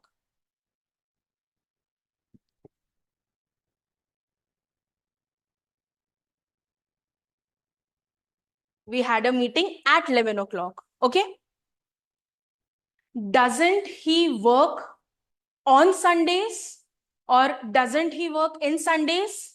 Doesn't he work at Sundays? Okay. Preposition will change. If you're talking about a time, you usually use at. Okay. If you're talking about days, you usually use on. Okay. Doesn't he work on Sunday? Okay. We had a meeting at 11 a.m. The watchman attends here until dawn. Okay.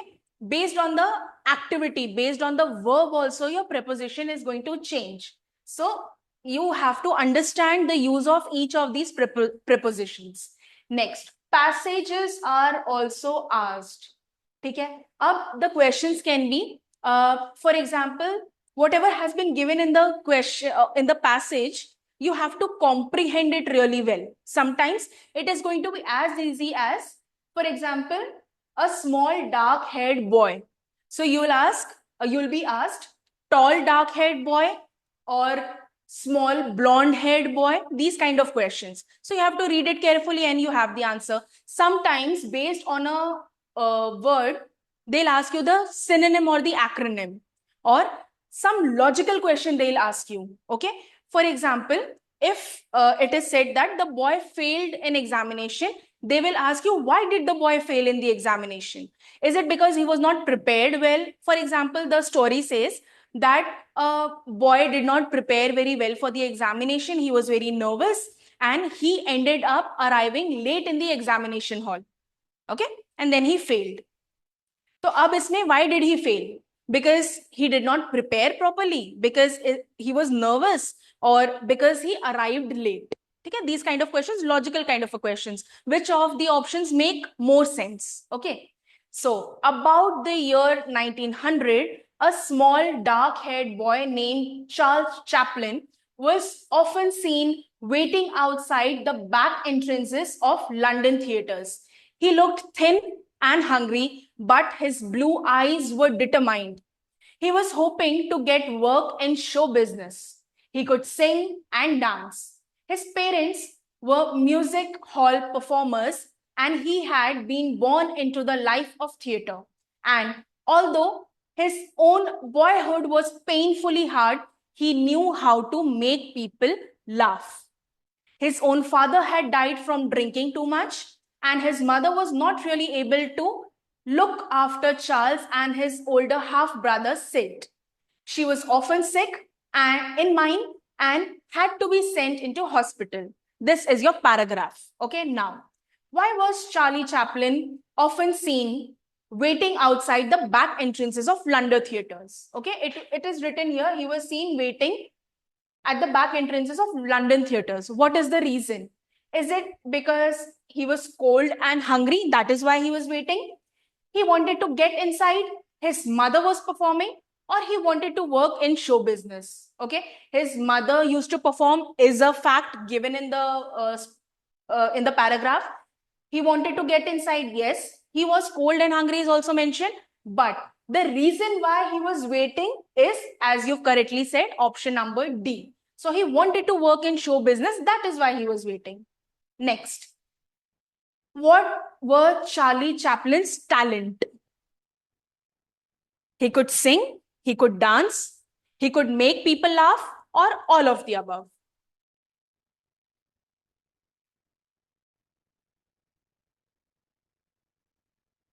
Okay, it's written, he could sing and dance. Okay. Though his boyhood was painfully hard, he knew how to make people laugh. So all the answers are given. As rightly said, all of the above is the answer. Okay, very simple kind of questions are also asked, but it could get a little tricky also. Okay, his father died due to drinking too much. That is given. Okay, so option number C, as you said.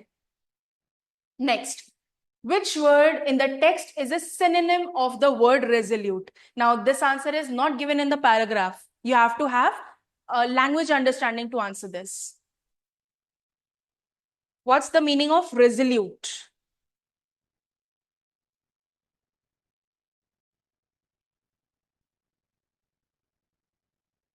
Option number B, correct. Determined. Who is determined to get a job? Okay, so resolute matlab determined.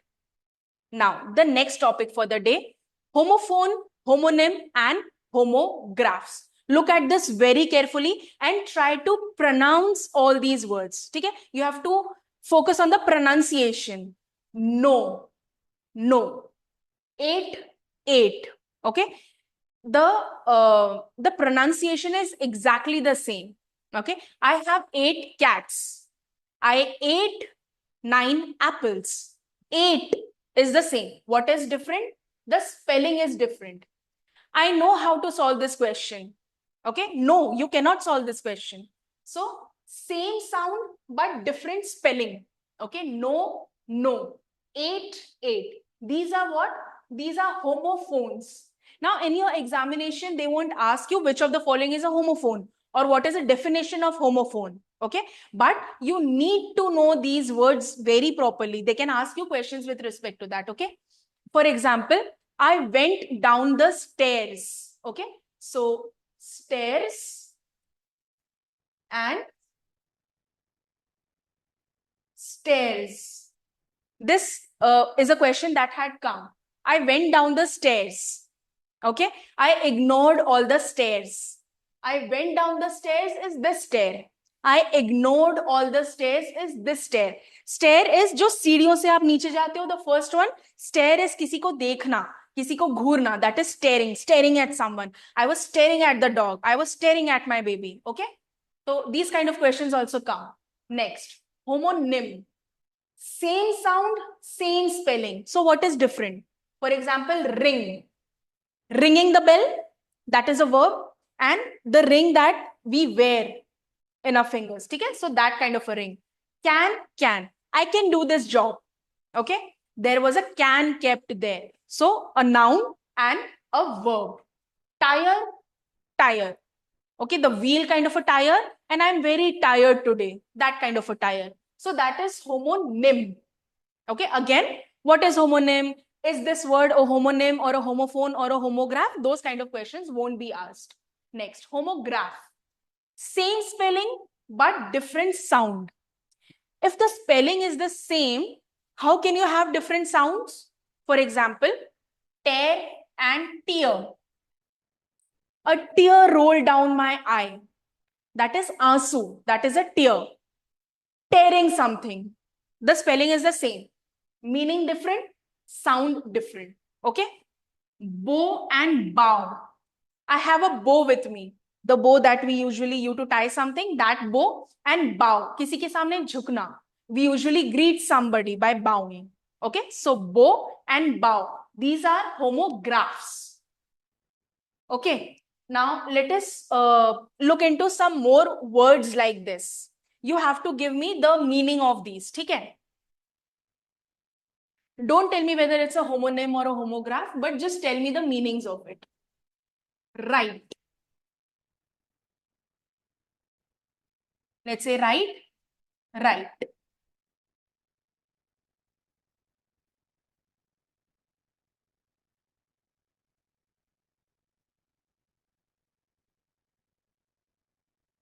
Direction, correct. One is direction, absolutely correct. Very good. One is direction, and the other one, right or wrong. You did the right thing. Okay. The other one is go straight for 400 meters and then take a right. Okay.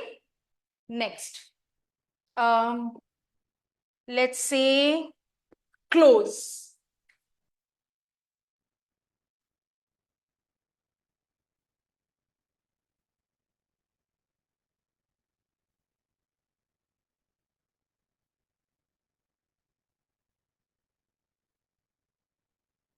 Close, open, correct? So that kind of a close, open, close the door behind you.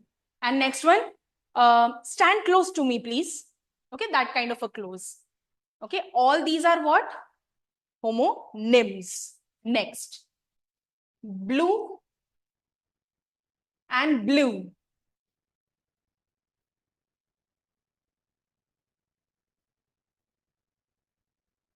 I'm wearing a blue shirt today and he blew bubbles into the water. Okay, one is a verb and one is a color. The sound is the same, blue. Okay, next, sun and sun. One is a celestial body. Okay, sun. This is a celestial body. Sun is a relation. He's my son. I looked at the sun. Okay, sun, earth revolves around the sun. That kind of a sun. Okay, next. Project.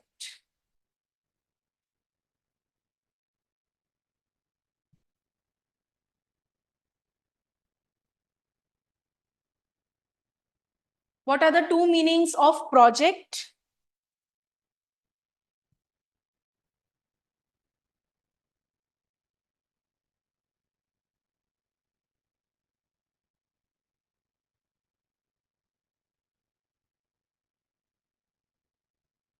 Okay, I started projecting the screen.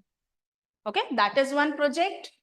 Next is, I just completed an architectural project in Delhi. So a project, project, project. Okay, then next, bat and bat.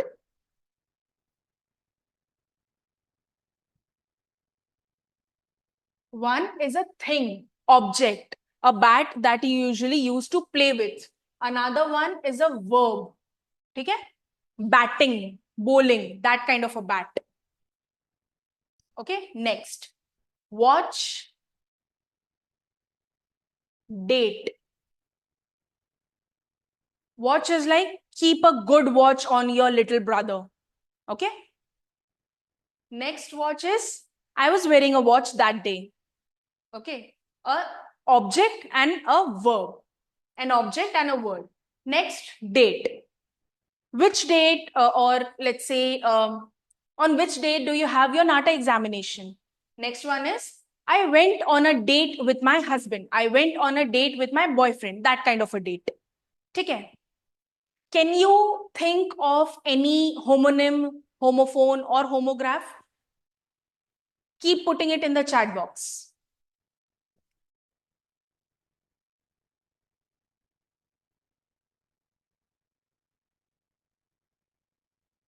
Meanwhile, I'll write more words on the screen. You're not supposed to write the words on the screen in the chat box, okay? Chalo. Write address, band, bright, bat. Acha, bat we are already done with, close, date, watch, capital. Okay, this is one set of words. Next, blue, blue done with. Accept, accept. Board, board. Sight, sight. Course,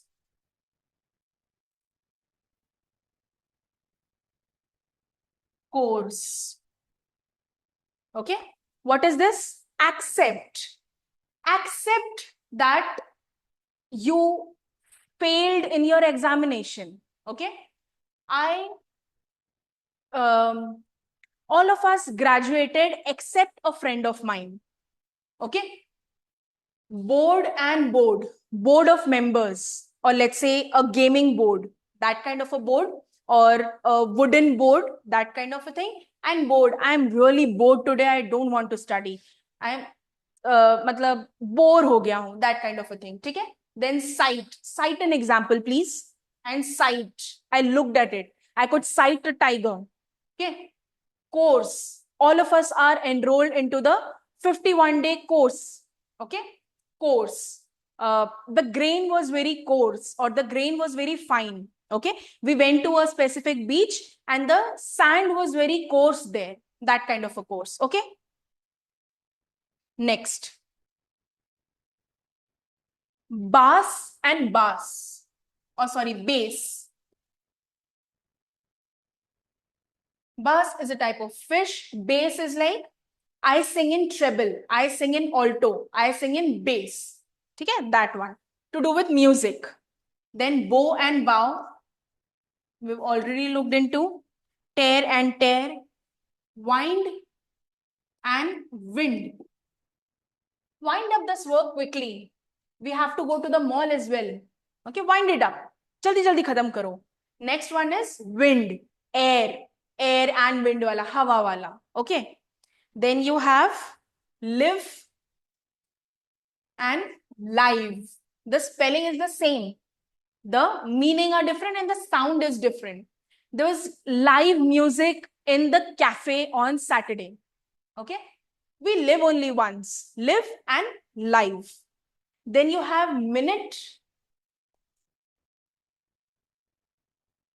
and minute. When you draw a sketch in your NATA examination, you have to pay attention to the minute details. Next, give me a minute, I'll be there. Okay. You have 5 minutes to complete your examination. That kind of a minute and minute.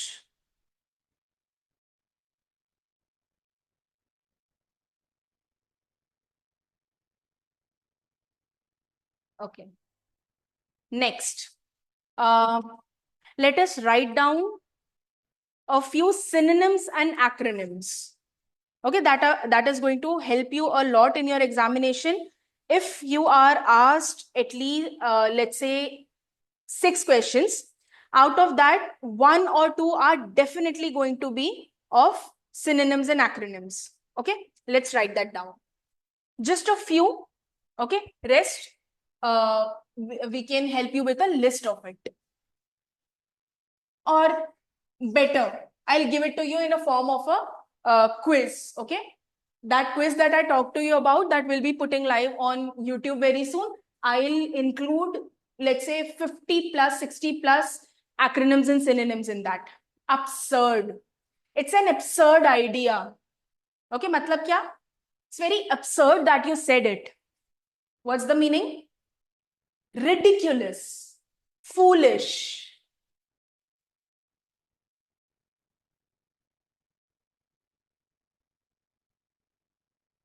It was ridiculous. The idea that you gave was ridiculous. And what is going to be the opposite of that? Rational, based on logic. Okay, absurd idea, rational idea, or logical idea. Okay.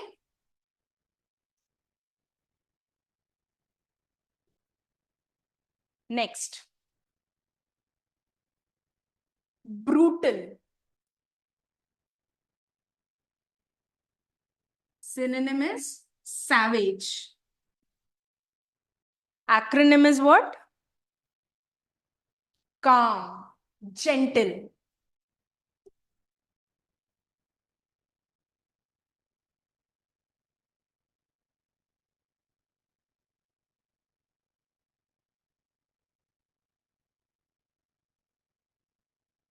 Coy. What is coy? You're being coy with me. What's the meaning of coy? Modest. Okay, coy means modest or shy. There is no end actually to study acronyms and synonyms. You can keep adding, let's say, 10 words every day into your dictionary.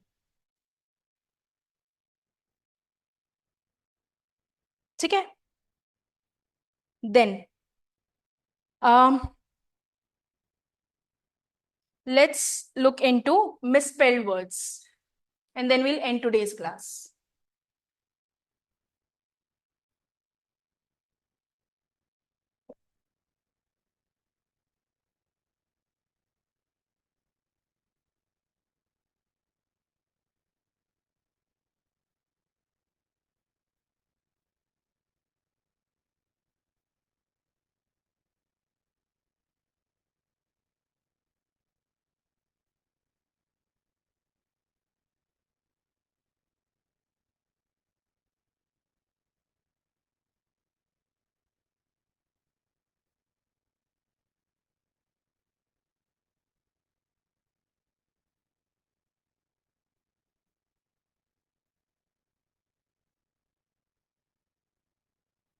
Okay.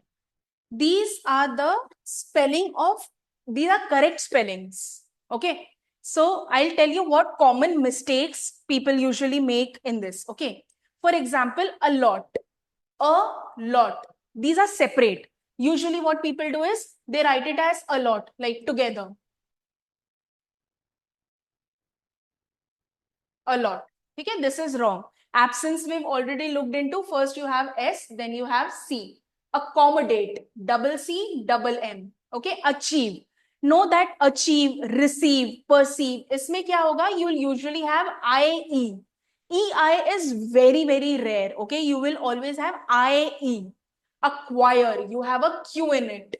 Okay, acquiring something. Okay, land acquisition. I acquired the land. Address. Acha.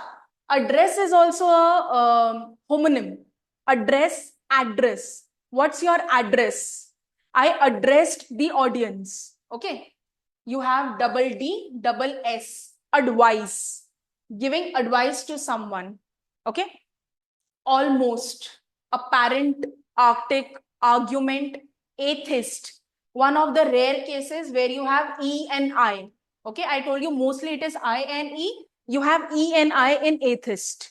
Next, athlete, awful, becoming. Beginning may you have double N. Believe may you have IE. Business, double S. Okay, symmetry, challengeable, chief. Again, IE. Committed, double M, double T. Committee has double M, double T, double E. This has a single T because E, because you are writing it in past tense. You won't have committed में double E. ठीक है? Deceive, EI. Desperate, ठीक है? Separate, desperate. Separate में you have A. Desperate में you have E. Dilemma, disappoint, double S नहीं है, you have double P. Okay. Knowledge, you have silent K. Leisure. Then ignorance, immediate, double M. Height, harass, double S. Guidance, guarantee, double E. Government में you have a silent N. Okay. Occasionally, double L. Nuclear, neighbor, BOR. ठीक है. India may we usually write BOUR also, but wherever there is a color, neighbor, color is also written as color, also written as color. So British may and American may there is a difference. Highly unlikely that ऐसे type of questions will be asked to you, ठीक है, because both are correct. Original, past time, perceive, perseverance. Okay, again a spelling from which questions are usually asked. Professor, double S. Privilege, there is no D in this. Privilege may usually people go with a D. Okay, that is not there. Tyranny, double N. Until is a single L, not double L. Okay, weird, withhold. Questionnaire, I prepared a questionnaire for my students. Okay? Publicly, no double L. Pronunciation, CIATION. Okay? Prejudice, PREGUDICE.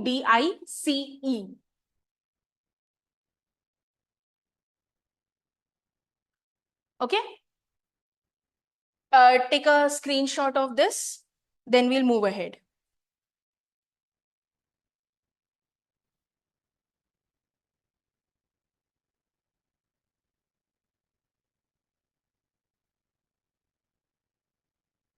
Okay. Next type of questions that can come in the examination is phrases. Okay, you have idioms, you have phrases, all these kind of questions are also asked. For example, you have to abide by the law.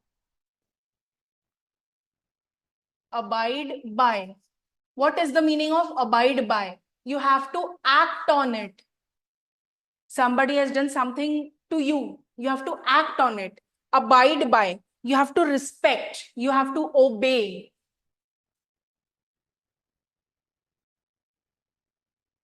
Okay, act on something. Somebody did something wrong to you, you have to act on it. Okay, take action.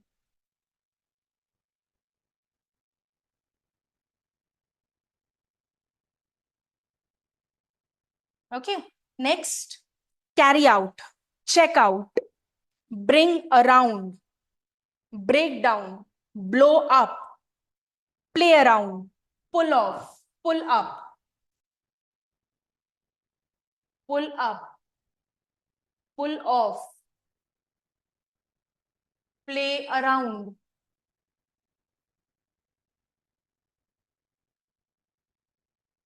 Put back.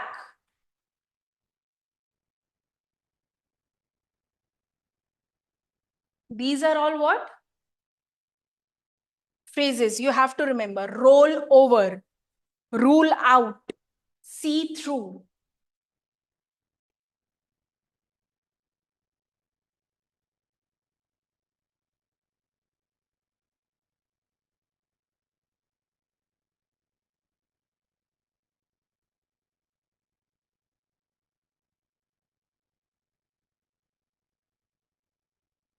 Okay. Next, you can have one word substitution. Okay, that kind of a question we've also seen in our PYQs. That can also be asked in your examination. Prepositions, modals can be asked. Okay. And last but not the least, in paragraphs, the kind of paragraphs that are asked to you, in that there could be like a normal sentence paragraph given to you, or it could be a poem or a part of a poem. Okay, तो मतलब एक बड़ा सा poem है या poem है, उसका just one or two paragraphs are given to you. Even that kind of question can be given to you. What you have to do is read everything carefully once, twice. Keep reading it, ठीक है? And let's say उसमें से अगर कोई GK question पूछ लिया है, something that is not given in the paragraph, some GK kind of a question is given, then also you can answer. Some synonym, acronym, homonym is given, then you can answer. Sometimes logical questions out of paragraphs are given, that also you can answer. Okay, so if you have any doubts with respect to your English syllabus or your language test syllabus, you can ask me now. KP classes, dedicated to excellence.